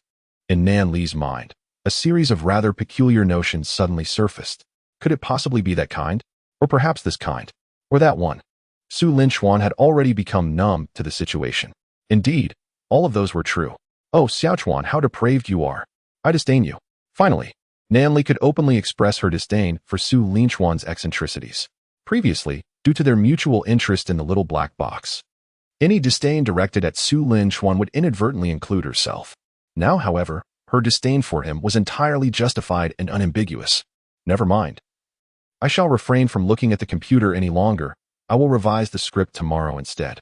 I detest encountering such unhealthy content upon opening your computer. Su Linchuan silently observed Nan Li's performance. Inwardly, he could not help but criticize. You claim you cannot act, yet this is on par with professional performers. After safeguarding his computer, Su Linchuan breathed a sigh of relief and promptly shut it down, then pulled Nan Li back to the bed to read. Yet, as they delved into their reading, why did their faces draw closer together? Meanwhile, the scene shifted to Xiao Wanning and Sun Ku. Xiao Wanning's hair remained blue. Originally, Sun Ku had taken her out with the intention of dyeing it back to black, but upon entering the hair salon and gazing at their reflections with blue hair, she inexplicably found it quite appealing. Thus, Xiao Wanning decided to keep her vibrant blue locks, realizing that perhaps it wasn't so bad after all. Unbeknownst to her, following Nan Li's lead as the carefree girl, Xiao Wanning too was steadily veering down the path of carefree abandon, seemingly without a return. At that moment, Kuning were in an esports hotel. After their meal, Xiao Wanning challenged Sun Ku to a face-off. Upon hearing this, Sun Ku immediately became intrigued, rolling up his sleeves, eager to dominate her just as he had that morning. However, Xiao Wanning quickly intervened, halting his eager advance. Stop right there. Who said an offline duel meant fighting? You are far too brutish. We are civilized individuals and should engage in a more refined manner. Don't you agree? Sun Ku withdrew his hands from her neck. Then pray tell, what constitutes a civilized approach? After a moment of contemplation, Xiao Wanning promptly dismissed the idea of idiom relay. Having already suffered defeat once in that arena, it was her loss in that game that had led her to dye her hair blue that morning. Several activities she excelled at flashed through her mind, and then, with a triumphant slap of her thigh, she exclaimed, I've got it. Let us play poker. Sun Ku, holding his thigh, playfully tapped her on the head. Next time you slap your thigh, do it on your own. Xiao Wanning pouted, feeling somewhat wronged. Isn't the poker you just mentioned legitimate? She shot him a glare. Why are you so lewd? I'm in a proper game of poker. Let us determine the victor in a civilized manner. Sun Ku nodded, indicating his agreement. Where shall we play? At a game room? Xiao Wanning glanced around and spotted an esports hotel. Let us go there. If we cannot determine a victor with cards, we shall compete in games instead. Come on. Just wait and see how I will utterly defeat you. With only the two of them, their options were limited. They decided to use a deck of cards, drawing a few each round while keeping their hands concealed from one another. They agreed upon a best-of-5 series, and now they found themselves in the 4th round. The current score stood at Sun Ku, Xiao Wanning 2-1. If Sun Ku won this round, he would claim victory. He would then be able to boast. Xiao Wanning is truly lacking, and subsequently recline on the bed, relishing the massage that was the penalty for losing. 3, 4, 5, 6, 7, a straight. A smile graced Xiao Wanning's lips. Her hand was relatively favorable, having already played out her single cards, enhancing her chances of triumph. Pass. 456,789. No way. 3 with a single 3. As Xiao Wanning's cards dwindled, Sun Ku grew impatient. For 10s, a bomb. Huh. For 2s. I have but 1 card left. Just as Xiao Wanning thought she had secured the win, Sun Ku discreetly revealed a royal flush. You celebrated too soon. A pair. 3 with 1. A straight. Haha. I have 1. With a sullen expression, Xiao Wanning tossed her cards aside. Why? Why do you possess a royal flush? Sun Ku collapsed onto the bed, exclaiming, because science. Enough chatter, my dear son. Come here and give your father a back rub. Xiao Wanning, irritated, stood up and reluctantly approached Sun Ku to begin the massage. She was commendable in her word. She never reneged on her promises, and now she was fulfilling her obligation after losing. Yes, yes, yes, right there, apply some pressure. Don't forget to work on the sides. Ah, that feels wonderful. After a prolonged half-hour of massaging, Xiao Weining's hands grew fatigued. Enough, enough. Let me lie down for a bit. I am utterly exhausted. After a short while of resting, she found herself increasingly comfortable, reluctant to move. Perhaps I should just stay here tonight. Without hesitation, Xiao Weining retrieved her phone and called Nan Li. Nan. I have some matters to attend to and 1TB returning. You needn't wait for me. Nan Li, cradling Su Linchuan, was taken aback. You 1TB coming back? Su Linchuan, nestled in Nan Li's embrace, chimed in. If Xiao Weining isn't returning, does that mean Nan Li can stay the night? Due to the numerous gifts bestowed upon the author by the readers and their inquiries about additional updates, the author, already stretched thin by the daily 4 updates, decided to push themselves a little harder in response to the overwhelming enthusiasm. From now on, for every 500 gifts received, an additional chapter will be added. The reason for setting the threshold so high is that if I were to update daily, the author might face exhaustion. Let us rally together. Chapter 69. Genuine Feelings. Nan, I have some matters to attend to today, so I 1TB returning. You needn't wait for me. Startled, Nan Li, who was holding Su Linchuan, exclaimed, You're not coming back. Su Linchuan, nestled in Nan Li's embrace, felt a stir in his heart, gently patting Nan Li. He lowered his voice and said, Sister Nan, does this mean you can stay over tonight, right? With a swift motion, Nan Li delivered a playful punch to Su Linchuan's chest, glaring at him fiercely. She realized that Su Linchuan was indeed a master of pushing boundaries, always seeking to escalate the situation. First, he wanted to be intimate.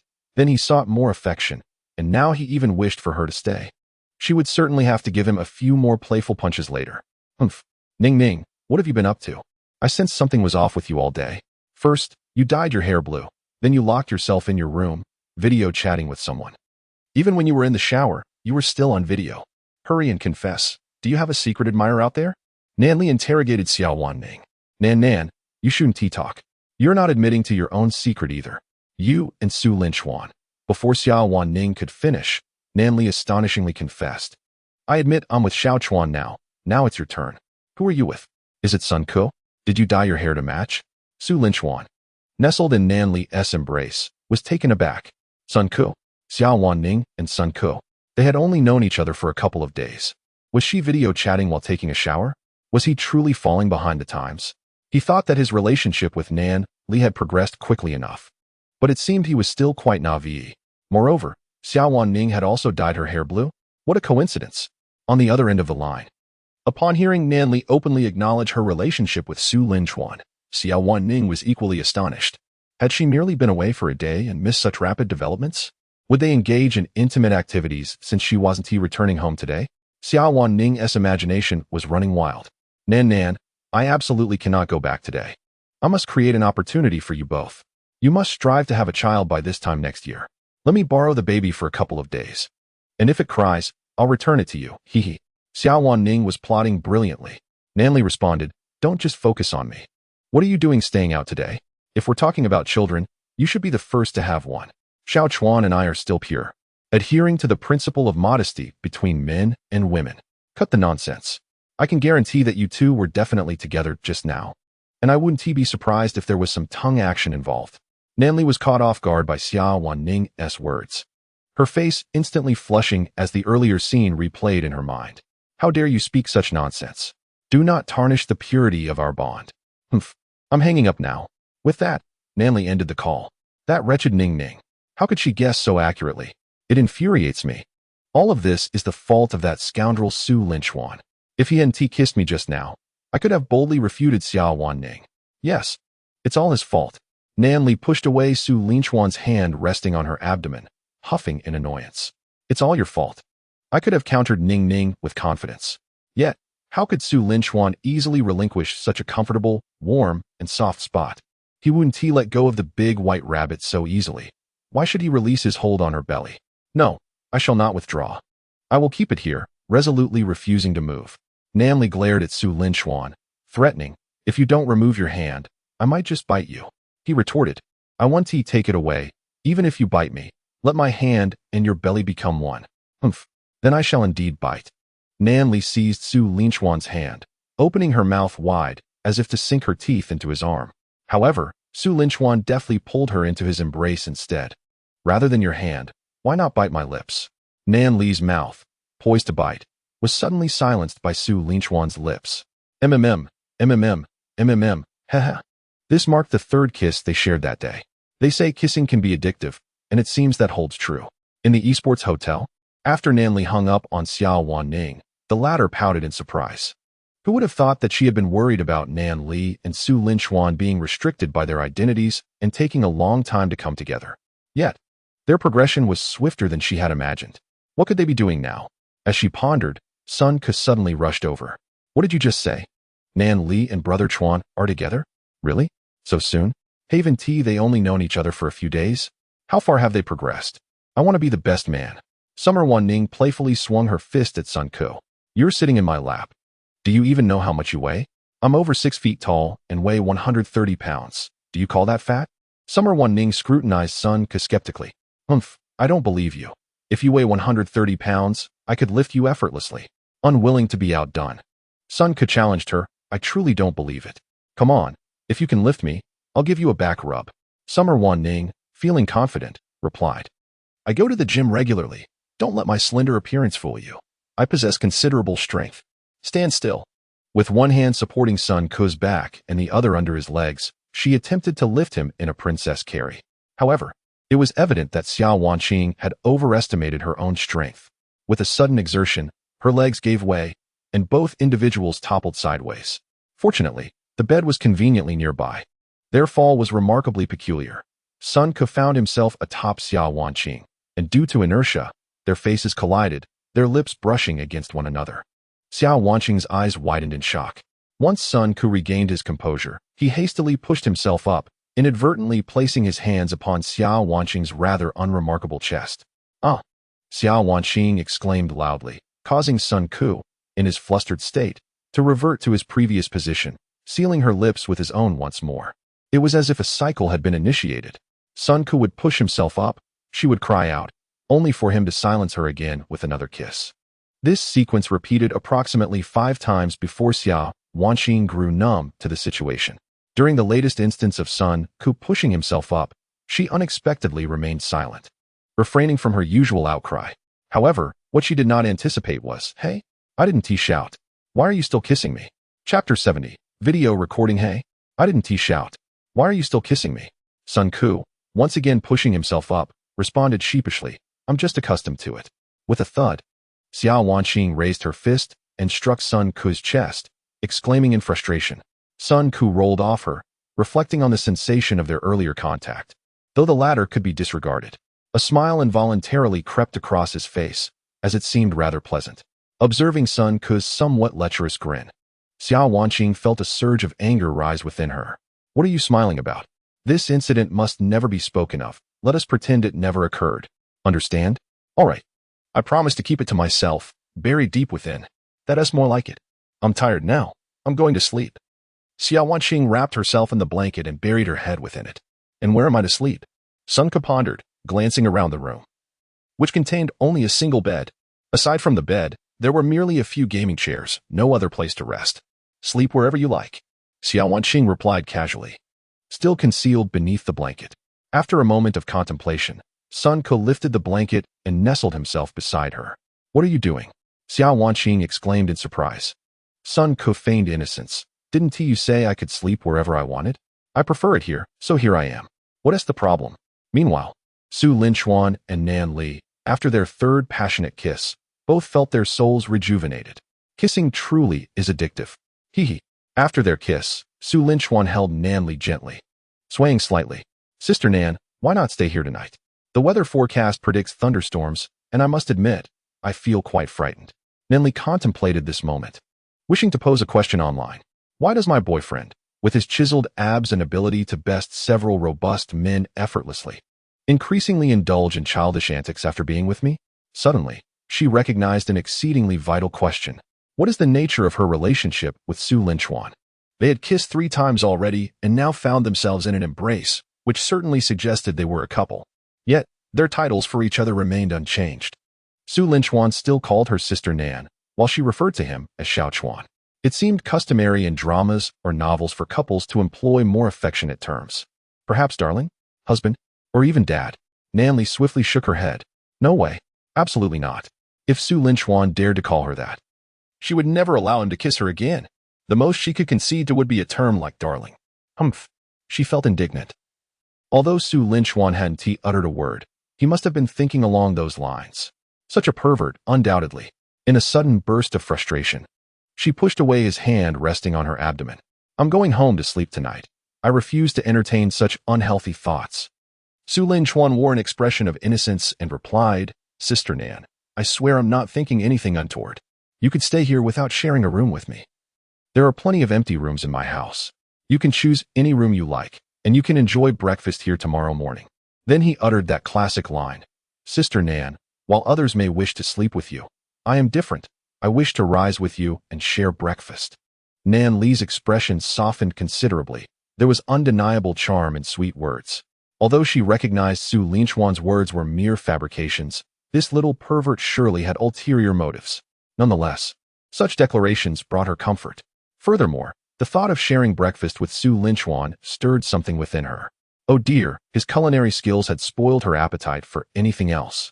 That rascal surely included this in his scheme. Poor Nanli had unwittingly fallen into Su Linchuan's trap. Noticing her delay in response, Su Linchuan added fuel to the fire. Sister Nan, you've already paid for your meal. Wouldn't it be a waste not to eat? Nanli paused, realizing the truth in his words. Right, so let us not leave tonight. I'll tidy up the room over there. You can stay here and sleep. What would you like for breakfast tomorrow? I yearn for banana spring rolls, steamed dumplings, ham sandwiches, and I desire to savor century egg and lean pork congee. Su Linchuan gently patted her head, assuring her, all right, I shall remember all of this and prepare it for you tomorrow. A sweet smile graced Nan Li's face.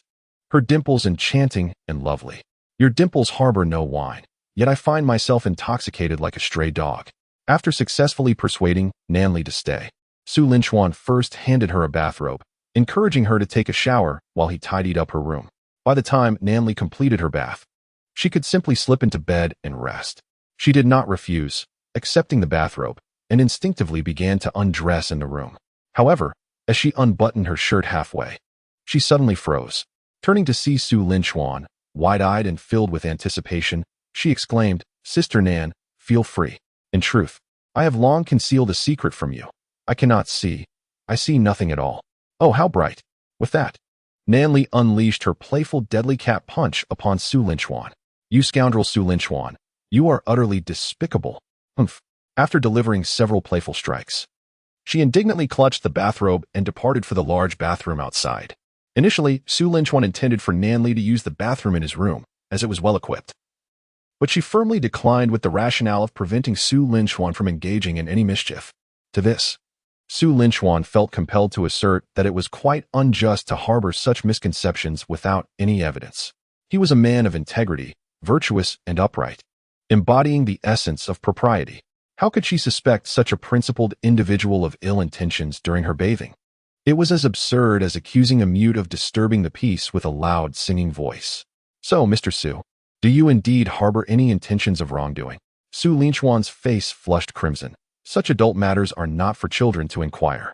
After Nan Li entered the bathroom, Su Linchuan began to tidy her room, but while making the bed, a thought suddenly struck him. He recalled that Nan Li had mentioned on the phone with Xiao Wanqing that Xia had video called someone while bathing. Su Linchuan, seemingly possessed by a mischievous spirit, retrieved his phone and, thinking of Nan Li who was currently showering with her phone, unwittingly dialed her video call. Chapter 71. The little black box confiscated in the bathroom. Having just shed her clothes, Nan Li stretched a little before turning on the shower. The water cascaded like a gentle rain, enveloping her flawless white skin. She gradually closed her eyes, allowing her body and mind to relax. Just then, her phone, resting atop her clothes, rang unexpectedly. Startled, Nan Li's eyes flew open as she glanced at the suddenly ringing device. Who is calling? Could it be Dog Ning Ning? Does she know I am currently in the shower and wishes to see if I am indeed on video? Nan Li couldn't help but snort in disdain. Ning Ning was truly foolish. Did she not realize that I could see Xiao Chuan without needing a video call? We could simply share a bath together. As soon as the words left her mouth, Nanli sensed something amiss and quickly covered her mouth. Ah no, who would want to bathe with him? That was a matter reserved for Secretary Nan and President Su. Speaking of Secretary Nan, he truly is naive. Even I, the author, look down upon him. President Su commands you to call him daddy, and you comply? If it were me, I would undoubtedly teach him a lesson with a deadly meow punch. In uttering this, Nanli completely disregarded every action and utterance of Secretary Nan, as every word was a creation of her own imagination. Were Nanli to hear such a statement, she would surely cover her ears, refusing to listen. Some characters, the moment they are birthed from your imagination, become uncontrollable. The notion that a story is inherently formed, and that brilliance is occasionally stumbled upon, encapsulates this truth. Nanli remained unchanged, adept at conjuring up excuses with ease. After turning off the shower and drying her hands, she picked up her phone, only to be astonished to find that the video call did not originate from Xiao Wanning, as she had initially presumed. Instead, it was from Su Linchuan. Fuming with irritation, Nanli thought, what on earth does that insufferable Su Linchuan want? Should he hear her thoughts? He would undoubtedly respond with a cheeky grin. Hee, I'm curious. Once I step out, I will surely give him a few good whacks. Humph. How dare he initiate a video call while I'm in the shower? With that, Nanli aimed for the hang-up button. However, as fate would have it, she had only dried her hands when she answered the call, leaving her body still damp. Consequently, a drop of water inadvertently landed on her phone's screen, causing the touch function to falter intermittently. Thus, when she attempted to disconnect, it was to no avail. Why is it not hanging up? Could it be that Su Linchuan has cast a spell? Upon closer inspection, she noticed the droplets on her screen. In her effort to wipe away the water before finally disconnecting, she inadvertently tapped the answer button. Suddenly, the expectant visage of Su Linchuan appeared on her screen. Nanjia, I adore you, he exclaimed. Su Linchuan, I'm going to kill you, Nanli shouted, her anger boiling over as she hastily ended the call. Yet Su Linchuan was unperturbed, chuckling to himself, thinking, worth it. Take your time in the shower, teacher. I've tidied up the room for you. Just come to sleep afterward. Hearing the way he addressed her, Nanli gritted her teeth, infuriated once more.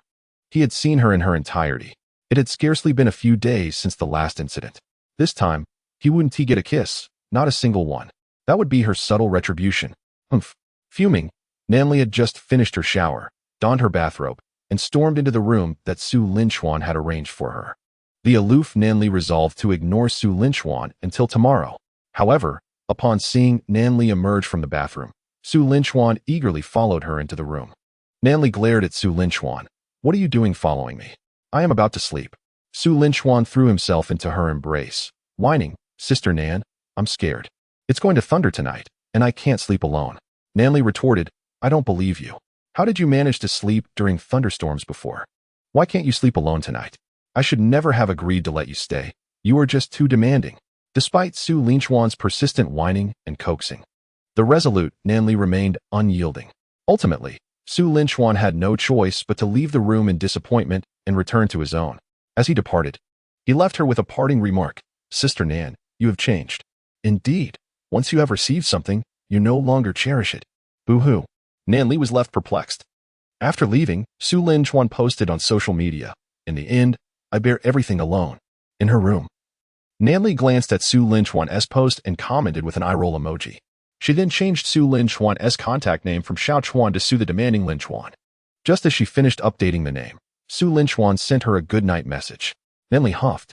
Yet a smile crept onto her face as she returned the sentiment with a good night of her own.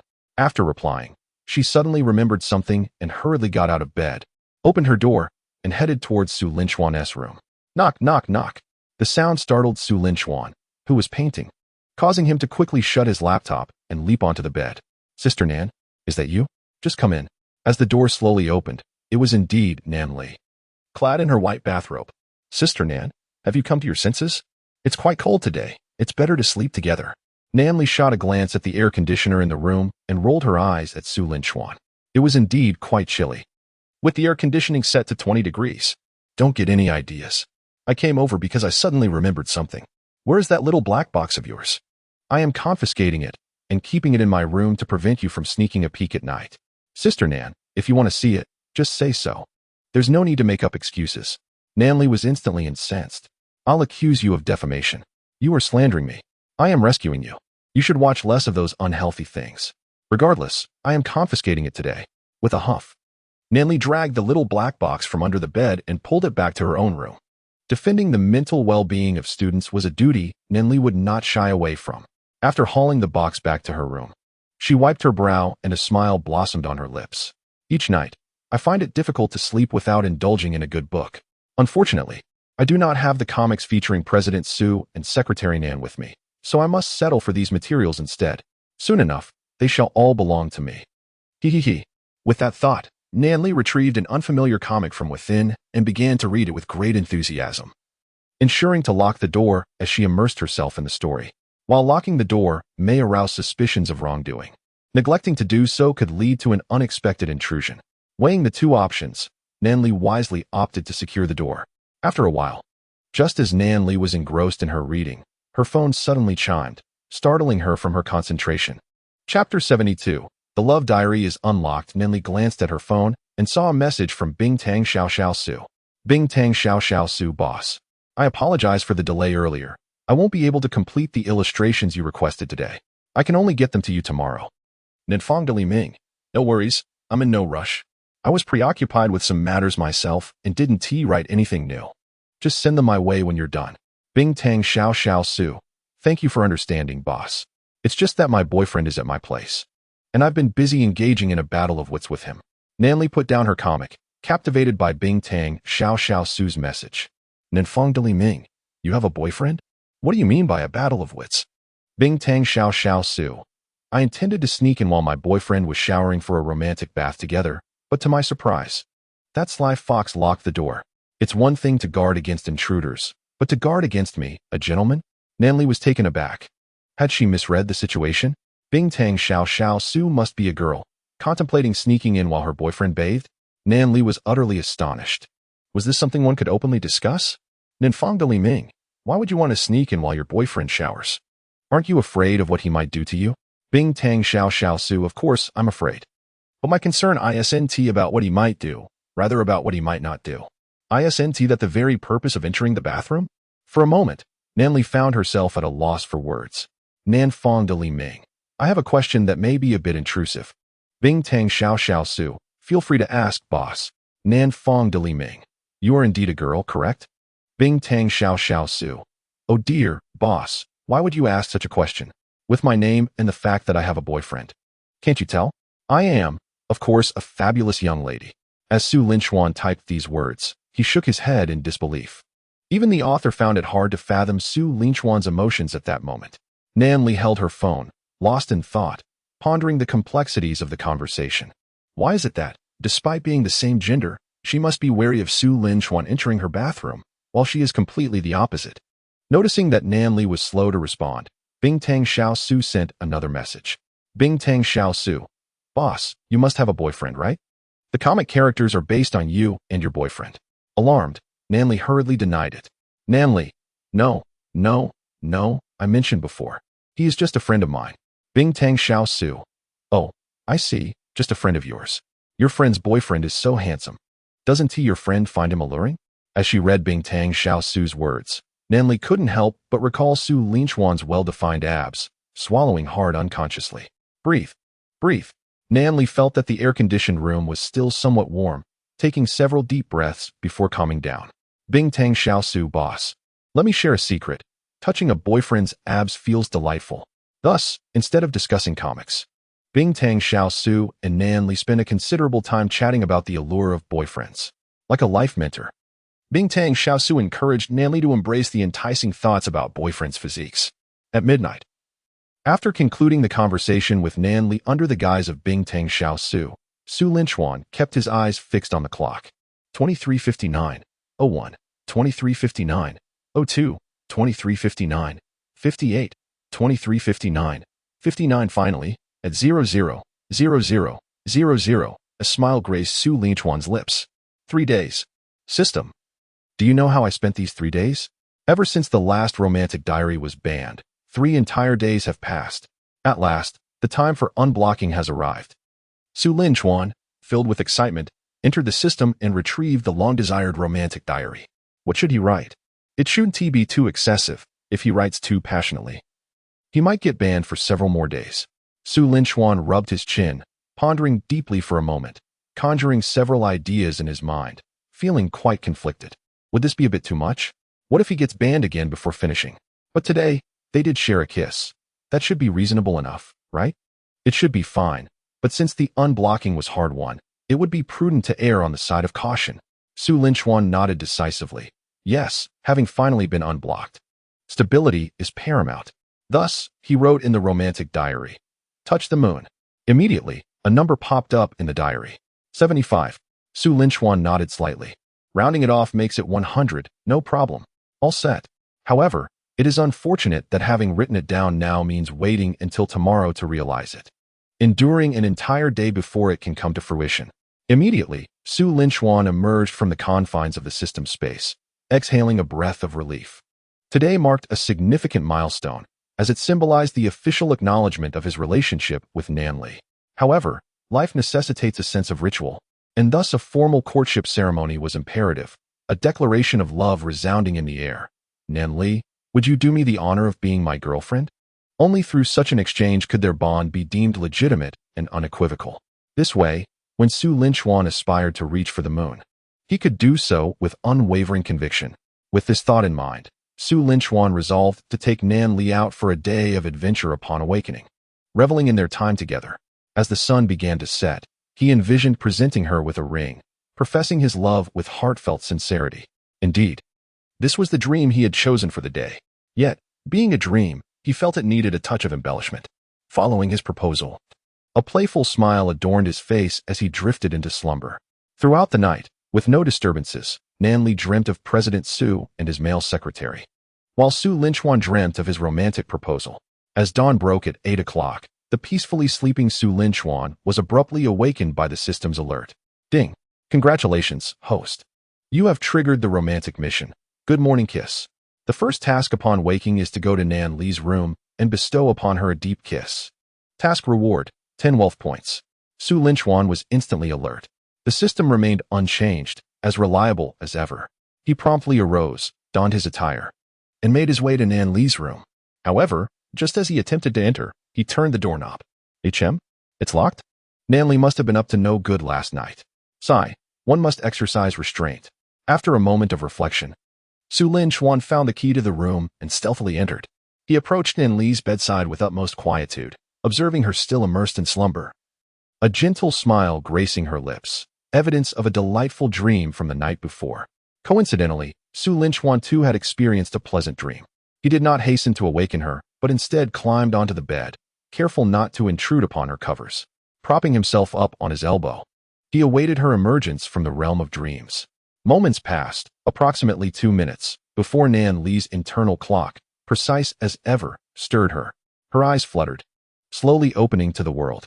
In her drowsy state, she beheld a hazy figure. Was that Su Linchuan? HM, am I still dreaming? Nan Li, this isn't a dream. I'm here to wake you. In an instant, Nan Li was fully awake, the previous fog dissipating. Su Chuan, what are you doing here? Su Linchuan smiled and said, Sister Nan, I am here to wake you up. Here, this flower is for you. With a flick of his hand, a delicate rose materialized, just as enchanting as the person holding it. Nan Li accepted the rose from Su Linchuan, a smile gracing her face. Sister Nan, did you know that there is a custom upon waking in the morning? She looked a bit puzzled. What custom? She inquired. The very first thing upon waking is, of course, a good morning kiss. With that, Su Linchuan cupped Nan Li's face and leaned in for a deep kiss. Nan Li was momentarily taken aback, caught off guard by Su Linchuan's sudden advance. Yet, a kiss has the power to soothe all. Initially dazed, Nan Li soon found herself responding with newfound familiarity, realizing that the previous day's practice had not gone to waste. The morning kiss lingered for a full 10 minutes. Had it not been for Nan Li's growing breathlessness, Su Linchuan might have continued until noon. Gasping for fresh air, Nan Li pondered how it was said that kissing could aid in weight loss. Just under 10 minutes of kissing had left her feeling exhausted, proving far more efficient than exercise. After their affectionate exchange, Su Linchuan rose from the bed, gently patting Nan Li on the head. I'll go prepare breakfast. You can sleep a little longer. I'll come to wake you when the food is ready. Nan Li nodded obediently, resembling a small kitten. Just before leaving, Su Linchuan planted another kiss on her forehead. He then departed leisurely, leaving Nan Li alone in the room. Panting for breath, Nan Li swallowed hard and licked her lips, reflecting on how delightful kissing truly was. As soon as Su Linchuan exited the room, a notification chimed in. Ding, task completed. The first thing in the morning is to go to Nan Li's room and give her a deep kiss. Task reward, 10 rich points. Su Linchuan opened his panel. Host, Su Linchuan. Rich points, 10, Constitution, 130, Speed, 130, Strength, 130, Mentality, 130, all attributes were now well balanced. He decided to invest in strength. After all, ample strength equated to a greater sense of security. Ding, congratulations on successfully allocating points. Su Linchuan then disengaged from the system and proceeded to the kitchen to begin cooking. While preparing the meal, he mused that having to cook for himself each time was rather cumbersome. If only the food could prepare itself, it would save so much trouble. Perhaps sensing Su Linchuan's thoughts, the system promptly responded. Ding, detected that the host triggered a major love event declaration, special task dispatched. Confessing to Nan Li, taking her out to enjoy a whole day of leisure, and then proclaiming in a grandiose manner, will you be my girlfriend? The task reward, a fully automatic nanny robot. This robot boasts masterful culinary skills, capable of cooking, tidying up, and even singing and performing comedy, making it an indispensable household treasure. Su Linchuan was quite pleased with this task from the system. Even if the system hadn't assigned him this task, he would have confessed to Nan Li anyway. The nanny robot felt like a complimentary gift. Su Linchuan hummed a cheerful tune, his spirits buoyant. His sister was stunningly beautiful, and her alluring figure made his heart race with excitement. Before long, a table of exquisite breakfast was ready. Su Linchuan entered Nan Li's room, holding a shumai. Sister Nan, breakfast is ready. Hurry and get up, or the sun will shine on your backside. Nan Li, snuggled under the covers, replied softly, you go out first. I'll come down to eat in a bit. Noticing something peculiar about Nan Li, Su Linchuan glanced sideways and spotted her discarded bathrobe. When he had first entered to greet her with a morning kiss, she had been wearing it, suggesting she had gone to bed in the robe from the night before. Su Linchuan had felt a pang of disappointment then, thinking that the romantic moments he had envisioned from his diary would materialize sooner. He had anticipated this barrier of the bathrobe, but now, it seemed Nan Li had removed it. Had she just begun to dress when he walked in? This meant she was likely rather cool beneath the covers. Su Linchuan licked his lips, a mischievous smile playing at the corners of his mouth as he approached her. Sister Nan, come on, have a bite. After you eat, I'll step out and wait for you downstairs. All right, but you must leave right after I finish. No backing out. Su Linchuan maintained his smile. You can completely trust my integrity. The name Su Linchuan is synonymous with uprightness. Sitting at the edge of Nan Li's bed, he brought the shumai to her lips, saying, now, open wide. Ah? Nan Li obediently opened her mouth and took a hearty bite of the shumai, her face lighting up with delight. It's delicious, she exclaimed. If it's good, eat more. There's plenty more on the table, all made for you. As he spoke, Su Linchuan's other hand stealthily reached towards Nan Li's covers. Sister Nan, it's getting hotter. You're all wrapped up in that blanket. And you're sweating. Let us uncover you. Without waiting for her response, he abruptly pulled the blanket away. Chapter 74. Punishment to his surprise. Nan Li did not display shock. Instead, a gentle smile graced her lips. It was as if she had known all along what Su Linchuan would do. When Su Linchuan eagerly pulled back the covers, the light in his eyes gradually faded. Beneath the blanket, Nan Li had already changed into the outfit from the previous day, a crisp shirt on top and a skirt below, impeccably dressed. There was none of the disarray Su Linchuan had anticipated. He stood there, momentarily stunned, before meeting Nan Li's gaze. With an awkward chuckle, he remarked, ah, no wonder, Sister Nan, you were sweating. It turns out you were dressed under the covers. It's not hot anymore, haha. Humph, I finally caught you. I knew you had something mischievous in mind, and at last, I've got you. Su Linchuan felt a twinge of embarrassment. When had Nan Li become so astute? What a blunder. Clearing his throat, he suggested, Sister Nan, shall we go out for a meal? I'll head down first. As Su Linchuan fled in haste, Nan Li waved her fist, chuckling to herself. Finally, I have the upper hand. Ha ha ha, let us go eat. She got off the bed, straightened her clothes, and then descended the stairs. While they were having lunch, Su Linchuan broached the topic with Nan Li. Sister Nan, how about you take the day off? I'd like to ask you to spend the day out with me, just to relax. What do you think? Nanli sipped her water and swallowed a piece of siomai. Going out? Well, today is Sunday, which is indeed a good day for an outing. She shook her head. But today is not feasible. Don't you know? I posted a notice in the group 2 days ago. Today is military training. Several squads from our company are gathering to compete in song duels and student combat trials, with instructors also participating. All students and counselors must attend. Although you've graduated early, as an esteemed alumnus, your presence is expected. Su Lin Chuan scratched his head and checked his phone. I've had my group notifications on Do Not Disturb, so I didn't see it. Besides, no one informed me personally. Well, I'm informing you now, we can't go out today. Even though you graduated early, you've been assigned the task of leading the student combat competition. And you must ensure victory, understood? Su Lin Chuan patted his chest in assurance. Sister Nan, rest assured. I guarantee that as long as I'm in the arena, my opponent will only know defeat. Just point the way, and I shall strike. Nanli playfully smiled, that's more like it. As for your suggestion to go out, let us plan for tomorrow instead. All right, it's a deal. We'll explore all the exciting places in Jiacheng, and I have a surprise for you.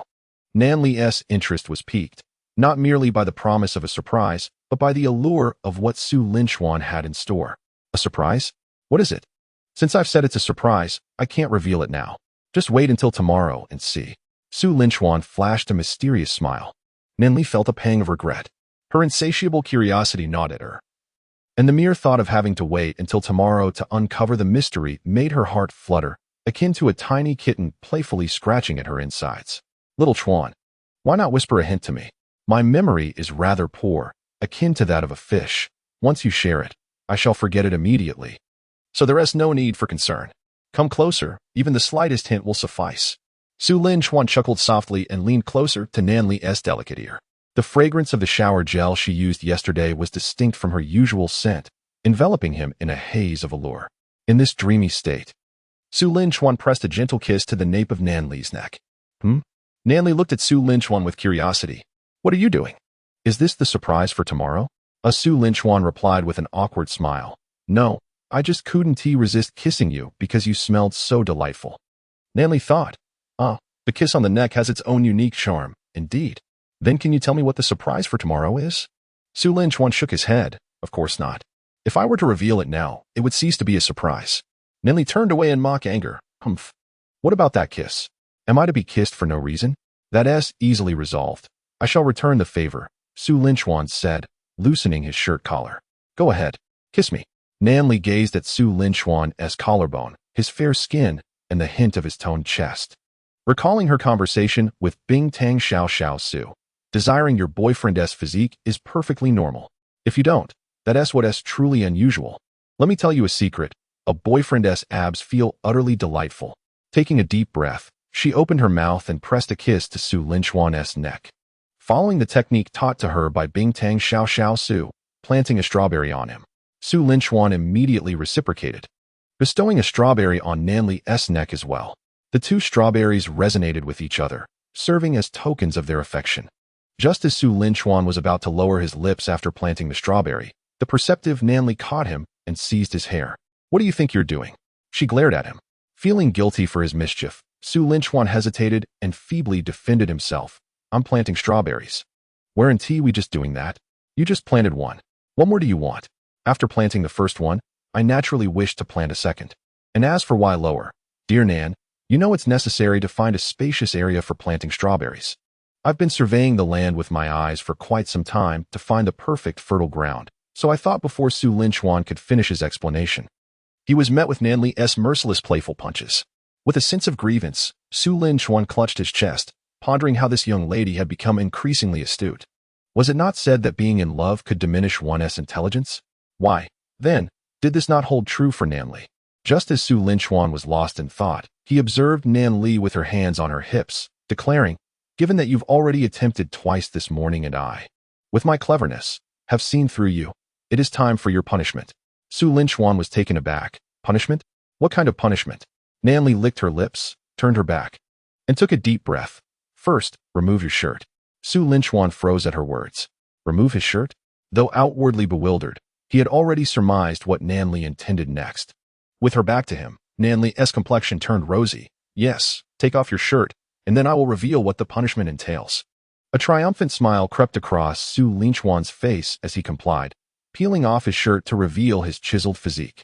His 8-pack abs looked incredibly enticing. Sister Nan, I've taken it off. Now what? Nan Li turned around, her gaze falling upon his near-perfect form, and she could not help but swallow. Then, go fetch a marker. I have a use for it shortly. Feigning ignorance, Su Linchuan retrieved a marker from the room.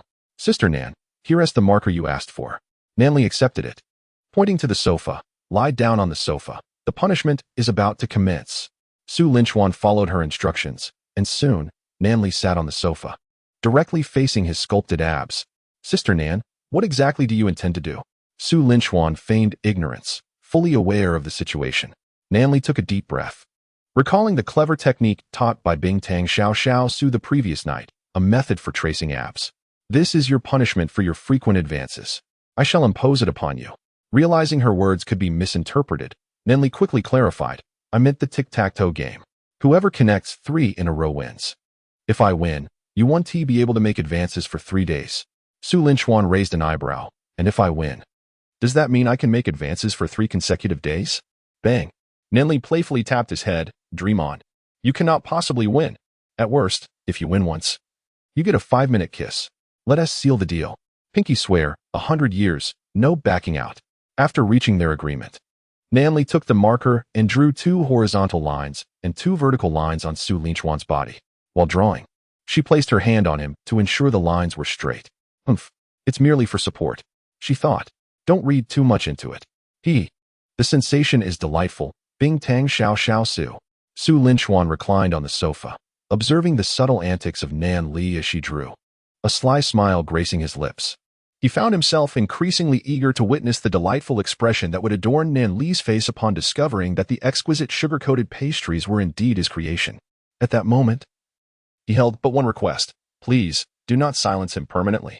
The delicate vessel of their budding romance must not capsize so easily. With meticulous care, Nan Li dedicated nearly 5 minutes to crafting 2 horizontal and 2 vertical lines, striving for perfection. Fortunately, Su Linchuan was not particularly ticklish. Otherwise, this would have felt like a true punishment. Once she completed her drawing, Nan Li examined her handiwork with satisfaction, nodding slightly in approval. Not bad at all. Who could have done such a splendid job? She mused aloud, leaving Su Linchuan momentarily stunned by her self-adulation. All right, let the game commence. Who shall go first? Su Linchuan casually shrugged. It matters not, but I fear your defeat may be quite severe, so I shall allow you to start. Nan Li, brandishing her tiny fist, retorted with indignation. Who do you think you're looking down upon? You shall soon pay for your arrogance. I shall go first.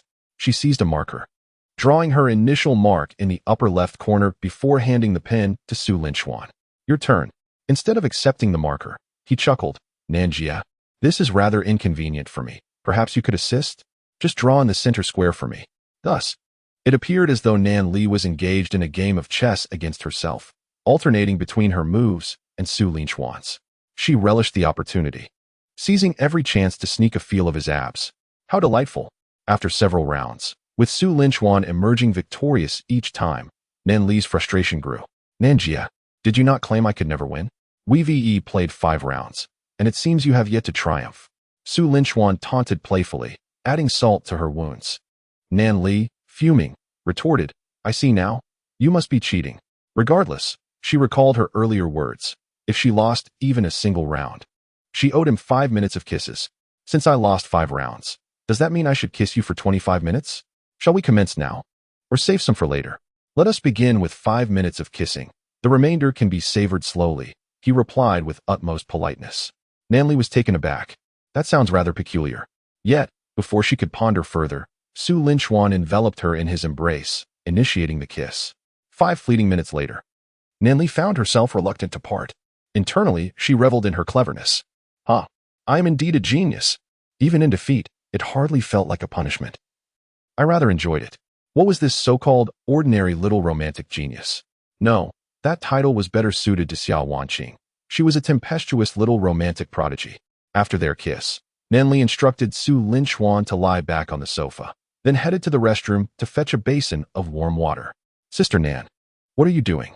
Su Linchuan was genuinely perplexed. When he was teaching Nan Li as a novice in making rock candy, he thought that was the end of it. Was this an improvisation of her own? Of course, you need to clean the lines on your abdomen. Otherwise, it wouldn't be good for your skin, would it?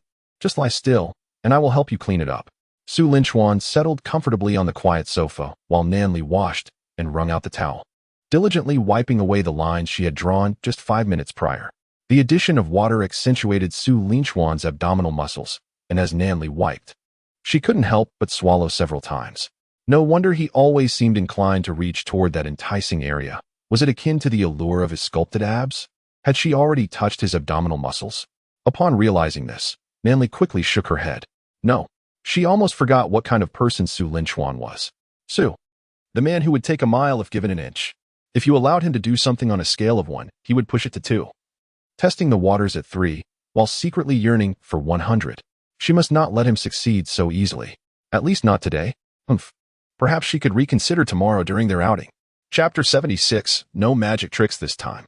Once she had made up her mind, Nan Li ceased to dwell on it and focused intently on cleaning the lines from Su Linchuan's abdomen. It was only natural to accidentally brush against him a few times, right? She definitely didn't want to touch him. She was not like Su Linchuan, whose mind was perpetually filled with lewd thoughts. She was quite serious. Then the serious. After a thorough and somewhat awkward cleaning session, the marks left by the marker on Su Linchuan's skin were finally gone. Nan Li glanced at the time. It was already past 8. Oh dear, it's time to head to school, or we will be late. You should come with me, as your counselor.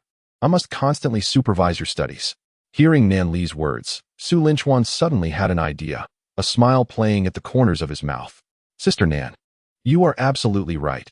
Your guidance is something I hold dear in my heart at all times. I wouldn't dare forget a single word. I still vividly recall the time you drove me back to the dormitory, imparting your earnest advice. Even after several days, I can still recite it. Do you remember? Sister Nan? Nan Li was taken aback. Remember? Of course I do. How could I forget something you remember? Su Linchuan suppressed a chuckle and continued. So, Sister Nan, do you recall what you said to me then? Just the usual clichés, like about studying and life, those kinds of things. Nan Li stammered in response, clearly unable to recall which day Su Linchuan was referring to. Su Linchuan nodded heavily, recalling how Sister Nan had once advised him about his studies.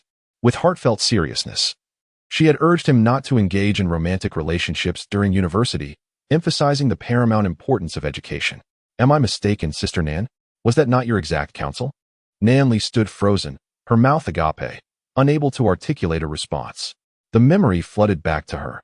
On that day, in an effort to prevent Su Linchuan from pursuing romantic entanglements, she had cloaked her advice in the guise of academic focus. That scoundrel Su Linchuan! Such deliberate mischief! Why are you silent, Sister Nan?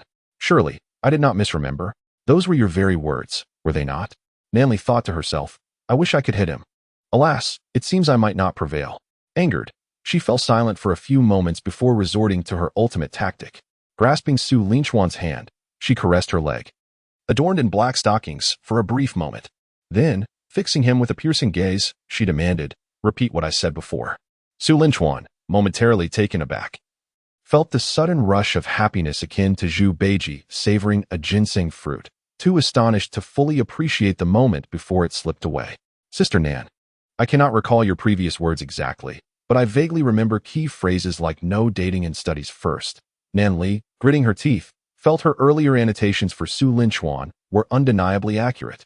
He was audaciously insatiable. Seizing his hand once more, she lingered on her thigh for approximately 5 seconds. Su Linchuan's face brightened with satisfaction. Now, what was it that I previously said? His expression turned serious. Sister Nan, I just remembered. I was utterly mistaken. You never advised me against dating or to prioritize studies. Quite the contrary. You suggested that I must engage in romantic pursuits, asserting that the first order of business in university should be to fall in love. As for studies, they could take a back seat. If one were to choose a romantic goal during university, it must certainly be you. Upon concluding his declaration, Su Linchuan rubbed his hands together. So, Sister Nan, how did I fare? Was my response not commendable? Should I not be rewarded? Reward you? Nonsense. Nan Li playfully smacked Su Linchuan again, before angrily slipping into her shoes and announcing, I will return to fetch my things shortly, and then we shall go to school together. Even if there is no military training, I will ensure your attendance. Henceforth, I shall supervise you daily. An unspoken thought lingered in her mind. How else would she see him every day unless they ventured out together? Just as she was about to exit, Su Linchuan called out to her. Sister Nan, wait. I have something for you. He hurried to the door, arms outstretched, and declared, Look closely, Sister Nan. I have nothing in my hands. Nan Li nodded slightly, affirming the absence of change. What trick are you going to pull this time? Su Linchuan waved his hands in front of Nan Li's eyes several times, capturing her full attention. In that critical moment, Su Linchuan swiftly smacked her on the backside. This isn't magic, it's perversion, Nan Li exclaimed, bewildered. After the unexpected act, Su Linchuan sprinted away, hastening upstairs before Nan Li could unleash her wrath. Nan Li's chest rose and fell with agitation as she clenched her fists, resolutely vowing that when she returned to fetch Su Linchuan, she would certainly give him a thorough thrashing. Before long, Nan Li arrived at Su Linchuan's doorstep, having driven there. Once her vehicle was parked, she called him, Xiao Chuan. Come out. I'm waiting for you outside to head to school together. Su Linchuan sensed something amiss on the other end of the line. There was undoubtedly a ruse at play. After the earlier incident, Nan Li should have been inclined to pummel him, not speak in such a tone. Sister Nan, why don't I just take a cab? You go ahead, and we can meet at school later. No, I want to go to school with Xiao Chuan. I'll be right at your door, waiting. We still have some kissing to do. With that, Nan Li abruptly hung up. After a moment's contemplation, Su Linchuan resolved to descend the stairs. It was merely a few knocks, after all. Once that was over, there would still be kisses to enjoy, no loss there. With this thought in mind, he promptly made his way downstairs. However, just as he reached the bottom, an idea struck him, prompting him to return upstairs and retrieve the little black box from the room where Nan Li had stayed the previous night. This box now belonged to her. With the intention of subtly influencing Nan Li through this artistic piece, Su Linchuan believed his desires would inevitably be fulfilled. Grasping the black box, he exited and walked directly to Nan Li's car. As he approached, he noticed her scowling expression. Su Linchuan, I'm going to smash you, she declared. Su Linchuan remained unfazed. Come on, hurry up and hit me, then we can kiss. Seeing that Su Linchuan was unperturbed by her lethal feline punches, Nan Li smirked and opened the car door, exclaiming, Fortunately, I was prepared. Here comes the hammer. Su Linchuan turned around, momentarily stunned. Where did that enormous hammer come from? It's bigger than the car. Chapter 77. The secluded cabin. Where did that enormous hammer come from? It's bigger than the car. Su Linchuan gazed incredulously at the oversized inflatable hammer in Nan Li's hands, his eyes wide with astonishment. Nan Li chuckled lightly. I bought this to discipline my dog. Ning ning, but now it's perfect for you. Humph, wicked brat, prepare for a whack. With both hands raised, she brought the inflatable hammer down upon Su Linchuan's head with a series of resounding thuds. Su Linchuan immediately raised his hands in surrender, pleading, Sister Nan, I was wrong. Truly wrong. Please spare me. With a brazen smile gracing her lips, Nan Li declared, Is it too late to admit a mistake now? Come on, strike me again. The inflatable mallet, harmless in its impact, was wielded by Nan Li with care, ensuring Su Linchuan felt no pain. Yet, to appease her, Su Linchuan feigned a pitiful demeanor. Oh, Nanjia, I was wrong. This mallet is so hefty, it's leaving me breathless. I might just perish. Nan Li paused her playful assault, remarking, Your words are quite peculiar. Keep your voice down. Passers-by might misconstrue this. Nevertheless, Su Linchuan continued with audacious remarks. Nanjia, please, do use that grand mallet on me. If it's you, I could endure it without a second thought. Nan Li responded with a bewildered expression. What an odd person you are. Hurry. Let us get in the car and head to school before someone thinks you're a weirdo. Tossing the inflatable mallet into the vehicle, she tugged Su Linchuan inside. You ridiculous Su Linchuan. What nonsense are you spouting? It's utterly embarrassing. Once inside, she glared at him. You must have watched plenty of inappropriate content to speak so casually. Su Linchuan chuckled. Well, since you understand, you must have seen it too. We're clearly a match made in heaven. Nan Li grew flustered. What are you talking about? Before meeting you, I had never even glanced at such things. It was only after encountering you that I sought to understand your antics. It's all your fault. With that, she playfully punched him in the chest. Su Linchuan gently patted her back, continuing her thread of thought. Right. It's all my fault. You possess such wisdom, Nanjia, that I'll entrust this little black box to you. Take your time to investigate. He gestured towards the small black box that he had brought along. Only then did Nan Li notice the box. With a haughty nod, she conceded, Since you insist. I shall reluctantly accept it and examine it at home to see what you typically indulge in. Nanjia, about those 25 minutes where you lost to me. We only kissed for 5 minutes. Shall we save the rest for now? Nanli pursed her lips, nodded, then lifted her chin, closing her eyes in anticipation of Su Linchuan's approach. Thus, the two who had just been playfully sparring with the mallet now found themselves engaged in a kiss within the confines of the car. The inflatable mallet observing the scene with astonishment. The mallet thought, what is happening? Are they jesting? The human world is beyond comprehension. Approximately 5 or 6 minutes later, Nanli, her cheeks flushed, started the car and drove towards the school. That rascal Su Linchuan. He dared to seize the moment to bite my tongue. I shall find a secluded spot to return the favor. Humph. With a heart full of resentment, Nanli drove Su Linchuan to school, the vehicle descending directly into the underground parking lot. Sister Nan, why not park directly at the office building? It would be more convenient for you when you drive. Su Linchuan inquired from the passenger seat, puzzled by her choice of parking. A fleeting flicker of shame crossed Nanli's face, quickly masked by her composure. It's simply too hot outside. Every time I park there, the car becomes scorching. It takes ages for the air conditioning to cool it down. So I prefer the parking lot, she replied, speaking the truth, having parked there on several occasions before. However, this time, there was a hint of ulterior motive. Once the car was steadied, Nanli surveyed her surroundings. The parking lot was relatively empty at this hour. Sister Nan, when does the team competition begin? Should we head to the playground now? She appeared somewhat distracted as she scanned the lot. I believe it starts at 10, with students gathering by 9:40. We still have time, she reassured him. Su Linchuan noticed her distraction. What are you looking at? Over there. It seems like there's something worth checking out. Come with me, she urged, taking his hand and leading him in a certain direction. The underground parking lot of Jiancheng University had once been a supermarket, transformed after heavy rains had flooded it, leading to its closure. The now abandoned space was repurposed as a parking facility, retaining many unused small rooms from its previous life. The location was particularly discreet, a fact Nanli had learned from other teachers in the office. Rumor had it that security had once caught couples engaged in clandestine activities there at night. Stopping in front of one of the small rooms, Nanli turned to Su Linchuan, her cheeks slightly flushed. I want to spend 5 minutes here, she said, her lips slightly moist. Su Linchuan's spirits lifted. He anticipated that Nanli would orchestrate such a moment. His fondness for her grew exponentially. Sister Nan, you're capable of such things. Do you think I would come to a place like this just for a kiss? If that is your assumption, then I can only offer you 4 words. You really know how to read people. Nanli quickly interjected. You're spot on. Su Linchuan beamed, appreciating her understanding.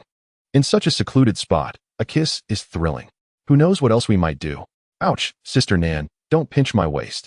I won't think any more about it. Here, we have 3 things to do. Kiss, kiss, and indeed kiss. Nanli shot him a glare, determined to quell his mischievous thoughts before they could take root. She claims to be here for a kiss, and that is precisely what we shall do. Come. Let us indulge in 5 minutes of intimacy. Do keep your hands to yourself. Rest assured, Sister Nan, go out and inquire. Who does not know of Su Linchuan's character? With that, Su Linchuan enveloped Nanli and entered the secluded little room before them. Thunder and lightning, Nanli, only kiss me. Wait, that is not right. This little girl bites. Well, I shall not report it. Oh dear, Nan Bell, even biting feels so delightful. As the two became lost in their affectionate exchange, a sudden sound drew their attention. Chapter 78. Do you remember that person? Just as they were wrapped up in their kisses, an unexpected noise interrupted them. This place seems inappropriate. Teachers frequently pass by here. It's fine. I have been here several times before, and no one ever comes. Shawan. You have been here several times? With whom? Ah, well, of course, I came alone. I happened upon this place by chance and have come to ensure its safety on several occasions. Oh, let us not ask too many questions. We must hurry, or we'll be late for military training. All right, let us begin quickly. A conversation drifted through the air, disrupting Su Linchuan and Nanli's tender moment. Xiaochuan, did you hear that sound? It seems someone is talking. Nanli hastily dove into Su Linchuan's embrace, scanning the surroundings with vigilance. Su Linchuan's hearing was even more acute. If Nanli could hear it, he certainly could, and he discerned their detailed conversation with clarity. One of the voices even seemed somewhat familiar. Su Linchuan patted Nanli's back reassuringly. It's nothing. It might just be others discussing their studies like us. No. Don't say that. Nanli instinctively retorted, only later realizing that Su Lin Chuan had mentioned discussing studies. You're right, we did come to discuss our studies. Let us not disturb those two engaged in their scholarly discourse. From their voices, it seems their subject is far more profound than ours. Nan Li tugged Su Lin Chuan to leave, but just as they stepped out, they heard voices from behind. Useless.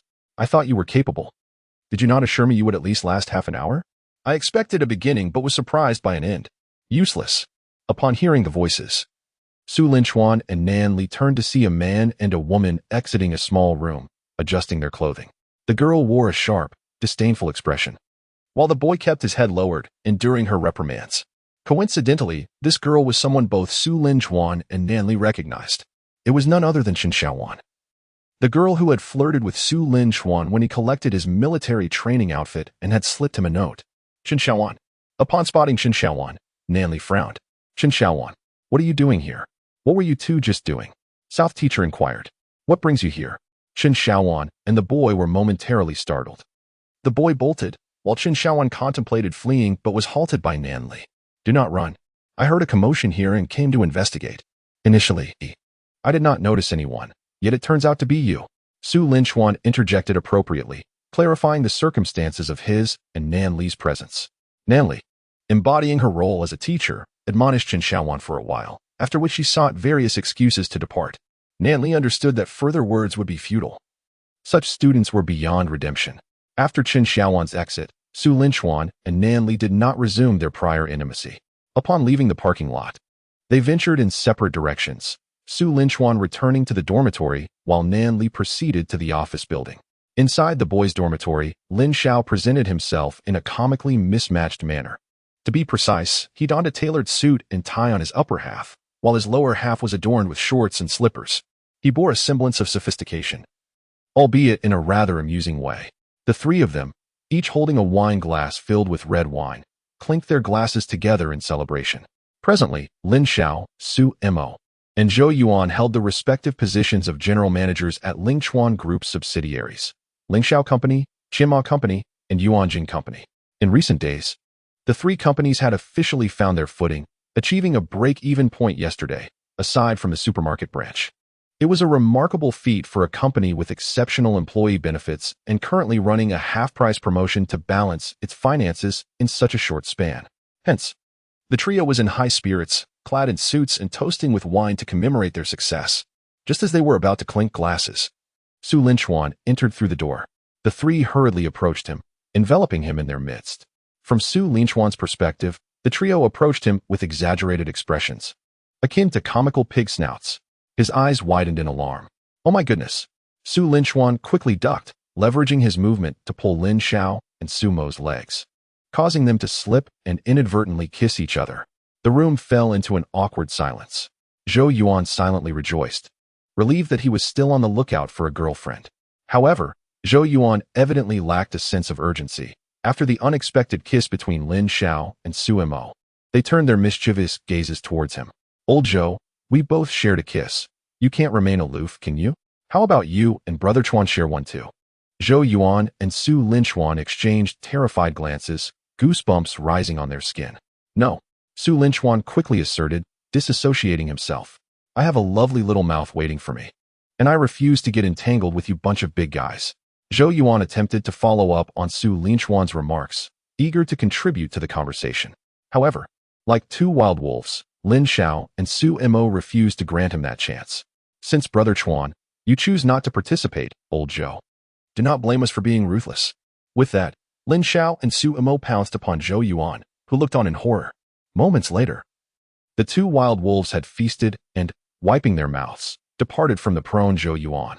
Zhou Yuan tugged at his clothes, exclaiming, Brother Chuan, those two are not human. Su Lin Chuan, observing the trio, could not help but exclaim, it is truly hard to imagine what you all have been up to in the dormitory while I was away. The camaraderie is palpable. Lin Xiao quickly refuted, Brother Chuan, regarding their camaraderie, I make no denials. However, I am a man with a girlfriend. You cannot say such things about me, or my newly acquired girlfriend will be displeased. Su Lin Chuan raised an eyebrow. Your newly acquired girlfriend? Lin Xiao nodded proudly, indeed. Just a few days into the new semester, I found love. I am exceedingly fortunate. Could you elaborate on the details? I am quite eager to hear. Su Linchuan fetched a small stool. A smile slowly emerged on Lin Xiao's lips. Brother Chuan, did I not just mention? My newly acquired girlfriend. Su Linchuan pondered Lin Xiao's words. Suddenly, he slapped his thigh. Well done, lad. Newly acquired? I truly underestimated you. I thought you only played with water balloons. Quickly, tell me, who is that unfortunate girl? Do we know her? Lin Xiao grinned. Brother Chuan, you should know her. Do you remember Chen Xiaoan from our class? She even flirted with you the other day. Chapter 79. I rarely feel this way, Brother Chuan. You should know her. Do you remember Chen Xiaoan from our class? The one who flirted with you the other day? Chen Xiaoan. Su Linchuan was instantly taken aback. Oh my, such a familiar name. Not only was the name familiar, but so was the face. After all, he had just seen her. This led to a troubling question. The boy who had just been in the underground parking lot discussing studies with Chen Xiaoan was surely not Lin Xiao, was he? Su Linchuan had seen that boy too, and it was highly unlikely to be Lin Xiao. Carefully, Su Linchuan inquired, I have a question for you. Did you go to the underground parking lot earlier? I did not. I have not stepped out since this morning when I went to pick up a package. Why do you ask? Lin Xiao replied, puzzled. He noticed that Su Linchuan's demeanor seemed off. Despite discussing women, the atmosphere was not as light and cheerful as it should have been. What was this somewhat oppressive mood? Brother Chuan, there is one more thing. You mentioned the underground parking lot. Let me share a secret with you. Do you know the secluded spots inside the underground parking lot? There are many quiet little rooms in there. Xiaoan and I went there together, he chuckled. Su Linchuan responded. Ah, so it matches. Chen Xiaoan mentioned that she had previously visited this place, and it turns out she came here with Lin Xiao. Perhaps she had visited with others in the past as well. What an impressive woman. A master of time management. She seems to do as she pleases. Su Linchuan patted Lin Xiao on the shoulder, saying, Old Lin, there's something I'm unsure whether to share with you. At that moment, Lin Xiao did not yet grasp the gravity of the situation. Brother Chuan, feel free to say whatever you wish. Our relationship doesn't require any reservations. Su Linchuan took a sip of mineral water, inhaled deeply, and continued, Old Lin, when I returned to school earlier, I passed by the underground parking lot. And then? Lin Xiao began to sense that something was amiss. Old Lin, let me remind you once more. Are you certain you want to hear this? I can simply inform you of the outcome without delving into the details. Brother Chuan, just tell me. What haven't I experienced? I'm quite resilient. No matter how grave the matter, I can withstand it. Lin Xiao declared confidently, patting his chest. Seeing his demeanor, Su Linchuan felt somewhat reassured. All right then. As I passed by the underground parking lot, I heard some sounds coming from inside, specifically from that small room you mentioned earlier. So, I approached to take a look. Just as I reached the doorway of one of the small rooms, before I could enter, two people emerged. The woman complained about the man being useless, lamenting how it ended before it even began. The girl's surname is Chun, and her last name is Wan. Can you guess who it is? Chun. Wan. Chen Xiaoan. Su Linchuan nodded slowly. The light in Lin Xiao's eyes dimmed gradually. Then he exclaimed, Ah, my newly acquired girlfriend. Oh no, my girlfriend. Heart-wrenching cries erupted. And Lin Xiao appeared as a heartbroken child weighing 150 pounds. After a considerable amount of comforting from Su Linchuan and the others, Lin Xiao finally ceased his weeping and wailing. Old Zhou, do you have a cup? Pour some water for old Lin. His tears are almost depleted, and he needs to replenish his fluids. Zhou Yuan swiftly grabbed a bowl from his desk, went to the water dispenser outside, and filled it with water for Lin Xiao. However, upon seeing the bowl Zhou Yuan held, Lin Xiao suddenly stood up from the bed. Is that a bowl? Ah, Su Linchuan, Su Mo, Zhou Yuan. And the bowl collectively murmured, Firstly, I haven't provoked any of you. I've never felt this unlucky before. After another round of comforting from Su Linchuan and his companions, Lin Xiao finally calmed down from his second bout of distress. Approximately 20 minutes later, Lin Xiao locked himself on the balcony, refusing entry to Su Linchuan and the others. With a glass in one hand and his phone in the other, he prepared to call Chen Xiaoan to confront her. Su Linchuan and the others gazed at Lin Xiao through the balcony window. Su Mo inquired with a hint of concern, Chuan Ge, do you think Lao Lin will be in danger all alone on the balcony? What if he decides to jump? We wouldn't have time to save him. Su Linchuan shrugged, reassuringly stating, I doubt it. His emotions have settled down significantly. He won't do anything foolish. Besides, it's the first floor. If he jumps, it won't be a problem, as the ground is level. Lin Xiao, filled with indignation, called Chen Xiaoan. The call connected swiftly. Xiaoan, my friend just mentioned he saw you in the parking lot. with a man in a small room. Is that true? I need you to admit it. On the other end, Chen Xiaoan responded calmly. You found out? Then let us break up, Song Hang. Lin Xiao was taken aback, exclaiming, what did you just say? I am Lin Xiao. Lin Xiao? I remember now. It doesn't matter. You should break up too. With that, Chen Xiaoan hung up the phone. Lin Xiao clenched his smartphone tightly, the flames of fury surging within him. Damn it. He contemplated hurling his phone to the ground to vent his anger, but hesitated. Glancing at his newly purchased iPhone 14, despite having the means to buy another, he felt reluctant. However, the atmosphere was charged, and he felt compelled to shatter something. Thus, Lin Xiao opened the balcony door and called out to the three inside. Lao Su, could you bring me that bottle of beer from my desk? Once he obtained the beer, Lin Xiao stood on the balcony, letting out a cold laugh. After finally feeling a spark, you had to make me lose so completely. Haha. The trio inside, Su Linchuan and the others, were taken aback. This guy? He just needs a clown costume. Lin Xiao certainly had the potential to be an internet sensation. After smashing the beer bottle, Lin Xiao's mood returned to a state of calm. Ladies and gentlemen, I am back in full force. The lively Lin Xiao has returned. Su Linchuan and the others embraced him in turn. Next time will be better. It's all good, Lao Lin. We'll go for a massage together. Zhou Yuan comforted him. Hearing about the massage piqued Lin Xiao's interest instantly. Lao Zhou, are you serious? I want to go. I've always wanted to. But I've struggled to find a way. Chapter 80. He is still cheerful, Lao Zhou. Are you serious? I want to go. I've always wanted to. But I've struggled to find a way. The spark in Lin Xiao's eyes rekindled, shining brighter than before. Zhou Yuan patted Lin Xiao's shoulder. Good buddy. Just wait here. Lin Xiao rubbed his hands together. Brother, are you going to help me find a phone number or an address? Oh, thank you so much. When we have time, let us go together. I'll treat you. Actually, we can't wait for time. Let us skip the military training competition and go directly. Under the eager gaze of Lin Xiao, Zhou Yuan emerged from his locker, cradling a magnificent sword in his hands. Here it is, old Lin, the grand sword you requested. What was it you mentioned about treating me earlier? The spark in Lin Xiao's eyes extinguished entirely, akin to the once vibrant Diga. Now a stone statue submerged in the depths of the ocean. You. After a flurry of commotion, Lin Xiao finally regained his composure and vowed upon the balcony. I, Lin Xiao, stand before this sky and this earth. From this day forth, shall forget that unfaithful person and seek out new happiness. If I cannot find it, well, perhaps a roommate isn't so bad. Time swiftly passed, reaching 9:30. The four of them did not change into their military training uniforms. They attended as honored alumni. Upon arriving at the playground, Su Linchuan stood alongside Nan Li, while Lin Xiao and his companions engaged in conversation with the instructor on the other side of the team. Sister Nan, look at this. Su Linchuan, not one to behave himself, began to perform a magic trick beside Nan Li, observing the hairpin in Su Linchuan's hand. Nan Li touched her hair and inquired, when did you take this?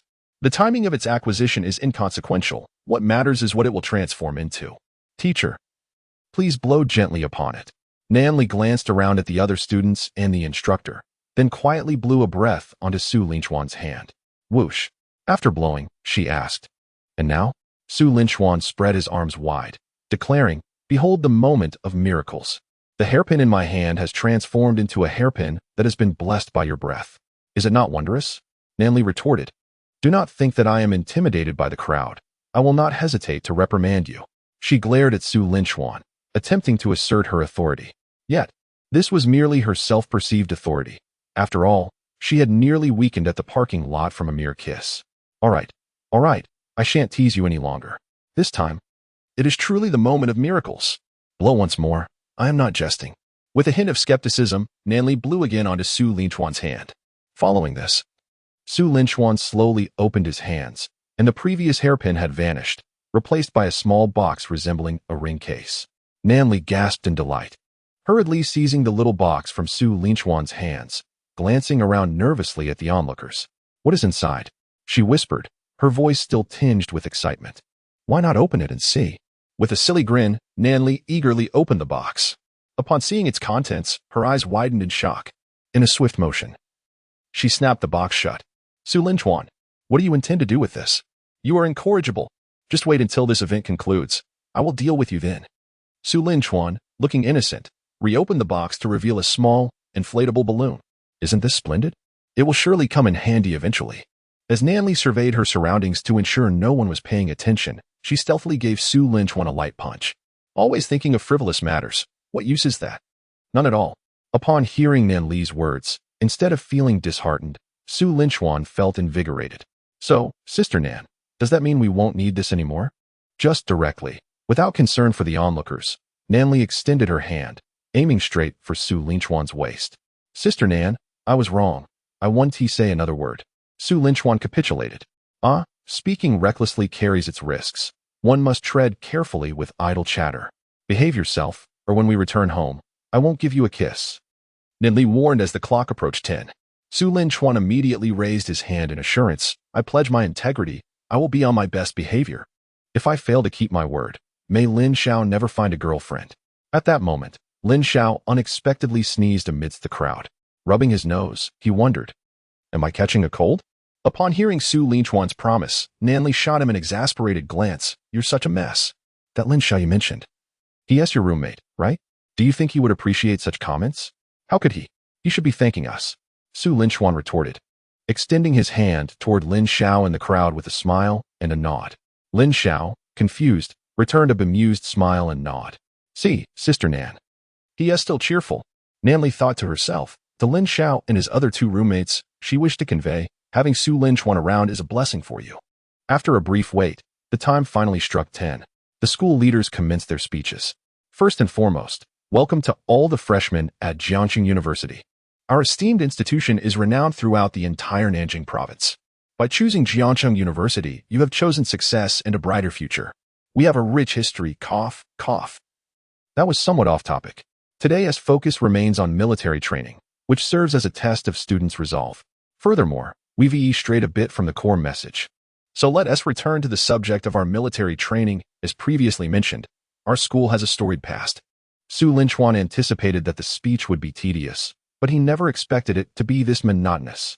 15 minutes had elapsed without a hint of the main topic. Was this even more tedious than Lin Songyue? Bored, Su Linchuan's gaze met Nanli's equally disinterested expression. Having spent 4 years in this university, Nanli thought she could navigate these tiresome speeches after graduation, but little did she know that as a counselor, enduring such agony was still part of the job. With a sigh, Su Linchuan resolved to entertain himself. Sister Nan, are you bored? Shall I tell you a story? Next time. I will add more when I accumulate another 500 words, primarily depending on whether everyone regards Tsang Yue as a person. Chapter 81. Please, no more fighting South Sister. Are you feeling bored? How about I share a story with you? Su Linchuan gently tapped Nanli's shoulder and whispered, a story? What kind of story? With a smile, Su Linchuan replied, just forget about the type of story. It is quite dull at the moment, and instead of listening to him ramble on, wouldn't it be better to hear my tale? That does seem reasonable. Please, go ahead. Su Linchuan cleared his throat. Then I shall begin. Once upon a time, in a vast sea, there lived an aging dragon king. His other sons and daughters had all married off, leaving only the youngest dragon maiden yet to find a suitor. The dragon king decided to seek a son-in-law to marry off his daughter, thus alleviating his concerns. As soon as this news spread, numerous suitors flocked to propose. Yet either the dragon king found them unsuitable or the young dragon maiden did. Ultimately, father and daughter reached a consensus. They would seek a suitor who weighed precisely 90 kilograms, no more, no less. Upon hearing this announcement, a sea turtle eagerly presented himself to propose. However, upon weighing in, he discovered he was just 89 kilograms, a single kilogram short. Disheartened, the turtle shook his head and departed. On his way home, the turtle encountered 2 little shrimp. Curious, they inquired about his predicament. The turtle recounted his tale, and the shrimp exclaimed, we weigh exactly 1 kilogram together. If we hide in your ear, you will weigh 90 kilograms. Thus, the sea turtle allowed the little shrimp to nestle inside his ear.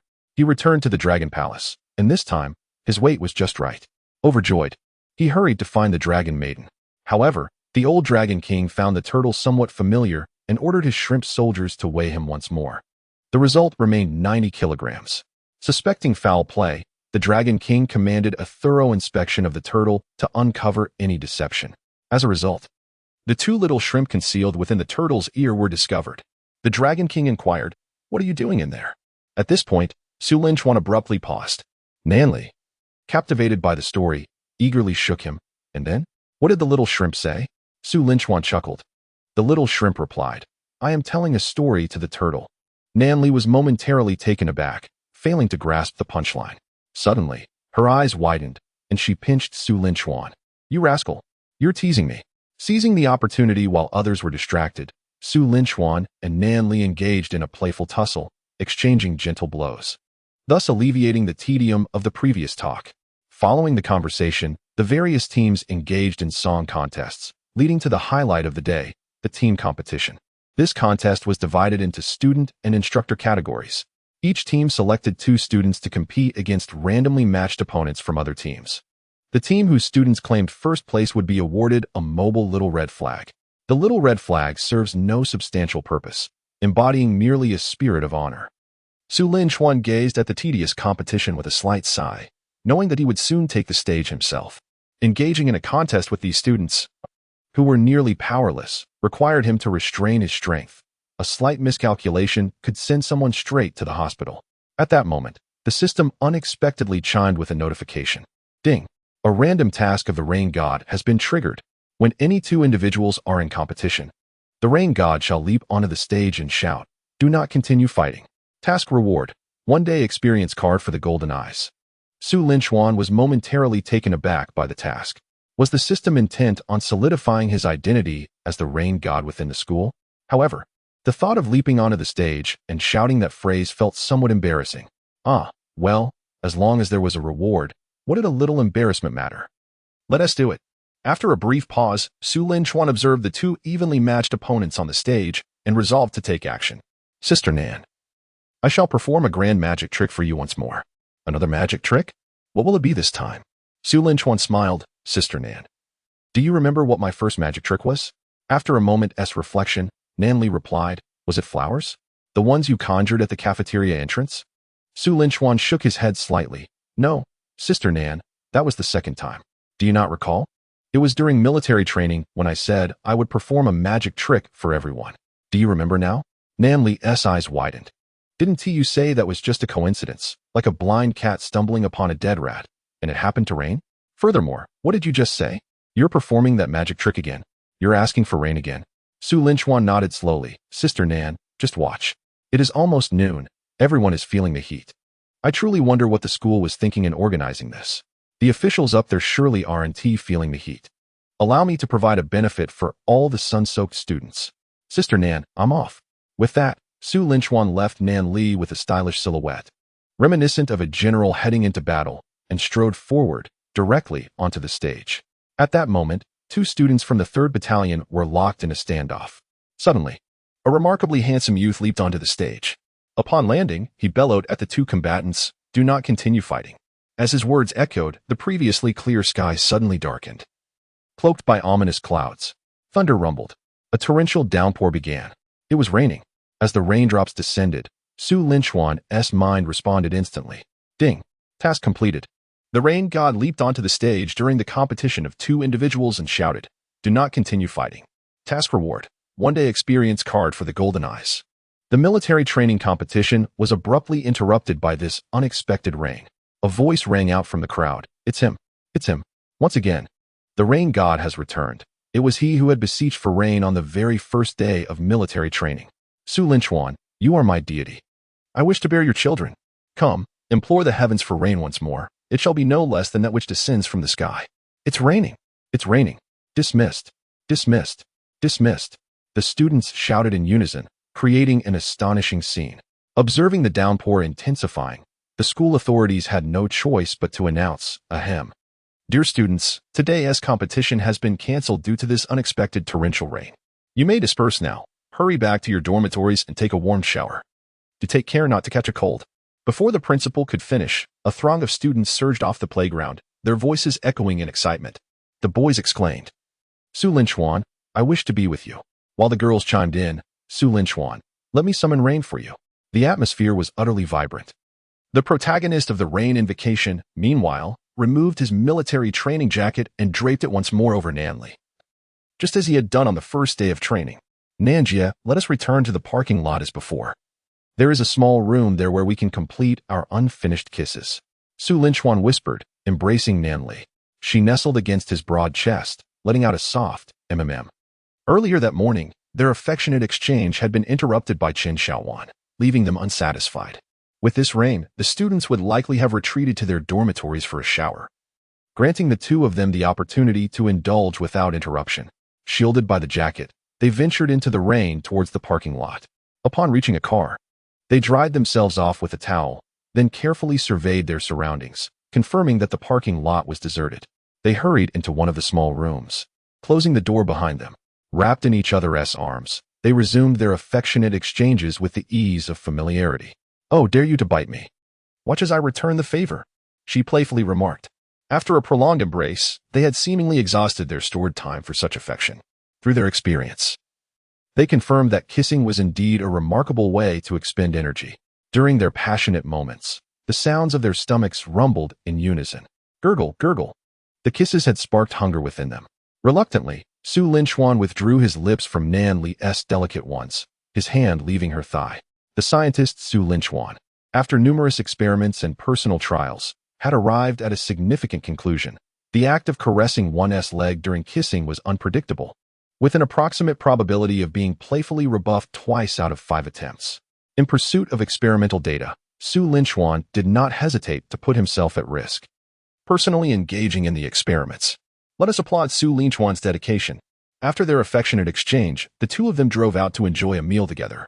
The moments of intimacy had exhausted the remnants of Su Linchuan's energy, leaving him reluctant to cook. After a simple meal, Su Linchuan recalled that the comic he was working on remained unfinished. Having delayed since last night, it was high time he completed the work for Boss Nan. He resolved to devise a clever plan to free up some time, deciding that he could not spend the afternoon with Nan Li any longer. He was nearly worn out. As soon as the car came to a halt at Nan Li's doorstep, and before she could unbuckle her seatbelt, Su Linchuan enveloped her in an embrace. "Sister Nan, please don't get out of the car just yet. First, call to check if Xia Weining is at home and whether the villa is empty." Nan Li cast a wary glance at Su Linchuan, questioning his intentions. "What are you planning? What does it matter if Ningning is home or not? What is it that you can only do in her absence?" Su Linchuan chuckled softly, leaning closer to Nan Li's delicate ear. "Weren't we just caught in the rain? Naturally, we need to take a shower." Nan Li recoiled from his proximity, his warm breath flustering her. If this continued, something was bound to happen. Su Linchuan persisted, adopting a serious tone. "Sister Nan, you must be aware that fresh water resources are exceedingly scarce worldwide, particularly fresh water. Look here." He pulled up images on his phone depicting children from water-scarce regions and handed it to Nan Li. These children struggle to access water daily. Bathing is a luxury they cannot afford. They might wash their faces once every 3 days, let alone take a shower, which may happen only once in several months. Sister Nan, consider this. When we each take a shower, we consume over 20 liters of water. If that water were sent to those deprived areas, it could enable hundreds of children to wash their faces." As Nan Li listened to Su Linchuan's words, a hint of danger wafted through the air. "What are you trying to say?" Su Linchuan cleared his throat, finally getting to the crux of his argument. "Thus, if we were to shower together, we could save at least 20 liters of water. Imagine how many children that could help. I propose that we shower together shortly, preferably in the bathtub, which would not only be more convenient, but also a more efficient use of water. Sister Nan, please do not feel shy or view this through a conventional lens. What we are doing is for a noble cause." Before Su Linchuan could finish, Nan Li restarted the car and drove to the entrance of Su Linchuan's villa. She unceremoniously dropped him off. "You scoundrel, I won't speak to you today. You went through all this trouble just to suggest we bathe together. How infuriating." Fuming, Nan Li drove away. However, Su Linchuan bore no trace of disappointment. Instead, a smile graced his face. This outcome was precisely what he had hoped for. Such are the subtle techniques of romance. If Su Linchuan had directly told Nan Li that he was going back to take a shower and had matters to attend to in the afternoon, Nan Li would undoubtedly feel discontented and might very well prevent Su Linchuan from leaving. The entire afternoon would then be spent in affectionate exchanges with him. "Nan Li, hey, don't speak nonsense. I am already gathering evidence to sue you for defamation." However, if Su Linchuan displayed an intention to shower with Nan Li, she would eagerly invite him to her home for that purpose. Such a notion would be entirely normal for Su Linchuan. After all, his fondness for a slightly mischievous persona had deeply ingrained itself in Nan Li's mind, leaving no trace of pretense whatsoever. It was devoid of technique, purely driven by emotion. Su Linchuan hummed a cheerful tune as he leisurely walked into the villa. The sun shone brightly, the flowers smiled at me, and the birds chirped, "Good morning." "Why are you carrying a bomb on your back?" "I'm going to blow up the school. The teachers are unaware, just light it up quickly, and the school will be gone." After a quick wash, Su Linchuan returned to his room, entering a serious creative state. Previously, he had illustrated scenes of President Su and Secretary Nin transitioning from the living room to the kitchen. The next scene, oh my, Sister Nan writes so beautifully. Chapter 83, Meeting the Parents. The forthcoming scene, oh my, Sister Nan writes so wonderfully. By the window, could this be a tribute to the landlady? Su Linchuan rubbed his hands together, marveling at the brilliance of Nan Li's novel, secretly vowing that he and Nan Li would turn the plot lines of the novel into reality. Taking a deep breath, Su Linchuan swiftly immersed himself in the creative process. Meanwhile, in Villa 52, adjacent to Villa 51, Nan Li enjoyed a hot shower, stretching her limbs and feeling invigorated. Ah, a bath is truly delightful. There shouldn't be much going on at school this afternoon, right? I probably don't need to go to work. Well, even if there is something, I'll just take a half day off. I really don't wish to head to school today, as my salary barely covers the fuel costs. Just as Nan Li lay comfortably on her bed after her shower, her phone suddenly rang. Upon checking, she reluctantly answered, "Hello? Dad, what's the matter?" The voice of her father came through the phone. "What? Can I call you if there's nothing wrong? How long has it been since you last came home? Your mother misses you. So I was asked to give you a call. Didn't I just return home 2 weeks ago? It's not even been half a month. That is hardly a long time." "Not long, you say? Oh well, it's pointless to argue. How's work treating you? This is your first job. And if you're not comfortable working at school, you can always come back home. I've reserved several positions for you at the company to choose from." Nan Li felt quite helpless. "Dad, I've told you, I really enjoy my current job. Being a teacher is wonderful, and I am passionate about this work." As she uttered this, a tinge of guilt washed over her. After all, it was still working hours, and here she was, lounging on her bed at home. Such a fine demonstration of work ethic. Clearly, Nan Li's father had advised her more than once, yet he chose not to elaborate further. "Well then, as long as you're happy with your work, that's what matters. By the way, your mother asked me to inquire about your age this year. You know how it is. We're getting older, and our memories aren't what they used to be." Nan Li replied, "Dad, could you perhaps change up your approach? I'm not foolish. The same tactic might work the first time, but can it maintain its effectiveness on subsequent attempts?" She recalled the first time her father had employed this strategy, during which she had innocently responded that she was 22. Her father immediately followed up with, "At 22, it's high time you consider finding a partner, isn't it? I thought you were oblivious to your own age, still believing yourself to be 18. Since you're aware now, I won't play this charade anymore. You're 22, still young, but it's time to prioritize finding a boyfriend. If you plan to marry by 25, you should at least get engaged 6 months in advance. Before engagement, you ought to spend at least 2 years with your boyfriend, so it's not too early to start now. I have identified a few suitable candidates and have sent you their photographs. Take a look." Instinctively, Nan Li was about to retort as she used to. But as she opened her mouth, a sudden realization struck her. Why should she refute him? She already had Su Linchuan. This time, she was justified. A smile crept onto her lips as she interrupted her father. "Ahem, Dad, I have an important announcement. I already have a boyfriend. So you needn't introduce me to anyone else." "What did you say? Repeat that," came her mother Xin Yu's voice from the other end of the line. "Yes, I do have a boyfriend, so please stop urging me." Both Nin Feng and Xin Yu immediately perked up. Having long maintained that their daughter would never date before turning 25, and never having had any close relationships with the opposite sex throughout her life, they had begun to suspect that their daughter might be a lesbian. Hearing Nan Li admit to having a boyfriend finally brought them some relief. "Sweetheart, how old is that boy? What does he do for a living? Do you have a picture? Let us see. Or if you have a free day, bring him home for us to meet. If you can't find the time, just give him our address and let him come over." Nan Li responded, "Oh, Mom and Dad, we've only just acknowledged our relationship. Isn't it a bit too soon to meet the parents?" Nan Feng replied sternly, "Too soon? How could that be? Isn't it quite normal to meet the parents once you have a partner? Let us not delay. Today would be the perfect day for it. Either you both come together, or let that boy come by himself." Nan Li, "Mom and Dad, you are being a bit too hasty. Today is indeed not suitable. Nor is tomorrow. We should at least wait until we have stabilized before discussing meeting the parents." However, Nan Li's parents completely disregarded her words. Her father said, "Should I order some dishes or cook myself?" Since it's the child's first visit to our home, I must cook myself to show our respect. Fine. I'll have the housekeeper buy the ingredients. Oh, never mind. I'll go myself, personally selecting and preparing the dishes. This should demonstrate enough sincerity, right? I will bring out my treasured wine. Today, I will drink it with my son-in-law. Nan Li was taken aback on the other end of the phone. Hello? Dad? Mom? Are you even listening to me? I believe this is not the right time to meet the parents. You haven't even asked your boyfriend. How do you know he wouldn't agree? We are primarily meeting him, not you. Don't rush to make decisions for him. Ask him if he is willing. Nan Li was quite confident, thinking that even if she did ask, the response would undoubtedly be the same. Consequently, Nan Li did not hang up the phone and sent a message to Su Linchuan. Xiao Chuan, I told my parents about us today. They want to meet you. What do you think? Su Linchuan responded almost immediately. Meet your parents? Sure. Since we have established our relationship, it's definitely time to meet the parents. Right? You also think it's a bit early to meet the parents, right? What? You agreed? Nan Li was taken aback. She did not expect Su Linchuan to respond in such a manner. On the other end of the line, Nan Li's parents also heard her voice. Did that boy agree? Wonderful. I will go buy the ingredients right now. Nan Li sighed helplessly.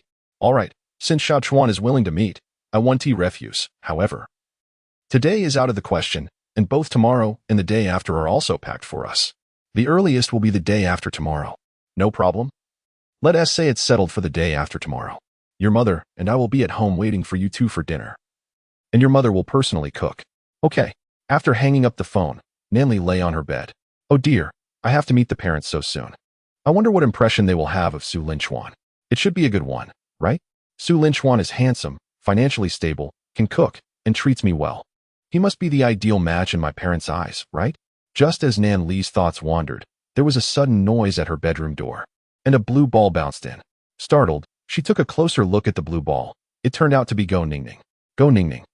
Haven't T, you dyed your hair back yet? Where were you yesterday? Did you spend time with Sun Ku? What is your relationship now? Be honest with me. For once. Nan Li was genuinely annoyed. Not long ago, Xiao Wanqing persistently questioned her, harboring various doubts regarding her relationship with Su Linchuan. Now, the tables have finally turned. And Nan Li can exact her revenge. The grievances of Nan are destined to be avenged. Xiao Wanqing's gaze flickered as she attempted to divert the topic. Nan. Are you truly together with Su Linchuan? Do share the specific details of your time together. Stop evading the topic and promptly confess your circumstances. Who did you go out with last night? Is it really Sun Ku? With that head of yours. You and Sun Ku must share a connection, right? Did you spend the night together? What transpired? A rare flush appeared on Xiao Wanqing's face. After hanging up on Nan Li's call in the Esports Hotel the previous night, she had intended to sleep soundly. Although the room contained but a single bed, both she and Sun Ku were thoroughly exhausted and had no intention of engaging in anything else. However, the complication arose after they both drifted into slumber. Xiao Wanqing entered a dream where she became a little girl gathering mushrooms, carrying a basket on her back, ascending the mountain each morning to forage. One day she, as always, set out to gather mushrooms, counting 1, 2, 3, 4. Life proceeded in this repetitive manner until one day, an issue arose. 1, 2, 2, 2, 2. Xiao Wanqing was perplexed. Why were the mushrooms so difficult to gather this time? Thus, she exerted more effort, when suddenly, Sun Ku exclaimed. Both awoke from their dreams, only to confront an awkward scene. The atmosphere was undeniably uncomfortable, and even now, they had yet to escape the embarrassment. Xiao Wanqing's emotional turmoil immediately drew Nan Li's attention. Ningning, something seems off with you. If what I said were false, you would undoubtedly refute it. The more you refrain from explaining, the more likely it is that the matter holds truth. Just like when I questioned you regarding Su Linchuan, I found you reacting in a similar manner. You are not like that. You usually do not deny it, even when I present evidence, Xiao Wanqing retorted. Nan Li, agitated, urged, forget about that. Continue discussing your relationship with Sun Ku. Have you two become an item? Xiao Wanqing shook her head. Oh, Nan, please refrain from asking. Sun Ku and I are currently just ordinary friends, hanging out together. We are far from the kind of relationship you share with Su Linchuan. Really? Nan Li's expression reflected disbelief. Of course it's true. If I were lying, Sun Ku and I would turn into little dogs. Although skeptical, Nan Li decided not to press further. If you truly turn into a little dog, you must inform me at once. I will be sure to find you immediately, to adopt you and train you to fetch a frisbee. Xiao Wanqing. Very well. You have your point now. I shall not dispute it further. After a while, their conversation came to an end, yet Xiao Wanqing lingered in Nan Li's room, her gaze wandering as if she were searching for something. What are you doing? If you wish to sleep, you ought to return to your own room. You must not share a bed with me again. I have Su Linchuan now. And although we have yet to share a bed, I cannot sleep with that dog Ning Ning anymore. Nan Li mused internally. I am not trying to sleep. I merely misplaced something in your room and wish to find it. Xiao Wanqing began rummaging through the cabinet beside the bed. Looking for something? What have you lost here? Tell me, and we can search together. It will be quicker that way. No, that's unnecessary. It's just a small item, not very important. I can manage on my own. You continue with your phone. It's no trouble for you. A hint of color flushed Xiao Wanqing's cheeks. Previously, she was always bold and carefree. But since the awkward incident with Sun Ku that night, she had begun to resemble the earlier Nan Li, frequently blushing. It was unclear what switch Sun Ku had flipped within her. Nan Li found it peculiar and disregarded Xiao Wanqing's suggestion, joining her in the search. After a thorough exploration of the bedside table, the wardrobe, and the miscellaneous box, they found no trace of what she sought, only Nan Li's belongings. Just as Nan Li was about to inquire about what Xiao Wanqing had lost, she glanced down and suddenly noticed something beneath the bed. There seems to be something under the bed. Nan Li knelt and reached beneath. Retrieving a small toy, a vibrating gadget that she had previously collected for Xiao Wanqing from a delivery. Isn't this the parcel I brought you that day? I left it in your room. How did it end up here? Upon seeing the toy in Nan Li's hand, Xiao Wanqing's eyes lit up. She halted her search and swiftly approached Nan Li to snatch the toy. Is this what you were looking for? Nan Li inquired. Well, not exactly. I was actually searching for a hairpin. Yes, that's right. I was looking for my hairpin. But after searching for so long, I still haven't found it. However, finding this is quite nice too. I had placed it in my pocket when I came to sleep over, and I couldn't find it when I left. I must have dropped it under the bed. Since I cannot find the hairpin, I shall not search any longer. Nan Li, I will take my leave now. I feel so sleepy. I shall return to rest.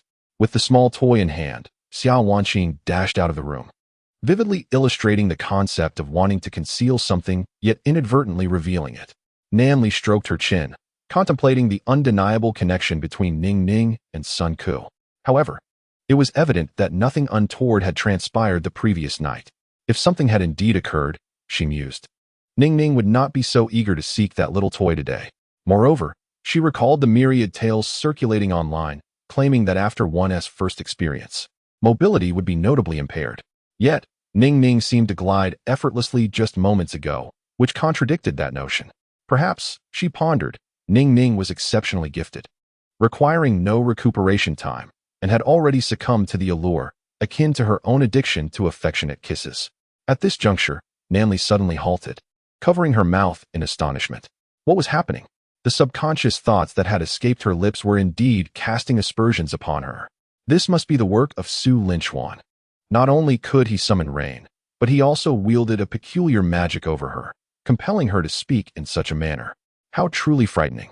This evening, she resolved. She must dine with him as a form of compensation. Wait, that didn't seem right. She had already paid for her ticket in full, securing an annual pass. She must remember this, lest she find herself at a disadvantage.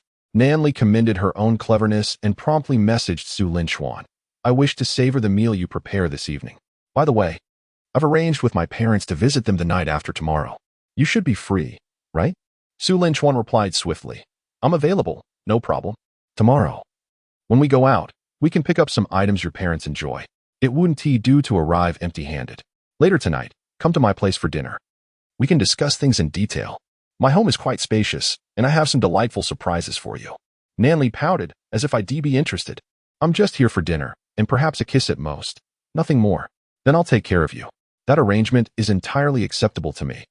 Upon reading Su Linchuan's message, Nan Li resolutely decided to bring her inflatable hammer when she visited the neighboring villa. She intended to give Su Linchuan a good thwack. Humph, what did he think he could take from her? No way, she would enjoy it herself, driving him mad with jealousy. With that thought, Nan Li lifted her shirt slightly, revealing a glimpse of her fair skin, indulging in her own admiration. An enticing scene unfolded before her, yet, alas, it was one she alone could appreciate. The author, it seemed, had bestowed a privilege that Su Linchuan could not witness, but the readers must certainly behold. After relishing her own exquisite form, Nenli suddenly recalled something of significance. Not only did her car harbor the inflatable hammer, but it also contained that little black box. At this moment, feeling a touch of boredom, Nenli quietly slipped out of her room and made her way to the garage, retrieving a box to bring back to her chamber. Along the way, she had already prepared her words in case she encountered Xiao Wanning. However, the journey proved uneventful and secure. It seemed that Xiao Wanning was preoccupied within her own quarters. Upon returning to her room, Nenli chuckled softly. Reclining on her bed with a book in hand, her face adorned with an unabashed smile.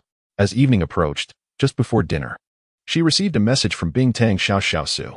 Bingtang Xiaoxiaosu, boss, after nearly a day's delay, I have finally completed the illustrations. I hope I have lived up to your expectations. How do you find the artwork? Are you satisfied? Upon receiving the message, Nenli eagerly opened it, unable to contain her excitement as she began to admire the illustrations. Bingtang Xiaoxiaosu's work seemed even more sentimental than Su Linchuan's.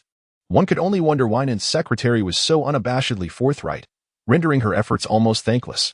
Such words, if heard by Su Linchuan, would surely cause him to sputter in disbelief. How could this be? These illustrations were adapted from the novel she had penned. Su Linchuan had made no alterations whatsoever, fully respecting the original work. And yet, Nenli dared to utter such sentiments. Oh dear, how she lamented, seeking comfort in tears and embraces. After thoroughly enjoying the artwork, Nenli exhaled deeply, her complexion slightly flushed. She saved this piece, along with the previous illustrations, in her computer's favorites folder and even set a password for security, easing her mind. Now, even if someone were to access her computer, she had no cause for concern. Once everything was settled, she replied to Bingtang Xiaoxiaosu. Nan Fong de Li Ming. I have viewed it and am thoroughly satisfied. Your artistry remains exceptional as ever. I am quite pleased. Bingtang Xiaoxiaosu. You flatter me, boss. I often observe life closely, particularly when engaged in various activities with my boyfriend, which allows me to capture the details vividly. By the way, how did the method I taught you fare? Did your friend know? Did you manage to feel those abs? Nanfang de Li Ming. Yes, I did manage to touch them. My friend told me all about it. Bingtang Xiaoxiaosu. I have many more tricks to take advantage of my boyfriend. Would you like to hear some on behalf of your friend? Chapter 86. It turns out she went to rush the manuscript. Seeing Bingtang Xiaoxiaosu's message, Nanli licked her lips. Oh my. How coy Xiaoxiaosu was. For the sake of my friend, I suppose I shall reluctantly listen in. Nanfang de Li Ming. I just inquired with my friend, and she expressed great interest in what you said, so I am here to listen on her behalf. Bingtang Xiaoxiaosu. I have many methods. Let me take my time to explain them to you. Su Linchuan, utilizing Bingtang Xiaoxiaosu's persona, was teaching Nanli how to take advantage of her own circumstances. What a curious turn of events. Around 6 o'clock in the evening, Nanli confidently made her way to Su Linchuan's residence for dinner. Now, Nanli has become accustomed to the exquisite culinary creations of Su Linchuan, finding pleasure only in his meals while all others taste like mere wax. Once one has experienced the sublime, the mundane becomes starkly apparent. Transitioning from simplicity to luxury is effortless, yet reverting from luxury to simplicity proves arduous. After dinner, the two reclined on the sofa, clutching their bellies. When the bored Nanli casually switched on the television, the screen flickered to life, presenting a romantic drama. Ouyang Yuhai, I proclaim my feelings for you. Who do you favor? Ouyang Yunhai. Who fancies Ouyang Yunhai? Yin Zizao, speak louder. I cannot hear you. I want you to come and tell me personally. With a knowing smile, Yin Zizao planned to dash across the street to confess her feelings to Ouyang Yuhai, but fate had other plans. Just as she reached the middle of the road, a speeding car struck her down. Ouyang Yuhai rushed over. Yin Zizao, are you all right? Ouyang Yuhai. Did you hear my proclamation? I heard it.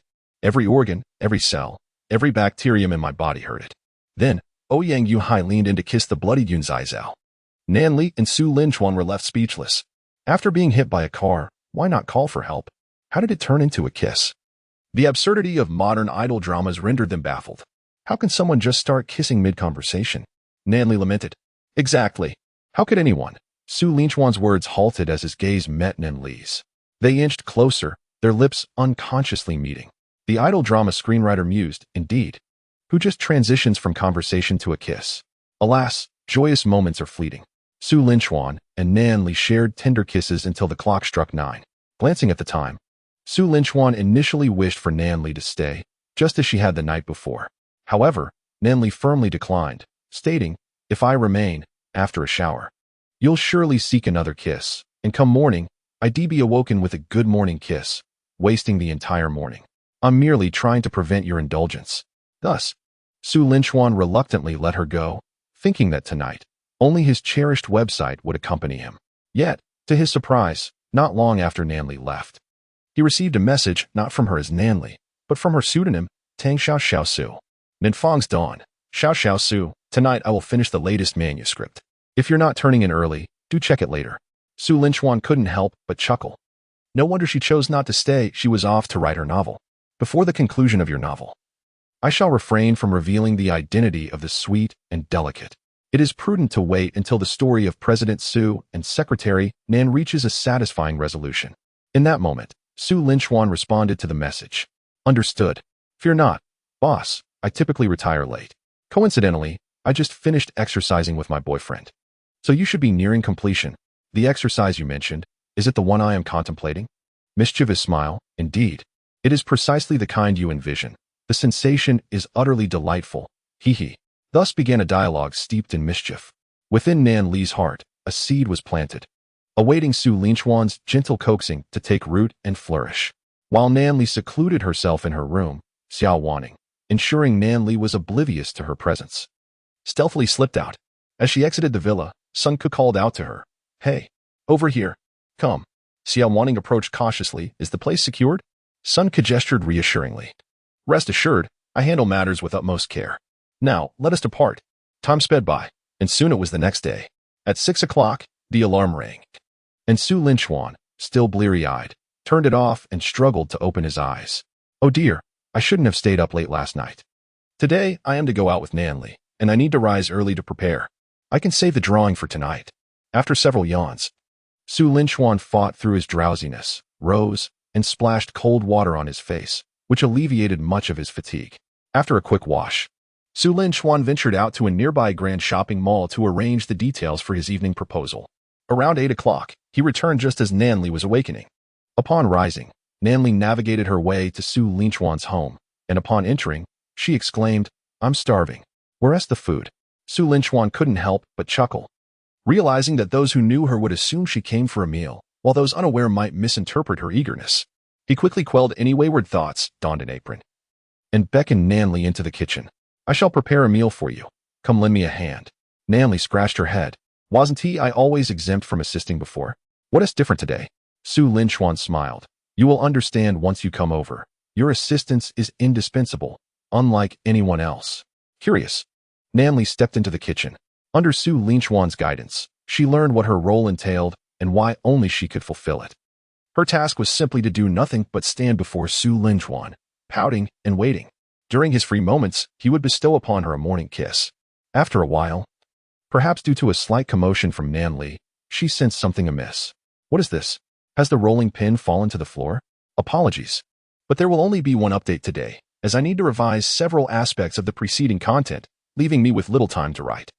There is no need to revisit the earlier changes. Primarily, Su Linchuan's current status is no longer that of a student, as he has been rewarded with early graduation due to his sponsorship of the school, thus eliminating the teacher-student romance with Nanli." Chapter 87. Biking to the beach. "What is this? Has the rolling pin fallen to the floor?" Nanli reached down instinctively. "Ah!" Su Linchuan's sudden exclamation startled her. "What are you doing?" Nanli turned, and her face instantly flushed a deep crimson. The atmosphere became exceedingly awkward as the two maintained silence for nearly 3 minutes. "I need to use the restroom." Nanli broke the silence first, escaping the uncomfortable kitchen. Su Linchuan watched her retreating figure, scolding himself silently. "What is wrong with you, little brother? You scared Nanli away." In the restroom, Nanli hurriedly splashed cold water on her burning face. After a deep breath, her complexion began to calm slightly. While she could be bold when writing novels, why did she become so timid in reality? She gazed at her reflection in the mirror with a mix of frustration and resolve. Perhaps it was a bit too hasty. I should take it slow. After several deep breaths, she made a private decision. If that is how she felt, perhaps it wasn't entirely unfeasible. Not long after leaving the restroom, Su Linchuan had prepared breakfast. As he exited the kitchen, he took a lingering glance back. This might very well be the last meal he would prepare himself. Following his confession today and the completion of the system's tasks, the housekeeping robot would soon arrive to take over the cooking responsibilities. Upon leaving the kitchen, Su Linchuan beckoned to Nan Li, who was seated on the sofa. "Come over for breakfast." Without a word, she silently approached. After a mealtime of conversation, the earlier awkwardness caused by the rolling pin had finally dissipated. A sudden thought crossed Nan Li's mind. She had seen similar scenarios in television dramas before. In those shows, misunderstandings typically arose when the female lead mistook something for a hot dog. Why had she thought it was a rolling pin today?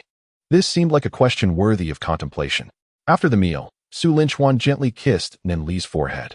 "It's not yet 9 o'clock. We're ready to set off. First, we'll head to the beach, then enjoy seafood for lunch, followed by an afternoon at the amusement park, and finally, we'll browse the shops at the mall." Nan Li smiled brightly, replying, "I'll drive." However, Su Linchuan stopped her. No, we want to be driving today." Nan Li displayed a look of perplexity. "Are we not driving? How shall we get there?" The beach was indeed not too far from here, but walking would still take quite a while, wouldn't it? "Of course, we're not walking. Just follow me." Su Linchuan took Nan Li to the entrance of the villa. "Today, we shall ride the electric scooter. It will be far more atmospheric and allow us to relish the scenery along the way. What do you think?" As Nan Li gazed at the small electric scooter before her, memories of her university days flooded back. Although she could afford a car back then, the convenience of the scooter made it the preferred choice for traversing the campus. She would often ride it with Xiao Wanqing for outings. However, since purchasing her current Porsche in her senior year, she had not ridden the scooter for nearly a year. "All right, it's been quite a while since I last rode an electric scooter. We can reach the beach in less than half an hour." Seeing Nan Li so excited, Su Linchuan couldn't help but smile. The notion of riding the scooter was inspired by information provided by Xiao Wanqing. Nan Li had a particular fondness for the scooter, and after a year's hiatus, she would surely feel the itch to ride it again. Yet, this was only one reason. There was another, more significant motive. You'll find out soon enough." After Nan Li quickly packed a small bag, Su Linchuan grabbed his phone, and the two of them locked the door in preparation for their departure. Rather than burdening themselves with excessive items, they opted for a lighter load, deciding to procure anything they might need later. "Sister Nan, since you enjoy riding, I'll leave the task of riding to you today. If you get tired, you can pass it on to me." Nan Li proudly lifted her chin. "Rest assured, my riding skills are first-rate, as Ning Ning can attest. After riding for over 3 years in university, I've only fallen less than 10 times and been to the hospital twice." Su Linchuan? A sudden sense of foreboding washed over him. Was Xiao Wanqing setting him up? Less than 10 falls? Was less even the appropriate term here? Twice to the hospital? After a moment of silence, Su Linchuan slowly spoke. Sister Nan, how about I ride instead? It might be a bit safer." Nan Li became flustered. "You don't believe in my skills? I swear on this sky that during those 2 hospital visits, I was perfectly fine. It was just Ning Ning who got injured." Su Linchuan replied, "It would have been better if you hadn't mentioned it. Now I'm even more worried." After a brief struggle, Su Linchuan ultimately decided to let Nan Li ride. He had a sense of impending danger, but he reassured himself that even if trouble arose, it would be manageable.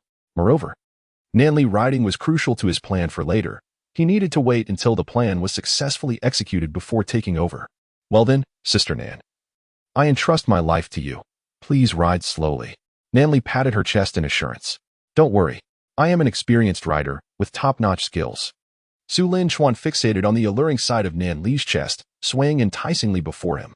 Clearing his throat, he said, "Sister Nan, I too wish to thump my chest and promise. Grant me this opportunity, would you?" "Alas, I take it back, Sister Nan. I no longer desire it. Please, do not wield that large hammer." After a lively exchange, Nan Li mounted her bike, using her brain as a compass, and they made their way toward the beach. Not long after hitting the road, Su Linchuan began to scrutinize the pavement as if searching for something. Approximately 2 minutes later, he noticed a few pebbles scattered on the road ahead, benign enough not to hinder passage. A smile crept onto his lips as he thought, "Finally, here it comes." The pebbles were sufficiently dispersed that Nan Li rode straight over them. Such minor stones merely caused a slight bump, with no other repercussions. As the small electric vehicle rolled over the pebbles, Su Linchuan jolted, instinctively wrapping his arms around Nan Li, his hands resting on her abdomen. Caught off guard, Nan Li's body stiffened, and the speed of her ride slowed. What are you doing?" she stammered. Su Linchuan pouted. "It was quite a jolt. I feared I might tumble off." so I had no choice but to hold on tightly. Nanli, keeping her gaze on the road, cautioned him, "You may hold on, but keep your hands to yourself, understand?" "What? Sister Nan, are you suggesting I move freely? I have always been obedient, and this time I will certainly heed your words." Su Linchuan replied, feeling her hand begin to wander upward. "Why you dare?" Chapter 88. Your turn to ride. Nanli felt Su Linchuan's mischievous hand. "What are you doing? Be careful, or I shall strike you." Su Linchuan chuckled. "Oh, the wind is so strong that I can hardly hear what you're saying, Sister Nan. Are you urging me on? I assure you, I shall not disappoint your expectations."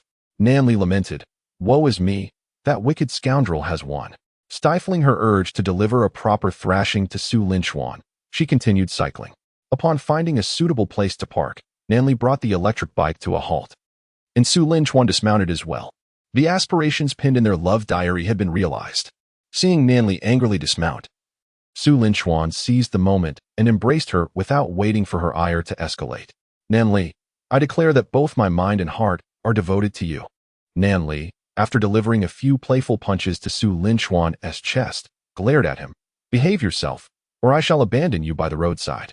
With utmost sincerity, Su Linchuan replied, "I swear to the heavens, if my hands misbehave again, I shall become a little dog." Nanli's expression softened slightly. "That is more like it." Once back on the electric bike, Su Linchuan resumed his position, his hands resting once again on Nanli's abdomen. Before Nanli could utter a word, Su Linchuan earnestly assured her, "Sister Nan, rest assured, I had already promised earlier, didn't I? If my hands move erratically, then I am but a little puppy. You said that, so I shall trust you once more." With that, Nanli started her electric scooter and continued her journey. For the first few minutes, Su Linchuan indeed behaved as he had claimed, and Nanli felt relieved. However, she was overly naive to believe his words. Approximately 10 minutes later, Nanli furrowed her brow and inquired, "Su Linchuan, what was your promise just now?" "What woof?" Nanli halted the vehicle once more, resolute in her disbelief of anything Su Linchuan might say. "Now it is your turn to ride. I would rather believe in the existence of ghosts than trust your words." Su Linchuan pouted, looking quite aggrieved. "Actually, my hands moved on their own.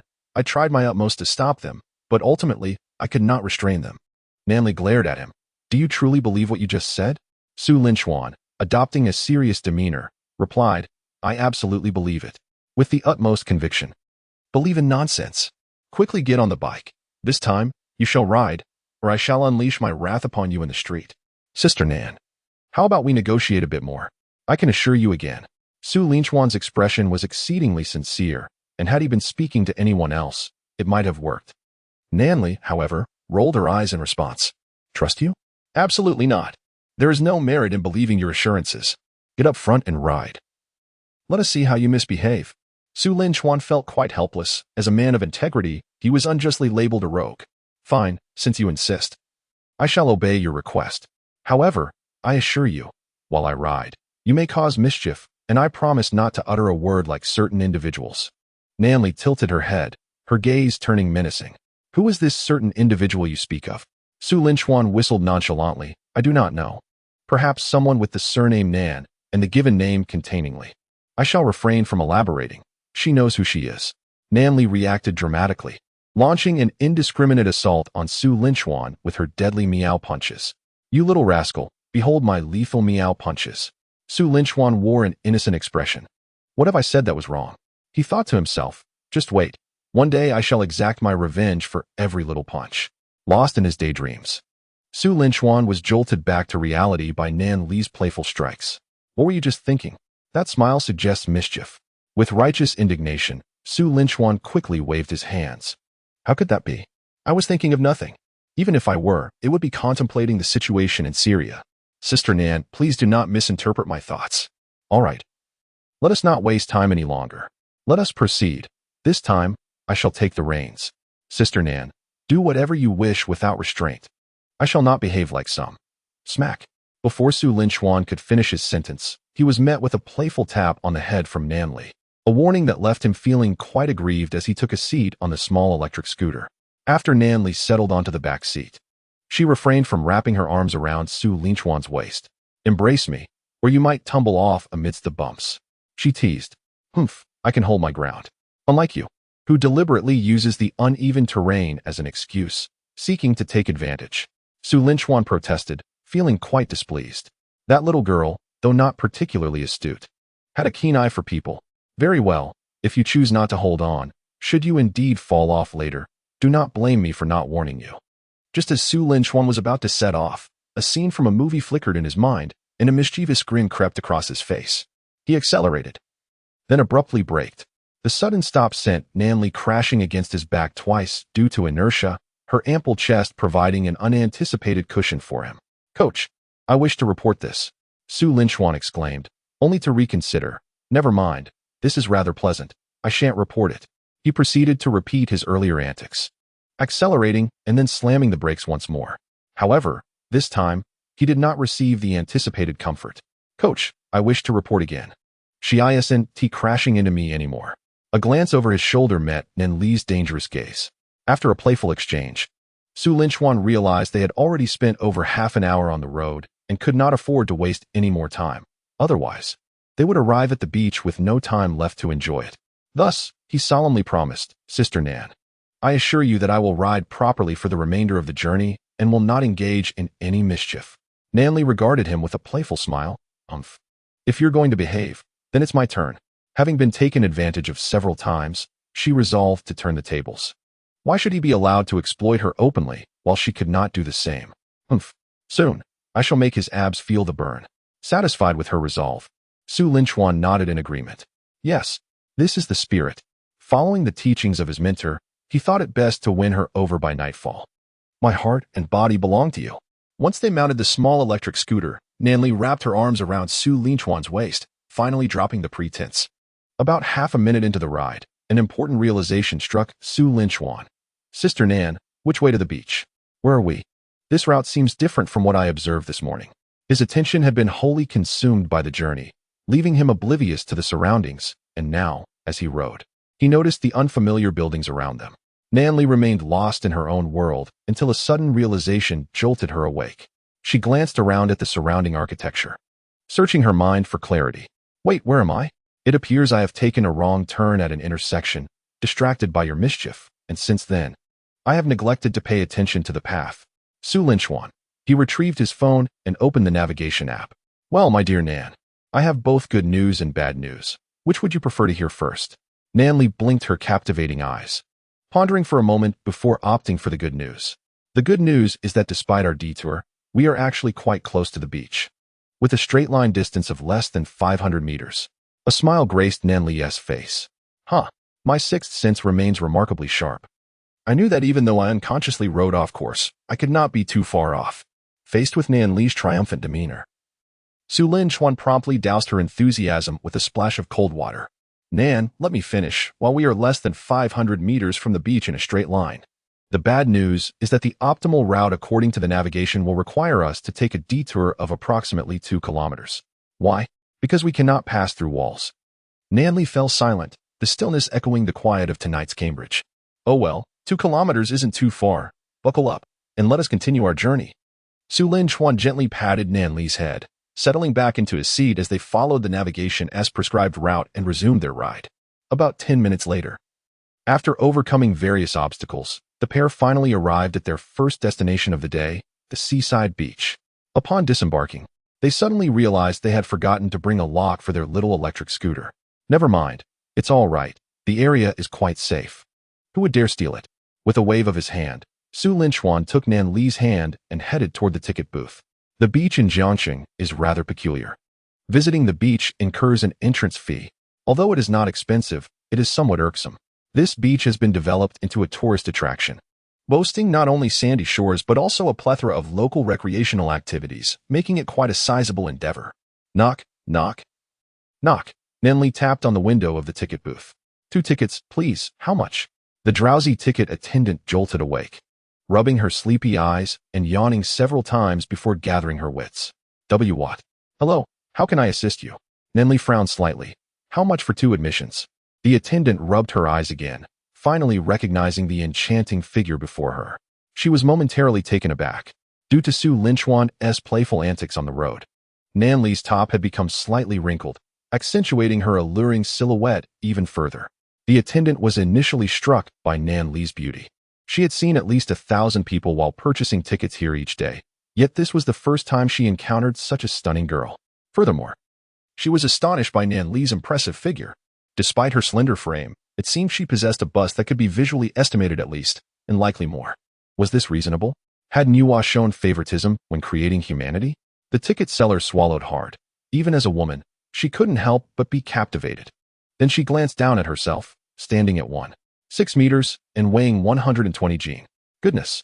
While the ticket seller was momentarily lost in thought, Su Linchuan, who was behind Nan Li, approached upon noticing the ticket purchase was still incomplete. Is something wrong? Unable to buy a ticket? The instant Su Linchuan appeared before the ticket seller, she felt as though she were parched. No, we can buy the tickets. The total for both is 30. Will that be cash or mobile payment? Cash. Nan Li retrieved her wallet from her bag and handed over a red banknote. They sell swimsuits here, right? Su Linchuan inquired while the ticket seller was making change. Yes, they do. The ticket seller hurriedly returned the change to the two, then lowered her head. It wasn't until Su Linchuan took Nan Li's hand and entered that the ticket seller exhaled a sigh of relief. Had her eyes been blessed today? Randomly encountering such exquisite beauty and handsome men. Oh dear, I must find someone to cover my shift. Naturally, Su Linchuan and Nan Li were oblivious to the ticket seller's peculiar reaction. After purchasing their tickets, they headed directly to the swimsuit section. Nan Li had brought her own swimsuit, while Su Linchuan hadn't packed one due to the lack of space at his accommodation. Hey, handsome, beautiful. Are you here to enjoy the beach? Come check out the swimsuits. The materials I sell are of the finest quality, far superior to what that chubby vendor next door offers. The owner emphasized the latter part of his statement, raising his voice.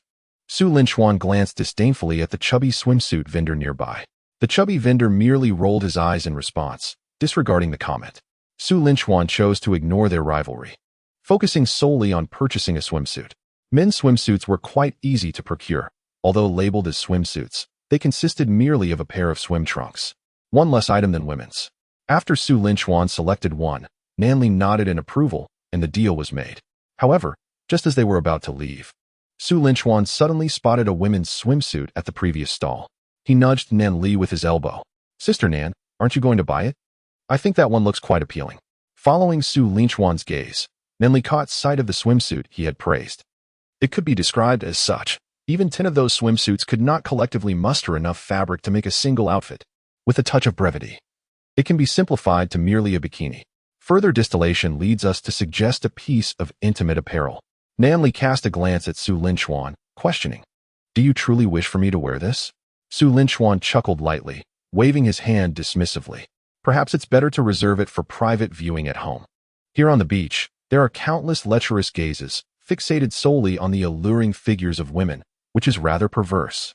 I have no desire for others to gaze upon my Nan. She is meant for my eyes alone. With an air of possessiveness, Su Linchuan enveloped Nan Li in his embrace, instantly instilling a sense of security within her. Yet, on the surface, Nan Li pouted, expressing her thoughts to attain beauty. I want to be wearing it for you at home. Who knows what you might do if I don such attire there?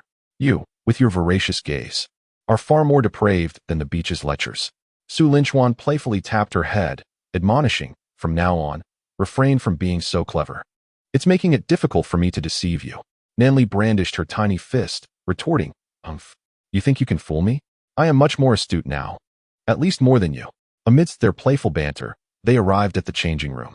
I shall change first. Let us see who completes it sooner. The loser must carry the other to the beach. What do you say? Su Linchuan proposed. Without hesitation, Nan Li agreed. All right. I can change clothes quickly. Very well.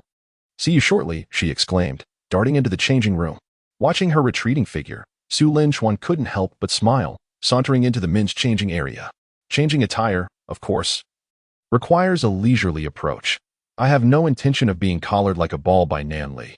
Surely, I, Su Linchuan, am a man of utmost propriety. A fact my readers can attest to. Speaking such words without a flicker of emotion, Su Linchuan hummed a tune as he reclined on the changing room's bench. First indulging in his smartphone. To ensure a guaranteed loss, Su Linchuan resolved to watch a 10-minute video. A mere 10 minutes later, he leisurely donned his swim trunks. While changing, a conversation between a father and son nearby captured his attention. Daddy, why are we different? The child inquired innocently, blinking his eyes. The father patiently replied, Little Ming, because daddy is an adult, and you are still a child, that is why I am larger than you. Su Linchuan stifled his laughter, hastily exiting the changing room, unable to contain himself any longer.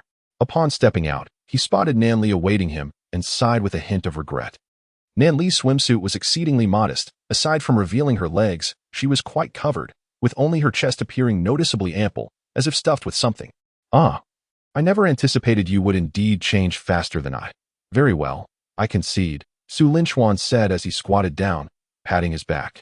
Come on, I shall carry you to the beach. Nan Li let out a silly chuckle, proclaiming, aren't I impressive? I arrived a full 3 minutes before you.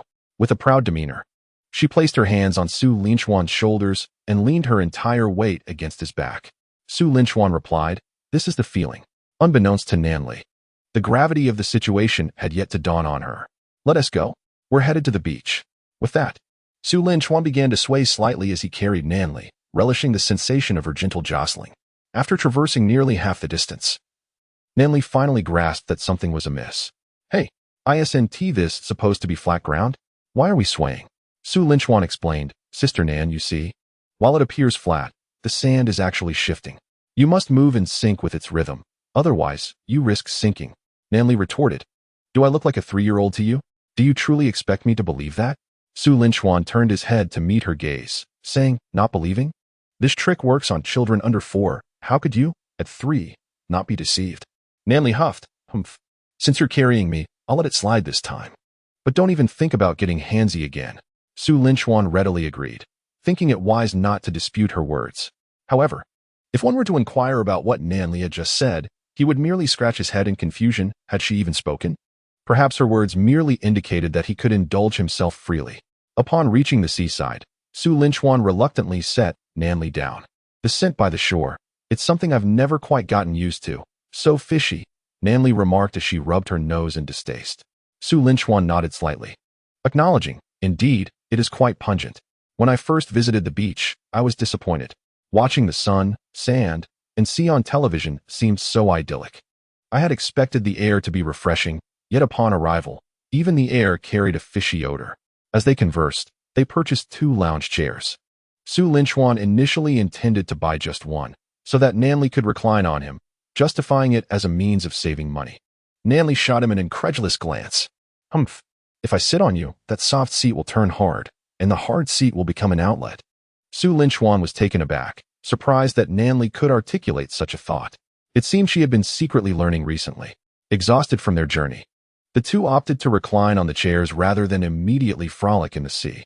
Nearby, a man was applying sunscreen to a woman, whose bare back was exposed to the air. Su Linchuan couldn't help but think, what a shame not to cupping that back. Just as he was politely admiring the scene, a sudden chill ran down his spine. Is there a breeze? Why does my back feel cold? Turning to look, he met Nan Li's dangerous gaze. Are other people's backs appealing? Su Linchuan's mind raced, wondering, what back are we talking about? I had just witnessed a man applying sunscreen on his girlfriend, which sparked the thought, why not apply some on you as well? Applying sunscreen? Yes, just like those two. Nan Li's gaze fell upon the couple. Should I lift the back of my swimsuit myself, or should Su Linchuan reach in and apply it? Chapter 91. Applying sunscreen. Su Linchuan and Nan Li exchanged a knowing glance and simultaneously suggested, shall we apply some sunscreen? It wouldn't look good if you get tanned. With so many people around, how could we possibly do that? It feels rather embarrassing. Nan Li hesitated. Su Linchuan smiled slightly. Don't worry, I have a plan. Just wait here. With that, Su Linchuan went to the side to purchase a bottle of sunscreen and returned to Nan Li. Sister Nan, lie down so I can apply it conveniently. Following his instructions, Nan Li got up and laid down on the lounge chair. Su Linchuan squeezed some sunscreen into his hands and surveyed the surroundings to ensure no one was watching. He swiftly lifted a corner of Nan Li's clothing and applied the sunscreen evenly across her back. He completed the task with remarkable speed, ensuring every inch of her back was covered without wasting a moment. Slap. Su Linchuan playfully patted Nan Li. All done. Your back is now protected. Nan Li's eyes widened. Why did you slap my bottom? Su Linchuan feigned innocence. I wonder if you believe that it was solely my hand at work? I believe you, you rascal. Once her back was done, she asked, could you help me with my arms as well? I can manage my legs. Sure. Su Linchuan only heard what he wanted to hear. What? Did you just say to help you with your legs too? Absolutely. As Su Linchuan began applying sunscreen on Nan Li's arms, she suddenly lifted her head and turned around sharply. Su Linchuan, what is it? He was taken aback, wondering if she had somehow discerned his intention to apply sunscreen on her legs. I just remembered something important. What is the purpose of sunscreen? Sunscreen, of course, is meant for sun protection. What else could it be for? But my swimsuit already covers my back. Why do I still need to apply it? Su Linchuan was momentarily speechless, a pensive expression crossing his face. That does seem to make sense. I found myself at a loss for words. Were you aware that I didn't need to apply it on my back and did it on purpose? The astute Nan Li seemed to have seen through Su Linchuan's mischievous nature. Su Linchuan wore an expression of genuine innocence. This time, I truly am innocent. I swear to the heavens, when I first began applying sunscreen, I harbored no impure thoughts whatsoever. At the beginning, there were no impure thoughts. So, now you do? Nan Li seized upon the crux of the matter. Su Linchuan shyly smiled, harboring no ill intentions. He merely wished to touch her leg while applying sunscreen. Nan Li remarked, "This is the first time I've encountered such an honest rogue." Su Linchuan, true to his nature, was both sincere and earnest. With a huff, Nan Li conceded, "Given your honesty, I will reluctantly allow you to apply it, but do not overstep your boundaries." Su Linchuan patted his chest in assurance, "Do not worry, Nanjia. You know who I am. I have never even learned how to overreach." Feeling a sudden wave of unease, Nan Li thought, "Why do I have this nagging feeling of foreboding?" However, before she could ponder further, Su Linchuan eagerly began applying sunscreen to her long legs. "Hey, does it really take this long to apply sunscreen? You were much quicker with my arms." Su Linchuan, engrossed in his task, replied, "But you see, this is called dedication. If one chooses to do something, one must do it with utmost seriousness. This is my spirit of dedication." Nan Li rolled her eyes. "I can't believe you." Yet, she refrained from arguing. At least Su Linchuan had kept his promise and had not overstepped. After a considerable time, Su Linchuan exclaimed, "Done. By the way, how about we go play in the water?" Nan Li shot him a glance. Suspecting he intended to use the excuse that the sunscreen had washed off upon entering the water, necessitating a reapplication. Su Linchuan was startled. What the heck? This girl can read minds. How terrifying. Nan Li smirked, trying to deceive me? I'm quite clever, having learned much online over the past few days. She was indeed quite astute. Realizing his scheme had been exposed, Su Linchuan pouted momentarily in submission. Nan Li examined her legs, then looked at Su Linchuan and extended her hand. "Give it to me." Su Linchuan replied, "What do you want? A kiss? Fine." Thud. Su Linchuan was playfully struck. "I meant the sunscreen. You've had your fun thinking about kisses all day. I, representing the moon, disdain you." Su Linchuan pouted. "I was merely speculating based on your character." Nan Li raised an eyebrow. "What?" Su Linchuan hastily replied, "Nothing. I said nothing." Nan Li shot him a disapproving glance but said no more, her gaze fixated on the sunscreen in his hand. "Hand it over. You finished applying it to me. Now it's my turn." With a playful smirk, her eyes remained on Su Linchuan. Chapter 92. The Stalker with a Playful Grin. Nan Li's attention remained on Su Linchuan as she licked her lips. Su Linchuan raised an eyebrow. "You want to apply sunscreen on me too?" Nan Li lifted her chin defiantly. "What is wrong with that? I do this for your own good, to prevent you from getting sunburned. Come on, enough with the chatter. Just lie down." Nan Li employed the same tactics as Su Linchuan had moments ago. Why lie down instead of lying face down? Isn't it customary to apply sunscreen on the back first? With unwavering confidence, Nan Li asserted, "This is a family tradition, a time-honored technique. We always apply sunscreen on the front first. If it were anyone else, I wouldn't be so generous. But for you, I've always been quite liberal." Su Linchuan remarked, "Why does this dialogue sound so familiar?" "Hey, those are my words." Resigned, he conceded, "All right, I cannot argue with that. If I did, wouldn't that make me a rogue with ulterior motives?" Reluctantly, he laid down, and Nan Li, from her elevated position, maintained a playful smile. "Whatever happens next is my ancestral method, so don't be surprised." Nan Li rubbed her hands together and began to explore Su Linchuan's abdominal muscles. Watching the enthusiastic Nan Li, Su Linchuan felt an inexplicable discomfort, unable to pinpoint the source. Nevertheless, Nan Li seemed to be enjoying herself, so he allowed it to unfold naturally. It was just a pity that her delicate hands could not venture lower. After 2 full minutes of this, Su Linchuan finally realized something was amiss. "Sister Nan, what are you doing? Applying sunscreen? What's wrong? This is my family's traditional technique." "I'm applying sunscreen while giving you a massage." I wouldn't do this for just anyone. Sister Nan, to apply sunscreen, you should be using sunscreen lotion, right? It seems you have nothing in your hands. Nanli lifted her hand to inspect it. Oh, it appears I indeed have nothing. Where's the sunscreen? Oh dear. I was a bit too eager and forgot to use the sunscreen. Ahem, how awkward. She needed a way to cover up this oversight. Coughing twice, Nanli maintained her composure and said, Oh, I must have squeezed out too little, which is why it's all gone so quickly, making it seem like I have nothing on my hands. I didn't forget to use it. No worries, just squeeze out more. This time, make sure to use plenty. By the way, I forgot to remind you that to fully enjoy my technique, you must close your eyes. What if I don't want to close my eyes? Nanli shot Su Linchuan a glare. If you don't want to close your eyes, I'll help you with that. With that, she took a hat from her bag and placed it over Su Linchuan's face. Humph, without that big bad guy watching, it's much easier. I can finally indulge myself. With a silly giggle, Nanli immersed herself in the exploration of his abdominal muscles. Approximately 10 minutes later, Su Linchuan, lost in the experience with his eyes closed, suddenly received a system alert. Focus, a pervert has been detected secretly filming Nanli. The perpetrator is located to the left rear of the host, named Lu Shua. His appearance has already manifested before the host. Please proceed to address the situation. Su Linchuan suddenly opened his eyes, his expression turning cold. What audacity! He removed the hat from his face and sat up. Nanli was startled by Su Linchuan's abrupt movement, stammering, I didn't do anything. Su Linchuan responded, Oh, unexpected findings? Are you truly innocent? I saw everything. A wave of guilt washed over Nanli.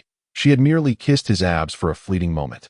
The latter part of her thought was whispered so softly it could be mistaken for a mosquito's buzz, and had Su Linchuan not been astute, he might not have caught it. A mere kiss is harmless, even if she were to lean closer. It would be of no consequence, perhaps even better to indulge in a few more kisses. Before Nanli could fully grasp Su Linchuan's insinuation, he tightened his embrace and began walking toward the left rear direction. Where are we going? She inquired. Su Linchuan's expression darkened. Someone was filming you. I intend to confront him. Lu Shua often lingered around the beach, particularly enamored with the sand, as it was a frequent stage for daring girls to publicly shed their swimwear and bask in the sun. Whenever such girls appeared, Lu Shua would eagerly whip out his phone to capture the titillating scenes. Initially, he relied on chance, but the beach was not always graced with such bold women. Gradually, Lu Shua's antics escalated.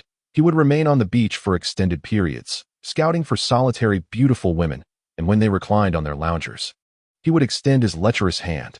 Sometimes, he would even take a picture afterward. Today, as Lu Shua arrived at the beach and searched for targets, an unparalleled beauty caught his eye. He could confidently assert that this woman was the most exquisite he had ever encountered. The only regret was that she was dressed rather conservatively. Even so, such a gem must be captured on film. Opportunities like this do not present themselves every day. And he doubted he would encounter her again. Just as Lu Shua finished taking his pictures, a man approached, holding the beauty close. Huh? Have I been discovered? That shouldn't be possible. My stealth skills have been honed over many years, and they hadn't even glanced in my direction. Lu Shua exhaled, dismissing it as a false alarm, and pretended to gaze at the distant blue sky. However, to his surprise, the couple walked directly toward him. Excuse me. Is there something we can assist you with? We should not be acquainted. Lu Shua adjusted his glasses, appearing scholarly and refined. Who would suspect such a persona of being a voyeur? Su Linchuan glared at Lu Shua. Is my girlfriend photogenic? Could you perhaps share the photo with me? L. Shua's expression flickered with a hint of panic. What did you say? I can't understand. Su Linchuan let out a cold laugh. Can't understand? Then hand over your phone so I can take a look. Who do you think you are? Why should I show you my phone? With that, L. Shua attempted to make his escape. However, Su Linchuan was not one to let him off easily. Trying to leave? Allow me to assist you. Su Linchuan launched a kick that sent L. Shua flying 5 meters away, creating a small crater in the sand beneath him. Instantly, all eyes on the beach were drawn to Su Linchuan's actions. Chapter 93. Truth or Dare card. L. Shua, having been kicked over 5 meters, clutched his chest and coughed for a while before regaining his composure. Coughing, he noticed the bewildered onlookers rushing over, eager to uphold what they perceived as justice. Hey, young man, why are you hitting him? This is a beach, not a boxing ring. I'm calling the police. Public assault is unacceptable. The authorities must intervene. I'll call the police too. Don't worry, we're here to support you. Justice is always on our side. The crowd, filled with righteous indignation and ignorance of the true situation, began to scold Su Linchuan. Lying on the ground, El Shua panicked at the mention of the police. Gritting his teeth against the pain in his chest, he struggled to stand. No, don't call the police. It's a misunderstanding. Sir, don't be afraid. We are many and can back you up. Does he think he can act with impunity just because he is strong? Not a chance. We represent justice. Rest assured. I've already dialed 110. El Shua muttered, you and your grandmother. While the arrival of the police could indeed provide him with justice, it would also expose his clandestine activities. His phone's gallery was filled with an entire album of covertly taken photos. When the police arrived, he was uncertain whether the assailant would be taken away, but he was certain he would be the one in trouble. Desperately, El Shua pushed through the crowd, eager to flee. I have things to attend to at home. I must leave now. It was indeed a misunderstanding, and we, the common folk, shouldn't trouble the police. Yet, Su Linchuan would not allow him to escape so easily. Just as El Shua broke through the crowd, Su Linchuan seized him by the nape of his neck. Where do you think you're going? You're not leaving until you clarify the situation. Someone has already called the police, so you might as well explain everything to them. This isn't your first time doing something like this, is it? El Shua's face flushed red. What are you talking about? I haven't even pursued the matter of you kicking me, and here you are, turning the tables. Su Linchuan scoffed inwardly. Even at this juncture, El Shua dared to be obstinate. It appeared that only by demonstrating a firmer hand would he relent.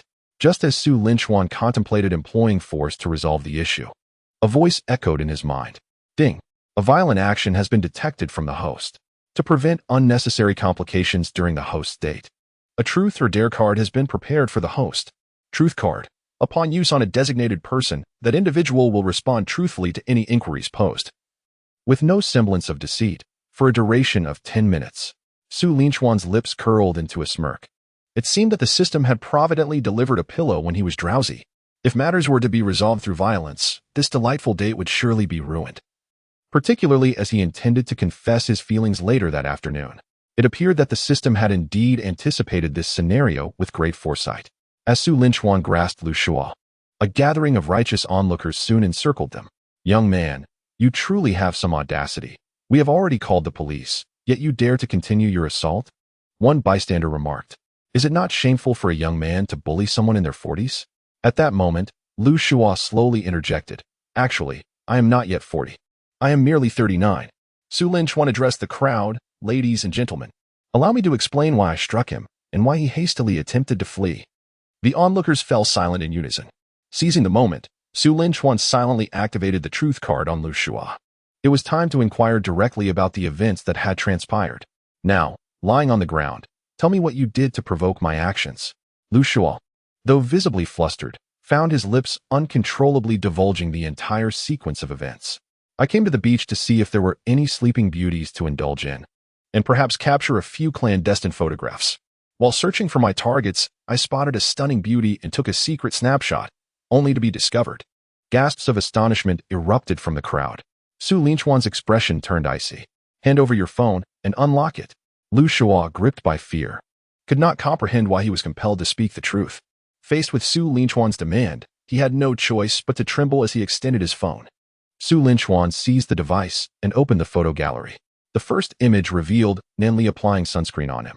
Her swimsuit was quite modest, rendering the photograph devoid of any impropriety, in stark contrast to the other risque images in the gallery. Su Linchuan deleted the photo and then purged it from the recycle bin. A sharp-eyed girl nearby noticed a familiar figure in the album. Can I take a look, handsome? I think I saw a picture that resembles me. Su Linchuan passed the phone around, and the crowd began to share it amongst themselves. This man is a habitual offender. He just claimed he comes here daily to take photographs. If any of your images are included, refrain from hastily deleting them. Let them serve as evidence for the police to deal with him. Gentlemen, you may wish to refrain from viewing. The contents of the album are not suitable for public sharing. At that moment, El Shua's phone was passed around among a group of girls. I'm in there. That scoundrel took advantage of me while I was asleep and recorded it. What a beast. When I was swimming, my swimsuit was washed away. And this scoundrel captured that too. Damn it. Just watch me take him down.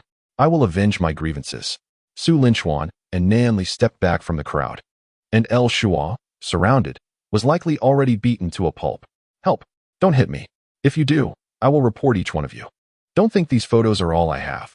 I have a disc with a whole bunch of videos. He yelled. If you have the guts, send me to jail. Even if I go in, I'll continue once I get out. Damn it. This dog is too arrogant. I'll blind you for this. Despite being beaten, El Shua did not utter a word of plea for mercy, cursing incessantly and continuously confessing more of his misdeeds. This peculiar phenomenon was undoubtedly due to the truth card Su Linchuan had just used, which compelled him to voice his inner thoughts. Seeing that so many had joined in, Su Linchuan and Nan Li seized the opportunity to distance themselves. After all, the police would arrive shortly, and he had deleted the photos he took of Nan Li. The rest was no longer his concern. Are we just leaving? Nan Li inquired. He will be taken away by the police soon. Look, the police car is already approaching, and their SA station just a few hundred meters away. We should not interfere. Pausing for a moment, Su Linchuan gazed toward the distant sea, then looked at Nan Li beside him. We still need to go into the sea. By the way, I once read a novel where the male lead took the female lead into the sea to practice holding their breath. Holding breath? Nan Li was puzzled. Su Linchuan nodded. Yes, we're going to the beach now, and then we'll dive underwater and kiss. Nan Li remained baffled, questioning why they would kiss underwater. What if I choke? Su Linchuan felt a tinge of shyness and leaned closer to Nan Li, whispering softly in her ear. Her cheeks flushed instantly. You big pervert.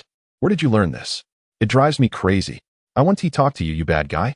Flushed with embarrassment, Nan Li dashed toward the seaside. Su Linchuan wore an innocent expression, thinking, wasn't it you who asked? Kissing underwater is precisely to hold your breath. Holding your breath allows you to stay submerged longer without choking. As he watched Nan Li gradually run away, he felt perplexed. Did she agree or disagree? If she agreed, why had she just called him a big pervert? But if she disagreed, why did she run into the sea? Su Linchuan recalled a saying he had encountered online. When a girl says no, she actually means yes. When she says yes, she indeed means no. Su Linchuan nodded slowly, realizing the situation. Oh dear, I almost overlooked Sister Nan's subtle hint. Sister Nan, wait for me. Let us venture into the sea together. After swiftly catching up with Nan Li, Su Linchuan lifted her in a princess carry. Sister Nan, would you care to share a kiss with me underwater? Absolutely not. Su Linchuan smiled, understanding her true intentions. When Nan Li says no, she actually means yes. Very well, Sister Nan, let us proceed.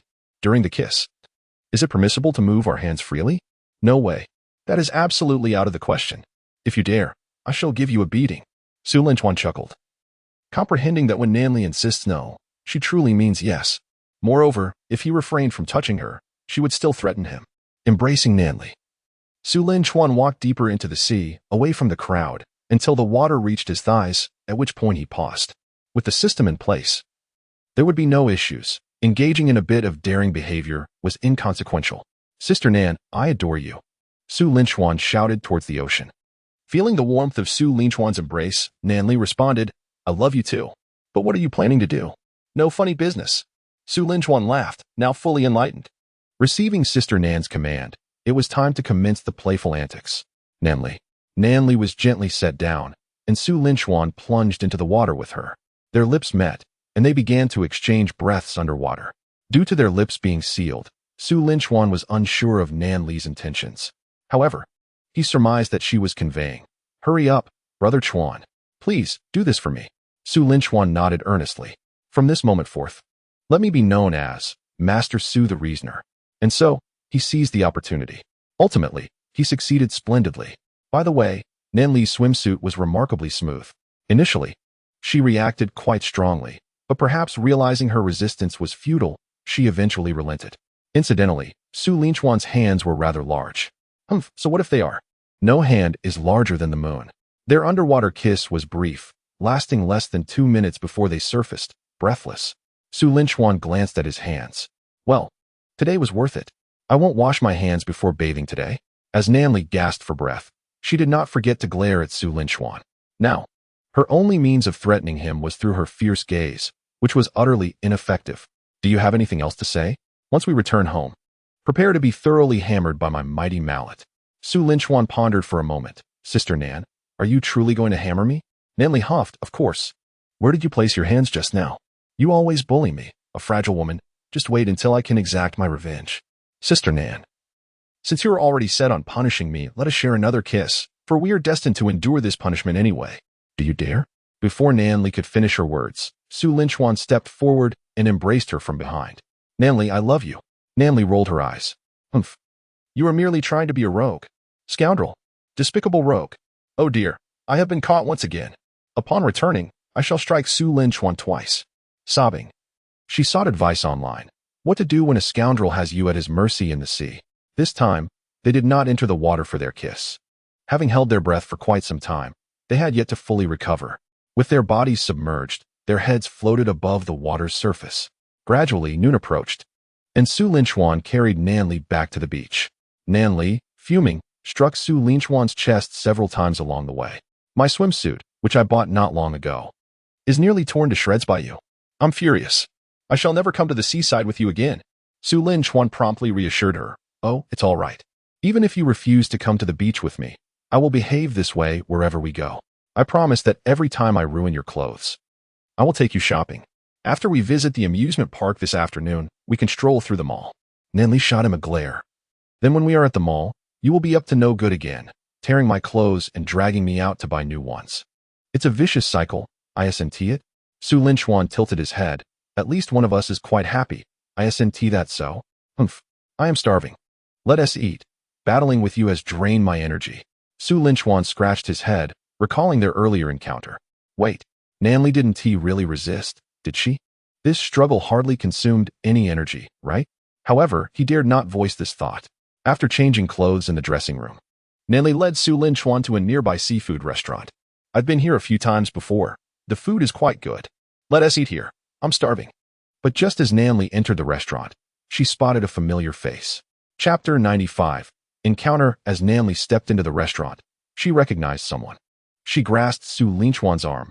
Wait a moment. Look who that is. Su Linchuan followed her gaze and raised an eyebrow. Those two? Could it be that Kaning has truly moved on? Perhaps, she replied, but when I last inquired with Go Ningning, she denied it, claiming her relationship with Sun Ke was entirely platonic. Su Linchuan chuckled. When Xiao Wanqi asked about us, did you not respond similarly? Nanli grew anxious. Nonsense. At that time, we were simply pure friends, with nothing to hide. How could you equate our innocent friendship back then with the current situation of Ningning and Sun Ke? Su Linchuan suppressed his laughter. All right. I shall refrain from exposing your little secret. What a pure and innocent friendship it was. Innocent and untainted, with a clear conscience. Nanli pulled Su Linchuan to a secluded corner, ensuring that Xiao Weining and Sun Ke would not easily discover their presence. Then, Nanli took out her phone and sent a message to Xiao Weining. Nanli, Ning, where have you been? Why aren't you at home? I wanted to invite you to lunch, but I couldn't find you. Did you go to class? Upon receiving the message, Xiao Weining glanced at her phone and quickly replied. Xiao Weining, yes. Today is Monday, so I went to class early. You know my mentor strictly forbids me from skipping class, so I had no choice but to obediently attend Sai. Observing Xiao Weining laughing and chatting with Sun Ke, Nanli sneered to herself, thinking, how dare you lie, Ning. Would you really fabricate a story just to dine with a mere friend? There must be something going on between them. Shall we stay and observe? Nanli placed a hand on her stomach, feeling a bit hungry. She decided to eat while keeping an eye on them, hoping to capture any intimate moments for evidence. Ha, Ning. Did you ever think this day would come for you? Nanli laughed with wild abandon. Previously, Xiao Weining had secretly recorded her own moments of infatuation while Nanli was dreaming. Now, it was finally Nanli's turn. Wait, almost slipped that out. That video belongs to Ning. Huh, no. If I capture it, Ning would surely claim that my photos are just as incriminating. That sly Ning is really clever, learning nothing from me. After I finish filming, I'll confront her directly. Humph. Su Linchuan picked up the menu, suggesting they eat first while observing. Just as he was about to order, a thought struck him, and he asked Nanli, Sister Nan, can you eat seafood? Of course. This is a seafood restaurant, isn't it? Why are you asking such a peculiar question? Nanli found Su Linchuan's inquiry quite odd. So, that means you can tolerate the taste of seafood? Do you enjoy it? It's all right, I quite enjoy seafood. Why do you ask? Su Linchuan smiled, seemingly recalling something that excited him. It's nothing, just a casual question. Nanli regarded Su Linchuan with a puzzled expression. How strange this person is. Paying little heed to Su Linchuan's sudden oddity, Nanli ordered some seafood and focused intently on Xiao Weining and Sun Ke, though the distance made it difficult to hear their conversation. Before long, lobster and crab arrived at their table. Holding a lobster, Nan Li's gaze remained fixed on the direction of Xiao Weining. Xiao Chuan, can you decipher what they're saying from their lip movements? Su Linchuan scrutinized them closely. I learned a bit of lip reading before. I should be able to catch some of it. Nan Li felt a surge of excitement. Then hurry and see what they're discussing. Su Linchuan cleared his throat, squinted his eyes, and began to play both roles. I truly feel remorseful about that day's events. In fact, I should be the one apologizing to you. You must have been affected, right? Su Linchuan spoke in a high-pitched tone, embodying Xiao Wanqing. It's quite all right. I actually felt quite invigorated at that moment, an unprecedented sensation, she replied. How dare you? I intended to apologize, but now I rescind my apology. Wanqing. You are stunningly beautiful. Blushing, you are rather handsome as well. I had a splendid time last night. Thank you. Wanqing, close your eyes. Under Nan Li's gaze. Xiao Wanqing obediently shut her eyes, while Sun Ke stepped forward, slowly leaning in. Su Linchuan quickly nudged Nan Li's hand, urging, capture this moment. You should record it. Nan Li, as if awakening from a dream, hastily set down the lobster in her hand, quickly wiped her hands, and pulled out her phone to document this fleeting instance. Su Linchuan and Nan Li exchanged glances, their lips curling into mischievous smiles upon witnessing Xiao Wanqing and Sun Ke share a kiss. Afterward, Xiao Wanqing and Sun Ke exchanged a knowing smile and stood up, making their way to the front. Nan Li hastily followed suit but was halted by Su Linchuan. Where do you think you're going? To find those two and confront Ning Ning. Aren't you going to eat? Besides, they might be heading to the hotel for some private matters. It would be quite inappropriate to interrupt them now. Perhaps it's best to wait until we return tonight to seek out Xiao Wanqing. Upon reflection, Nan Li found some merit in his words.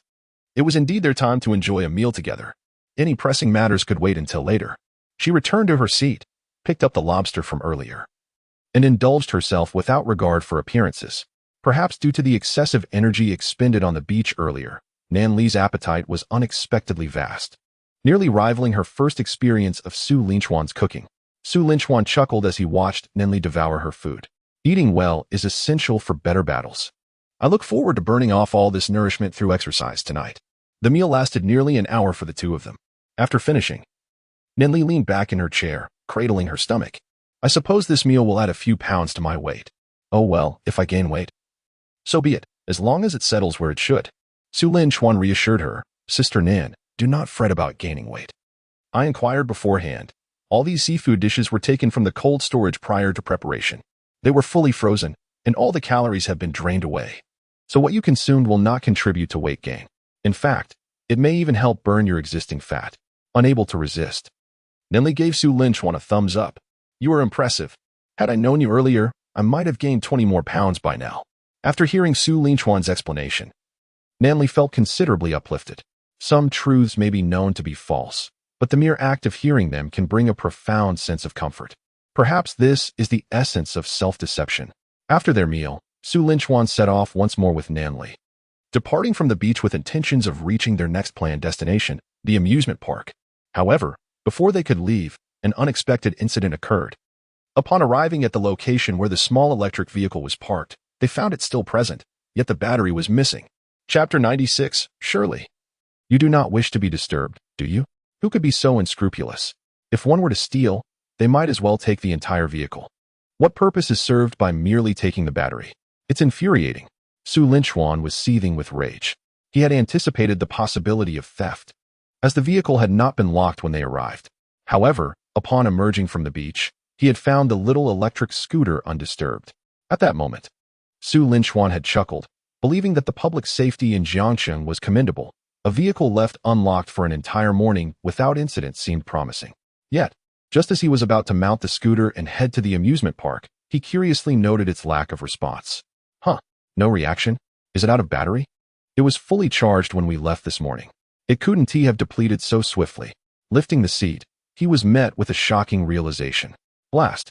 The battery is gone. Inside, he discovered a note. You didn't lock the vehicle? Do you underestimate me, Jiangqing's greatest thief? I could have taken the entire scooter. But out of respect for your misplaced trust, I merely took your battery. No need to thank me. Fuming, Su Linchuan tore the note to shreds. This was utterly audacious. How could the main character endure such indignity? With his anger boiling, Su Linchuan accessed the system. System, can you tolerate this affront? I certainly cannot. Assist me in gathering information on this thief. Surely, An exception can be made this once. Just provide me with his details. I intend to report him to the authorities. Ding. To uphold the dignity of the protagonist, information on the thief has been retrieved. The thief's name is Wang Tianba, male, 29 years old, unemployed, living off his skills. Currently engaged in his daily work of stealing batteries. To maintain social order, 50 police officers have been randomly deployed around Wang Tianba. The battery he has stolen this time belongs to the station chief. Satisfied, Su Linchuan exited the system. This system does have its merits. At least this time. He was quite pleased. So, my previous host was never satisfactory to you? Mediocre at best. I was afraid flattery would lead to arrogance. It would be preferable if you refrained from indiscriminately banning my love diary.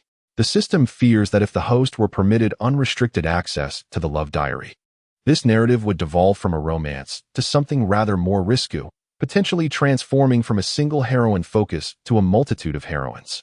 Su Linchuan, is this truly how you perceive me within your system? Go ask around.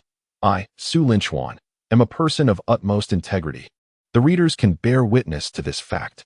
Dear readers, I ask you, is Su Linchuan a man of integrity? A subtle hint, to return to the matter at hand. The apprehension of the thief does not alleviate the mystery surrounding Su Linchuan's missing battery. Su Linchuan exchanged a glance with Nanli. Sister Nan, what shall we do now? Shall we take a taxi? Or perhaps we could walk to the amusement park. I could carry you if need be. Nanli shot him a disapproving look. Absolutely not. Otherwise, you will surely concoct some excuse, claiming that the asphalt road is uneven, hence the bumpy ride. Su Linchuan inhaled deeply. He yearned to counter Nan Li's remark vocally.